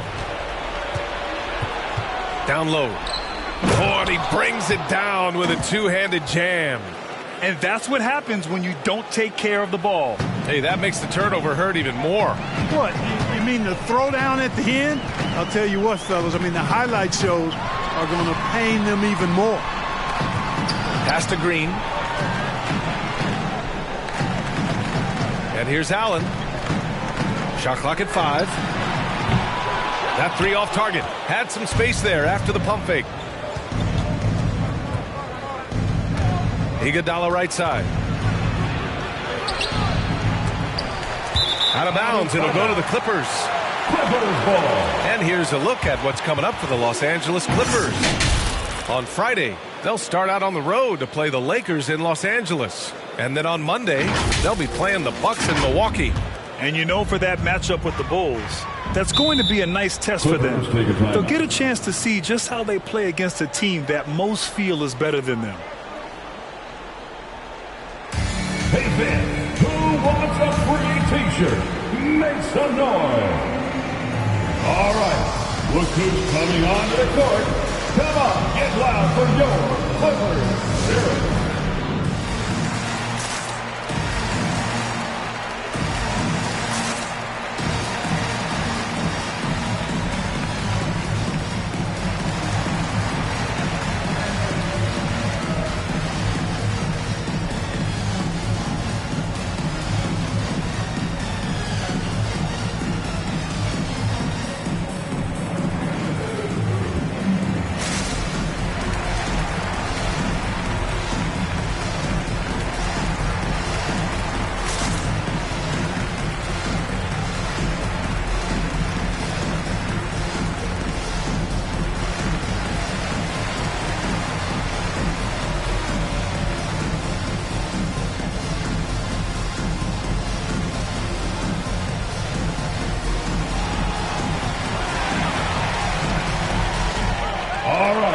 Look who's coming onto the court.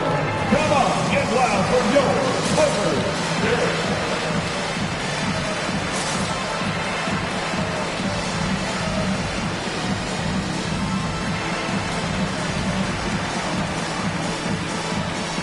And the Nets making a change here.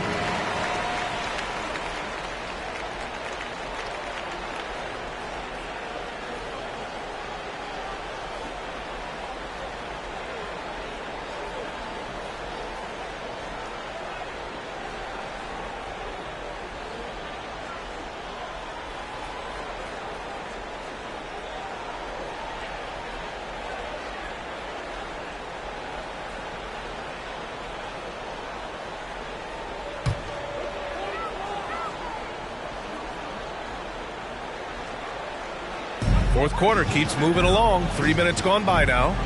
For 3, here's Lillard. And again, no good by the Clippers. Just enough of a shot contest to bother him. Pass to Iguodala. From deep, Jordan. And again, another assist. That makes 15 assists. He has been one step ahead of the defense all game long. And the Clippers miss again. You know, even though they're on top in this one, you'd like him to be better out there because he's capable of being better. It sure would make things a lot easier, too.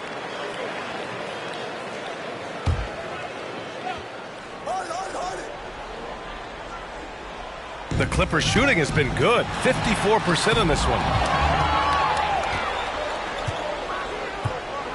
Here's Iguodala.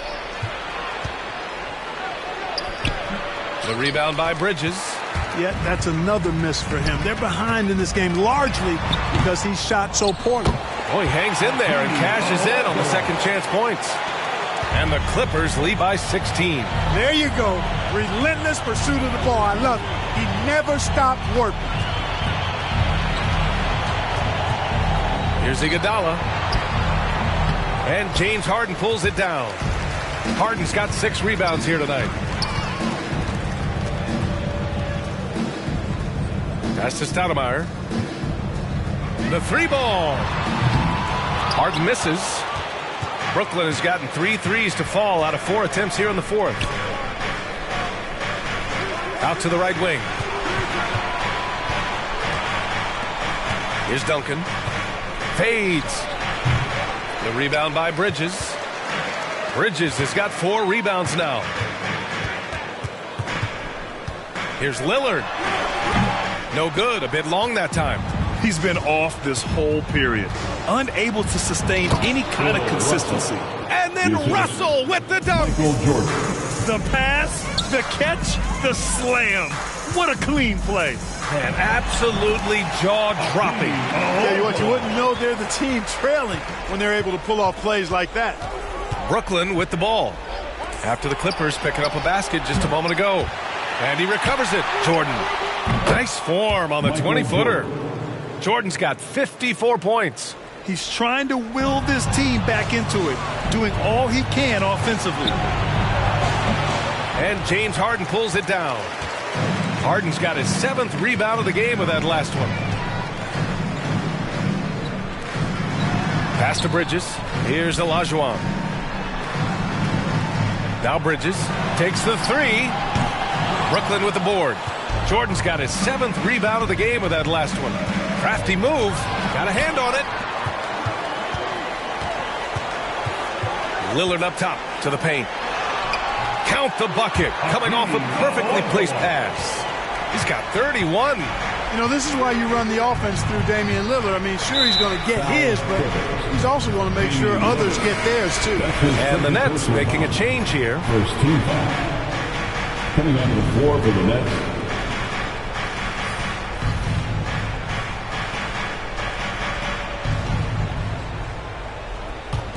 Here's Kukoc.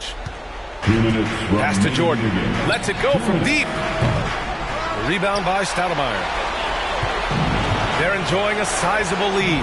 And what I like, B.A., they haven't stopped pressing the issue. Here's Olajuwon.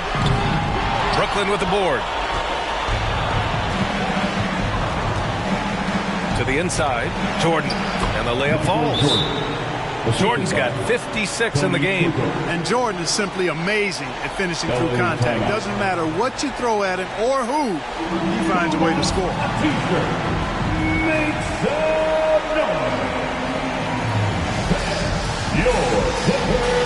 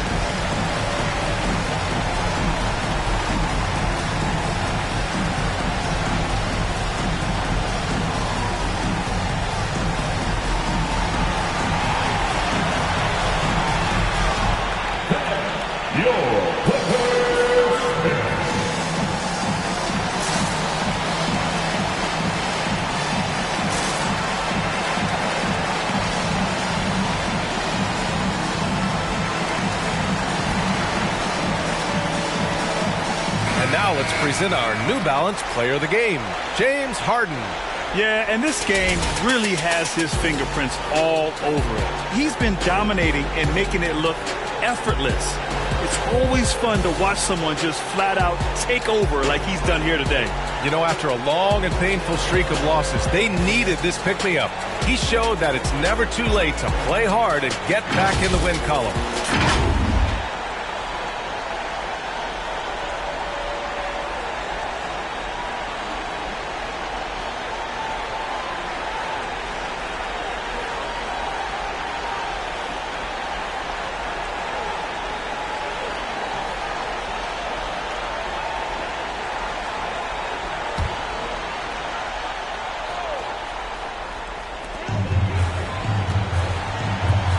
Here's Alston.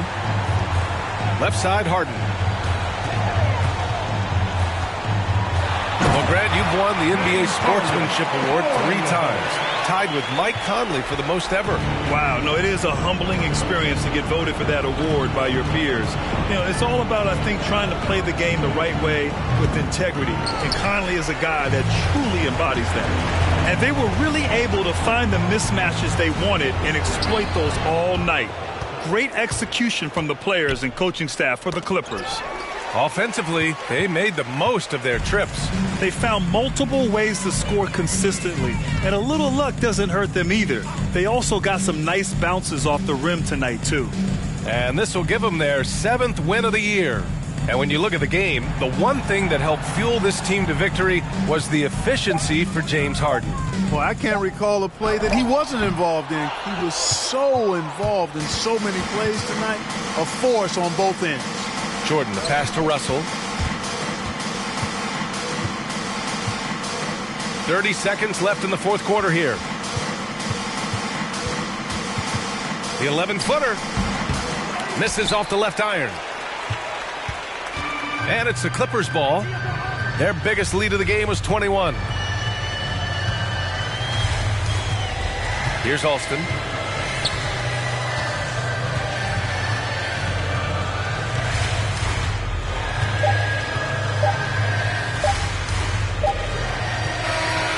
So no problem for the Clippers as they get the win. They didn't have too many problems tonight. They didn't. Just a tremendous team effort. Once they had that big lead, they were not going to let the visitors back into the game. Thank you, everyone, for making Well, now we have some time to check in with Allie LaForce. Allie. Drive home safely, and we'll Well, see you Damian, next time. even through some tough losses, the resilience of this team is evident. Can you explain it? We do everything together. Whether we win or we lose, everybody's mood in the locker room is the same. When we get on the bus after games, everything is the same, and we just stuck together. It got a little bit rough, over the losing streak. But I think because we did stick together, we was able to come out tonight and beat a good team. It's great to see. Thanks, Dame. All right, Allie, good stuff there. Thanks for that. Thank you for joining us. That'll do it for now. For Clark Kellogg, Grant Hill, and Allie LaForce, this is Brian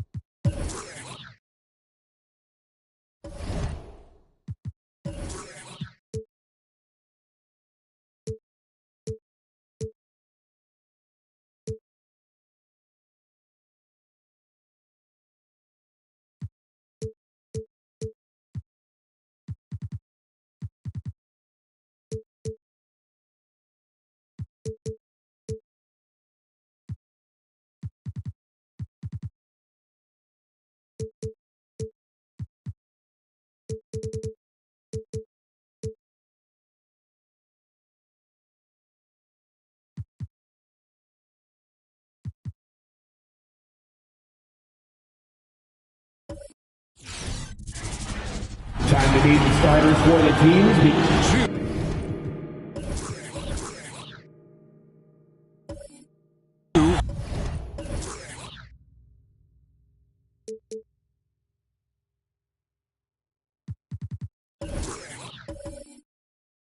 Very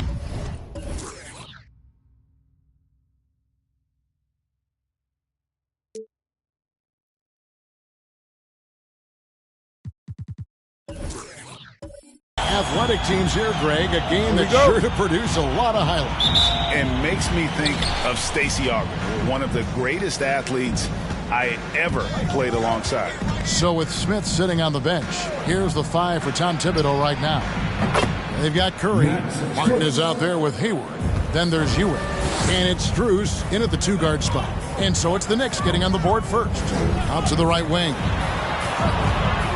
Here's Cunningham. The rebound by Ewing. New York with the ball. It's a 3-point game. Passes it to Strus. It's up a 3, and the Knicks hit again from deep. Good way to start this game. You want to get him rolling as early as possible. He's a guy who, if he gets hot, he can carry your offense for long stretches. Connects from 3-point range. And an eye for an eye. Both teams working to stretch the floor. Well, that 3-point shot just gives you so much room to operate on the offensive end. And Hayward gets it to go. Well, Gordon Hayward answering back with a big-time 3 of his own. Bounce pass, Davis. Chamberlain with a screen on Curry. Here's Cunningham. Good on the bucket. Cunningham's got his second basket of the night. And once he got to the 10, I think he was surprised to find himself that wide open. And I think defensively, that is not the way you want to start. Giving up high percentage looks, that doesn't typically end well. Now here's Ewing. Looking at his numbers, he's averaging about 6.5 points a game. Pass to Davis. And a wide open look for Cunningham. And that one falls coming off of Davis's feed. Cunningham's got 7. Curry deciding where to go with it. And finished off by Martin. And how about just floating to the rim on that slam? Boy, when he gets up, I mean, he gets up. Pass to Chamberlain. Takes a 3. They grab their own miss. It's good on the putback. And, folks, he did not luck into that one. He knew just where he wanted to be to grab that backboard. To the right side. It's stolen by Davis. Fast break. Here come the Raptors. And blocked. That one goes careening off the glass. And they recover it. Stolen by Ewing. First quarter of basketball, just over 2.5 minutes play. Ori passes to Davis. To the inside, Cunningham. And Cunningham with the slam. Well, if you don't take care of the ball, fellas, that's what can happen. Absolutely, Greg. That makes the turnover even more painful. At the end of the day, though, it's 2 points. Don't hang your heads. Let's get refocused and play with more patience. And he's not going to miss that sort of an opportunity from deep. And something we've seen the last few years, boxing ones thrown at Curry, although they've had mixed success. Left side, Davis. Knocks down the step-back J. Poor design there defensively. They know he's a knockdown shooter from that spot. That's not coming with the right mentality. The defender neither closes the space nor challenges the shot. That's frustrating as a coach, boy. And amazing to even consider using a box and one in the NBA, isn't it, Greg? But Curry does that with his offense to the teams that defend him. Kevin, I agree, and it did work well in the 2019 finals. Curry has started to adjust to that look. Much harder to use when Curry has other options on offense. This guy reads situations so well, and he knows how to execute. For 3, Hayward, and it's Toronto with the rebound. And you could tell he thought that triple was going to fall. Cunningham inside. He's guarded by Ewing. Here's Davis, and he uses the glass on the layup. Davis has got his second basket of the game. Yeah, another nice bucket down low.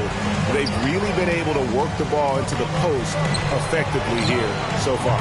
Hits the 3-point bomb. The defense a step slow, and you can see the result. It's time for defense. All right, look who's coming on the court. Come on and get out for your North Side crew.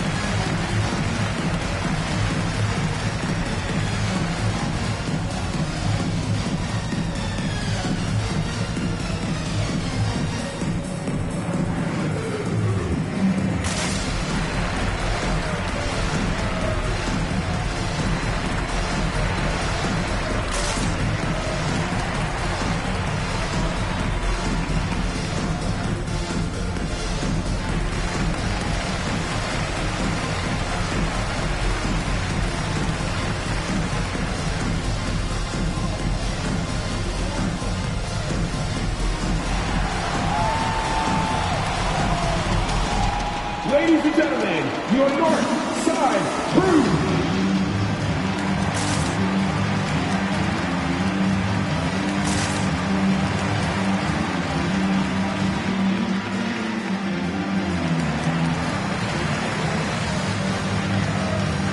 And the Raptors going out now with a whole new group. So a moment now to see the story for him.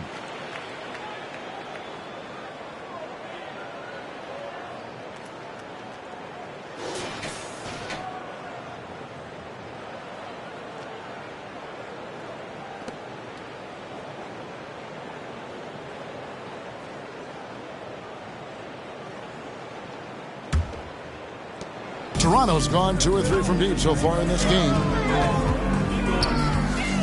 Thompson outside. It's stolen by Smith.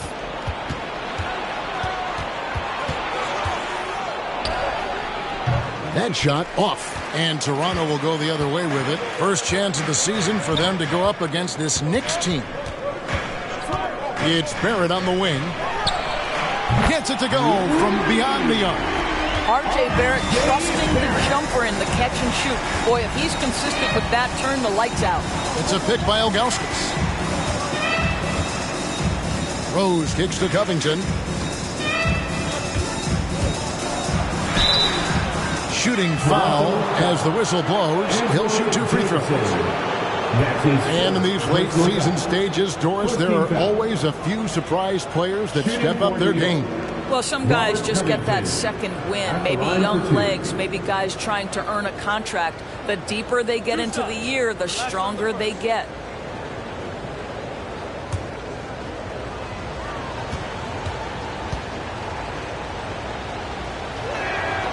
Free throw drops for Covington. What's incredible to me about Robert Covington is he enters the league and earns playing time on the defensive end. And he knows that's what's going to ultimately define him. But he has worked so hard to become a shooter, a legit threat from the perimeter. Love that this guy has carved out a career. So he gets them both. This is about the last guy you want to send to the stripe right now. They keep fouling him and he keeps making them. Right side, Jamison. Over Ilgauskas. Jamison, no luck. And so it's Covington who brings up the ball for New York. Smith the pass to Rose. Diaw sets the pick for Rose. And it's good for 2. Great job of screening there. Nice job to take it to the rim and get the finish. It's Barrett on the wing. And the wing jumper offline. New York leading by 3. Smith left side. From deep, Rose. New York with a new 14. Toronto's gone 3 of 4 on 3-pointers in the first quarter. Doing well from long range. It's blocked. 1:36 left in the first quarter. And the shot no good, a bit short. Raptors shooting at a nice 53% rate to start the game. They are sticking to the campaign. And it goes on a bounce. That one is off Smith.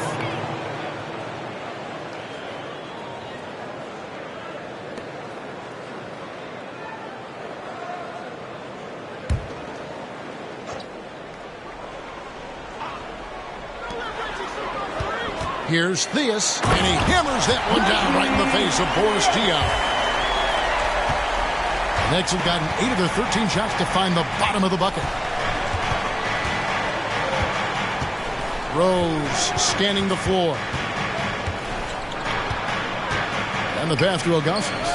And here's Covington. Barrett covering. And what a play! Just snatched out of the air. Credit the block. Passes to Theus. Now, here's Barrett. He gives the team some steady offense, a bit under 10 points a game. And he lobs it up toward the rim, and they take the lead. And we've seen several lead changes tonight. Neither team giving an inch. And right now you love the chess match, right? The ability of each side to adjust to what the other is doing. And Antoine Jamison picks up the foul. That'll be his second foul of the game. Second team foul.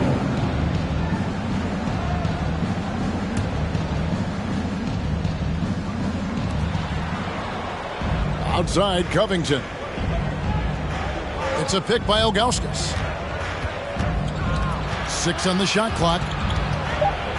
Covington kicks to Rose from deep three-point range. No good. He's off to a slow start. 1 for 4 so far. Well, this has not been a quarter. Oh, my goodness. What a play. Here he comes, and there he goes. Look at him punish that rim. And foul on the shot, so he'll get a chance at the line. Wow, he got whacked on that one. Shouldn't be much debate there. For New York, they have been perfect at the line so far, albeit just 2 for 2. Jalen Rose taking 2 shots.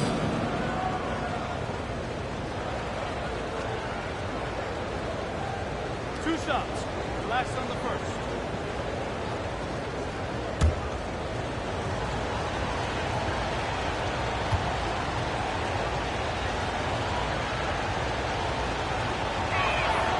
Free throw drops for Rose.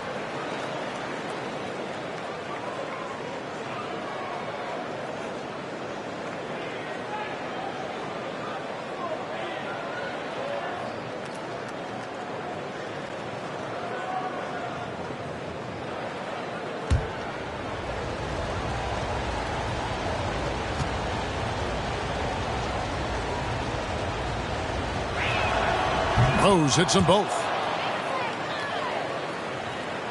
And here are the Raptors now. They come in fresh off a win against the Warriors. And, you know, they played a terrific all-around game. The effort level was there as well as the production.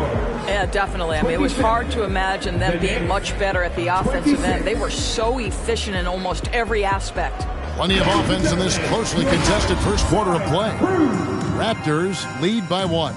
We'll be back shortly, live from Toronto.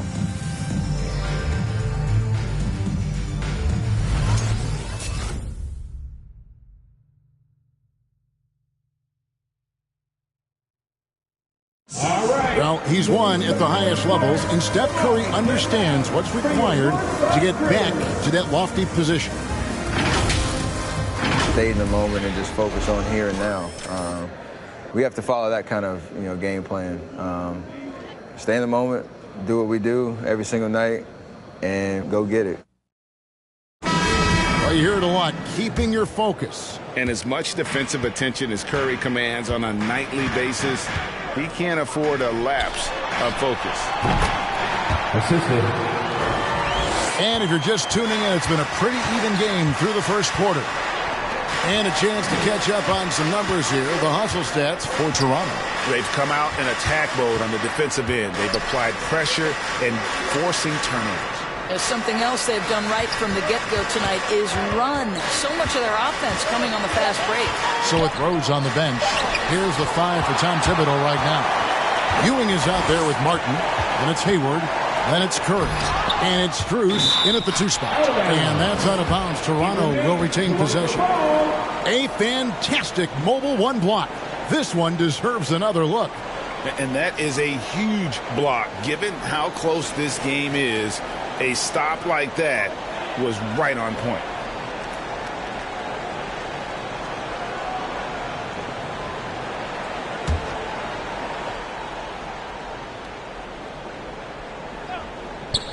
Puts it up off the inbound. Well, you have to love the hustle from Gordon Hayward. He doesn't give up anything easy. Such a dogged defender.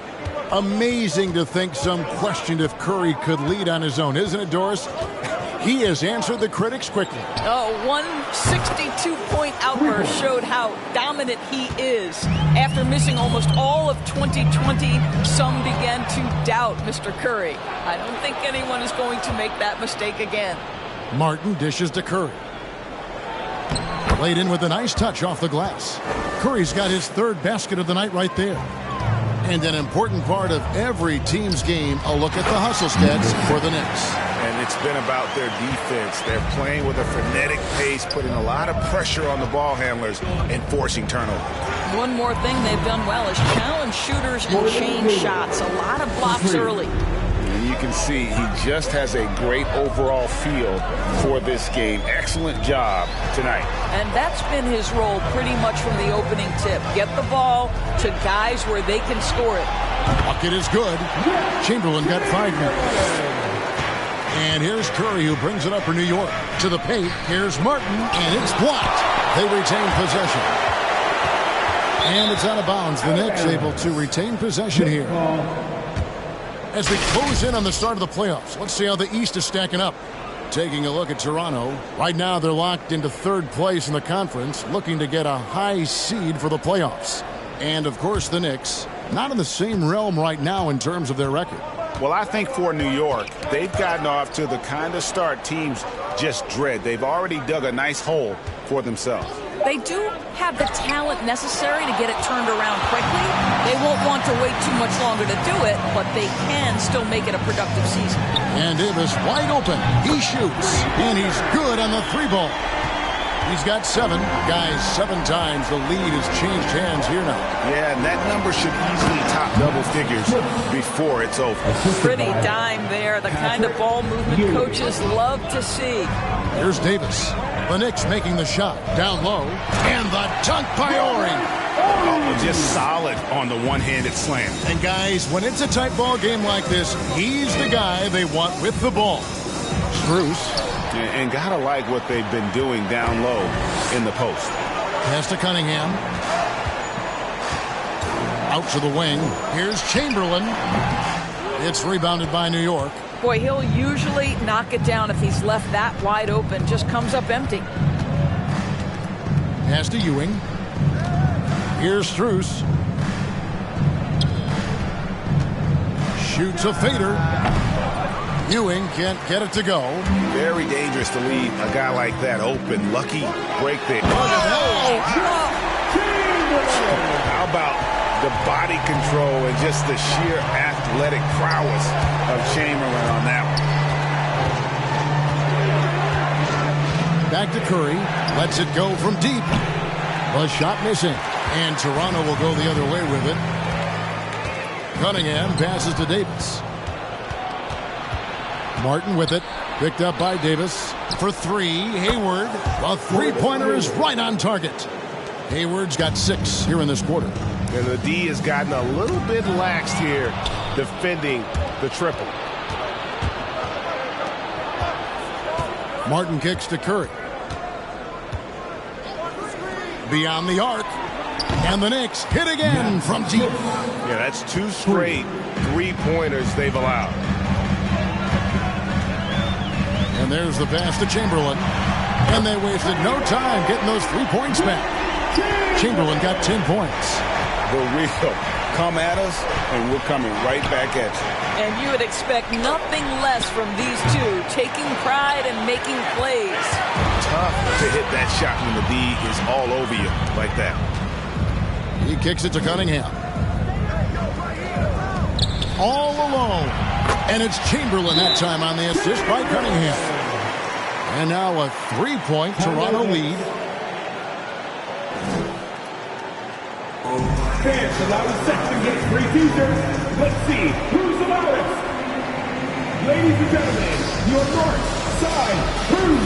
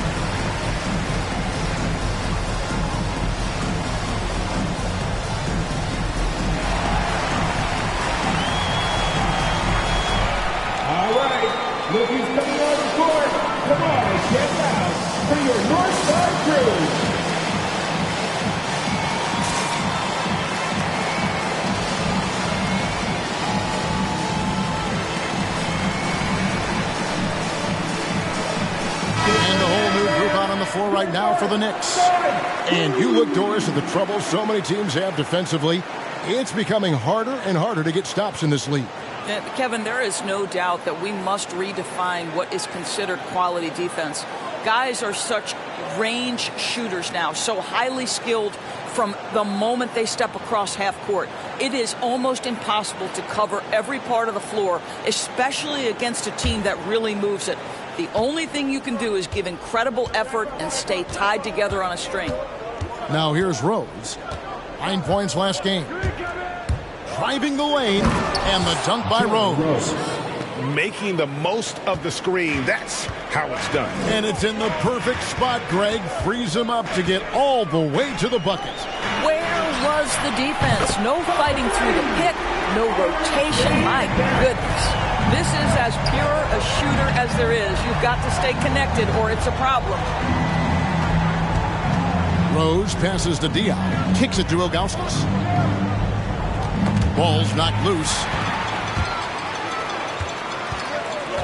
Here's Theus. He's covered by Rose. Right wing. Passes it to Marjanovic. Doesn't go for him. And New York will come the other way. Fresh from a win against Portland. Yeah, and defensively, boy, did they trust one another. Communicated well and just made it very difficult to get good looks in that one. You knew they were on a string all night on the defensive end, and it always helps when someone got caught out of position, help was on the way. Now, here's Thompson. Still looking for his first bucket in this one. Here's Jamison. And again, Toronto with the triple. The ball movement on this run has been fantastic and is a big part of why they've been able to get these good looks. And it's Rose missing. And hard work on the glass. Once again, guys, they put a lot of effort and focus on the backboard. For three, Barrett. Rebound by Smith. And he didn't punish them for the weak coverage there, but they can't count on him to continue missing. Working on consistency with that jumper. You can see Barrett has improved his shooting mechanics. Much more repeatable motion now. Now, here's Barrett. 6 points for him.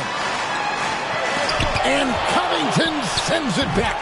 Tremendous anticipation from Robert Covington. Sends it back. Outside Rose. Outside Covington. Inside. Thompson against Smith. Thompson passes to Marjanovic. And Marjanovic with the slam. Well, if you don't take care of the ball, fellas, that's what can happen. Absolutely, Greg. That makes the turnover even more painful. At the end of the day, though, it's 2 points. Don't hang your heads. Let's get refocused and play with more patience. Rose passes to Dion. Here's Ilgauskas, and it's blocked. They can close out the quarter if they want to. It's all about patience right here. Patience and execution. Get a good look. Thompson against Smith. Marjanovic a screen on Smith. 1 second left. It's deflected. Yeah, and Ilgauskas stretching out there to block shots. Superb at using that huge wingspan to come up with rejection. And so it's the Toronto Raptors in control with a 9-point lead to end the quarter. They're feeling very confident, shooting the ball with great efficiency and dictating the pace. And a chance now to send it over to David Aldridge, standing by courtside. David. Thanks very much. Alongside Coach Thibodeau. Tibbs, some stuff to clean up. What will the points of emphasis be going into the second half? Better defense. We keep allowing them to get second shots, defensive transition, not challenging their shots properly. So if we don't play defense, we can't win. And we'll see if your guys can stick to the script better in the second half, Coach. Thanks. Back to you guys. Thank you, David. And we'll be right back after halftime to start the third quarter. See you in just a bit.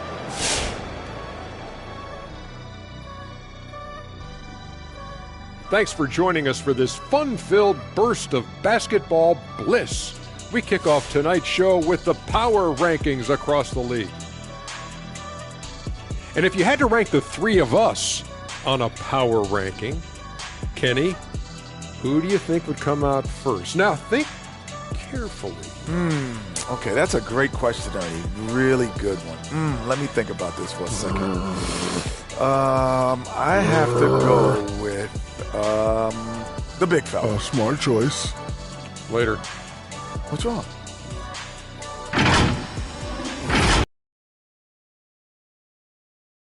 Start for the Toronto Raptors. They're getting into the lane whenever they want, getting some high percentage looks. I don't see the coaching staff switching up too much. Keep it simple. Force your opponent to adapt to you. That is more than enough of us. Let's send you back to the game. Kevin Harlan and crew with the second half.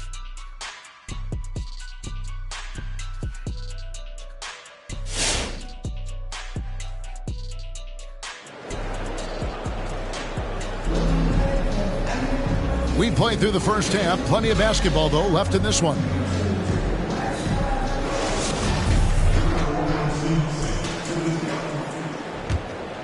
Here's Davis. They lead by their biggest margin of the game, 9. While we've got a moment, let's set the floor. Brought to you by Gatorade, all fueled up for the second half. So the Raptors 5 right now. We've got Chamberlain. Cunningham is out there with Davis. And there's Ori. And it's the Knicks with the ball. Raptors knocking down the tray. And it's Strus missing. And a big lead for them on both the scoreboard and the backboard thus far. Pass to Davis. Cunningham looking it over. 6 to shoot. Back to Davis. And they double up Davis. Shoots from 14. It's rebounded by New York. Ewing's got 4 rebounds in this game.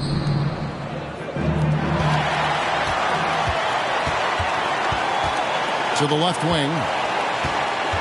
Oh, and there's the alley-oop. And the dunk by Ori. Oh, phenomenal alley-oop slam there. They are taking advantage of a team that looks lost out there. Hayward on the wing. The screen from Ewing. Hayward passes to Ewing. And then Ewing with the jam.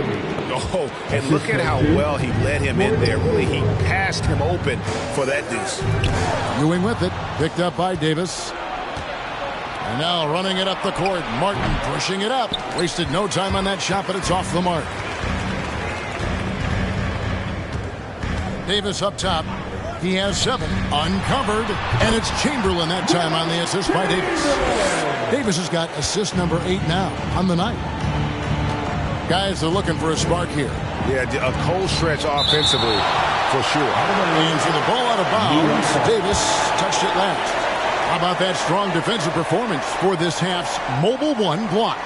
And boy, did he get up quick to reject that shot. That's as fundamental as defense gets.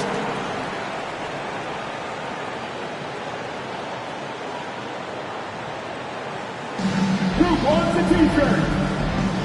All right, look who's coming out of the court. Come on, get loud for your North Side crew.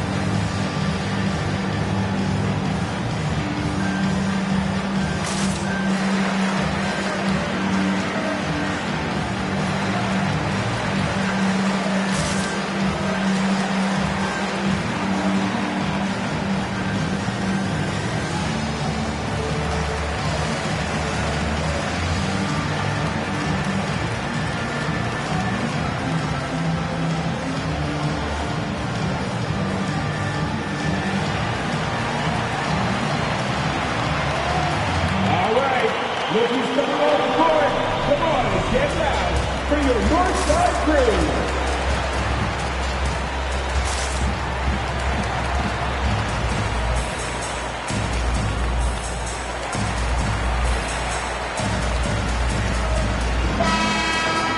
And we get a moment to check out the team's scoring leaders. The Raptors in second.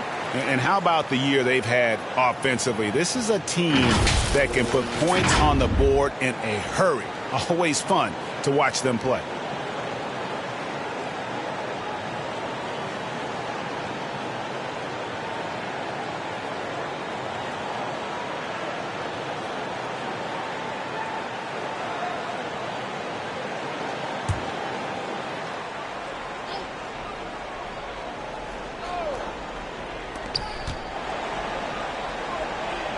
Curry against Chamberlain.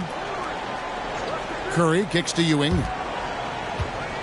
Some nice passing by New York here. 5 on the clock. Strus's shot is good.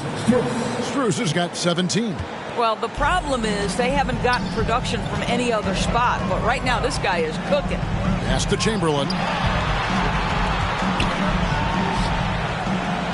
Down low. Davis up top. Cunningham with it. 14 points for him. Martin with the block. They get it back. Just under 2.5 minutes into the third quarter now. And here is Curry. Hayward from outside. And a great assist by Curry as that one goes in. Curry's got his 9th assist in the game now. The pass to Cunningham. Misses the 3. And the great shooters know when they've got enough opening to go for the 3. I didn't think it was a bad choice on that possession. Well, that possession to me highlights the importance of creating for your teammates. Now, here's Cunningham. With an average of around 19.5 points a game, his scoring has been a constant for them. This guy has been a catalyst for them all game long. What a job leading them to this lead. And here's Ewing following Wilt Chamberlain's 3. Strus's shot is good. Boy, it seems like every shot he puts up, it's going in. This guy is hot. Hot. To the paint, here's Cunningham, and the rejection by Curry. They recover it. Goes back up. No good. Knicks trail by 9. Just over 3.5 minutes through the third quarter of play now. And that's where you want to make the next pass. This guy is a good scorer, but the defense was right on him.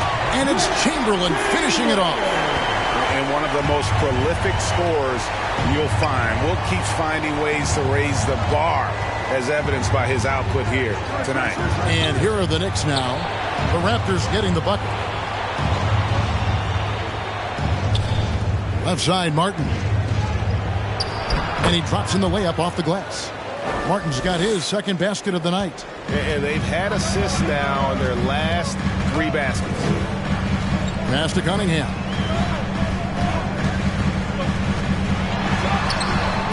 Great D that time from Curry. Well, I'll tell you what, he's going to buy himself a ticket to the bench. If he keeps shooting it like that, he has been putrid here this quarter. A shot by Hayward, wide open. Good, and Curry gets the assist. Hayward's got 2 now from beyond the arc in the third for New York. And the Raptors call time here. For viewers, timeout's a chance to check your phone, grab a drink, but for the teams, it's all about business. Well, there's something that the coach doesn't like. I'm curious to see which kind of adjustment he makes here.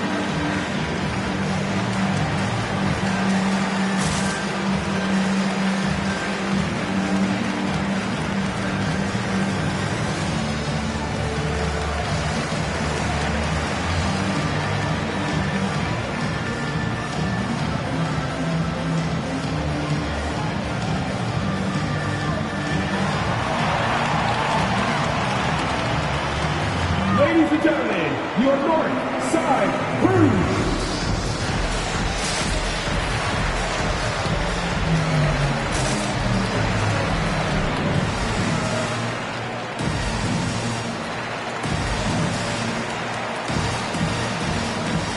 So it's both teams making substitutions here. And with the break in the action, let's look at the stats for Marjanovic. He's averaging 11 points a game, almost 4 blocks and 9 rebounds. And he does the heavy lifting on the glass, throwing himself into the rebounding battle with just complete effort. Well, you get the feeling he believes every rebound should be his, and most of them are. This guy is putting up tremendous numbers.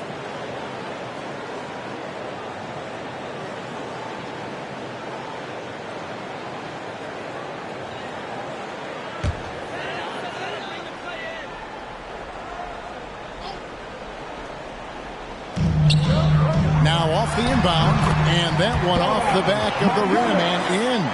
Marjanovic has got 6. And that's a good shot for him. He can shoot it over almost anyone. You want that mid-range game in your arsenal. You can't just be about threes and dunks. Sometimes this is a key shot. And this has been an outstanding display on the board, and it's a big part of why they have a lead in this game, doing the dirty work down low. Here's Diaw, and slammed in by Diaw.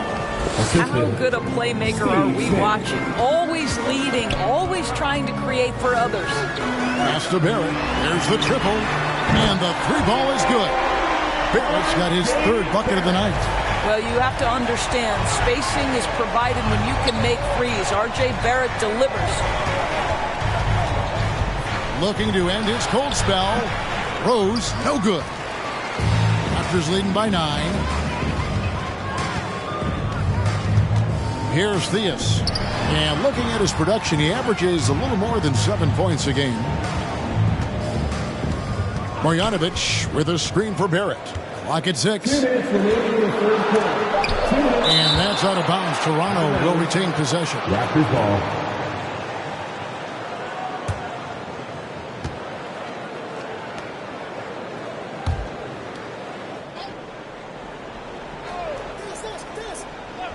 Two on the clock.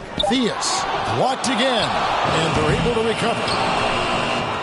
Knicks trail by 9. Oh, Covington in position. Oh, a nice defensive play to disrupt the alley-oop. Throws it up high. It's tipped and stolen by Ilgauskas. Here's Smith. Thompson with the rebound. Toronto's gone 3 of 5 with the long ball since entering the second half. Here's Marjanovic, drilled from 11 feet out.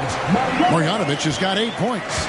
And with the lead, I like the strategy here. Continue to get the ball to guys who can do something with it. One thing we've learned in the NBA, the game is never over. So you've got to continue to score, continue to build your lead.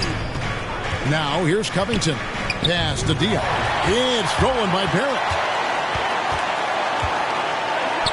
No one near him. And he gets it to go. Theus has got his 2nd bucket of the night. And a breakdown here, guys. The hustle stats for Toronto. The activity level defensively, I've really been impressed with. They've been in attack mode on the defensive end. Yeah, and I think something they've also worked hard at tonight is crashing the boards. The second chance points have been coming in bunches. Here's Theus. There's 37 seconds left to play in the 3rd. Barrett, no good. Well, you know, they're in the lead, but he's still been frustrated from an offensive standpoint. Smith dishes to Rose. There's 18 seconds left in the 3rd. And the rejection by Marjanovic. 3 on the clock. Here's Covington, and there's the shot clock violation. Couldn't get the shot off in time. Toronto ball.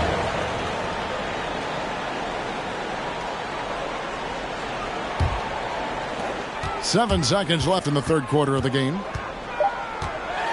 Here's Thompson, and it's Thompson with the jam. Kevin, he is tough to stop when he gets to the rim. He can get up a few notches higher. And as we end the 3rd quarter, a double-digit deficit will make it tough to come back. Toronto ahead, up by 15. And we've got more NBA action on 2K Sports coming your way after this break.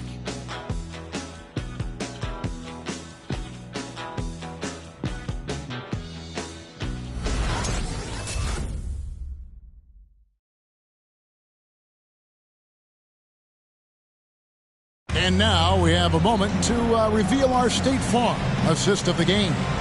And the definition of teamwork right there, guys. I mean, what great communication between them, and what a beautiful feed. Nothing better than chemistry, right? Working together to create a bucket.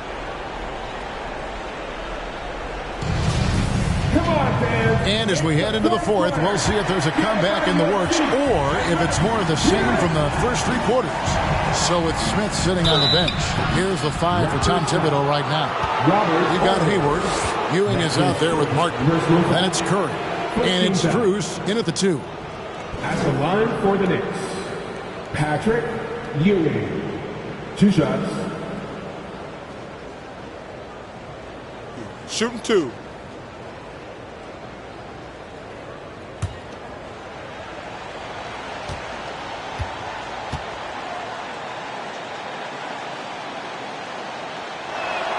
The first one falls.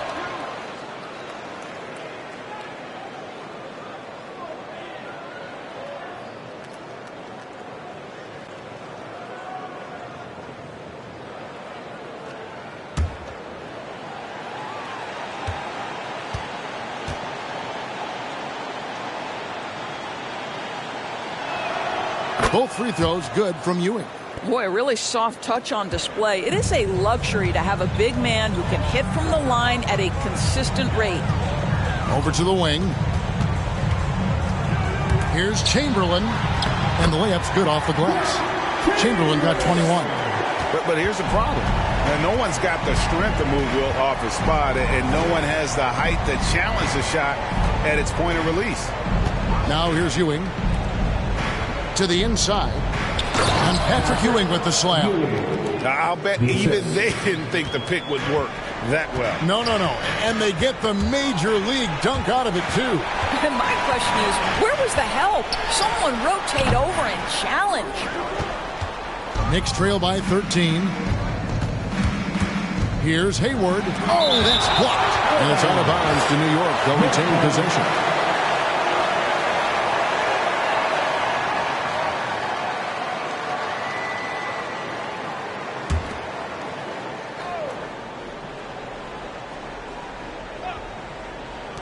One minute now into this fourth quarter. He kicks to Ewing. Here's Strus. Off target with his 3. Raptors leading by 13 to the middle. Deflects the pass. It's stolen by Martin. Here's Curry. The shot that time not on target. And Toronto will come the other way to the paint. And Cunningham gets it to go on the assist by Davis. Davis has got his 9th assist in the game now. And Curry, here we go. Got a hand on it. Right side Davis. Trains the three-pointer. And the Raptors lead by 18. And of all the attributes, one thing that sometimes gets overlooked with Chamberlain is the court vision. Makes a great read there. How about the big guy attacking the rim? The throwdowns are loud and emphatic. Horry kicks to Davis. Shot from 12. It's hauled in by Ewing. Ewing's got rebound number 5 here tonight. Here's Martin. Misses off the right iron. Well, tremendous defensive effort on the interior. That's the kind of contest you want. And that'll be 2 free throws coming up. Officials on the call with the foul. That's his first personal foul. First team foul. At the line for your Raptors. 2 shots.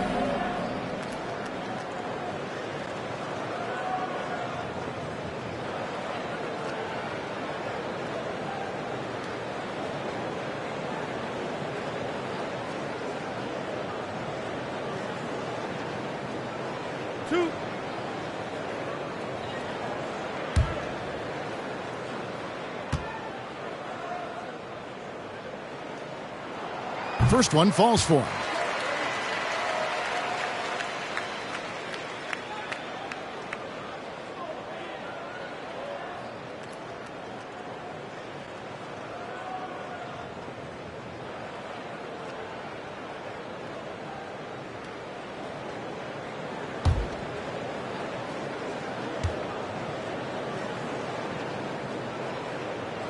And both free throws good for Davis.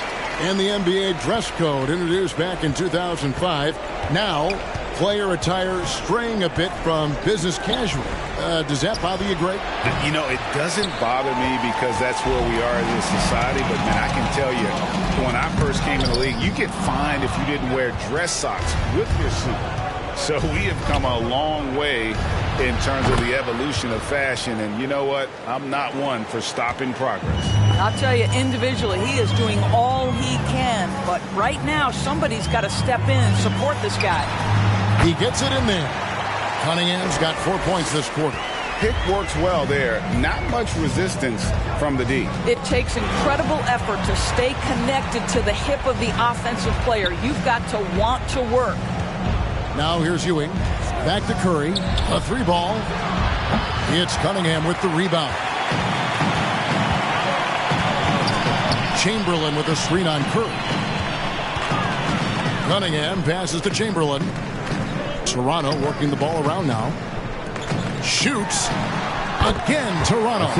Coming off a big game, his confidence couldn't be higher, and coach knows it. Well, the best players to me deliver night after night after night. So as long as he's hot, keep riding it. It's a t-shirt bonanza. Make some noise.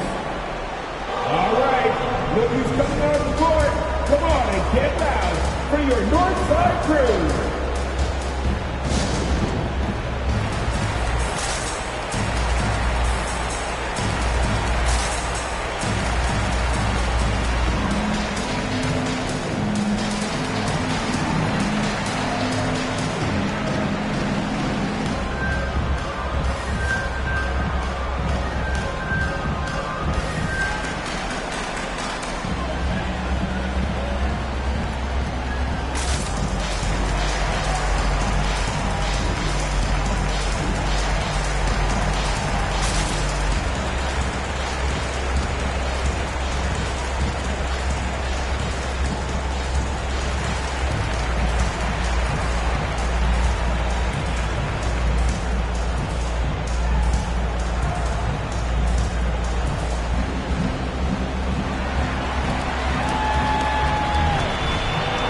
Ladies and gentlemen, your North Side Crew.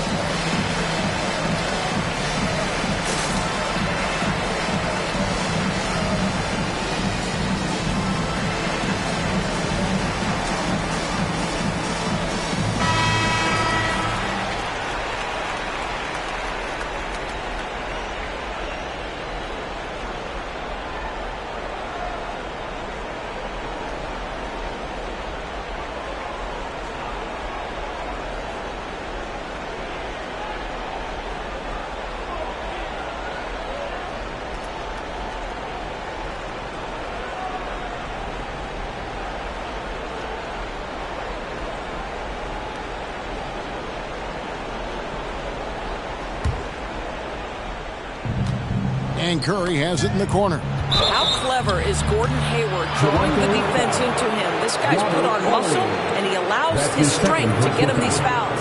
Second team foul. Shooting for New York, Gordon Hayward at the line for two.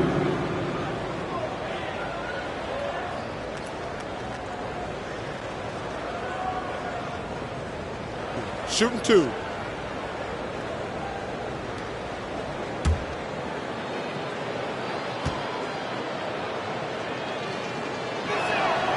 Free throw drops for Hayward. What a package Gordon Hayward brings to the table. Size, athleticism, high IQ for the game of basketball. You can count on his decision making at both ends. I just love his game.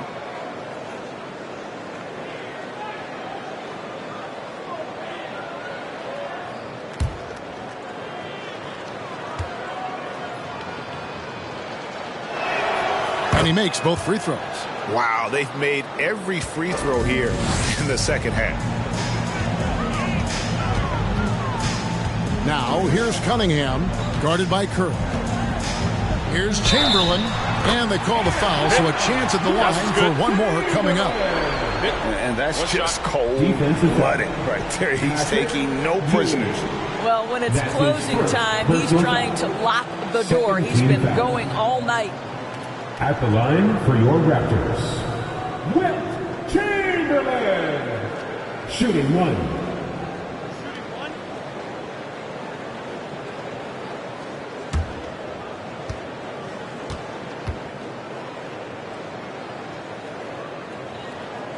Free throw good from Chamberlain. And back in the day, Greg, Allen Iverson got criticized for devaluing practice. Now we've got healthy players sitting out a game. Has load management gone too far, you think? Not a practice, but a game. We got guys missing games, Kevin. There's no doubt about it. But honestly, I'm really all for load management in this regard. If I owned a team and I had to invest $200 million in a player, I want to do everything I can to prolong my investment. And the reality is we've got our stars playing at unprecedented lifts at higher levels later in their careers. So I'm all for doing what we can to prolong the careers of our very best players. Now Davis. After Gordon Hayward's three-pointer that didn't go. Now here's Cunningham. He's guarded closely. Here's Chamberlain, and there's the bucket. Stay with it on the offensive glass, getting it done. Chamberlain got 14 points here in the second half. Now the pass to Martin. Yes, that goes in. You know, put a rough first half behind him. He's absolutely crushing it here in the second. And they double up Davis. Chamberlain, the pass to Cunningham. Now the feed to Chamberlain. Some nice ball movement here by the Raptors. Martin dishes to Curry. Out left to the wing. Chamberlain against Ewing. Here's Curry with the three. Rebound by the Raptors. Well, he had the defense's attention, dropping 2 threes in the first half, but he hasn't made one since. Out to the right wing. Here's Cunningham. Gordon Hayward comes up with the rebound. Knicks trail by 21. Ewing kicks to Curry. Oh, and they get in the way of the alley-oop. Not to be. Good play defensively. Passes it to Davis. And a fast break now for New York. Here's Strus. Rebound by the Raptors. Cunningham's got 5 rebounds tonight. Down low. And the dunk by Ori. And the one-hand slam just looks so pretty when it's in his hand, and he's the one doing the slam. Agreed. He is smooth as silk, even at a power finish. Make some noise. All right, look who's coming on the court. Come on and get loud for your Northside crew.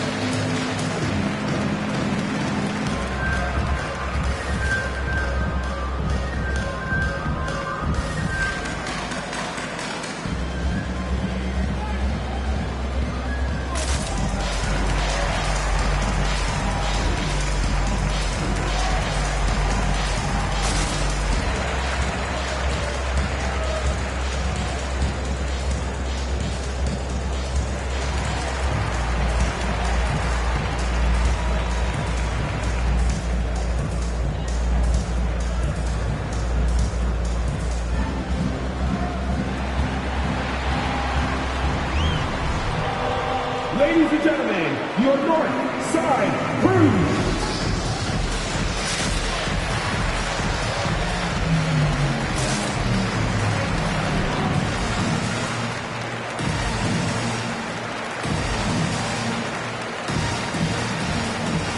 And now, let's take a look at the New Balance Player of the Game.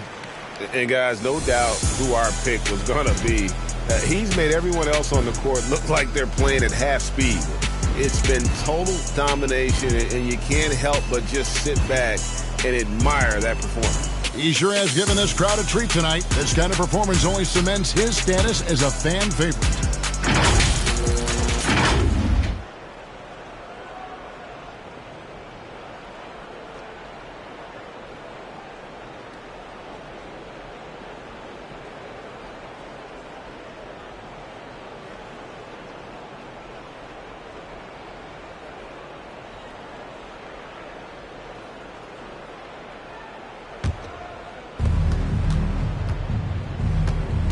Outside Rose, it's Covington on the wing. Jacks up a three. No good there. So the Raptors will take it the other way. Marjanovic passes to Theus. Always going up for the alley-oop here. Stolen away. Nice job to interrupt the alley-oop attempt there. Rose kicks to Ilgauskas. Outside Covington. And last season, All-Stars, Greg, missing 19% of their available games. With the shortened off seasons, are you concerned about the toll it takes?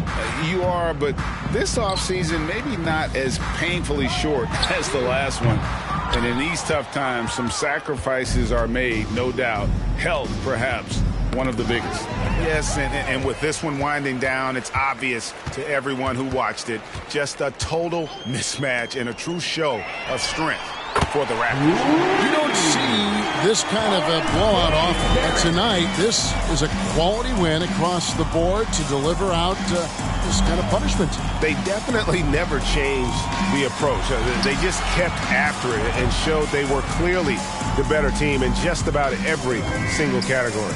And in terms of the season record, this is going to be their 18th win overall. Here's Theus. He's covered by Rose. Too open that time. Made it look too easy.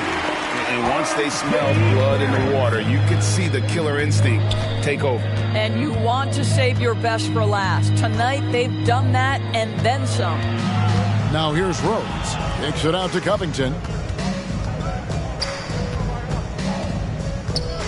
Just 5 to shoot. To stop the run. That's tipped. And they'll get another chance. Rose, no good.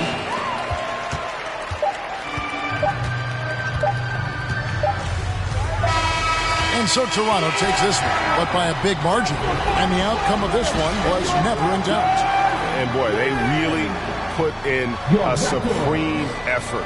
It just felt like once they had that lead and it was comfortable, they were not going to relinquish it. And that's going to do it tonight, folks, for our broadcast. For Greg Anthony, Doris Burke, and David Aldridge, this is Kevin Harlan saying thanks for tuning in. And we'll see you next time.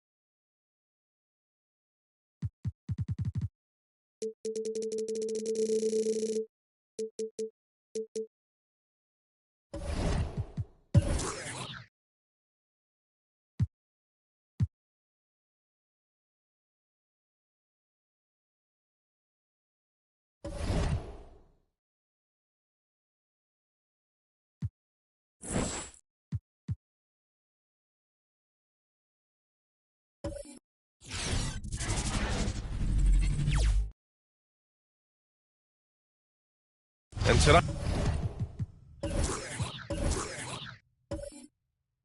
the rare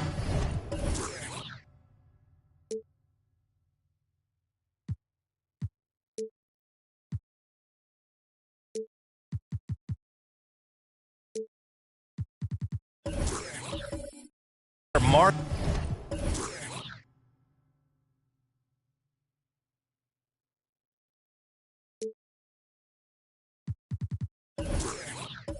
key matchup at center, Grant. This ought to be a treat. Oh, yes. Two heavyweights slugging it out. The different styles, but the same goal, to dominate the painted area. And now let's take a look at the starting lineup for the Charlotte Hornets. Pascal Siakam out there with Domantas Sabonis. Then it's Dwight Howard. And it's Carter in at the 3 spot. Now here's Siakam. Checking his numbers, he's put up a little over 9 points a game. Pass to Carter. There's the triple. It's good. And give the assist to Siakam. And the evolution of Siakam continues. Seeing him make great passes like this proves he's only getting better. Ooh, scary thought. Here's English. His offense has been fantastic, averaging just over 17 a game. Here's Fisher. Down to 5 on the shot clock. Late clock, the Celtics got to hurry here. No coverage that time. You don't want to let him get into a rhythm from out there. Sabonis, left side. Pass to Siakam. We've played just over a minute here in the first. Howard, the screen. Sabonis outside. It's tipped. Here's Fisher. He's guarded by Sabonis. Here's English. Beyond the arc. And again, Boston with the triple. This team looks to him to score the ball. They feel good when he's taking the shots.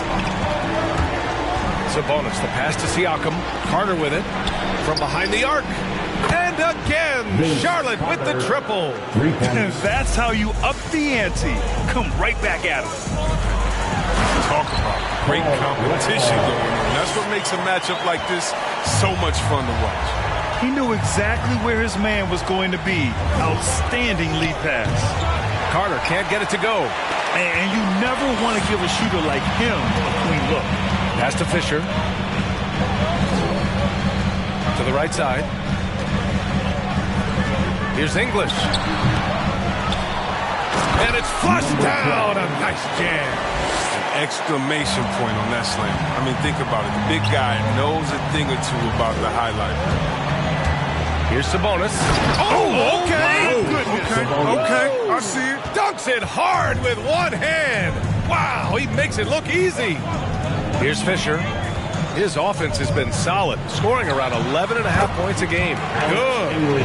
Starting to find his rhythm. He's cooking, and he knows it. Yeah, that's because he's getting his number called early. I mean, he's doing his part to help carry the offensive load. And the Hornets with possession here, following the bucket by the Celtics. And he lobs it up. And the lob disrupted. Not to be. And Fall gets it to go. I just love the ball movement. The Hornets have gone 3 of 5 shooting so far.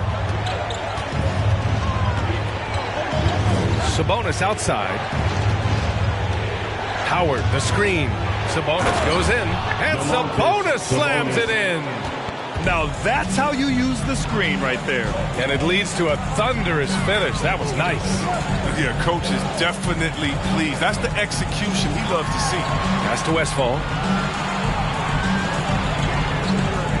Here's Fisher. He's guarded by Sabonis. Clock at 6. Ooh, Howard with a block. You got to be aware of Howard at all times, especially on defense, where he makes his living blocking shots. Sabonis finds Siakam. Sabonis outside. Tries from 6 feet, and there's the rejection. They get it back. Number 12. That's his first personal foul. First team foul. At the line for the Hornets, number 34. 2 shots.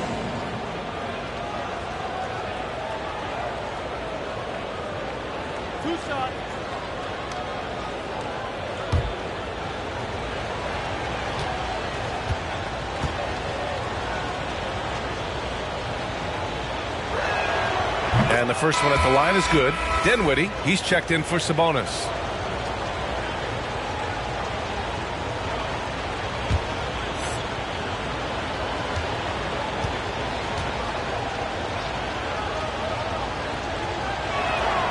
And so he makes both from the line. Oh, he's never rattled at the stripe. Always has that nice soft touch on his free throws. Out to the right wing. Here's English. Boom! He jams it straight down.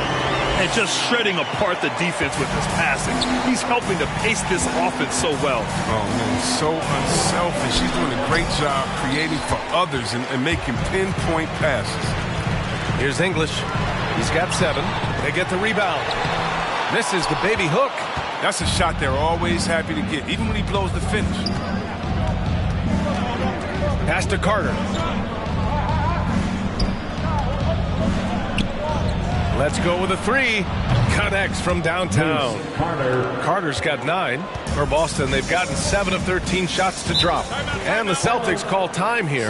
Defensively, they weren't up to the task. Didn't play as a cohesive unit, and it really hurt them. They just appeared lost out there. It seemed like they were scrambling on the defensive end. All right, look who's coming on out to the court. Come on and get loud. Here are the Celtics dancers.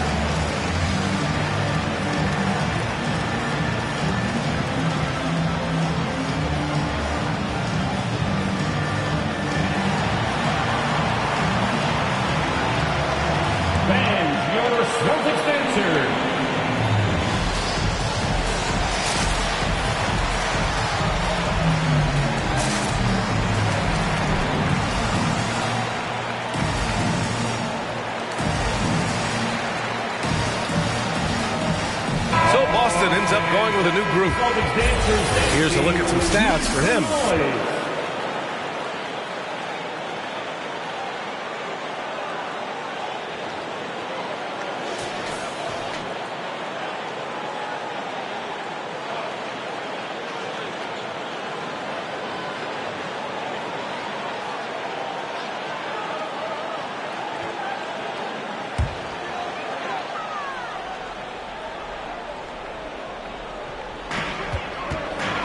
Up top, Paul. Now here's Jordan. He's covered closely.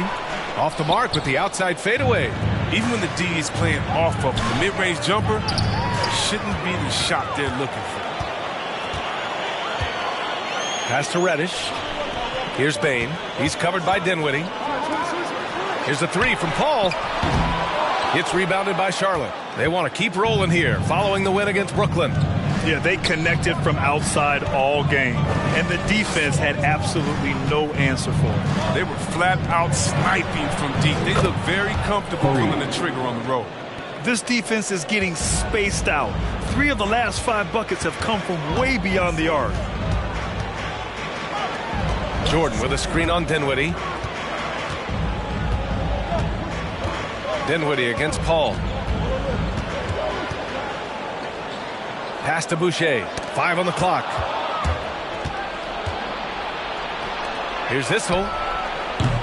The three-pointer off the mark. Boston has gone 2 of 4 from distance to begin this one. Tipped. Knocked loose. Wiseman against Jordan. Ooh, rejected by Jordan. On the wing, Bain. Well, he hasn't scored yet, but I'm sure that'll change. Paul passes to Jordan. Stolen by Dinwiddie. There's a minute 34 left to play in the first quarter. And he drives in. Here's Miller. Pass to Issel. 6 on the shot clock. Charlotte again missing. Boston trailing. Reddish on the wing, trying to get back on track, and that's good. His first bucket of the game. The pass-first attitude, Paul, I mean, so adept at finding his teammates in their spots, especially Dinwiddie, right side. Rebound Boston. And this is the first season matchup for them against this Hornets team. They won the season series last year, and on paper, it looks like they should do it again. I love how they've attacked the boards here in the first quarter.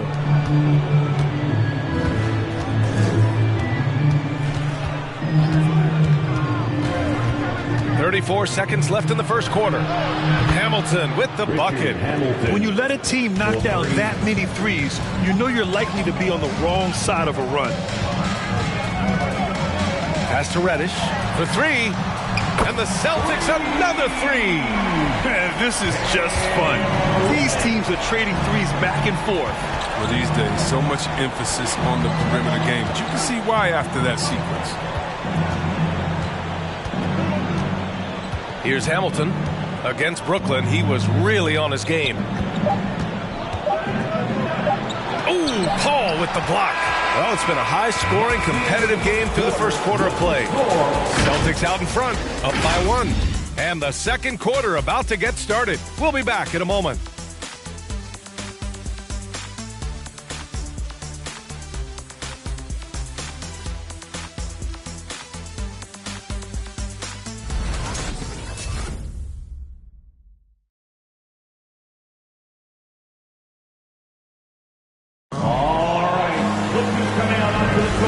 It's been a pretty even game here after 1 quarter of play. All right, guys, what do you think about the Celtics here in this one?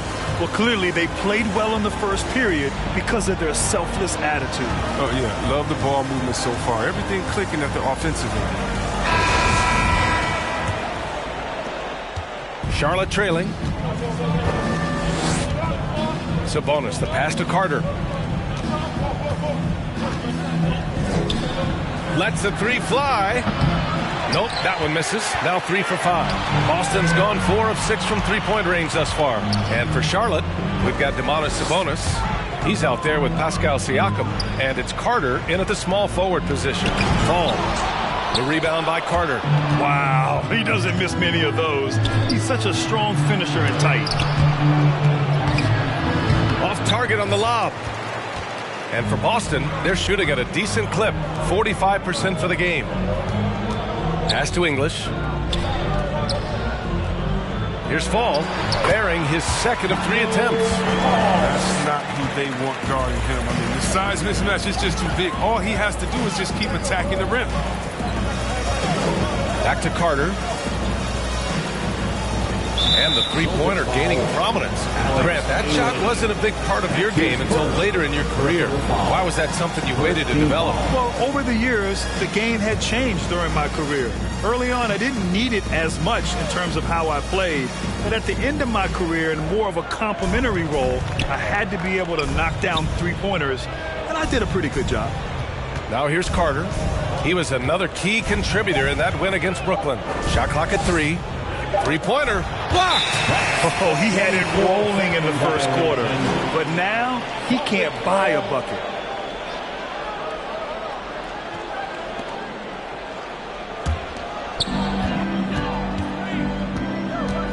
Here's Fisher. Looking for his first basket still in this one. From downtown, hits a three-pointer. And it's a 6-point Boston lead. Oh, the timing couldn't have been better on that assist. Pass to Carter.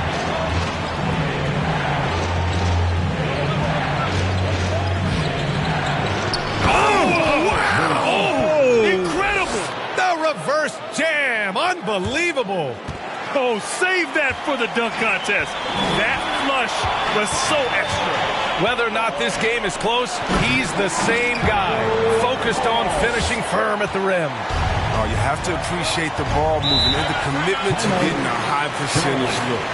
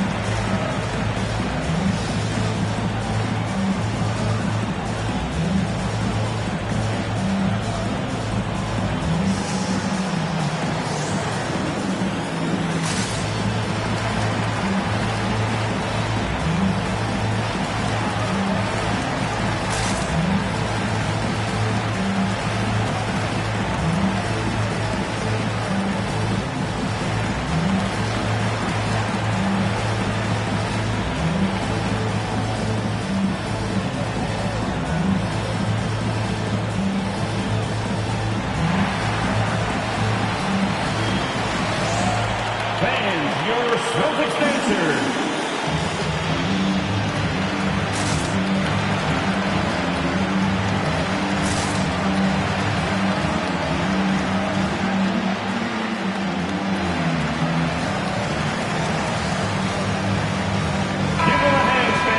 As the playoffs draw closer, here's what the East looks like. You take a look at the Celtics, and they're sitting with the 5th seed in the conference currently. And, of course, there are the Hornets, currently a ways below.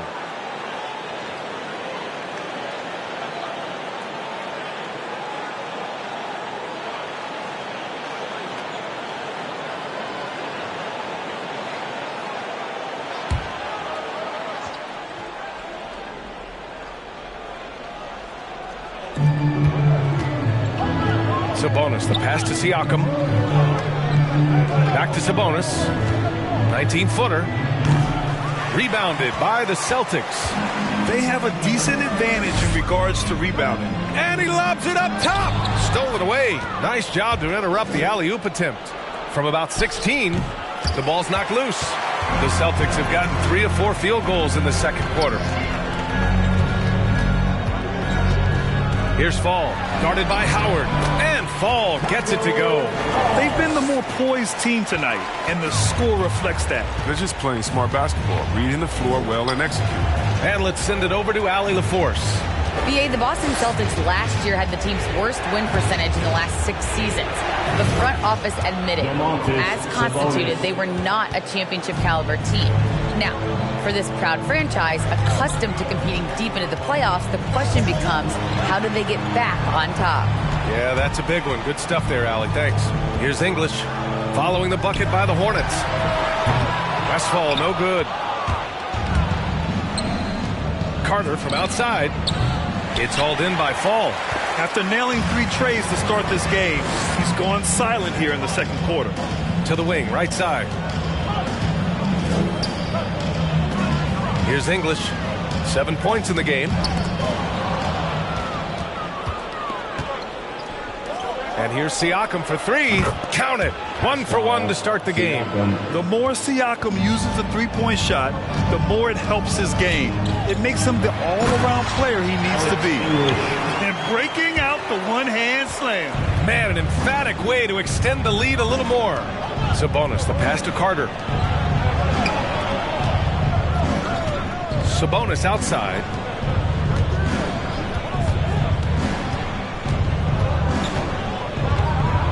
Just 5 on the clock. And there's a pick from outside the arc. He can't get that one to fall. And Boston going the other way now. Pass to Fisher. Here's Fall. Give him 8. Off target with a jump hook. Sabonis with it. Carter from outside. Good. That's his 5th bucket in 9 attempts. Another triple for him. His 4th of the night after that monster first quarter where he hit 3 of them.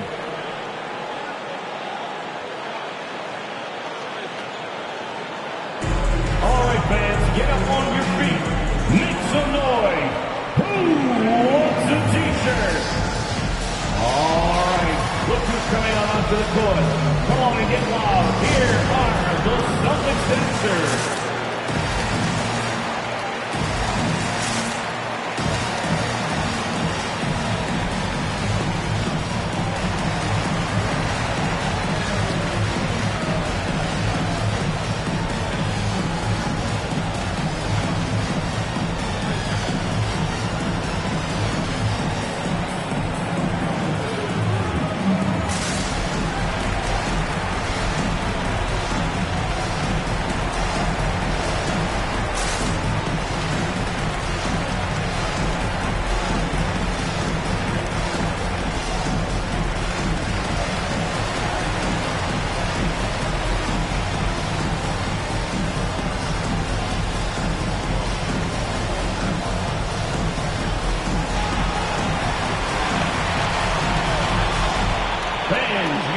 Celtics dancers.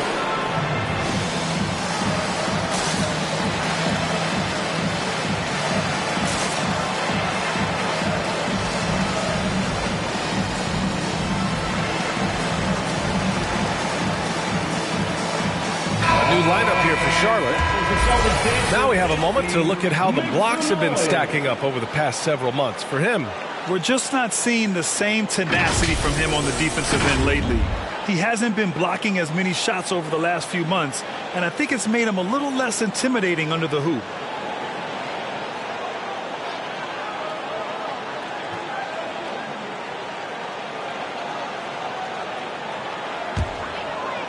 Here's Paul. Well, he hasn't put up any points yet in this one. Reddish on the wing. Jacks up a three. Hornets with the rebound. Wiseman came in and brought some with him. He had to learn on the fly at times, but he's putting in the work. Here's Miller, covered by Boucher. Miller can't get it to go. Nothing less than that kind of defense will cut it against him. That's just great work inside. Chris, you know, with Wiseman, he has been a sponge with defense. Well, young big men have a lot to learn. It's tough to stay out of foul trouble. Wiseman, he's going to put it all together soon.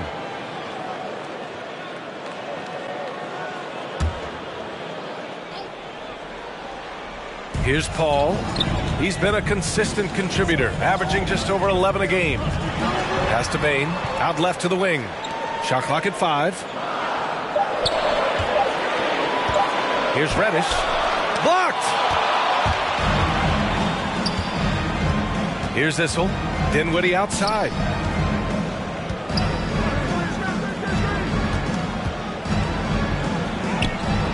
Miller can't get it to go. For Boston, they've gone 5 of 10 in the second quarter. Ooh, poked away. Pass to Paul. Reddish on the wing. The three. It's good. The assist that time from Paul. Paul's got 3 assists tonight. He's doing some good work from long range. I mean, he had 2 threes in the first quarter. Now he's got 1 in the second. Here's Miller. Here's Hamilton. Sends it home from three-point land. 6 points for him.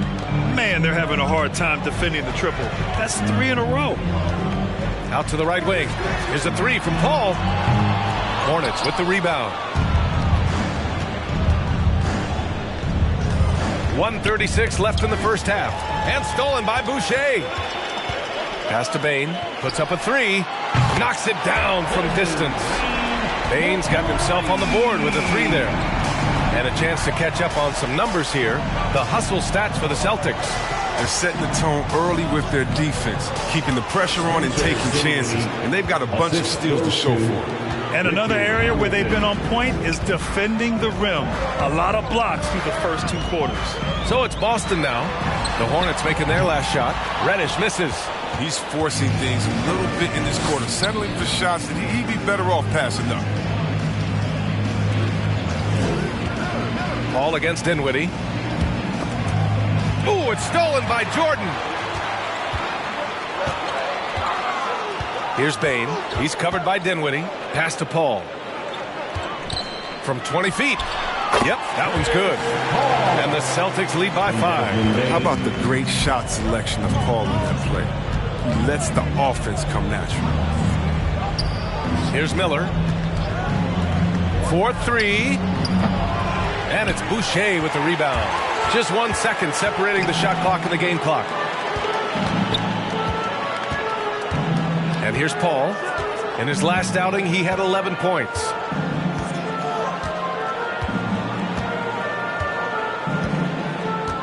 Just 5 to shoot. From deep. Knocks down the long J. Paul's got 5 points now in the quarter. By no means a volume 3-point shooter, but Paul, he picks his spots. He's very good. And so it's the Boston Celtics up by a healthy 8 points at the end of the period. They've been lights out from deep, and it's a big reason why they have a lead in this one. We'll be right back after this word.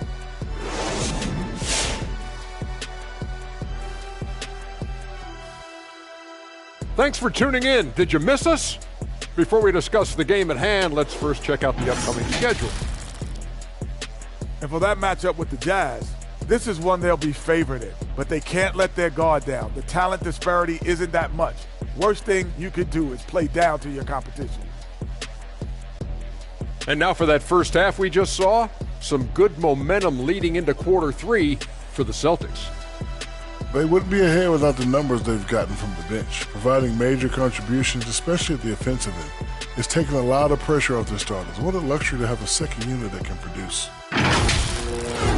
Thanks, as always, for watching. Let's head back to Brian Anderson and crew for the start of the second half.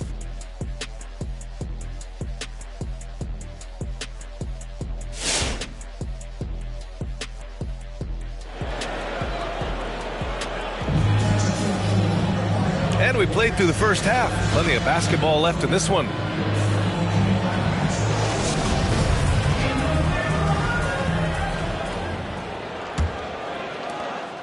Charlotte trailing.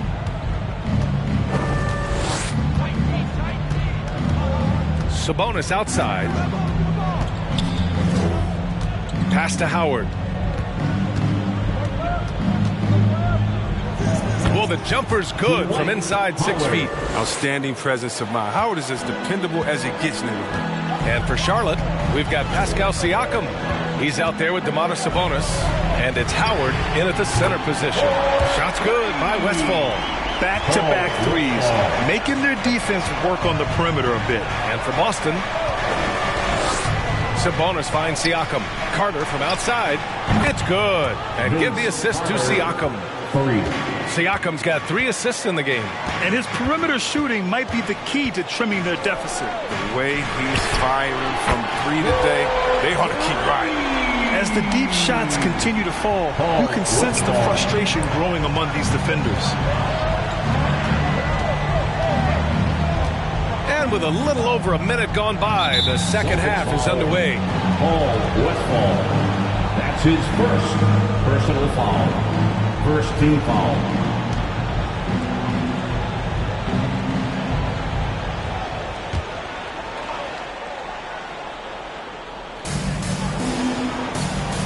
Siakam outside. Pass to Sabonis.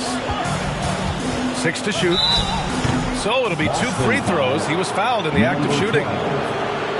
You have to be ready to battle when going up against Sabonis. His size and strength can wear defenders down. Domantas Sabonis taking 2 shots.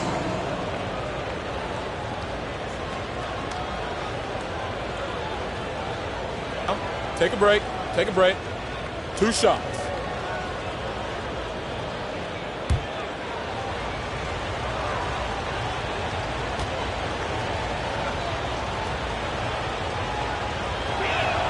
The first one falls.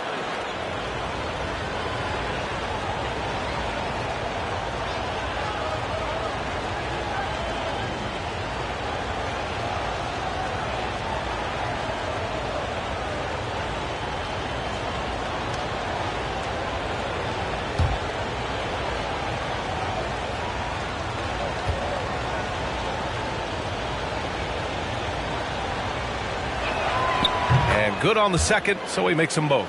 Oh, he's such a good free throw shooter. I mean, it frees him up to be as aggressive as he wants in the post.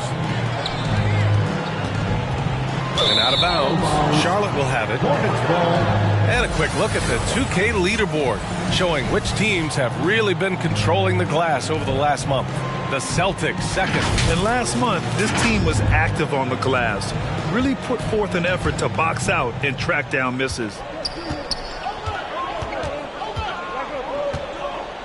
First minute and a half of basketball played here in the third quarter. It's hauled in by Fall. And they're doing strong work on the glass. A +5 advantage for them. Pass to Fisher. Tipped. Not watching the line there. That'll be a backcourt violation. Charlotte ball.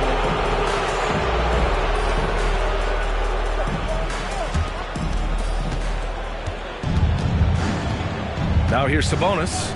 Give him 8 points now. Carter from outside. It's hauled in by Fall. The Celtics with the lead. Pass to Fisher. Here's English. Fires the 3. Nails it from 3. He's got 12. A dozen consecutive points off of threes. This defense looks rattled.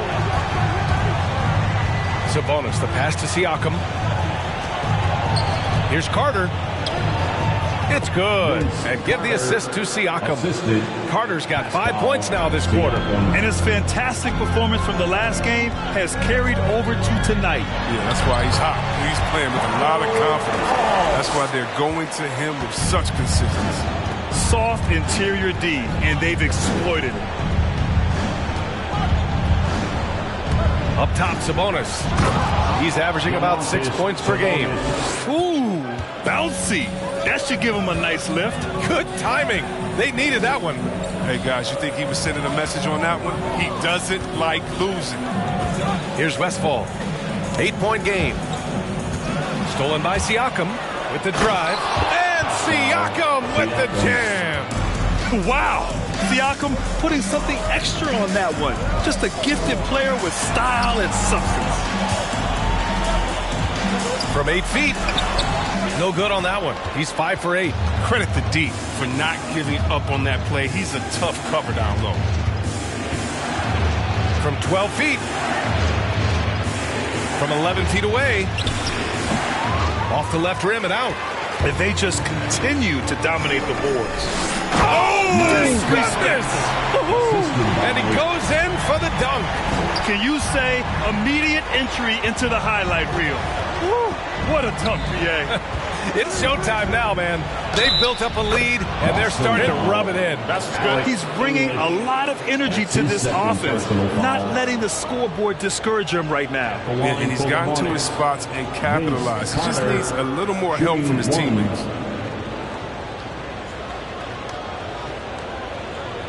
One shot.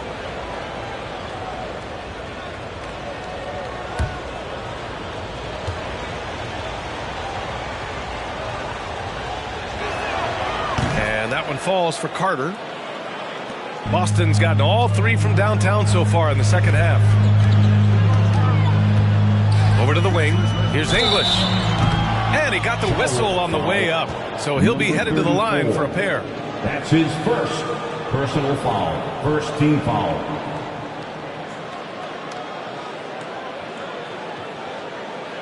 At the line for your Celtics, Alex English. At the line for 2.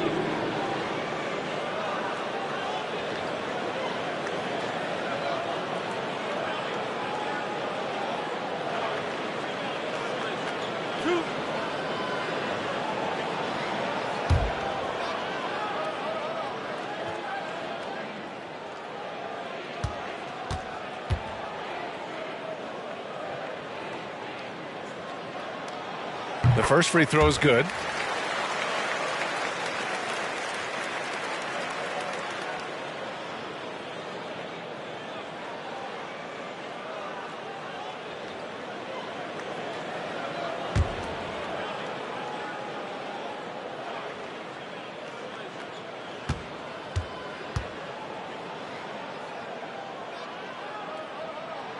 And he makes both free throws.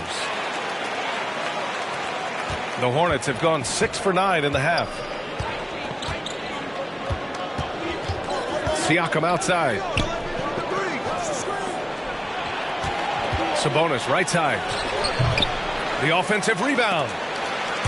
It's stolen.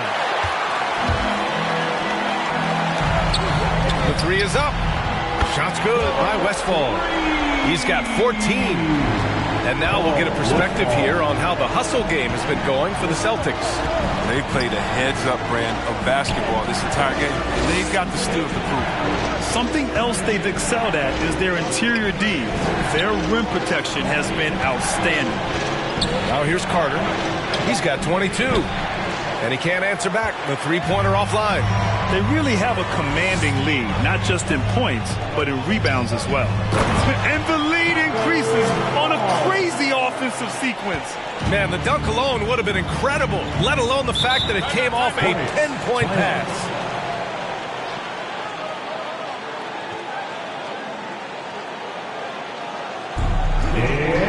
It's time.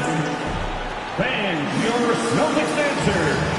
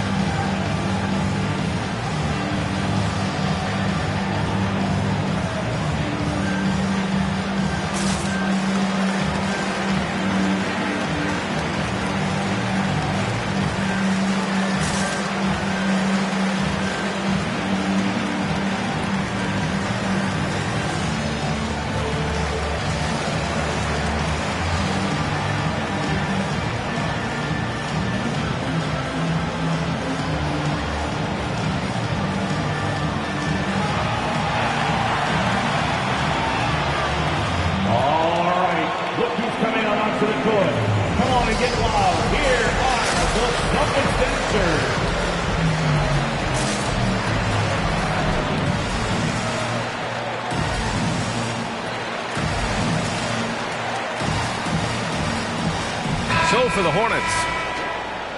And let's take a look at the leaderboard and see which players were the top shooters from three-point land this past month. Well, you look at Bain, never leave him open. Second in the association from deep. Sometimes you get into a rhythm from long range, and you can ride that stretch for a while.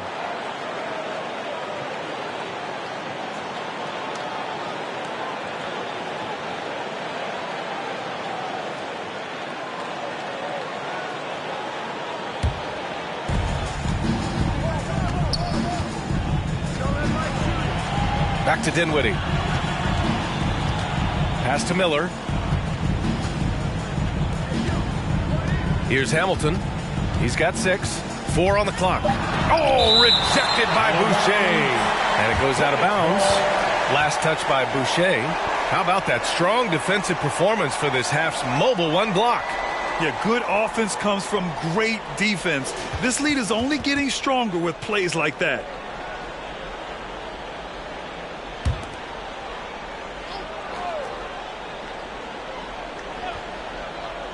Clock is at 3. Here's Dinwiddie. Oh, the offensive struggles continue. Missing again. And you have to think that they're leading this game because of how they've controlled the boards tonight. There's the block. Here's Hamilton. Looking at his stats, he's putting up about 7.5 per game. 4-3. The shot misses. Now the Celtics take it the other way. Outside Paul. Deflected. Here's Issel. Boy, he's been patient so far. Nothing yet on the scoreboard. Dinwiddie, no good. His offense has been non-existent tonight. It's really hurting. Here's a 3 from Paul. Oh, drew the foul and almost hit the three-point bucket. But he'll head to the line for 3. Personal foul. So good at drawing contact. CP uses his smarts to get to the line. At the line for your Celtics, Chris Paul. At the line for 3.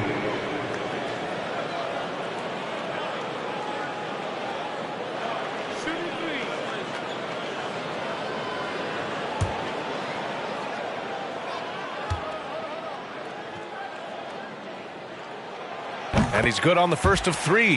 Well, no matter how or no matter where Paul has played, New Orleans, LA, Houston, you name it, CP has made his teams better. That's what a true point does.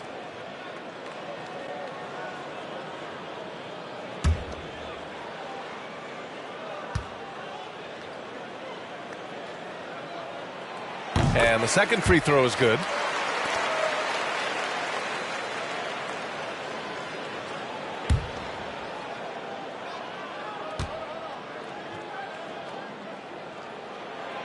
And he nails the third. Charlotte has gotten only 1 3-pointer to fall here in the third. 5 attempts. Charlotte.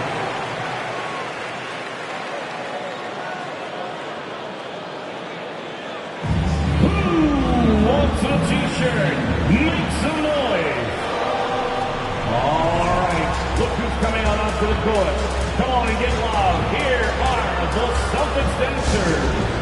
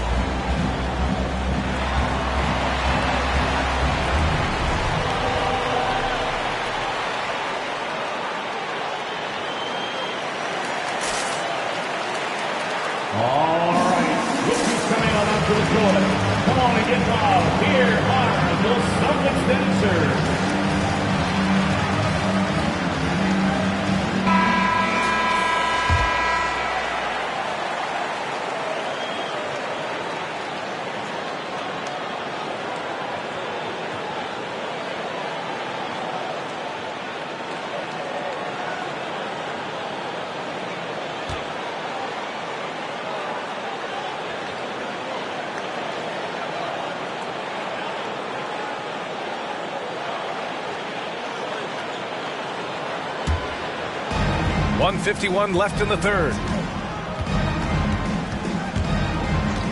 Dinwiddie outside. Pass to Miller. Will it go? And it's Jordan with the rebound. Jordan's got rebound number 5 here tonight. Here's Bain. Left side, Paul.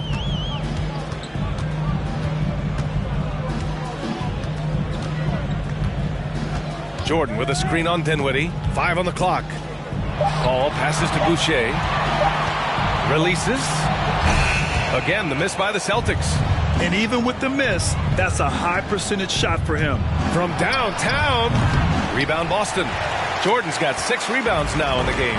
He just can't find a consistent way to score, and this team could certainly use it. Back to Paul. Here's the 3. And the rebound goes to the Hornets. Just hasn't found much consistency from the floor, but his teammates have picked up the slack. It's Dinwiddie with a drive, and the shot goes. Dinwiddie's got his second basket of the night. He'll take advantage of that kind of soft defense every time. Just give him a chance to attack the basket, and he will. Reddish. And it's Wiseman with the rebound. And for the Hornets, they're shooting only 39% so far in the game. Down low. And the basket by Issel. But that's what they're looking for. They need him to take on a bigger role this game. 5-second differential between the shot clock and game clock. Right side, Paul. The 3-ball. Hits the trifecta. Paul's got 6 in the quarter. This is what it's been since halftime. Remarkable results from downtown. Yeah, and they aren't just chucking up anything. I mean, they're doing a great job of creating quality looks. Here's Hamilton. From deep. Oh, no good on the last second attempt there. Well, through 3 quarters of play, down double digits. It may be difficult to overcome. It's the Celtics. They lead by 14. We'll take a quick break and then get you back to the action.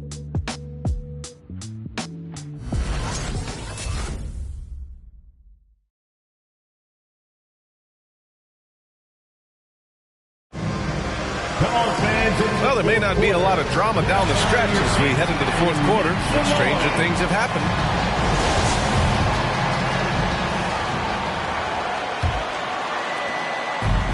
This is why you want ball movement and player movement. And that's made it hard for the defense to key in on any one individual. On the court for the Hornets, Domantas Sabonis out there with Pascal Siakam. Then it's Dwight Howard, and it's Carter in at the 3, the small forward. Clock at 6. Here's Fisher. Kept alive. Westfall. It's deflected. Sabonis with it. And there's the screen. Into the lane. Uses the glass to finish the layup.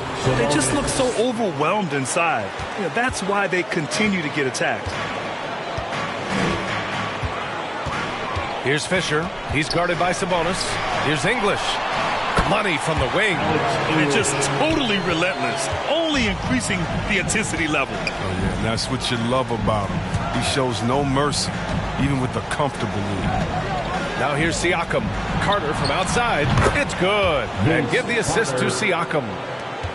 Siakam's got his 6th assist of the night. And he takes the feed in stride and slams it home. Attacking the rim with power. Tremendous finish. Pass to Carter. 3-pointer.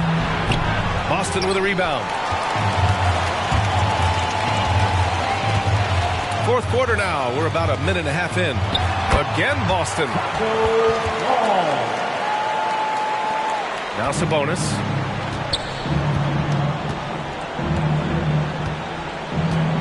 And here's Siakam. Carter from outside knocks down the triple. Carter's got 14 points now in the second half.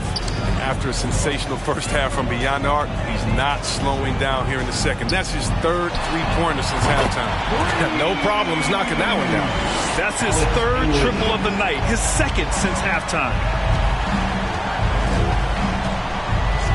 Sabonis outside. From outside the arc. And Carter gets it to go on the assist from Siakam. Carter's got 9 points in the quarter. Oh, my word. This is a shooting exhibition, a three-point barrage for him. Sabonis, right side. Here's Fisher. He's checked by Carter. Ooh, Howard with a block. And he gets it back. That shot won't fly with Sabonis around. Nearly 7 feet tall, plus his reach. He creates serious coverage. The shot by Howard, no good. Boston's gone 1 for 2 from deep in this fourth quarter. Ball. And he floats it in for the easy 2. Credit the sweet setup on that one. Such a consistent night for him from the field. Whenever they've needed it, he's been their safety valve. Take it away. Here's Fisher. Pass to English. Here's Fall. The basket drops, and he gets fouled on the shot. 1 free throw coming his way. And it only makes sense to give him the rock again. He put the team on his back all game. Oh, exactly. Give it to the guy with the hot hand as long as you can.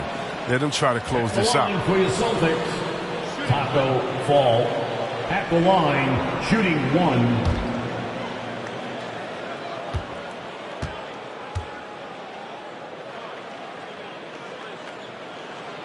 And they've been so much more aggressive drawing the whistle here in the second half. The Hornets have gotten 4 shots out of 6 attempts to drop so far in the fourth. Sabonis finds Siakam. Carter from outside. That drops. And it comes off an assist from Siakam. 3 points. Siakam's got 9 assists in the game. Great passing. Out to the wing. Here's English. No good on the triple. And he probably thought he was going to bury that one. Sabonis outside. They set the pick. Unloads from 13. And so he draws the foul. Headed to the line to shoot a pair. That's his 3rd personal foul. First team foul. Shooting for Charlotte, Domantas Sabonis. The line for 2.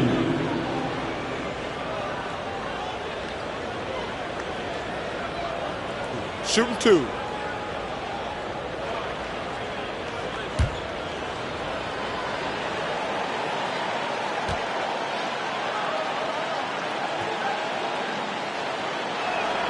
Free throw drops for Sabonis. Well, see, Webb, what a terrific development it's been to see the resurgence of pro hoops in New York.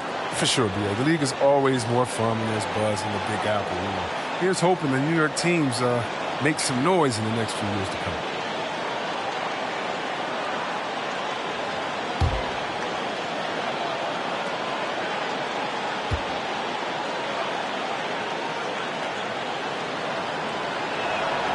And Sabonis drops them both.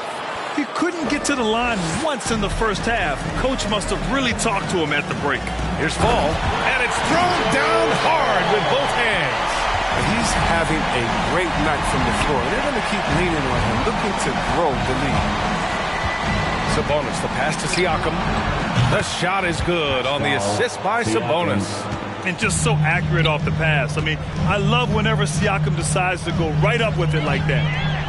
Oh, deflected. It's stolen by Howard. Siakam outside. Sabonis outside. Pass to Carter. Launches it. Good. Another from 3. Buries his 10th triple of the game. Unbelievable, B.A. Unbelievable. To the left wing. Here's English. He's covered by Siakam. The 11-footer. No good off the back of the rim. Big rebound there. Now the question is, can they be better on the boards down the stretch? It remains to be seen. Pass to Carter. The 3 is up. And again for 3. He's been on the money from deep. Definitely. Looking to shoot as much as possible. Time called here. The Celtics decide to talk it over. Things just aren't going their way. He clearly wants to talk it over. Well, the defensive intensity has to pick up, and I'm sure Coach is going to let them know that. Wants a free T-shirt? Make some noise. Fans, your Celtics dancers.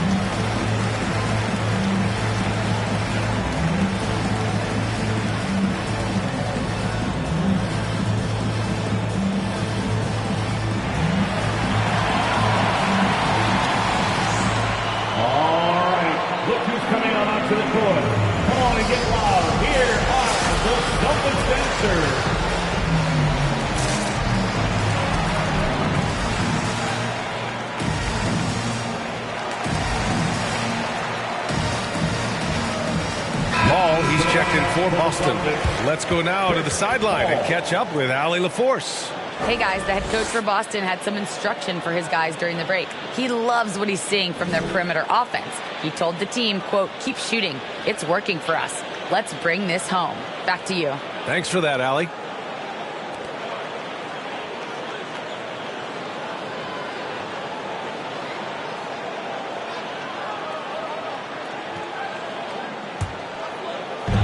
Hornets on D, trailing by 5. Pass to Fall. Over Howard. And Fall gets it to go. 23 points in the game. Continue to get that man the rock. He's delivering whenever it counts. Inside. And then Siakam with the jam. That gives him a double-double in this one. It's just such a long and powerful player. I mean, once Siakam gets inside like this, he's ready to jam. Pass to Carter. 2 minutes remaining in the game. 2 minutes. Shower foul. Vince Carter. That's his first personal foul. First team foul. Here's Westfall. He's checked by Carter. Left side Paul. Takes a 3. The shot that time not on target. So the Hornets will take it the other way. And here's Carter. It's hauled in by Fall. 1:35 left in the fourth quarter. Driving in. Rejected by Sabonis. And it's going to be out of bounds. Boston will have another go.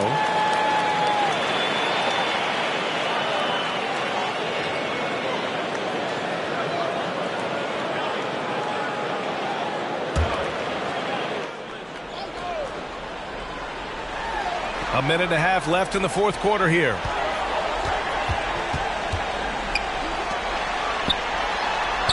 And the layup is good. And the Celtics lead by 7. Oh, I love it. He's working the ball down low. Always a good plan of attack. Now here's Carter. Pass to Howard.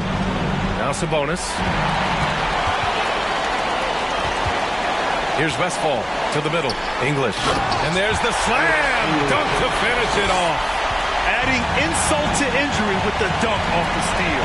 Nice to see a good play on D. That led to some fireworks. Oh, yeah, bang, bang. An impressive sequence that has them fired up. Good anticipation on the feed. He knows exactly where to go with that ball.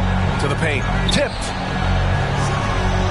Pass to Fall. Here's Westfall. He's checked by Carter.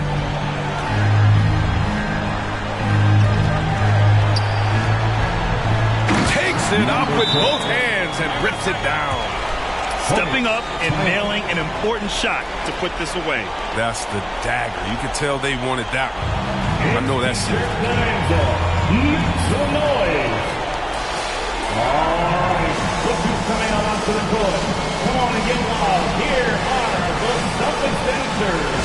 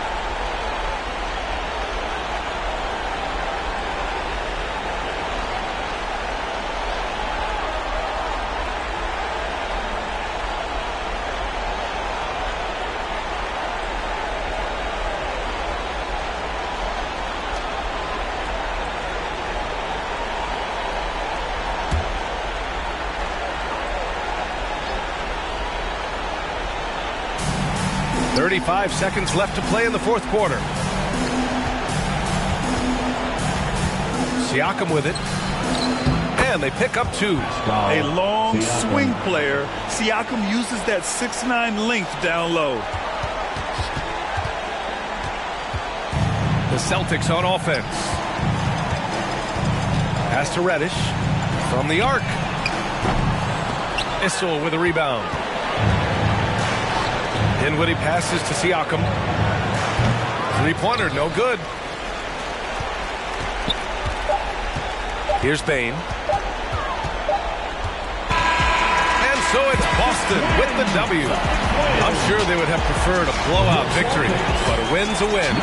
And so true, but you have to credit the crowd for giving them such a big boost toward the end.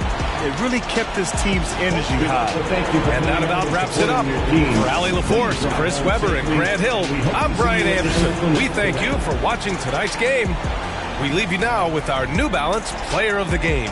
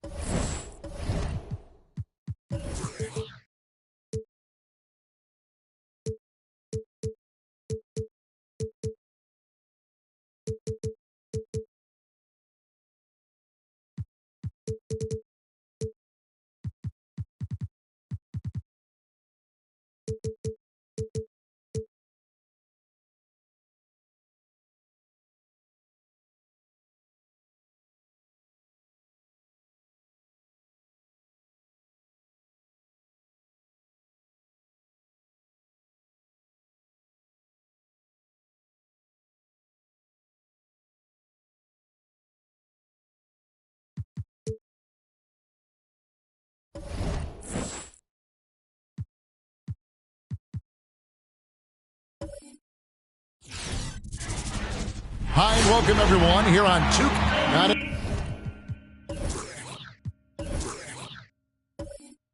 every team.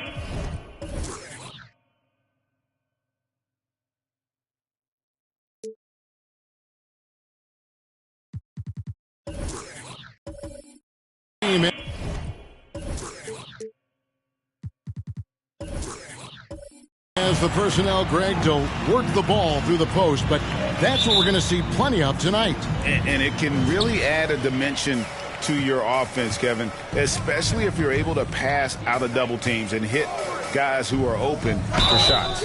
So the net starting five. They've got Jones. Russell is out there with Duncan. Then there's Iguodala. And it's Jordan in at the 2 spot.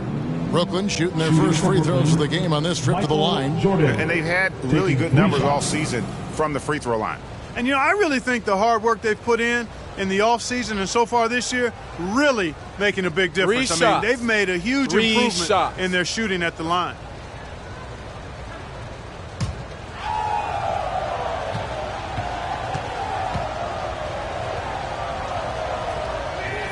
And the first one drops. Well, when you watch MJ, Michael Jordan, the championship mentality is obvious. He gives his team everything he has to win games and then some.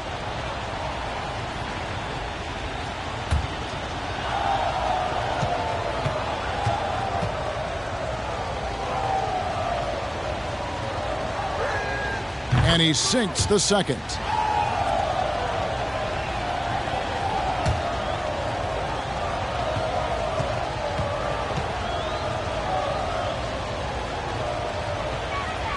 And he nails the third.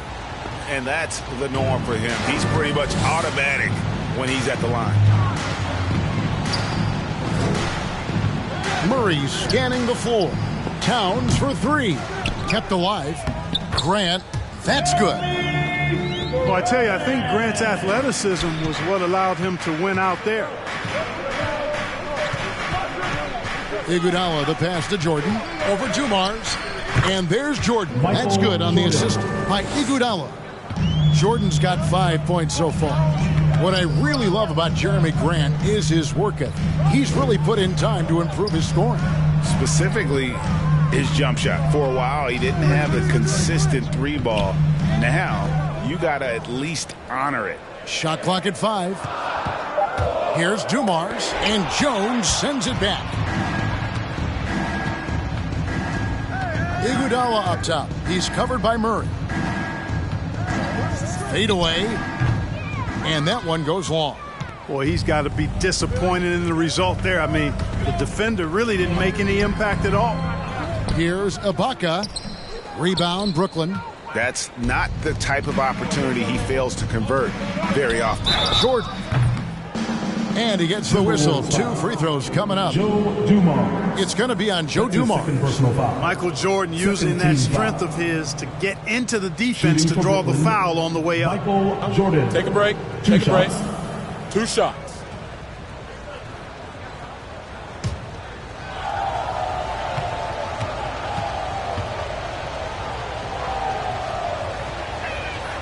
And he makes the first. Minnesota making a switch here. Crawford's checked in.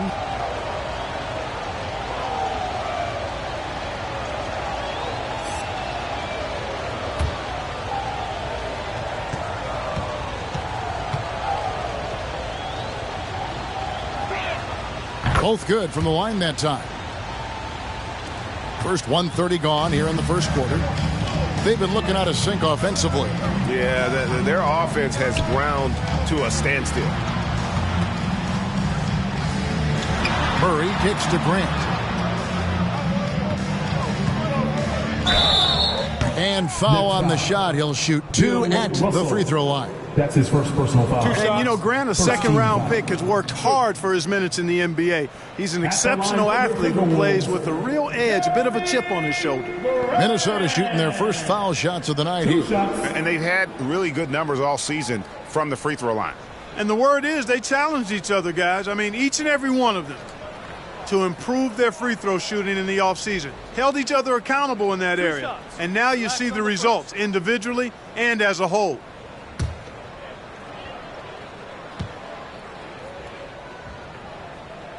And the first one at the line is good.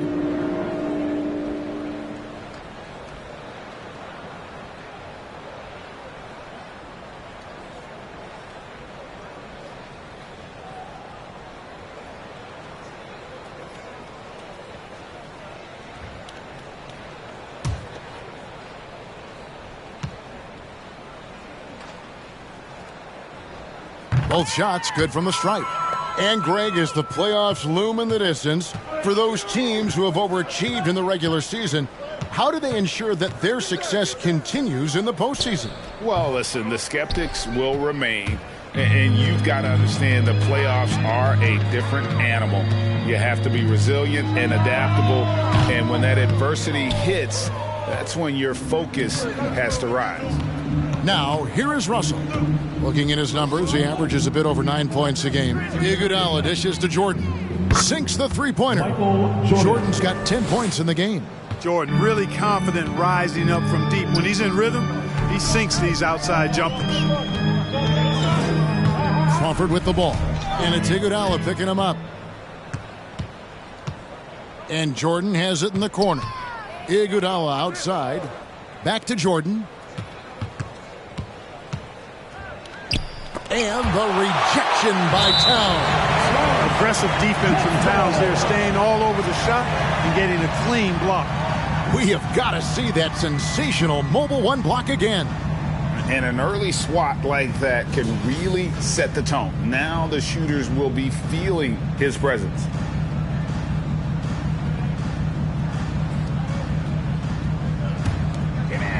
And here in the first, approaching 3 minutes played, Duncan with a screen on Murray. 4 on the clock. Pass to Duncan over Murray. And Duncan gets it to go on the assist by Jones. And it just seems that every pass they make is leading to a score. Just great ball movement. Ibaka with a screen on Jordan. Crawford passes to Ibaka. It's stolen by Duncan. Here's Russell. Blocking foul on. And he drew the blocking foul. He'll go to the line for 2. That one is on Towns. You know, individually, Russell affects the game in so many ways, but as a teammate, I just think he elevates everybody else's play, makes them better. That's his first personal foul. Shooting 2. Third team foul. At the line for the Nets, Bill Russell. At the line for 2. And that one misses. Well, probably a little draft in the arena tonight. He's the last guy you expect to miss the mark by that much. Absolutely.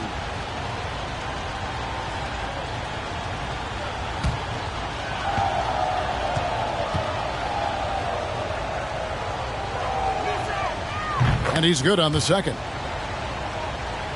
Timberwolves trail by 9. Crawford kicks to Grant. Crawford looking over the floor. The pass to Murray. Off the mark there with the three-point shot. And here are the Nets. They're on a 13-4 run. And Duncan throws it down. Their play on both ends has been superb. We'll see if they can maintain the momentum. And, you know, nothing like getting an opponent on the ropes early. You love that. if you're on that side of the scoreboard, and they are landing some haymakers now. And once he got to the 10, I think he was surprised to find himself that wide open. Well, this early, they should be showing a lot more energy on defense. It's not there. I like their focus coming in. Terrific execution so far. And, you know, it's an all-out effort they've come in with. Very aggressive offense so far. Now here's Murray. Still getting warmed up offensively. No scoring yet from him. Hey, watch Andre. Jordan with it. Out guarded by Murray. And the rejection by Towns. Ibaka. This is to Crawford. Murray, the pass to Crawford. And that's an air ball. Not even close. And when Towns is on the floor, the attitude of this team, Clark, completely changes. They play with so much more confidence. Yeah, I could not agree with you more, Kevin. He's a floor raiser. In other words, he makes everybody else play a little better and lifts up their confidence. And he does it while also putting up monster numbers of his own.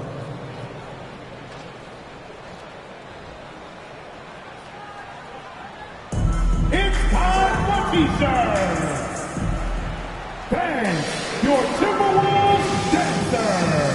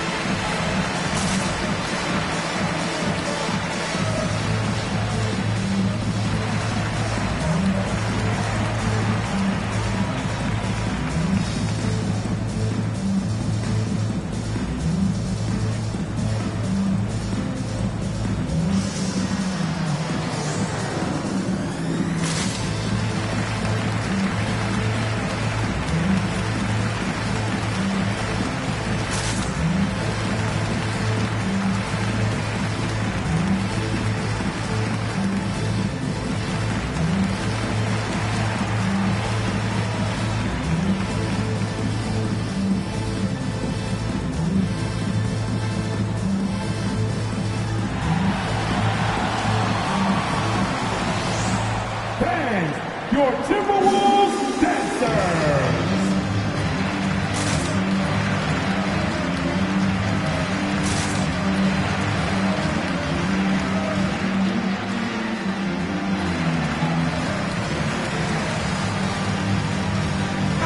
Big group substitution now for Minnesota. Greg Oden, he's checked in for Towns. Wendell Carter comes in for Serge Ibaka. King's checked in for Grant, and it's Payton in for Murray.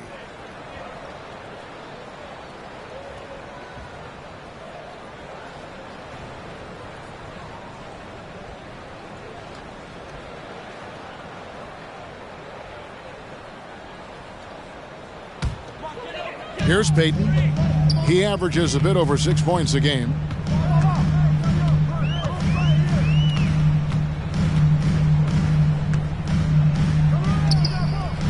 First shot, first basket. He's out of the blocks fast. I tell you what, it's almost like stealing to watch how he plays the game from this seat. Here's Shays. King with the block.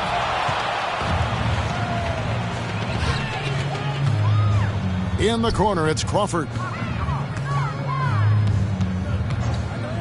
Back to King. Here's Payton. From outside, off the mark. Not quite enough defense that time around. Just lucky he was off. Back to Kukoc. Passes it to Fernandez. And stolen by Oden. Crawford outside. Here's King. His three-pointers off the mark. Nets leading by 11. It's Rudy Fernandez on the wing. Crawford with the steal. 2 minutes remaining in the first. Inside. 2 minutes. And it's blocked. Carter against Gallinari. Going inside. Kukoc gets the bucket.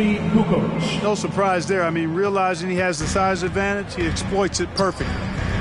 They've been struggling here on offense. Yeah, a bit of a dry spell for sure.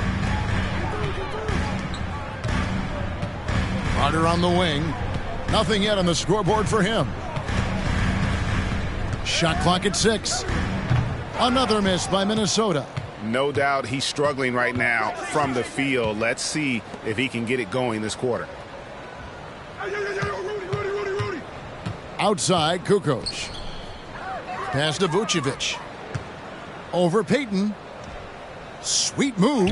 And Oden sends it back. Pass to Carter. That's good. And it's Payton with the assist. Really love watching Payton dish it out like that. He's a true floor general who does an outstanding job of getting his teammates the clean looks.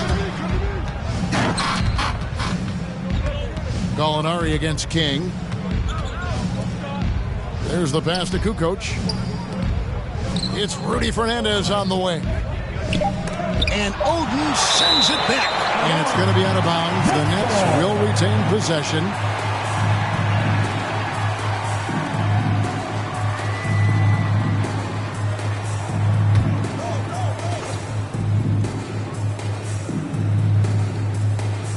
There's 37 seconds left to play in the first quarter. Offensive rebound. Kukoc can't get it to go. And that one gives them a +5 rebound advantage, Kevin. Pretty clear. They're dominating that area. They've come out with a lot more energy and effort so far. Yeah, and he had the D tangled up there with that patented crossover. Just couldn't convert the finish.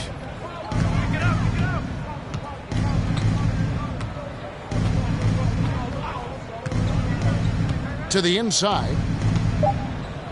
With 2 seconds left. Vucevic. And Oden sends it back. And so it's Brooklyn. Their lead at 11 points to end the quarter.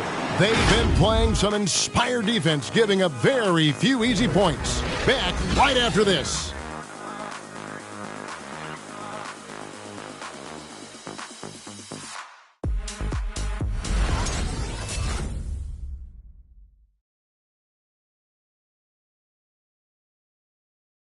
All right, look who's coming onto the court. Come on in. And so far through one quarter, it's been a lopsided game. We'll see if that changes here in the second.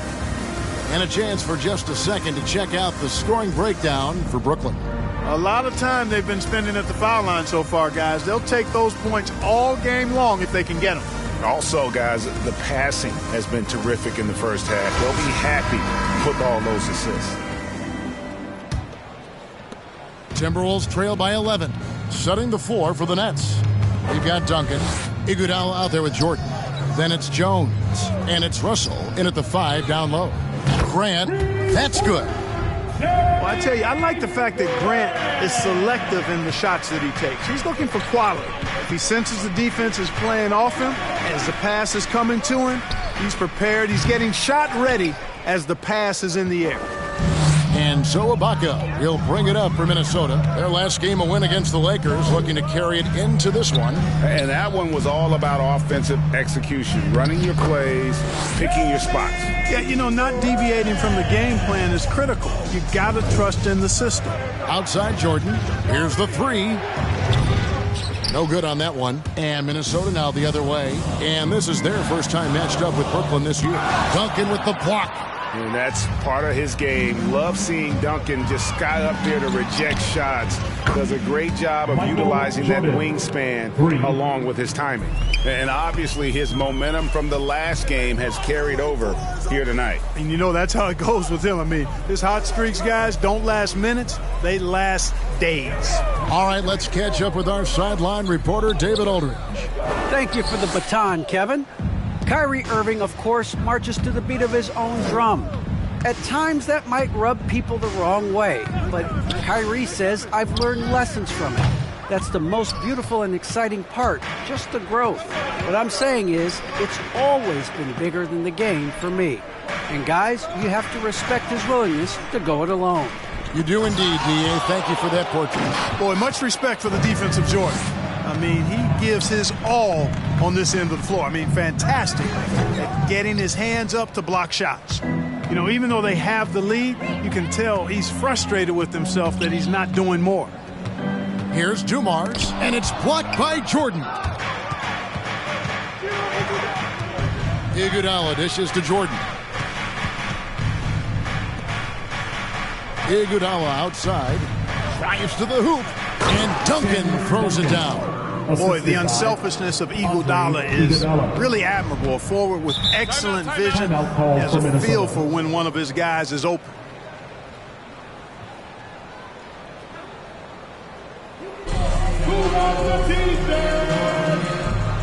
Fans, your Timberwolves dancers.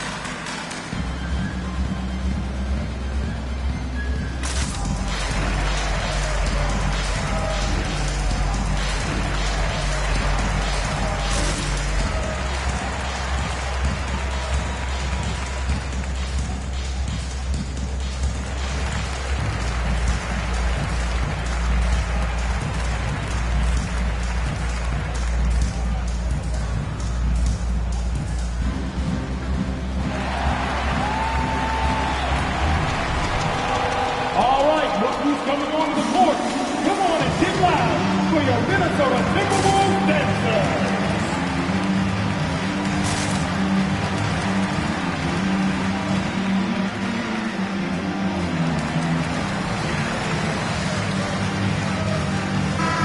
And we've heard some talk, Greg, about the possibility of NBA expansion.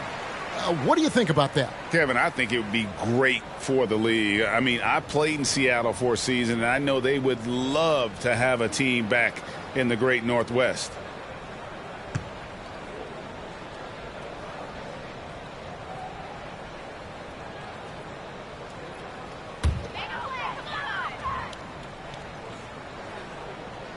And here in the second quarter of action with a hair under 2.5 minutes played so far.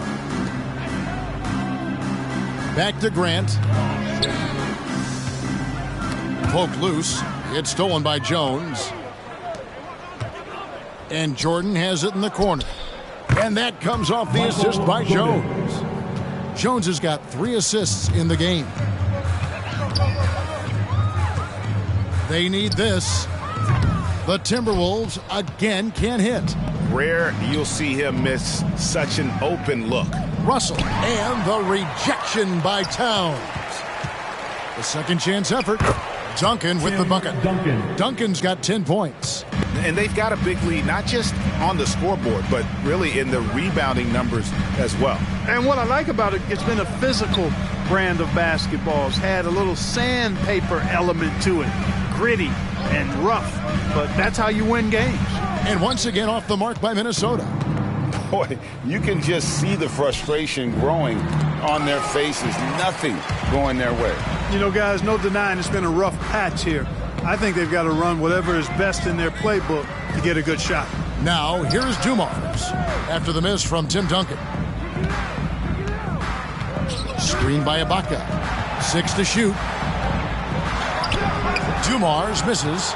That's the kind of D you need when he's got the ball near the hoop. They were all over. Outside Russell. Michael Jordan on the wing. And the Nets, another 3. And this is the game plan for him. He's a big part of their floor space. And you know what? It's all about the long distance game for him tonight. He's getting it done from out there. And your Timberwolves dancer.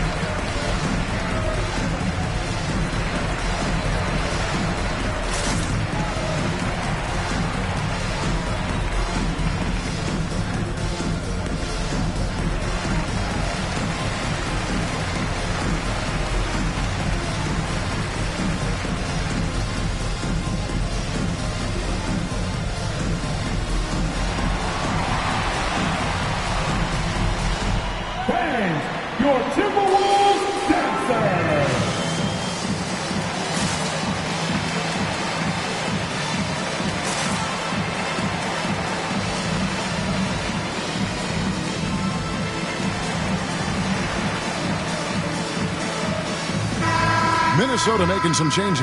Oden comes in for Karl Anthony Towns, and it's Carter in for Serge Ibaka. And a switch here for Brooklyn. Gallinari, he's checked in for Tim Duncan.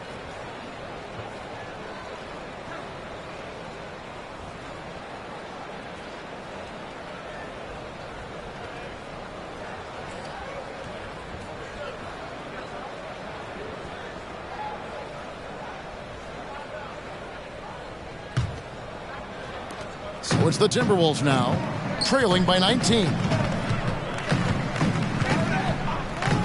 Iguodala against Murray. Here's Grant. 9 points in the game so far. And that's a foul called on Gallinari. First team. That's his first foul.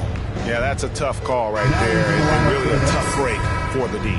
No problem for me with that call. I mean, he was still sliding right there.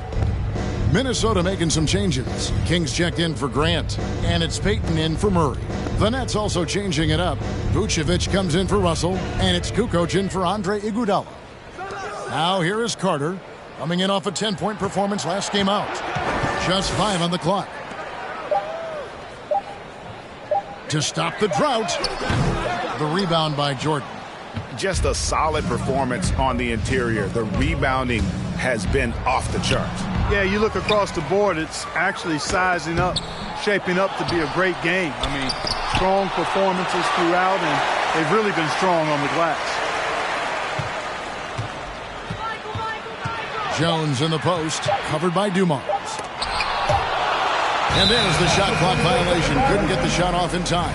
And let's now take a look at some of the numbers for him. And guys, how about the surge of offense he's experiencing right now? These last 5 games, he's been a machine at the offensive end. A different scorer than he had been earlier in the season. We'll find out if he can keep it going here tonight. Took him no time at all on that one. Kings got himself on the board with 3 there. And some well-needed scoring. He stops a 13-0 run by the Nets. Kukoc kicks to Jordan. And again, Brooklyn with the triple. Jordan. All these threes they're giving up have really been the driving force on this run. Dumars against Jordan. Oden a screen. Dumars the pass to Oden. He can't hit that time. So Brooklyn will take it the other way. Last game matched up with the Clippers. A tough loss there. You know, I don't like to use the word shock, but that was a shocking result for me. Nobody saw that one coming. To lose to that team was surprising enough, but to get blown out like that? I know. I mean, I'm with you there. It just seemed as though they were sleepwalking their way through that entire game. It was, in my estimation, just inexcusable. And not allowing the shooter even an inch of breathing room on that one. And, guys, that's exactly the kind of high-impact defense they want to see out of him.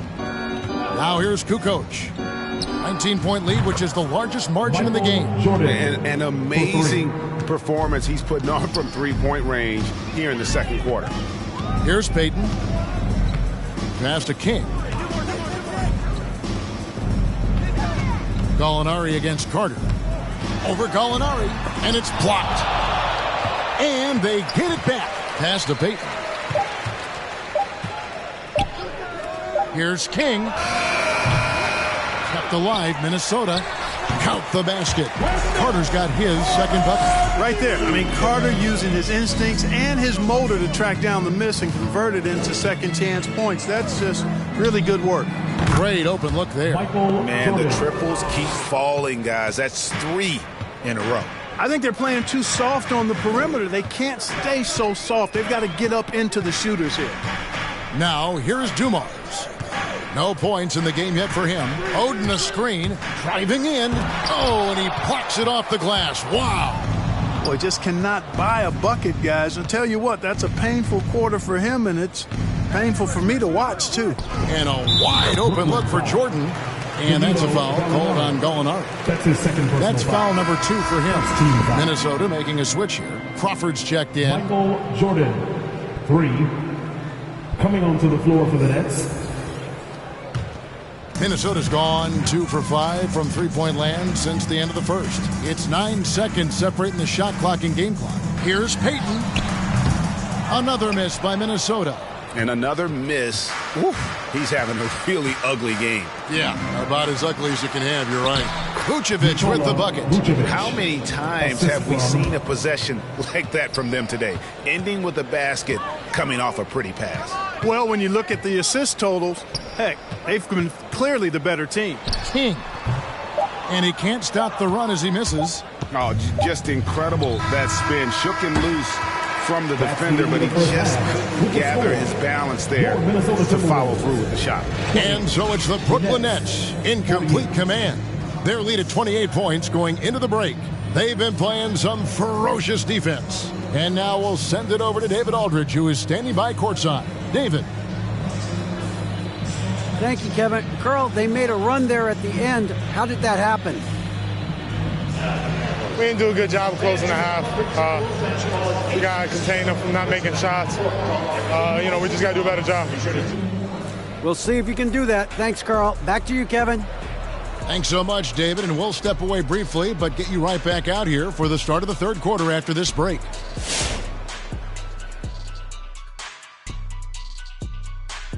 Hello, everybody.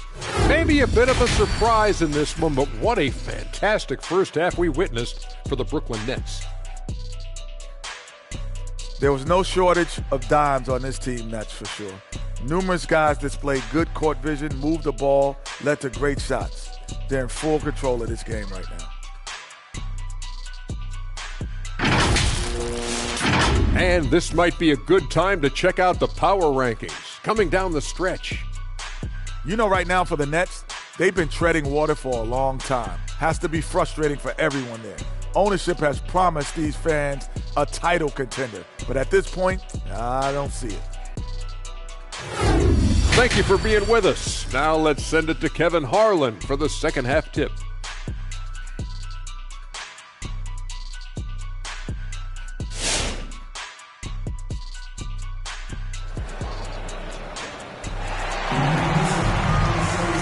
Wasn't too much drama in the first half, but maybe things will tighten up here in the second.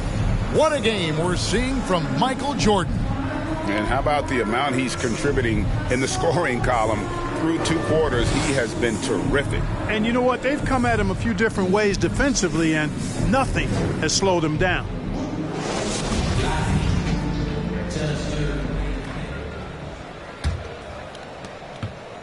And so it's Murray with it. He brings it up for the Minnesota Timberwolves. And now let's check out the lineups courtesy of Gatorade, all fueled up and ready to go for the second half of basketball. And so in the game for the Timberwolves, Baca is out there with Grant. Then there's Towns. Then it's Joe Dumars. And it's Murray in at the point. The shot's good from Jordan. And they're getting their points now almost exclusively from the triple. 4 of their last 5 makes are from beyond the arc. It's hard for me to watch this. I mean, the defense practically giving them those shots. And here's Dumars following the three-pointer by Michael Jordan. Boy, Dumars is the whole package. Joe is the epitome, I think, of the combo guard. A terrific scorer who also plays lockdown defense, takes pride in both ends of the floor. Minnesota shooting their third and fourth free throw shots of the night.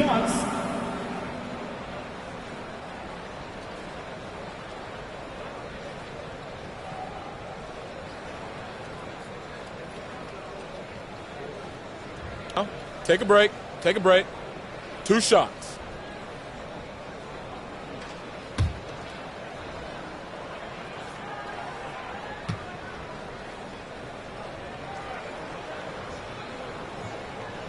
And he knocks down the first one.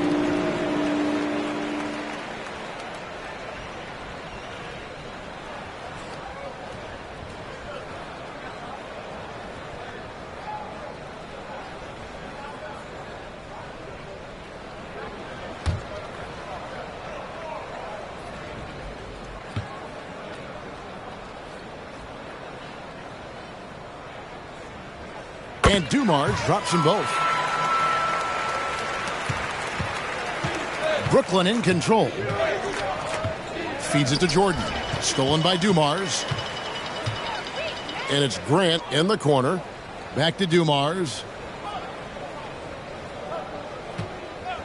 And about a minute of action so far in the third quarter.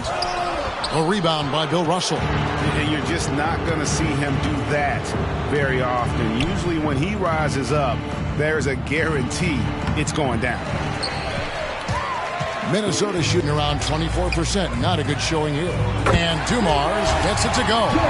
Just a tremendous all-around player. Dumars at times showing us the deep range. Left side, Jordan. And the Nets miss again. Minnesota's gone 2 of 2 from long range in the third quarter so far. Pass to Dumars. Murray outside. Towns for 3. And again, Minnesota with the triple. And all of a sudden, things finally coming together for them. The deficit's still large, but now not insurmountable. That kind of deficit, I think they're going about it the right way. I mean, they've got to get aggressive on defense. They need stops. And then you got to take care of the basketball at the other end so you get a good shot every trip. And here's Dumars following the three-pointer by Michael Jordan. And the rejection by Iguodala. Duncan finds Iguodala. And here's Jordan outside. The rebound by Grant. Grant's got 4 rebounds in this game. Towns, the pass to Ibaka. Step back shot. And the call on the shot that sends him to the line. That's his second personal foul. It's going to be on Michael Jordan. Team foul. The Timberwolves shooting their 5th and 6th free throws of the game. Joe Dumars at the line for 2.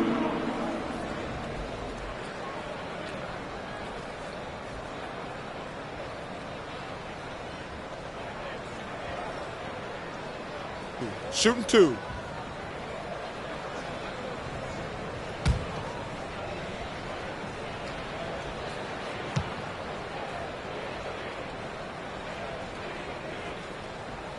Free throw good, Dumars.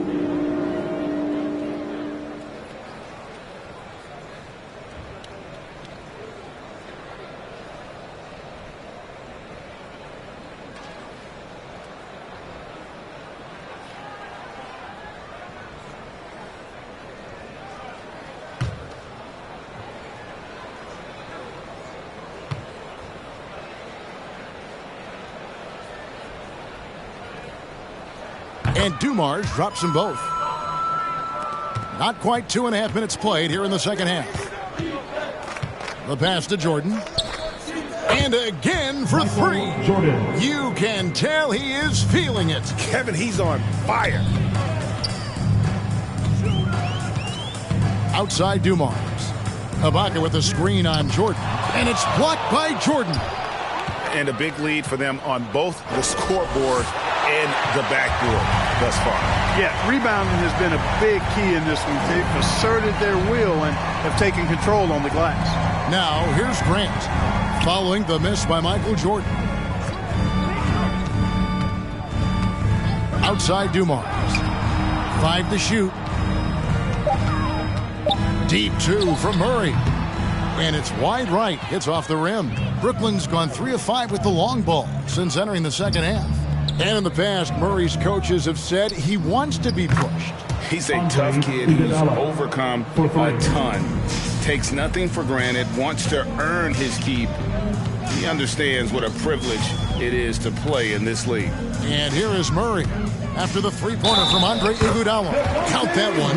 Oh, you look at that situation. He thought he could keep Murray from converting if he got physical with him. You better think again. And he's got his first chance at the line here. At the line for Minnesota, DeJounte Murray, shooting 1. One shot.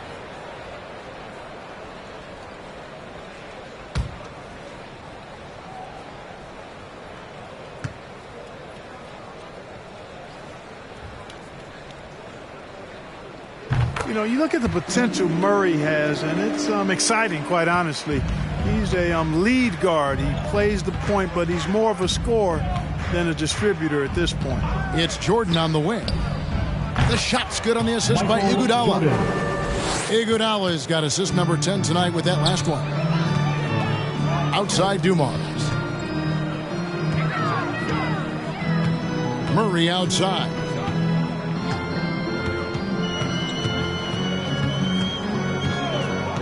Passes it to Towns.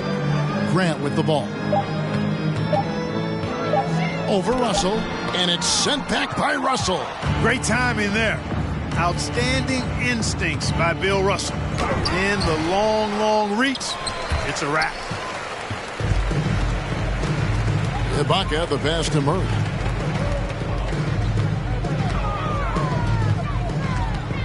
He kicks to Dumars. To the middle. Here's Towns, and the dunk by Towns. You know, we know Murray's got some creativity to his passing game, but no need to be creative there. I mean, he sees the wide open man and zips it right to him. The loudest and craziest fans get a free t-shirt. Let's see it, fans. All right, look who's coming onto the court. Come on and get loud for your Minnesota Timberwolves Nextgen.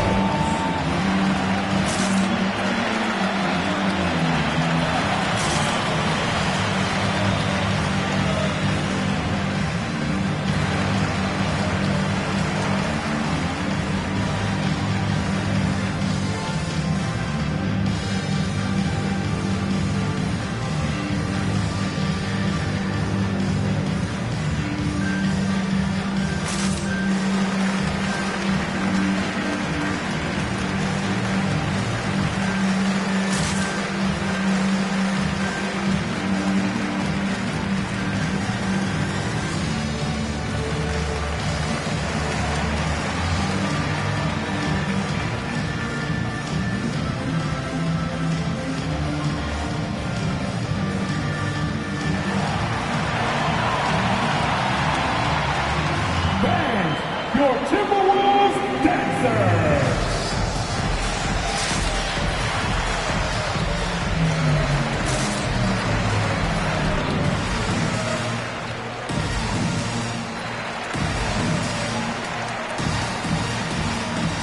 And it's a completely new lineup for Minnesota.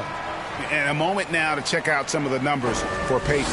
He's around 6 points per game, 4 assists, and 2 rebounds. The real story, though, is how big of an impact he makes on the defensive end.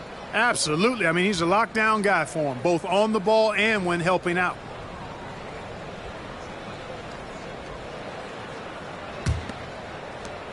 For Brooklyn, they've gone just a bit under 50% from the field since halftime, 5 out of 11. Now Fernandez. He's been patient so far, nothing on the scoreboard yet. Vucevic to the pass to Shades. And again, no good by Brooklyn. Minnesota's gotten the 3-ball working for them in the second half. They've hit 3 out of 3 shots from long range. Here's King. Off target from 3-point range. Brooklyn's got more than a 50% success rate on their 3-pointers since halftime. They're 4 of 7. And again, it's the Nets missing. And even with good coverage defensively that time, he has confidence to drill the 3. Crawford passes to King. Payton outside from the arc.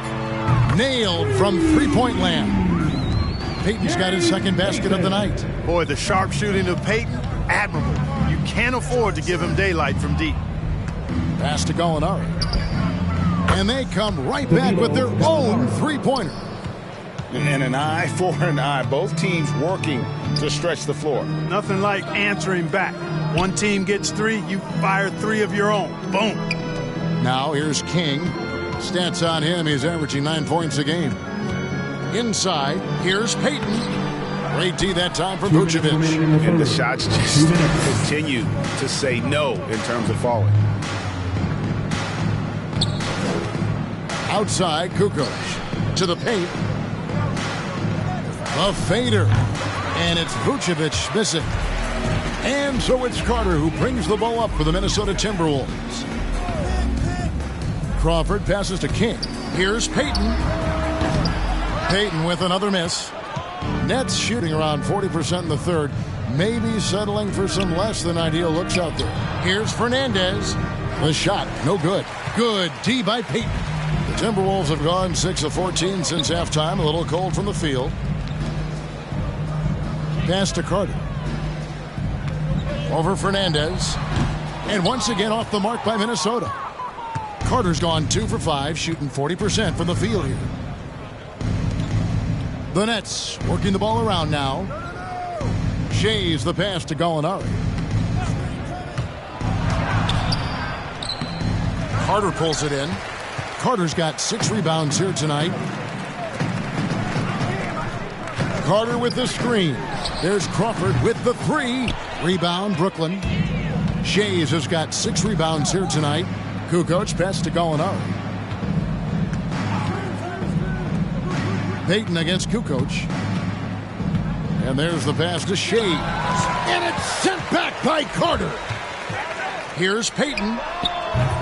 Shea's with the rebound. Shea's has got rebound number 7 for him tonight. Here's Vucevic. He gets that one. Vucevic has got his 2nd basket. Comfortable operating near the basket. Vucevic has size plus touch. That's a nice recipe for scoring in multiple ways. Out to Payton. Can they get it? And he sinks the layup. Payton's got 7 points. And so it's the Brooklyn Nets finishing the quarter up by a whopping 24 points. The three-point shooting has come fast and furious to the tune of what has become a big-time blowout in progress. And we'll be right back after this.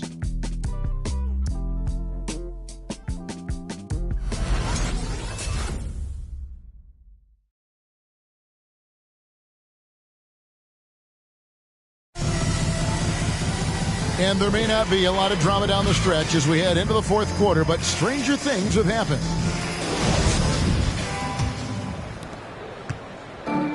Brooklyn in control. And Brooklyn looking who they've got. Iguodala out there with Rudy Fernandez. Then there's Duncan. Then it's Russell. And it's Jones in at the small forward.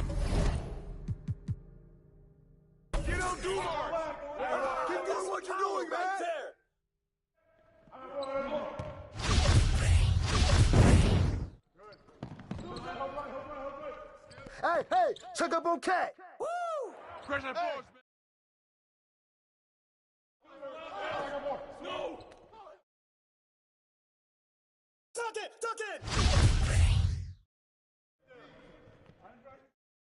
Hey, Iguodala!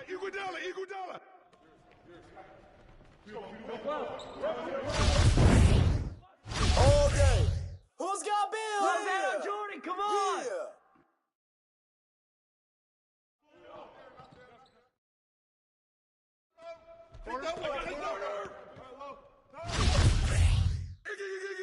Don't let Shaq shoot those threes.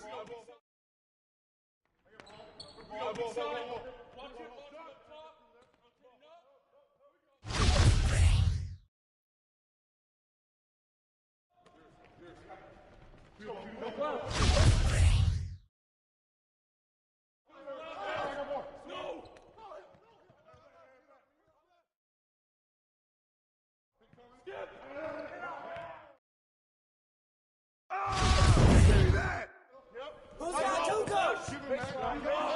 Go North. Get up, Rudy.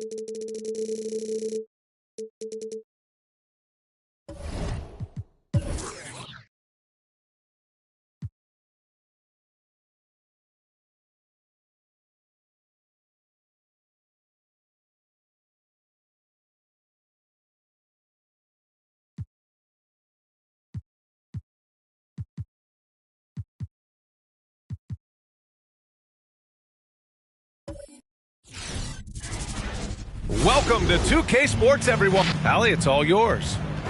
All right. Allie, thanks.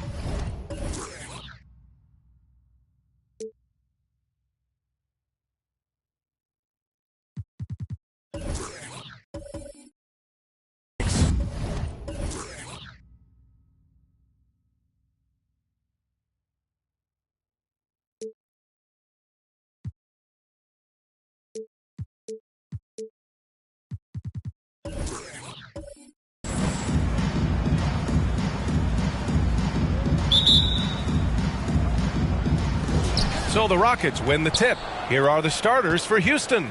We've got Jason Tatum. Alex Caruso is out there with Jordan Poole. And it's Bol in at the 5. Here's Caruso. He's averaging just around 8.5 points a game. He drops it from range. And Doris, so much about playing well in the late stages of the season comes down to health and depth. You start to consider the minutes and the games logged from all of these players. Bench depth, deep rotations really start to show at this point of the season because you can have fresher legs. Here's James. No one on him. Makes an easy one. He's a go-to guy for them because he's that consistent. Time and time again, he delivers. Pass to Poole. Now here's Tatum. Jacks up a 3. And the Rockets hit again from deep. This guy's so effective from downtown. Jason Tatum knows he has the green light. He's so comfortable from range. Here's Pierce. Taking a look at his production. Averaging just over 8 points a game. To the inside. Caruso with the bucket. And setting the tempo with an assertive move. Like, where was the defense on that play? To me, that's a complete lack of communication on that side of the ball. These guys need to be talking to each other. Wide open. Shot is good. Off the back rim and in. Caruso's gotten his second bucket on the night. I love this approach. Getting him involved early, and it's already paying off. They know that if this guy goes off, their chances of winning rise exponentially. Cousins with a screen on Poole. Shot clock at 6. Here's Wade. And once again, off the mark by Orlando. Here's Tatum. Shots blocked. DeMarcus Cousins proving you don't have to be a high flyer to block shots. That's about positioning and timing. Wade misses. Boy, if you're going up against this guy in this close a range, you've got to defend with everything you've got. A tremendous job defensively. Now here's Poole. His last outing, he had 20. Tatum's got room. Another one falls for Houston. I just love the ball movement. Things just don't seem to be clicking for them offensively. Yeah, they really need to find a way to get back on track. And they get it back. And here in the first, approaching 3 minutes played. The Magic have gone just 1 of 6 to begin the game. Fires in the triple. James has got 5 points. I just love his approach coming into tonight. Focused and aggressive. Pass to Bowl.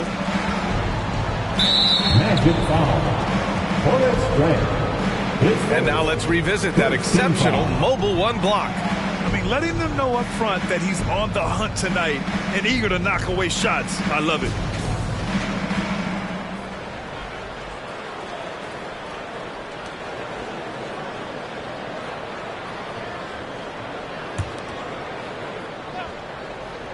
About 3 minutes gone in the first quarter. Tatum. That won't go either for Tatum. Orlando trailing here. Boy, we have seen Jason Tatum improve each and every year. Not just his productivity, guys. He's so skilled. But it's the leadership. It's the maturity for his age that's really striking. And Doris, Tatum's acumen as a playmaker now is leadership by example. Well, championships are won with unselfish play. His teammates have developed their games as well. This guy now trusts them and wants to make sure everybody's involved.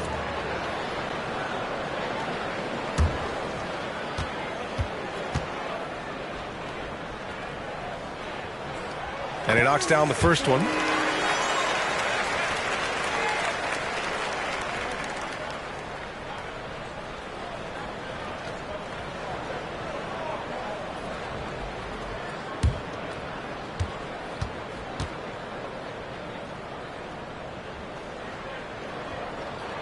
And so Grant nails them both.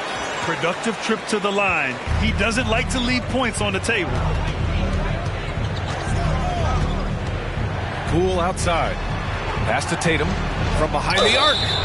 Oh, wow. Drew the contact, and that three almost went in. So he'll go to the line for 3 free throws. Jason Tatum has said many times his idol was Kobe Bryant. Some people think there's a lot of Paul Pierce in his game. To me, Jason Tatum has his own unique style. 3 shots. 3 shots.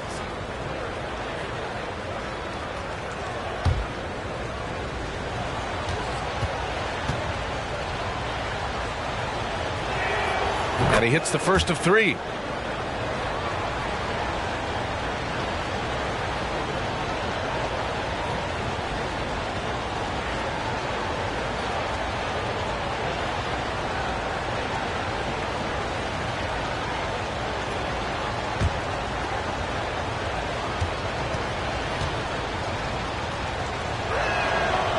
That one's no good.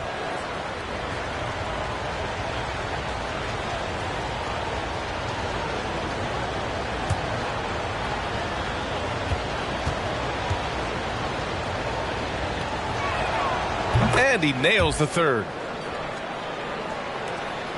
The Magic have gone only 2 of 7 so far. A cold start. To the left side wing. Fires from deep. Wade, that's good. Well, this guy has turned himself into a solid three-point threat. Dwayne Wade, early in his career, put a ton of time in to make sure he could make shots from out there. And there's just one foul now away from the penalty. His first, 3rd team foul.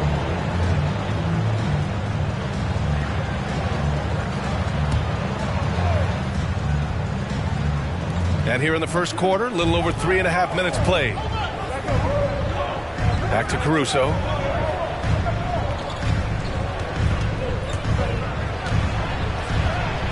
Well, this guy is not just a beast on the offensive end. I know Dwayne Wade's a little bit older, but boy, he can shut you down. Tatum with it. Picked up by Grant. Inside. Here's Bowl. That falls. Nice feed that time from Tatum. Their offense looking like a well-oiled machine. Orlando calls timeout. Trying anything now to get them out of this slump. Just feels like the basket is looking awfully small to them right now. They're having a hard time getting anything to fall. All right, look who's coming out of the court. Come on and get loud for your 4-on-7.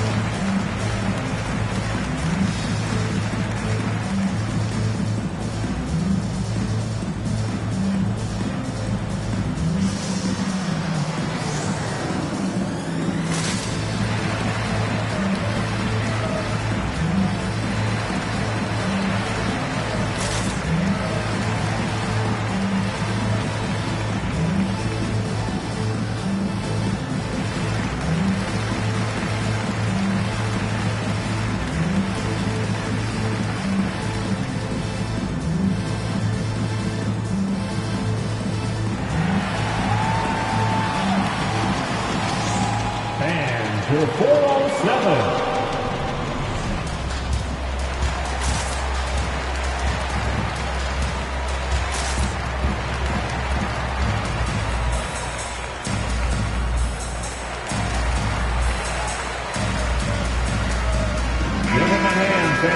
And let's take some time now to see the small forwards around the league who have been really producing for their teams on the offensive end. Third is Jason Tatum. And some of the best scorers in the league play the 3 spot. You just marvel at the talent level of this group. Boy, that's putting it mildly. The offensive firepower they're packing is superb. And their talent runs the gamut. They can hurt you inside, long range, anywhere in between. They're all just too tough to stop.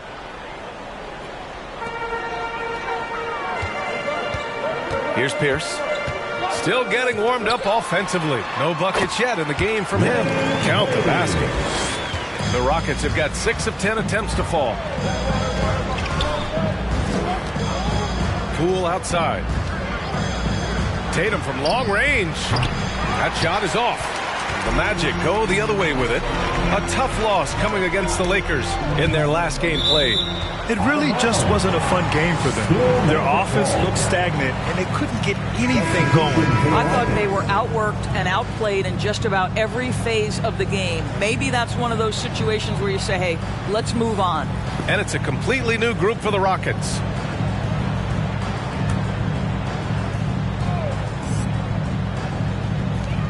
So it's Orlando now, trailing by 4. Here's Noah, second chance effort, and he was fouled while in the act of shooting, so he'll take 2 free throws. This is a big man with a lot of craftiness to his game. Joakim Noah, being aggressive, draws the foul. And breaking down some numbers here, the hustle stats for the Rockets. Well, in their first half of play, they're closing out aggressively. The block shots, a key indicator of their activity defensively. There's something else they've done right from the get-go tonight is run. So much of their offense coming on the fast break.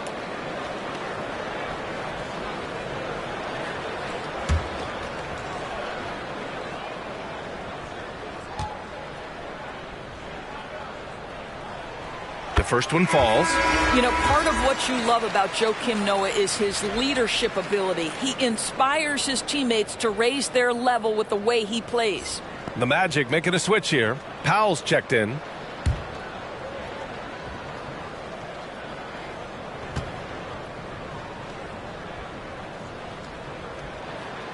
It's both from the stripe. This is what makes him a challenge to stop. He will beat you from the floor, and he can also beat you from the line.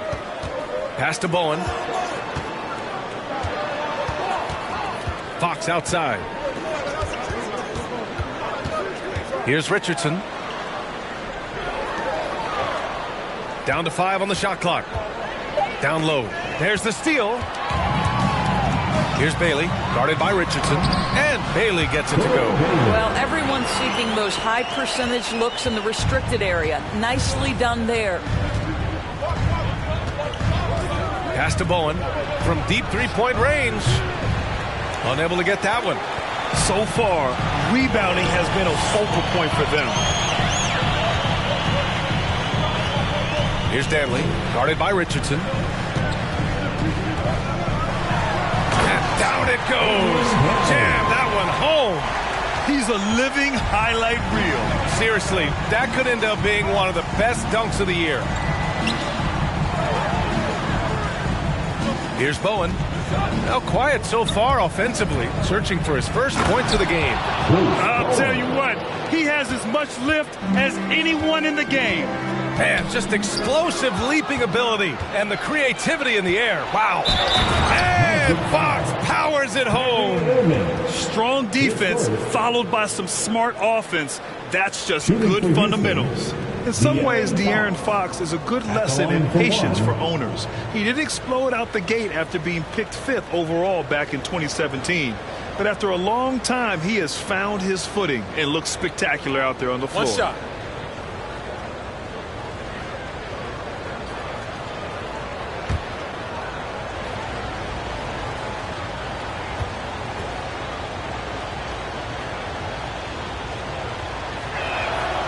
You know, Grant, in terms of improvement after his rookie year, you saw it across De'Aaron Fox's entire stat line. Yeah, once he got comfortable in the league, he started going off. He increased his shooting and assist numbers and got himself nominated for Most Improved Player in 2019. Pass to Noah. Powell outside. For 3. Looney grabs a miss. And he almost made them regret defending him so loosely. Irving against Fox. Here's Richardson. Rebound by the Magic. There's a minute 26 left in the first quarter. Powell left side. Irving for 3. He got a piece of it, and he's able to get it back. That's going to be over and back. Not watching the line on that one. As we near the postseason, let's see where the West is shaken out. Taking a look at Houston, currently 8th in their conference. They're hoping to keep that playoff spot. When I look at Houston, they're really doing their best to rise through the rankings. Time will tell whether they can pull it off. You know, it's got to be frustrating for them. You can't dwell on the past. You've got to think forward, work together, and play for one another. Pick works well there, but the defense left a lot to be desired. It takes incredible effort to stay connected to the hip of the offensive player. You've got to want to work. Now here's Irving. Well, he hasn't scored yet, but I'm sure that'll change. Throw it down on the lob. Whether making plays for himself or his teammates as he did there, Kyrie Irving, a dynamic playmaker. Fox outside. Pass to Richardson. The basket's good off the assist from Fox. Backing up that last 3 with another 3. The defense has to stop giving them so many clean looks. Back to Irving. 7-second difference between the shot clock and the game clock. Over Looney. Deflected. And so it looks like it'll be Orlando's ball still.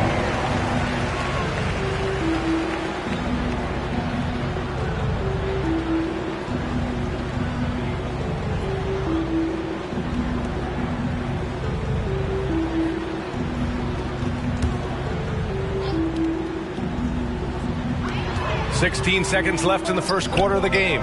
Here's Bailey. Looney with some nice D. Here's Bowen. Pass to E. Banked it in off the glass. And taking a look at this first half, they've just shown better shot selection. And I think obviously we see the execution and the willingness to make the next pass so important. And so it's Houston with a 9-point cushion at the end of the quarter. Looking to run whenever they can. That's part of why they lead. We'll be right back with you shortly.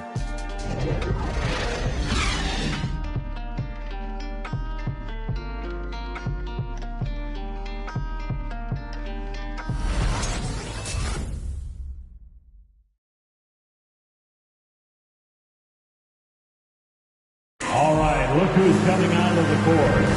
We welcome you back to second quarter action. Plenty of basketball left to play, but this one has been one-sided so far. All right, what do you think about the Rockets? Well, clearly they played well in the first period because of their selfless attitude. I'll tell you, that willingness to make the extra pass, that is what creates good looks. It also forces the defense to scramble. Well, with last season's MVP award going to a center in Nikola Jokic for the first time in over 20 years, how would you evaluate the place of that position in today's NBA indoors? Well, B.A., you make a great point because the top two candidates for MVP were actually in the center position, Nikola Jokic and Joel Embiid. To me, it's about how skilled is that 5 spot. If you have guys who can control the action, who can score inside and out, who are exceptional at making plays as a passer, don't underestimate the 5 position. As long as there's a highly skilled guy at the position, it will always be in vogue. They've got DeMarcus Cousins, and it's Wade in at the shooting guard position. So that's the lineup on the floor for the Magic. There's the triple, and the Rockets hit again from deep. They're getting torched on the perimeter. 4 of the last 5 buckets have been threes. Trying to find a spark here. Yes, indeed. A rough stretch offensively. They could really use a basket. Tipped. Three-pointer. And that bucket makes him 6 for 10 in the contest. The defense is nowhere to be found guarding the three-point shot. Pass to James. And right away, they match it with a three-pointer of their own. James has got 8 points. That's how you up the ante. Come right back at him. And you would expect nothing less from these two, taking pride and making plays. Tatum gets the bucket. Their system is running smoothly, and the gap on the scoreboard is widening. You do like that the offense is humming along. They're putting in the effort to distance themselves. This guy just can't find his rhythm, and you look up at the scoreboard, they absolutely need his productivity.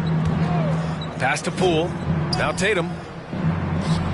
And the Rockets tack on 2 more. He played well in the first quarter, but now he's taking it to the next level. It's time for T-shirts. All right, look who's coming onto the court. Come on and get loud for your 4-on-7.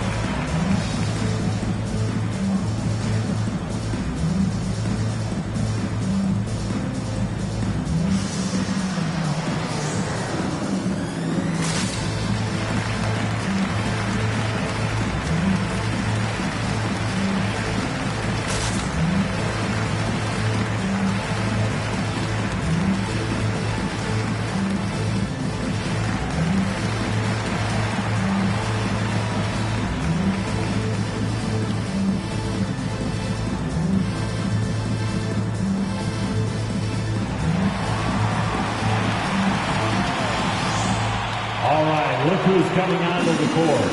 Come on and get loud for your 4-on-7. All right, looking at the 2K leaderboard. These are the squads who bring it on defense. The blocks leaders. The Magic third. They're quick to help each other, and they have some tremendous athletes with a nose for the ball.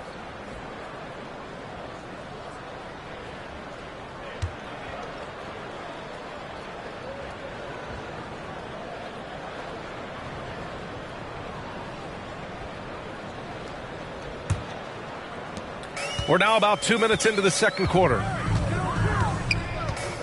Pass to Wade. This one for 3. Bull grabs the board. Boy, what a nightmare quarter for this guy. He's playing right into the hands of the defense at this point. Poole with the ball. Let's go with a 3. And Jason Tatum again. Tatum's got 26 points. What an aggressive mindset in this period. He's starting to take over. There's the drive. James against Tatum. To halt the run, Tatum with a steal. And here we go, the Rockets in transition. Poole from long range. Drills it from deep. Poole's got his first bucket of the game, and he's on the board for 3. This defense just can't stay connected to shooters. It's James on the wing. On target from range. It's clear, there's a lot of pride on the line in this one. Absolutely. When someone makes a shot, the first thought is, I want my own back. Here's Caruso. In his last outing, 8 points for him. They set the screen. 4 on the clock. And he dunks it down. I almost can't believe what I saw. Incredible. I'm speechless, man. I'm speechless. Here's Pierce. Ooh, and he took a hard foul on the shot. So he'll head to the line to shoot a pair. First team foul. At the line for the Magic, Paul Pierce, taking 2 shots.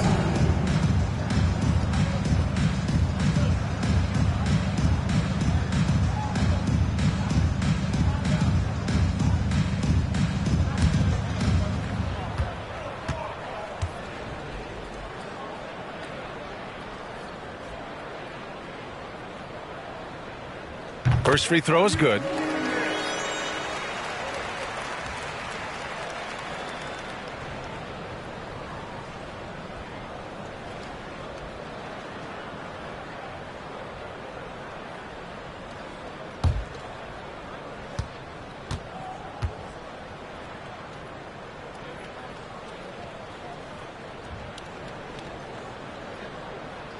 That's also good, so he hits both free throws.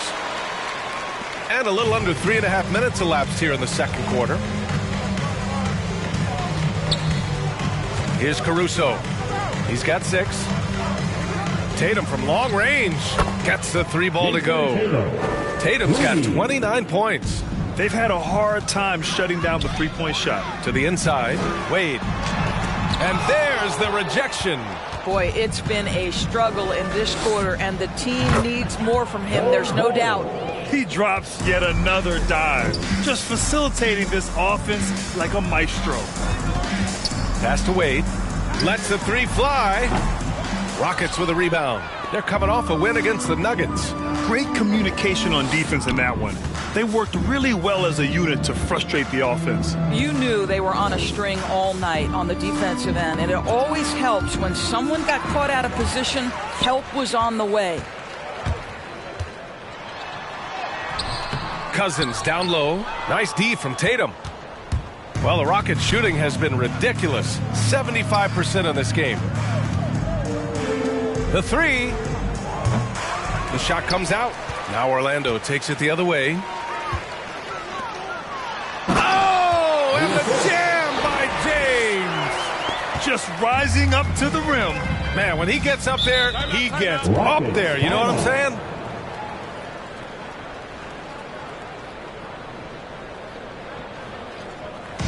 Fans, the loudest section gets free t-shirts. Let's see who's the loudest. Fans, your 407.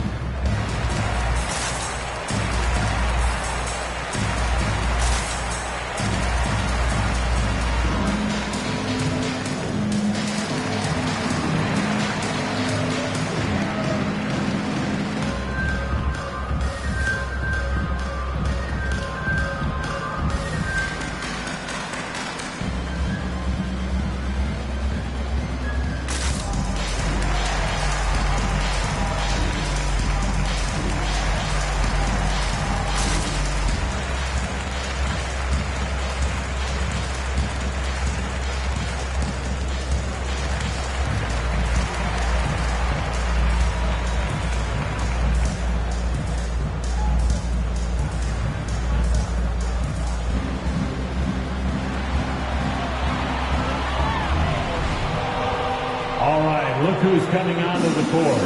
Come on and get loud for your 407.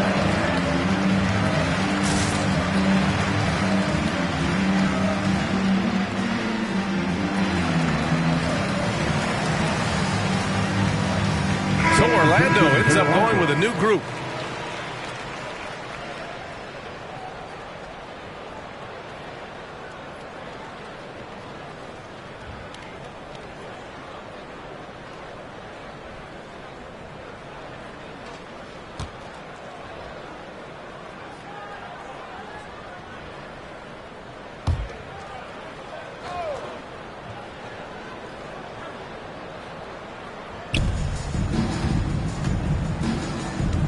right side. Fader on the way to the wing on the left. Sinks it from distance. Give him 8 points now. They've been pretty lax with their perimeter defense, giving up a lot of three-pointers. Pass to Danley. Here he goes. And he makes it. Well, that's a nice play. You've got to read the situation and go to your floater game when necessary. Fox against Irving. Here's Bowen. Lets it go from deep. And the Rockets hit again from deep. And just not letting up at all. I mean, you have to love this approach. You want to get the ball to the guys who make plays. One thing we've learned in the NBA, the game is never over. So you've got to continue to score, continue to build your lead. And we got a quick moment to take a look at the long-term rebounding numbers over several seasons for DeMarcus Cousins. It's not a great trend for him. Not rebounding nearly as effectively anymore. Maybe it's his effort, or who knows, but that's something that needs to change.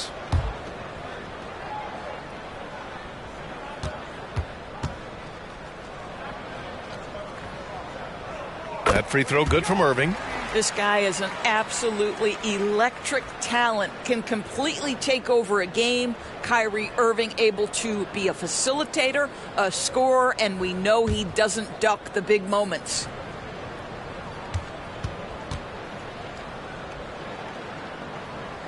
And he's good on the second. They've been impeccable from the line here in the second period, doing what they can to try to build some momentum.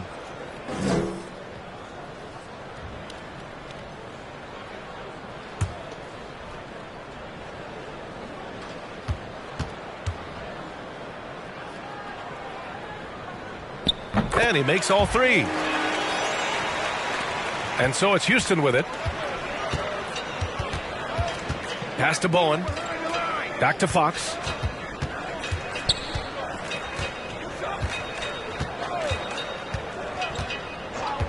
And here's Richardson. The basket's good. Off the assist from Fox. Fox has got 3 assists tonight. All 5 of the last buckets they've given up have been from downtown. Here's Danley. It's tipped. And so it looks like it'll be Orlando's ball still.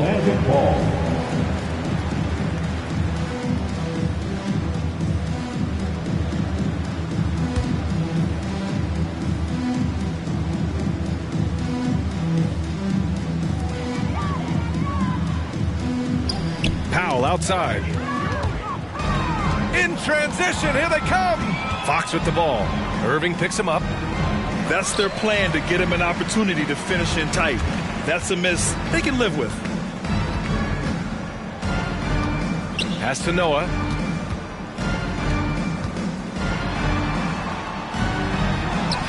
From down in the low post, it goes. Now listen, physical play is not going to deter Joakim Noah. He can apply as much punishment as he absorbs. And it's Fox missing. Orlando's gone 2 of 6 from distance here in the second quarter. Here's Bailey, guarded by Richardson. Pass to Danley. The shot connects. The jumper drops. 6 points for him. That pass had to be thrown not only in the right spot, but at the right time. Inside. Stripped away. Powell outside. Here's Danley. The 3. Looney grabs a miss. He didn't make them pay for that weak defense, but they just can't rely on him to miss those kind of shots. Everyone loves the alley-oop play, B.A. Yep, one of the prettiest in basketball. Powell outside. Here's Irving. Rockets with a rebound. Looney's got 4 rebounds in the game. Here's Richardson. Here's Yee. Orlando grabs the miss. Here's Powell with the drive, and Powell with the stuff. He slams it home and gets some extra camera time chilling on the rim. Yeah, he did spend a little time up there, didn't he? Here's Fox. Can't cash it in from the high post. And so it's Jason Tatum making highlights for Houston. A tremendous offensive output. He's got 29 tonight. More 2K action in just a moment.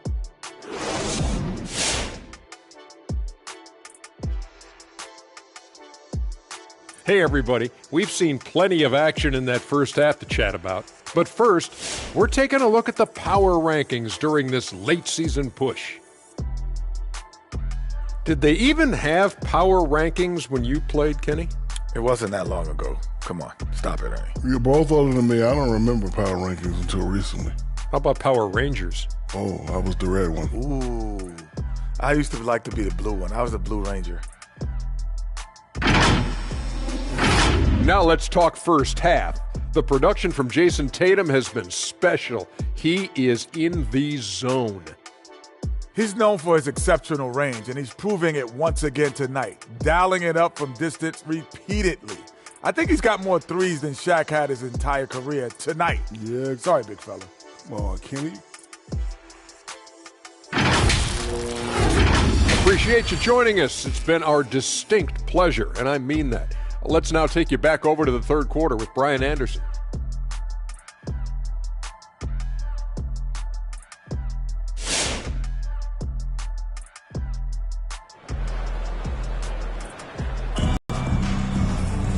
And with the second half upon us, we'll find out if this game becomes the rout that it's threatening to be. And you know, Jason Tatum, he's been really making it happen, guys. Yeah, he's played with great energy in the first half.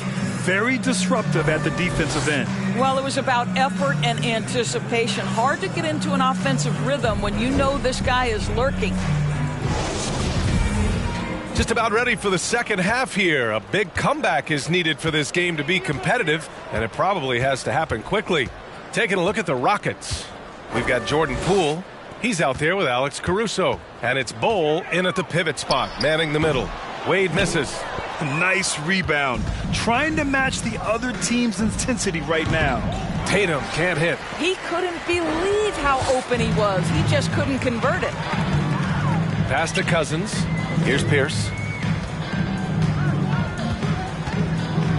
Here's Wade, guarded by Poole. And it's out of bounds to the Magic. Orlando will retain possession here. Great read to get a hand in there and disrupt the play. And offensively, a little bit of a careless toss. You could have used a better angle on that pass.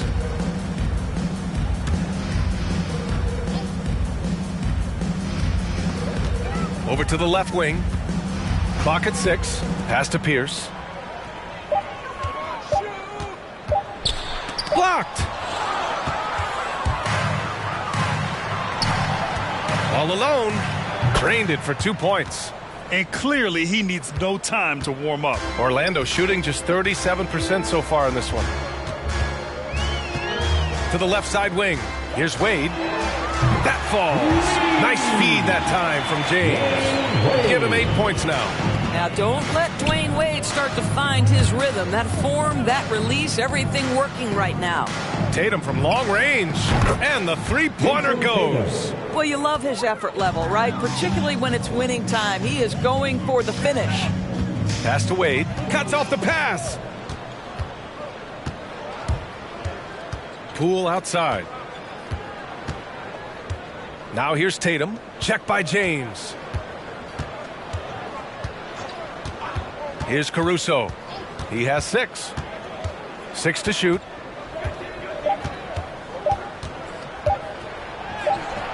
It's rebounded by Pierce. For Orlando, they've gone just 1 of 3 in the second half. James passes to Cousins. Here's Pierce. Grant with a screen on Poole. Wade. Blocked! Here's Caruso. Deflects the pass. Grant with a steal. Pass to Pierce. Here's James on the wing. Oh, there's the alley! Poole outside. Out of bounds. It'll be Orlando's ball. Magic ball. All right, let's take a look at the 2K leaderboard and see which teams are leading the pack in steals right now. Second, Houston. This team will punish you for sloppy ball control, no question. They've got a lot of fast-handed guys just waiting to take advantage.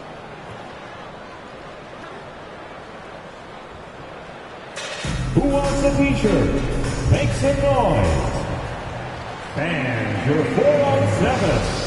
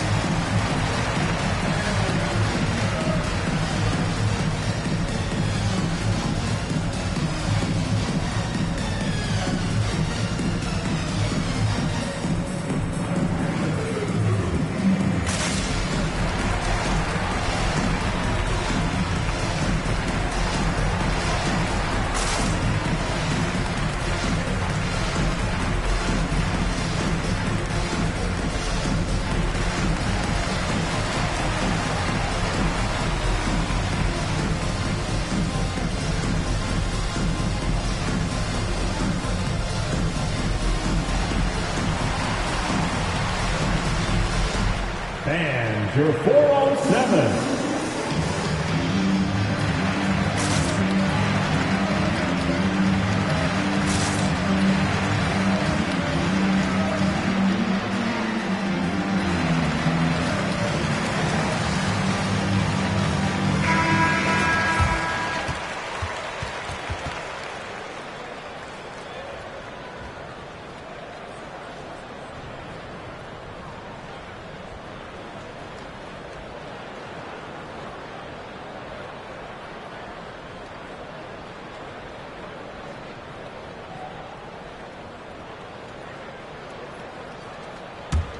For Orlando, they've gotten only 1 of 4 shots to fall in the second half. Pass to Pierce. Here's Wade. Sinks it. What range from downtown. He's got 11. Challenging this D with the 3-ball. That's his second from distance this half. And he also hit one in the first half, too. Buries it from 3. This guy is cooking right now. He is leading them on the offensive end as they remain in front here. It's James on the wing. Tried to come right back with a 3 of his own, but it's no good. And it's amazing. Their slim advantage on the board seems a lot larger than it is. Pass to Bowl. Left side Tatum. There's the 3. Connects again from distance. Buries his 10th triple of the game. Unbelievable, B.A. Unbelievable. And it's out of bounds. They say it was last touched by James. Yeah, simply stated, you have to take care of the basketball, and they don't on that possession. And how about the mobile 1 block we just saw? Amazing defensive work. Oh, amazing indeed. And getting stops like that only encourages them to keep attacking on the offensive end. To the middle. And the dunk to finish it off. A beauty. Sometimes a player is born with a passer's mindset. He deals it with conviction. James, right side. And the Magic again can't hit. And it's Houston's ball. They're on an 11-3 run. Here's Poole. Oh, and he got fouled on his way up. He'll head to the line to shoot 2. That's his second personal foul. First team foul. At the line for the Rockets, Jordan Poole, taking 2 shots.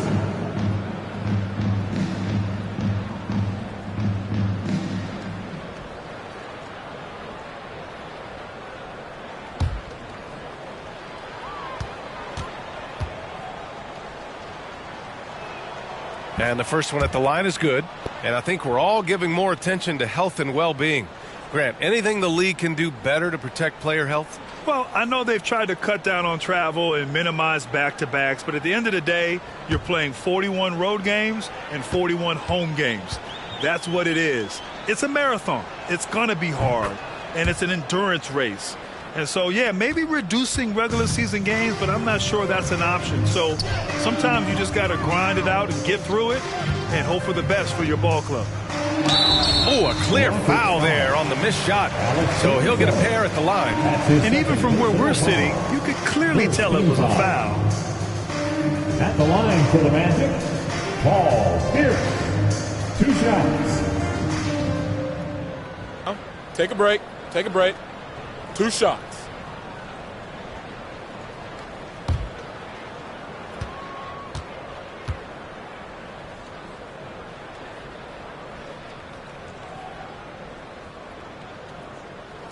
First one falls for him.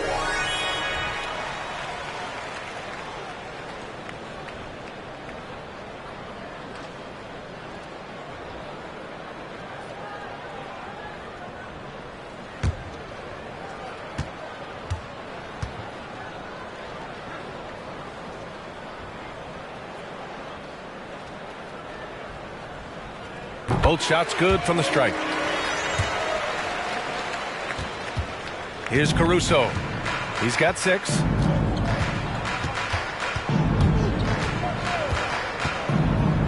Pass to Poole. There's Tatum with the 3. Counted from distance. Tatum's got 41. This guy has been unstoppable. It has not mattered at all what the defense throws at him. He's had an answer. Oh, and there's the whistle on the shot. So 2 free throws for him coming up. That's his third. And great rebounding from your small forward can be such a difference maker. So let's see who in that position has run the boards over the last month.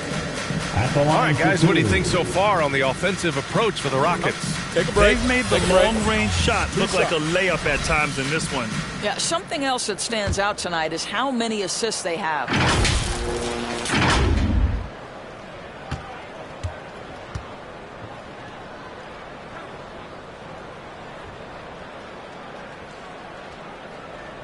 And he drops the first. Both teams will make substitutions.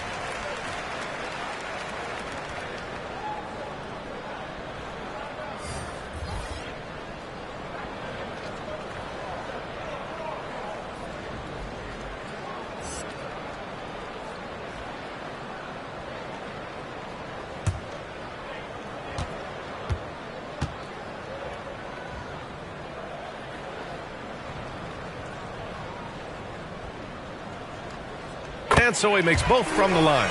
And they've done well from the free throw line this half. No misses yet. Pass to Bowen. Fires the 3. Oh, almost had a 4-point play right there. But he'll go to the line with a chance for 3.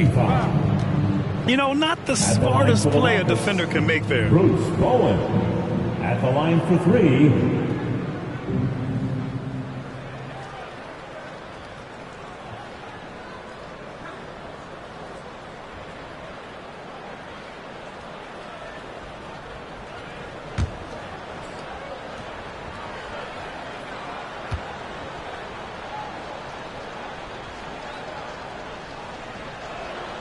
And he's good on the first of 3.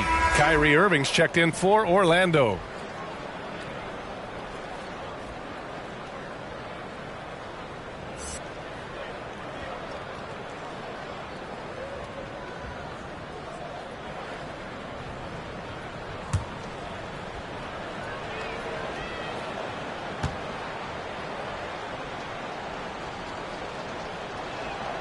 He hits the second from the line.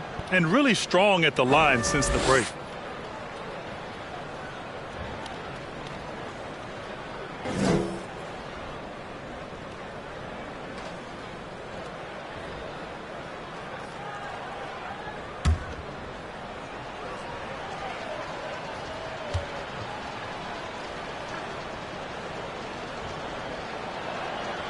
And he nails the third. Orlando has gotten 2 of 4 threes to fall here in this third quarter.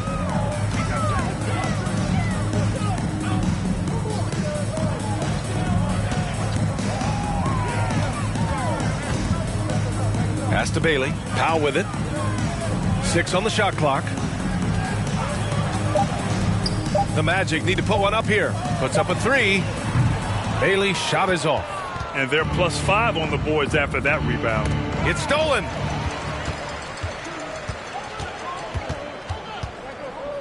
Irving with it. He's covered by Fox. Now Irving. It's stolen by Fox. For the finish. And it's Fox with the jam. And they're really rolling right now. That lead keeps getting bigger and bigger. And one of the things that's helped that is they're getting it done on both ends. Terrific focus on offense, and they're locked in defensively. And that one's good. Irving. I think we all understand how dangerous Kyrie Irving is in the mid-range game. Delivers one there. And from the sideline, let's catch up with Allie. Thanks, Brian. Historically, a few franchises have gobbled up most of the NBA championships. A significant number of teams have never won a title, though. However, we're in an interesting time. A lot of those franchises are looking for their first title. They're among the top teams now. And guys, they're hoping to get on the board. Oh, yes. Very interesting, Allie. Thanks for that. Pass to Richardson. Beyond the arc. Doesn't go for him. And Orlando will come the other way. And here is Irving. It's stolen by Fox. Throws it up high. The kick out to Richardson. Back to Looney. Here's Bowen. Here's Fox. Oh, nice finish from the low block. That one's good. Fox has got 9. And the defense has no one to blame but themselves. I mean, they just let him get right to the rim. To me, this is simply stated been a complete lack of defensive attention and focus all night long. Here's Dantley. Outside for Irving. Takes the 3. Looney grabs a miss. Looney's got 5 rebounds tonight. Pass to Bowen. Launches a 3. Oh, great D that time from Powell. Here's Noah. Guarded by Richardson. Now Powell. Fires for 3. Rebounded by Fox. Right wing. To the paint. It's picked off. Now Powell. Guarded by Richardson. From 18 feet away. Looney grabs a miss. Looney's got 6 rebounds now in the game. Pass to Richardson. Irving against Fox. Out of bounds. It'll be Orlando's ball. Magic ball.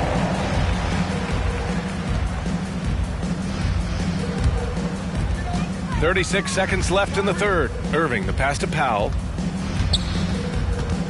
Back to Irving. From behind the arc.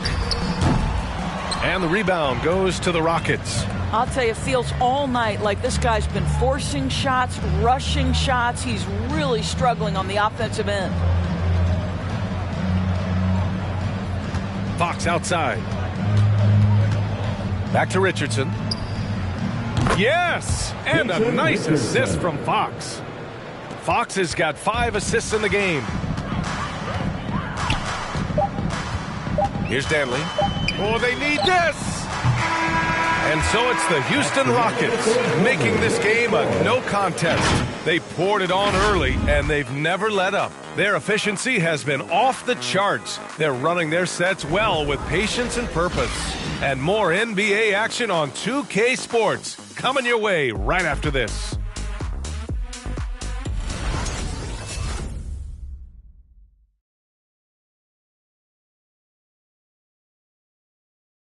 And a moment now as we take a look at our State Farm assist of the game. You have to love his unselfishness and ability to make those around him better. Well, this is exactly what you're looking for from your point guard. Survey the floor, serve it up on time and on target.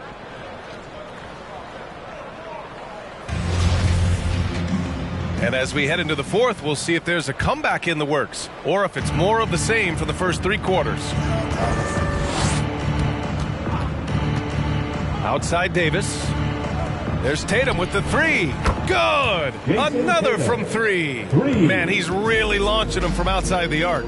Man, so locked in, feeling confident in his three-point shot tonight. And for the Rockets. Oh, my God! Look out below! Well, the basketball mind that Dwayne Wade possesses is so special. What understanding and feel for where his guys will be. Davis. That's short off the rim. And for the Magic, they're shooting just around 34% in this game so far. Pass to Wade. The 3. He buries it from 3. Another triple for him. 3 in the second half. 4 total. Keep shooting it. Here's Davis.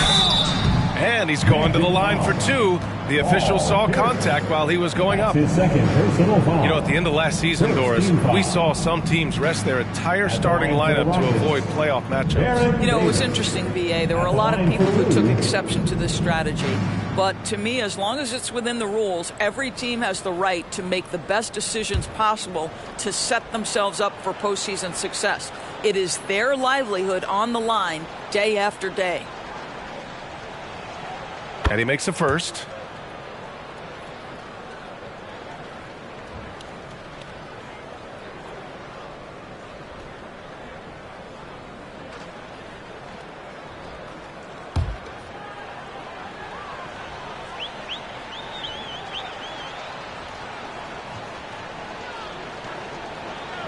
Both free throws good from Davis. Here's Pierce. Pass to Wade. Here's Pierce. Check by Davis. The baseline J. That one rolls around and rims out. Houston in total control. From deep. Gets the three to fall. Davis has got 5 points now in the quarter. They are unconscious from outside. And so far, the defense has had no answer. Well, that's the whole point, isn't it? If you space the floor well enough, it's almost impossible for the defense to account for everyone. Cousins, he's checked in for Brazdakis.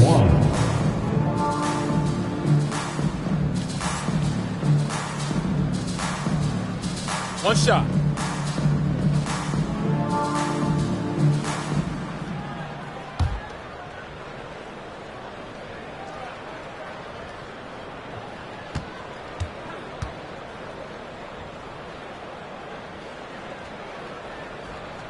And in the 2021 Conference Finals, 3 out of the 4 teams were helmed by black head coaches.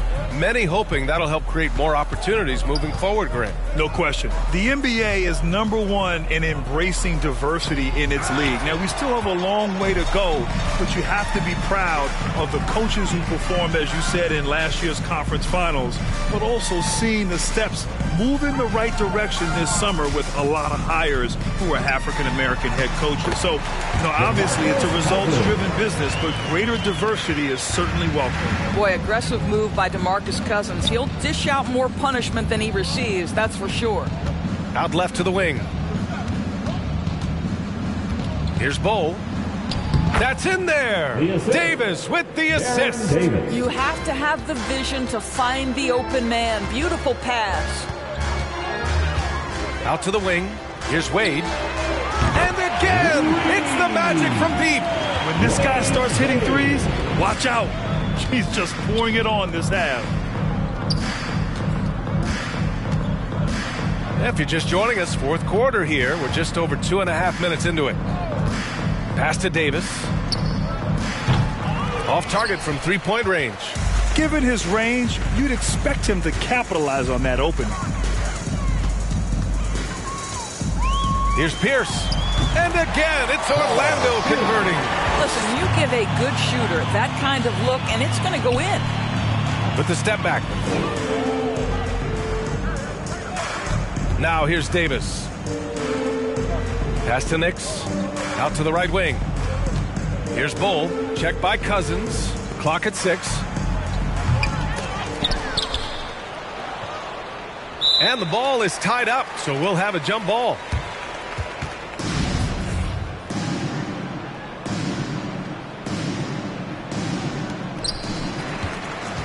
The Magic have gotten almost all of their shots to fall in the fourth. 6 of 7. Wade, that's good. Well, individually, he is doing everything he can in this 12-minute session, but he's just not getting enough help. Pass to Nix. And Doris, the league's still working on a mid-season tournament. I'm anxious to hear your thoughts on that. You know what, B.A.? Because we have just so recently instituted the play-in tournament that has had such a great impact on late-season games, I would rather the league stand pat as is for the next few years, and let's see where this play-in tournament ultimately lands. For me, right now, I am opposed to adding that mid-season tournament. A little over 3.5 minutes in the books now in this fourth quarter. Inside. Oh, got a piece of it. Cousins with the steal.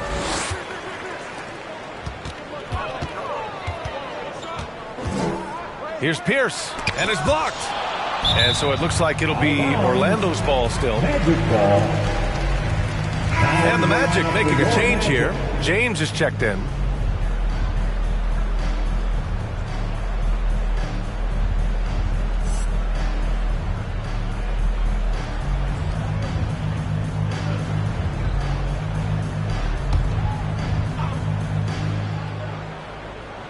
On defense, the Rockets. Pass to Wade. 5 to shoot. Here's Pierce from the arc. They get it back to the wing on the left. And stolen by Caruso. Poole from long range drains the triple. Woo! That man is laser focused. Now, that's bad defense for a team that has a long way to go to catch up. Well, credit the offense, though. If you're going to come with casual defensive effort, this team's responsibility is to take advantage, and they do. Drives to the hoop. Wade, that's good. Can't blame the deficit on him. He's been scoring at will this period. Pass to Tatum. The three ball. Pure from three-point range.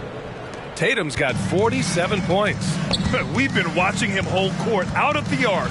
Just an unforgettable performance tonight. And there's James from the arc. Bull grabs the board. He started out strong. 3 threes in the first half, but the long ball has disappeared on him since. Tatum with it. Back to Caruso. And Doris, we're seeing the league take a more active stance on voting rights and criminal justice reform. How pleased are you to see that commitment? NBA, I love it because I think it needs to be broader based inside and outside the league. Democracy requires commitment from every citizen. And the league is valuing what we should all value. Equality, respect, inclusion. That leadership has never been more important. Take a break. Take a break. 2 shots.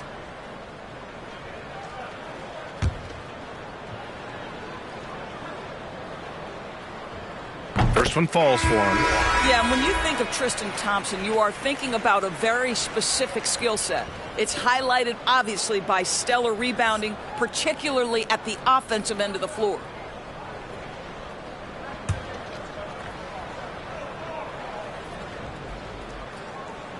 And that's good as he hits both shots. And Thompson also gives you a very physical defender with long arms. Right, and he's usually matched up against the opponent's best big. This guy has a lot of big-time, big-game experience. You just love this guy's toughness. And by that, I mean both physically and mentally.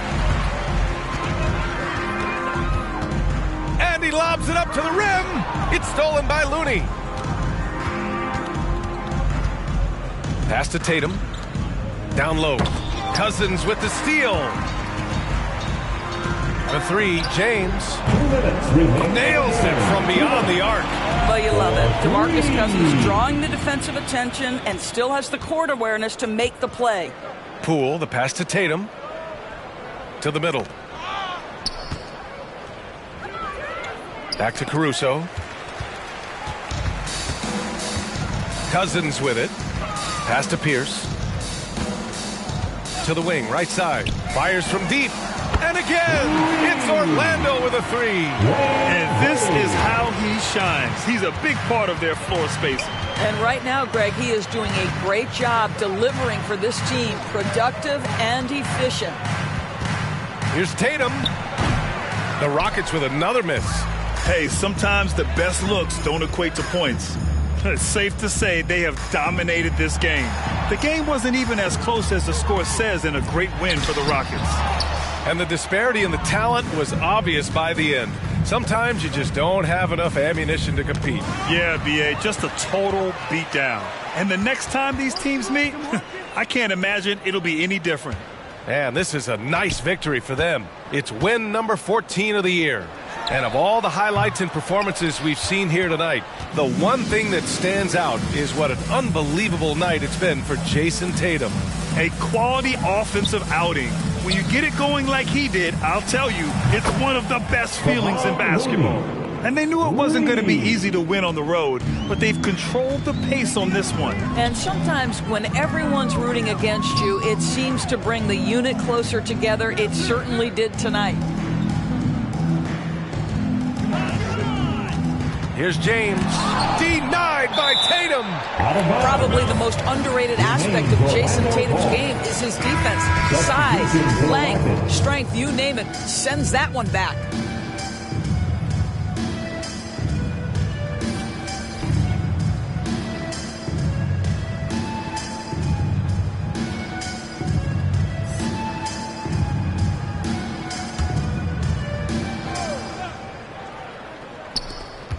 Pass to Cousins. Just 4 to shoot. Here's Wade. Doesn't go that time. Oh, some solid defense from Poole. Fox outside.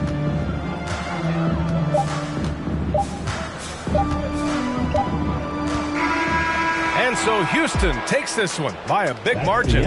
Boy, this crowd has to be shocked by the way their team was dismantled. Shocked and surprised. It doesn't matter what the matchup is. You never expect a road team to just waltz in and cruise to the type of victory like we saw tonight.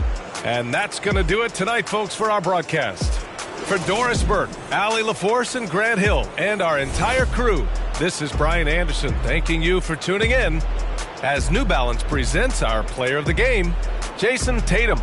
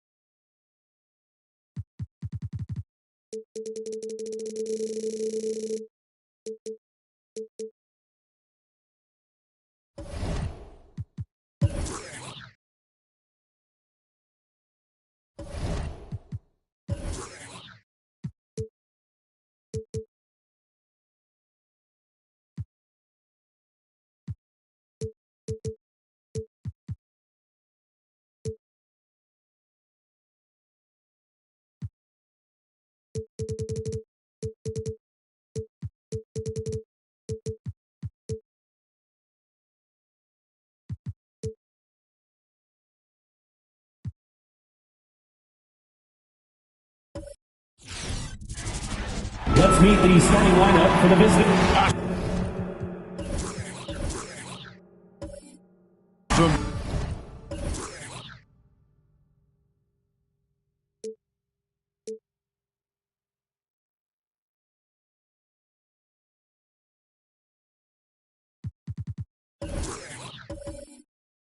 Back.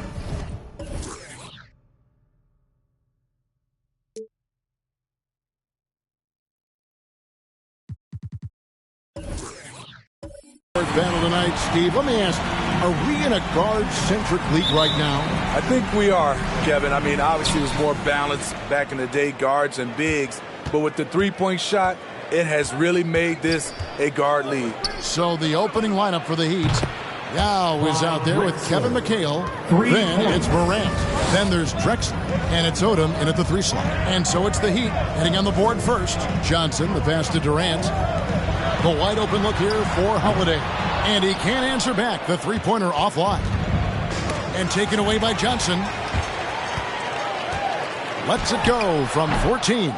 No good on the shot. A bit long that time. On offense, here are the Heat. It's a 3-point game. Morant against Durant. Here's Yao. Good, and a nice assist from Morant. Shows incredible vision for a younger player. Ja Morant's a skilled distributor. Holiday with it. He's picked up by Morant. Durant wide open. He fires. Knocks down the 3-ball. And he likes to get in a rhythm early. Nice triple. Holiday against Morant. Drexler outside. Down low. Yao. Beautiful dish, and the layup goes down. And you got to appreciate the skill set Ming brings to the table. Knows no one can match up against him and simply lofting these inside shots up and in. Now here is Holiday. Taking a look at the scoring numbers. Right now he averages about 9 points a game. Really well done there. Just confident and composed. Never in a hurry. And here's Morant. Following the 3 from Drew Holiday. Here's Drexler. Mobley with the rebound. It can be a little disheartening when you do everything right and come away with nothing. And it's rare to find a young big man with such an advanced skill set. Mobley can handle the ball like a small forward, has a smooth shot and great range. Good way to start this game. You want to get him rolling as early as possible. And we know once he gets in the rhythm, he's a really tough guy to stop. And stolen by Mobley. And now Sacramento on the break for 3. Durant. Another 3 for Sacramento. Yeah, great outside shooting, really fueling this run. And as much as Mobley helps you out on the offensive end, Greg, he can get you stops as well. Yeah, I mean, he's got great instincts with quick reflexes that can slide his feet on the perimeter and has great timing as a shot blocker. I mean, what else do you need? Shot to stop the run. Robinson with the block. And there you see why Robinson is the anchor of this defense. Massive wingspan, easily allowing him to turn away shots. Oh, and a fast break for the Heat. Here's Drexler. And good that time. Drexler's got 5. And look at how quick he was to bite on the pump fake. Left his feet way too soon. Holiday looking for an opening. With the drive. Yao with the block. And you have to appreciate the reach of Ming. Superb at putting himself in a good position there to block the shot. Now here's Drexler. 5 points in the game.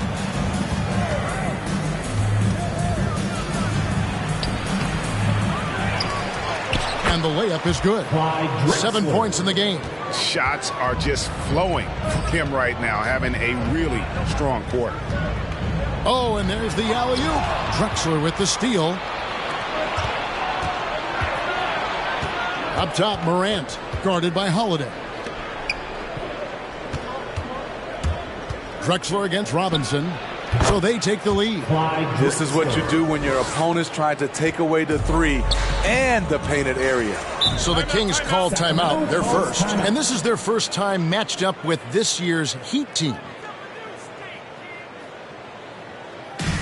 When section wants a free t-shirt. Fans, your 916 crew.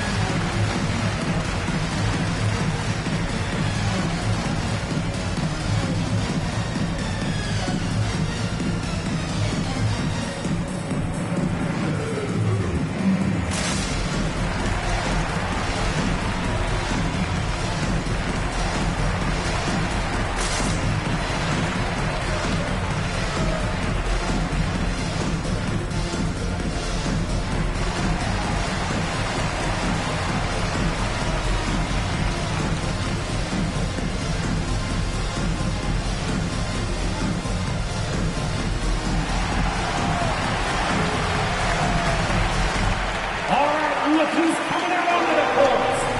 Come on, get loud for your 916 crew.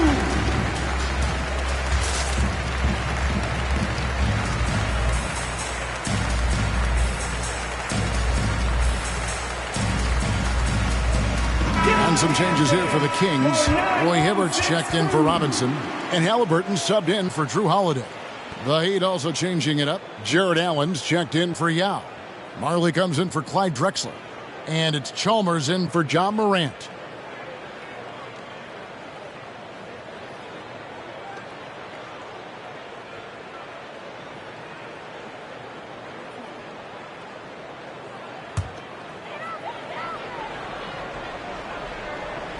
And here are the Kings now, trailing by 2.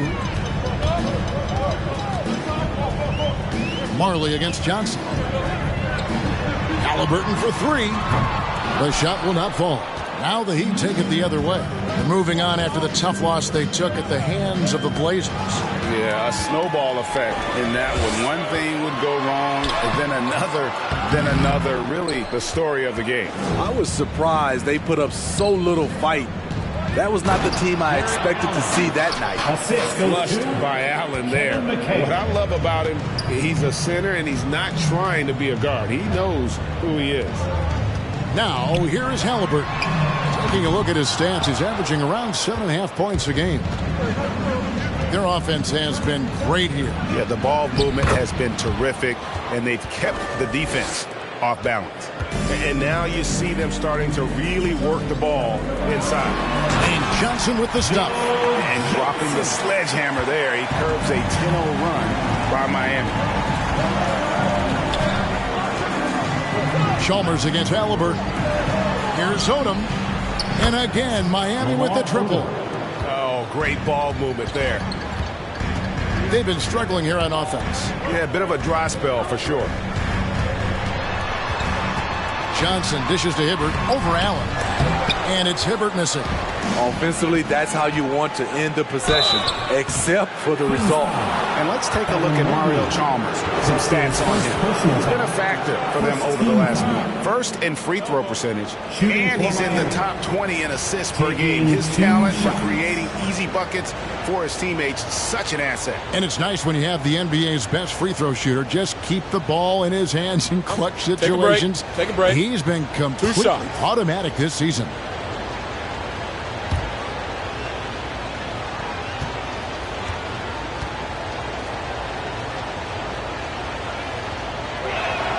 The free throw drops for Chalmers. And it's really a delicate balance, isn't it, Steve, for some of the teams at this point, trying to keep guys rested and ready for the playoffs, but also not wanting to lose any momentum. Kevin, there's much more of a focus on that now. You're totally right. Balancing the workload across the entire team is almost a science at this point. And so Chalmers nails both of them. Money from the stripe. He does a great job night in and night out. Chalmers against Halliburton. The pass to Red. Goes up on the wing, and the jumper falls for him. And Red is a scorer through and through. You can't give him any daylight. He has the ability to shoot it from anywhere. Now, here's Chalmers. Taking a look at his numbers, he averages about 7 points a game. And it's Hibbert in the corner. Halliburton passes to Batum. Back to Halliburton. Here's Hibbert. That falls. Nice feed that time from Halliburton. I'm not sure if he was trying to show off or what, but when you're that open, you got to go straight to the basket. The fadeaway was clearly a bad choice. Now, here's Chalmers. We saw him with 10 points last game. Pass to McDaniels. Batum with the steal. And now, here's Batum, the fast break opportunity. Here's Williamson, and contact on the shot, so he'll be shooting free throws here. And a quick look now at the best free throw shooting teams. The Heat third. You know, it's really a team-wide talent. You want to foul to stop layups, but against them, you're not saving much. They'll make you pay time and again.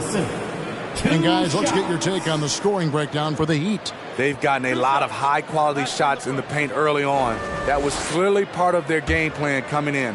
Yeah, and one thing, Clark, I've noticed is how quick their hands have been tonight. Thanks to that, they've gotten a lot of points off of turnover. When you look at Zion Williamson's impressive scoring output, what also strikes you, Greg, is his field goal percentage. Yeah, I mean, this guy hits at just around 60%. Safe to say Zion isn't wasting many looks. He just attacks inside where few men can slow him down. Now, here's Chalmers. Bogdanovich wide open. Drops in the tray. And the Heat lead by 6. Oh, this is the kind of start they were hoping for. Halliburton kicks to Red. Back to Halliburton.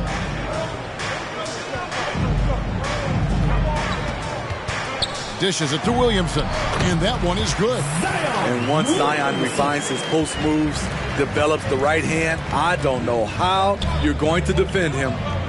To the wing on the left, and the wide open shot from Chalmers. 3. And the Heat, another 3. Yeah, that's too good a look to give them from behind the arc. Halliburton finds Batum. Head for 3. Good on the three-point shot. Red's got 5 now. Matching baskets from the perimeter, an earmark of today's game. Hey, players love competition, and the fans love it as well. Now, here's Chalmers.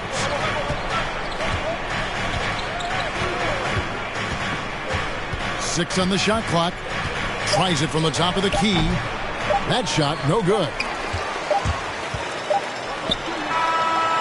The basket's coming early and often in the first quarter. Miami ahead, up by 4.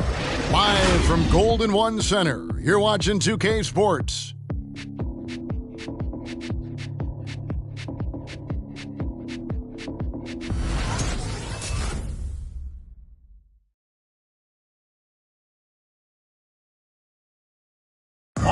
Look who's coming out onto the court. And if you're just joining us, we've played through one quarter in this one. And before we move on, what do you guys think about what we've seen so far from the Heat? Way to set the table. Offensively, they dominated on the interior. They came in looking to attack from the get-go, willing to be physical and setting the tone.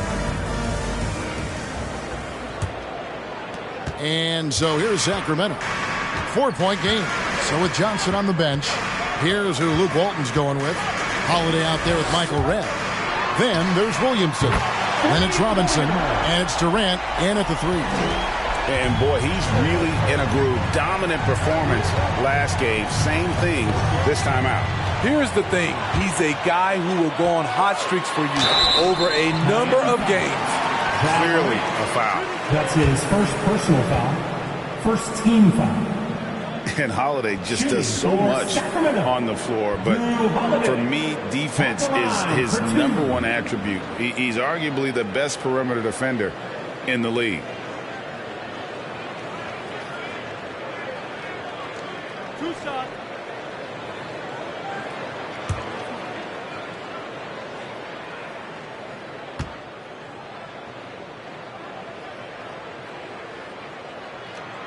He misses the free throw. Holiday, an elite defender, Greg, as you said, makes life difficult for opposing guards. And he does a great job of playing D with his feet. Comes up with some blocks and steals each game as well. Never gets lost on a play. Sacramento making a switch here. Mobley's checked in, and Miami also making a switch. Lamar Odom is checked in for Bogdanovich. That one drops. He ties it up. All right, Greg, you're a lefty. You're on the call tonight. Here we are courtside. Who do you think is the best left-handed player currently in the NBA? Oh, it's the beard. James Harden, Kevin, no question. But Zion's going to be carrying that torch for us lefties going forward. I have no doubt he'll make us proud.